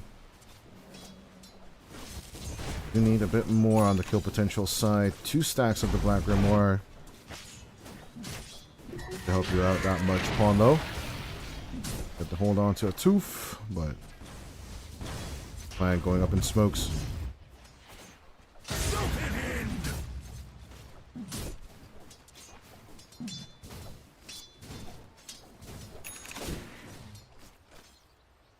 Still virtually solo on the lane. All that XP. Going away with the Templar. Level 3 versus level 3 Mars. As he can keep himself alive, it will be a godsend. LQC. In replace, but Fatal Bonds was not available for 4 more seconds. Son of Shore going with the Shadow Strike. Back goes the Snowball, a 2 for immediately making the rotation. Snowball will land on Nagato, but with the Tame the Beast, they will tame the Ponlo. Eventually, though, Nagato will die for this, so it is a 2 for 2 at the end of the day. About 4 minutes in. Of course, the exchange is for 1 overall, but ain't really more than just basically number nominations. Meow in trouble, but the Shadow Word does help.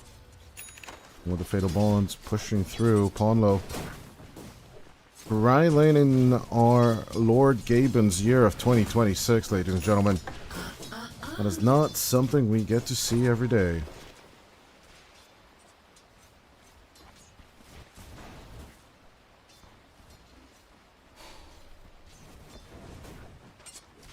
Five minutes into the play, it's just dead-ass quiet, even though we have a tri-lane on the top side. The main winner out of this whole situation is definitely Rubicon. Going to free farm under your tower. All you gotta do is buy some sentry wards and just unclog your camps, but I'm pretty sure Polo will be more than happy to actually set that up for you. Actually, in this situation, what the hell do I do? No camps to pull with, no lane control in my head, or on my end. Nagato gets the weird idea of just going for the wraparound. There's not really much you can do here. Trying to find the angle of approach. At my command. Going back and forth between the tin gates.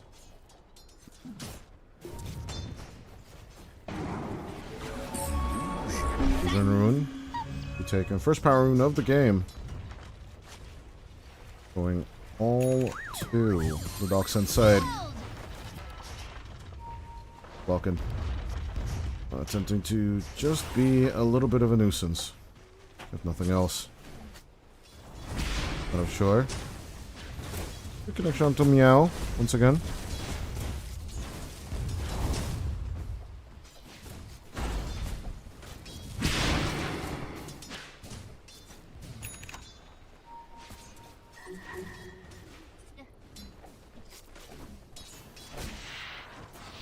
I'm not gonna lie. Game number 2 is going way better Tower is under attack. for Ilburst than game number 1 did, but Meow. Aggressive Shadow Word on this time onto a Tooth. Stacks are happening. Niche walking into the play. The circle will be vacated by the Jakiro as LQC. A little bit low, but the Shadow Word could be enough. Do they just deny him? No. Why not? They want the bait of Son of Shore to come at them, but they will catch up Son of Shore instead. Straight up snowball onto the Queen of Pain. Palno will get the range, and Niche will get the kill. You haven't failed. This was your greatest success. Once again, as previously mentioned, the biggest winner out of this whole situation is still Rubicon. As the PT will be done at the tail end of 8 minutes.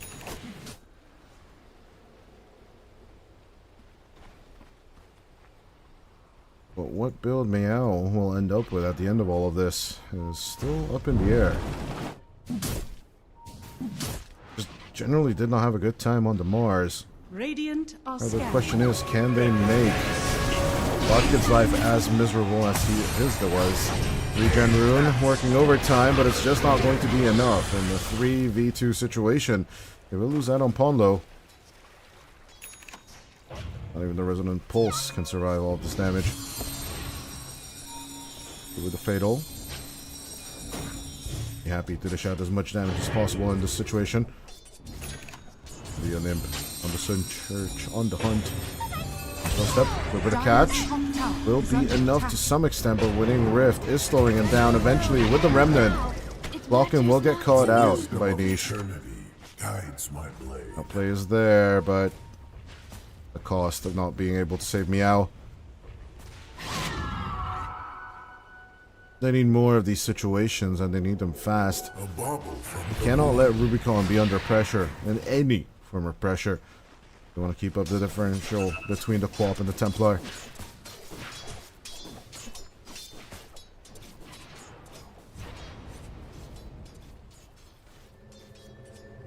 Radiant are scanning.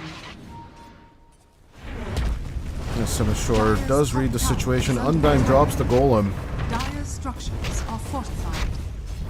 That's just looking. Radiant structures Smack are fortified. and crash. Dire's top tower is under attack. On to the enemy off lane. And to the enemy safe lane.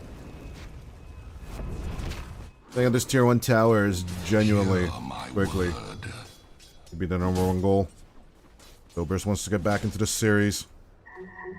Dire's top tower is under attack. Dire's top tower has fallen. To be fair to the players, it is prime Dota time, so I'm not gonna lie. This is when usually everyone's alive and awake. First arena will put them out of the arena with the snowball, but immediately Dreamcoil is the answer. LQC coming over, but without any mana to actually offer into the exchange. And of course, no Golem, but speaking of, the golem did do its job and drop on. That first tier 1 tower in favor of Ilbers.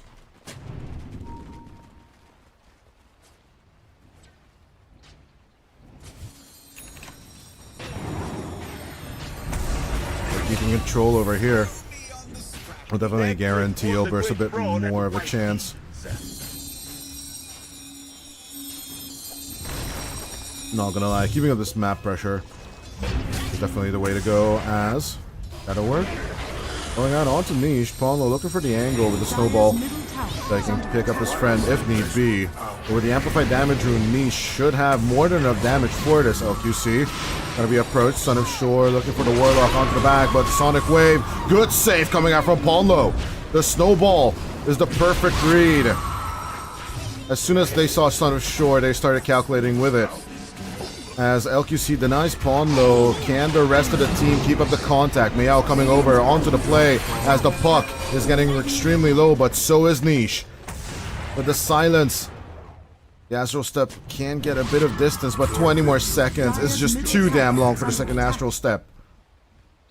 3 for exchange of 1, definitely not the exchange.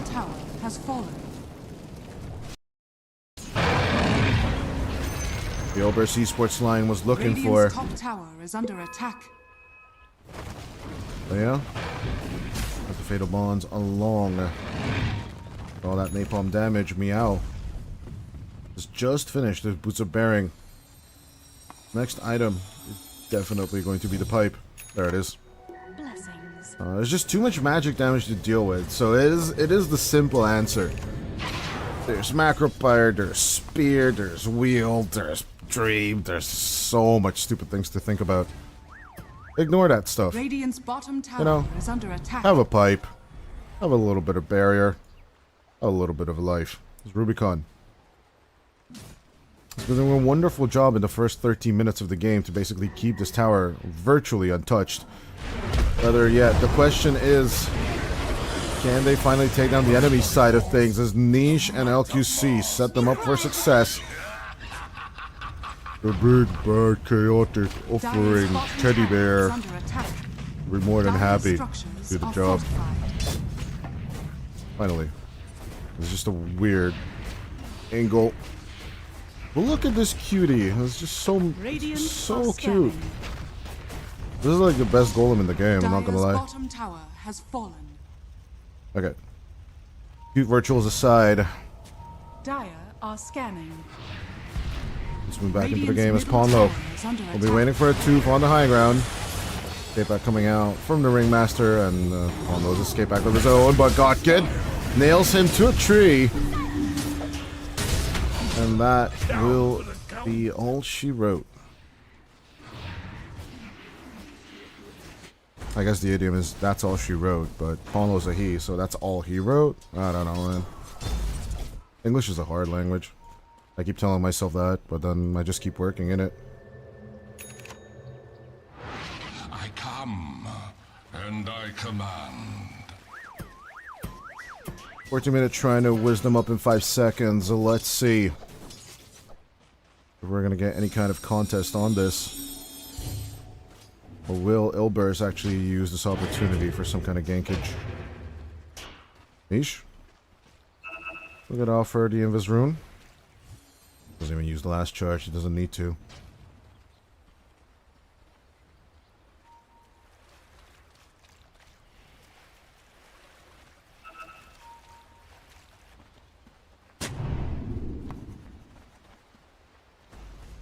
Sounds like a good idea.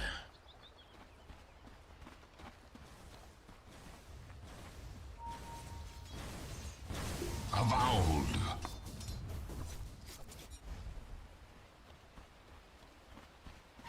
Freaking net worth lead in favor of Ilbers, but something's telling me that's not going to be enough to even make a bit of a dent.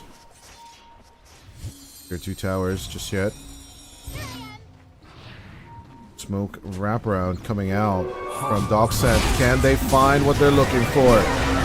Combining the Dream Code with everything else. Niche will be deleted immediately. Rubicon came around for this as the arena will be a beautiful nail combined with the macro pile. They'll take out the Templar as well. The chaos continues on the other hand. Chaotic Offering into the middle of the Fatal Bonds. All they need to do is hit Godkid, but they need to hit him a bit more in order to get any kind of kill. The perfect Fatal Bonds, but they lose both of their big damage dealers. Dogscent. A smoke play straight into their face. And they even saw it.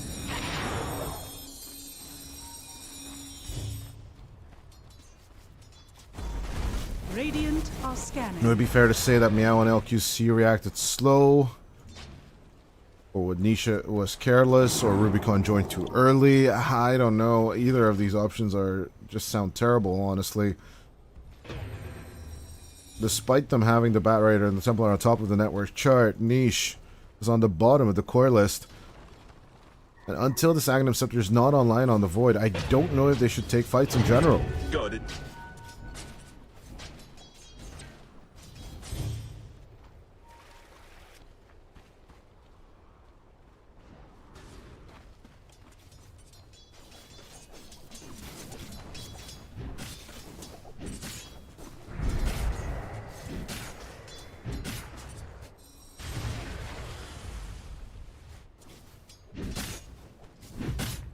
Oh no.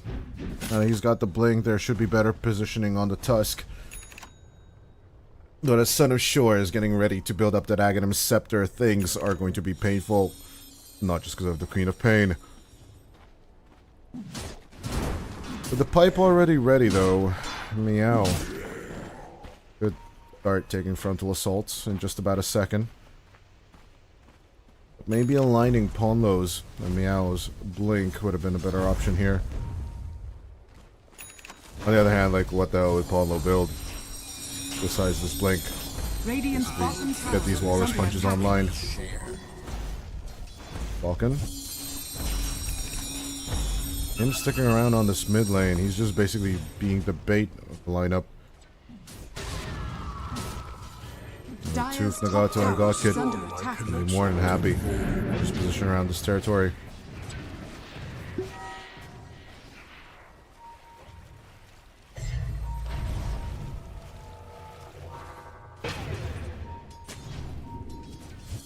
Falcon. Meow. The back end of things as a beautiful arena, this time from Godkid. Will be landing through. The Fatal Bonds is doing the work. But at the very same time, this time they will have the damage for it. Rubicon will take out 2. His Niche will set up the 3rd. Son of Shore will make it out of here along with Godkid. But with that done and dusted, Roshan should be next. Elburst, Tooth and Nail will be fighting back into this game. They were on a downward trajectory, but eventually, since we do have a victory feast, it is very important that the Warlock does have vision inside the arena. Basically drop the Fatal Bonds and the Chaotic Offering. All of that tends to keep happening.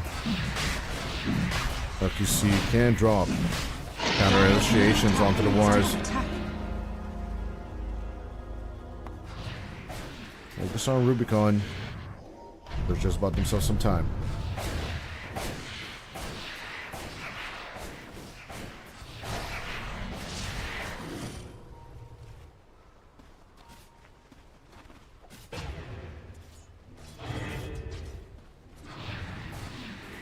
Radiant's bottom tower is under attack. Keep it down bottom. Rubicon. Going to show with the Aegis. Hollow coming around the bend. He could just join them in a second. And then the engagement. Basically targeting Meow. Gonna be a good turnaround from Niche. The perfect reveal coming out from the Void. The Aghanim Scepter is just working overtime. Yeah, this is not going to be forcing Son of Shore to actually turn onto the BKB first before the Aghanim Scepter. But as the traps slow down the puck,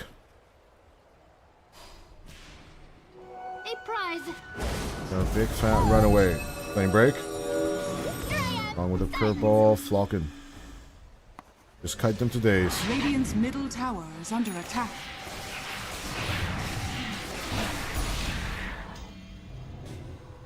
You see getting his shard. The poop soup do be ready.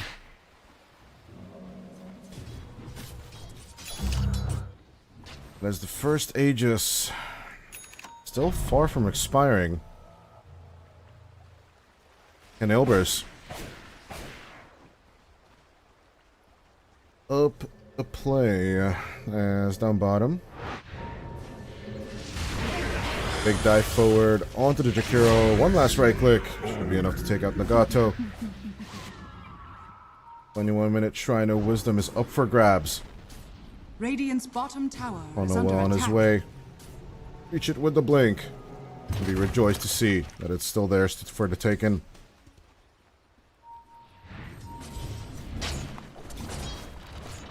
On his way to a Kayayasha, as I do hear a lasso, I do see the lasso. Good find onto God Kid. Ilbers looking to even up this series in a most brutal fashion. The way they were beating themselves. Dire's middle tower is under attack.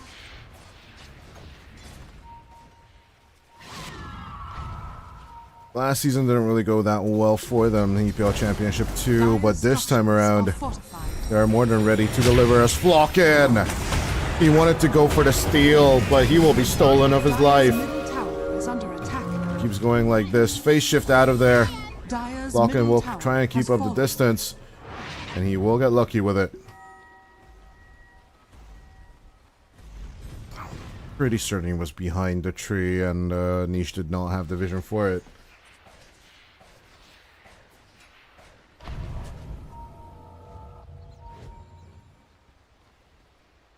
Yeah, Rubicon demonstrating what a dominating Templar should be. So we need to jump onto a tube. They'll take out the Ringmaster, but with a minute and a half left on the Aegis, all they need to do is a little bit more right clickage on the Templar. Can they save that Aegis over here? Yes, they can, ladies and gentlemen. The refraction just came off cooldown over a recovery period for the Templar. Let's see. We're gonna just keep it rolling. They've been hurt just a little, but it is what it is.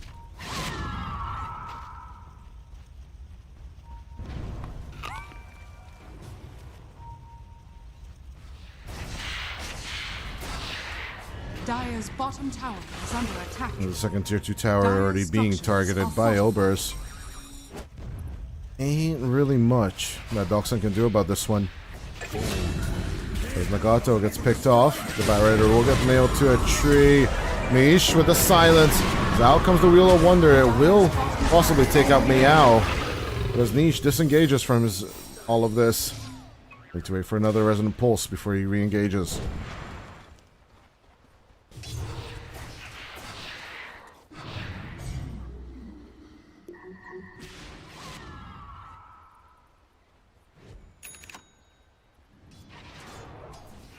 That's Falcon. Gonna drop the Dream Coil immediately onto Rubicon, but the Aegis is expiring. Let's see if Thunder Shore can help him out here. Does not have Sonic Wave for 60, so he could not draft that play, but it with the Fatal Bonds. Onlo will take on Flockin all his lonesome, and the TP will be broken by a little bit of whippage. The Niche, LQC, and Rubicon find the angle though. This 4v3.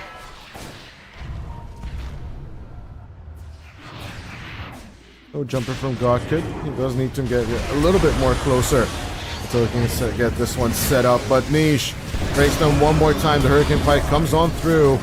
But Mr. Lasso doesn't get any more connections. Rubicon looking for the catch. The upheaval is there. It's doing the work, ladies and gentlemen. Niche will help out with the double. Help himself to the double, more likely, as Rubicon. The right click, it's gonna be perfect. Double kill for Rubicon as well. And that will technically be a team wipe for Ilbers. They started the whole engagement by picking off the puck first. High ground it is at minute 26. Product offering will be offered for the siege push. Dire's bottom tower has fallen. Now let's just be honest, the golems go brrr on the buildings as Flocken will die back over here.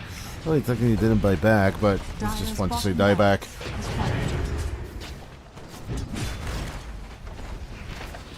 But yeah, look at that teddy bear go. I'm just gonna keep watching the teddy bear. I don't really care about this game anymore.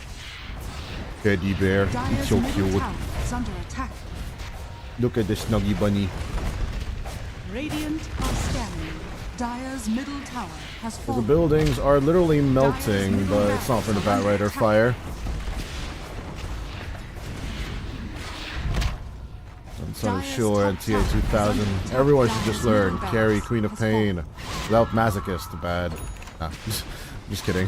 Bondage is great, I think, against the Templar Assassin. It's just Son of Shore can't really get in reach of the fights proper. And, I just tend to slightly disagree with the build in general. I think Yashikaya will be the more hype option here. I don't think builds should be logical. They should be more just about hype. Dire are scanning. Well, in terms of spell amplification, I think actually the two swords are kind of similar, aren't they? So, just hold up. No time to check. Niche. A little bit of Sonic Wave. Pushes back Pawn though, but immediate buyback coming out from Nagato. With the arena, God Kid is stuck inside there. As it looks like Ilburst is going to say, we're not stuck in here with you, you're stuck in here with us. As the Warlock goes down. It does not have buyback, but Ponlo is looking to return. With the Walrus Punch, he'll get the setup onto Flocken. Niche will take the kill. Monster kill streak onto Niche as they are looking for Son of Shore. Can they make the find? Flocken looking to return. And the Disseminate. Not the perfect circle chosen, but it doesn't really matter. Son of Shore still looking for the angle. They will get the dieback onto Ponlo, but Rubicon and Niche are in trouble. Niche moves on forward with the Resonant Pulse, gets the silence off onto Son of Shore, and they will get that kill. Can they get Ponlo? Can they get Flocken? Sorry, one more time, and the answer is a yes. But Son of Shore, he needs to clean off these 3 kills to actually give it a chance to Doxen to come back into this game number 2. But is it actually going to happen? The refraction charges will keep the Templar alive as Rubicon jumps onto the back line and will take out Son of Shore. That is going to be the GG. As once again, game number 2 will end sub 30 minutes for the second time this series. Victory.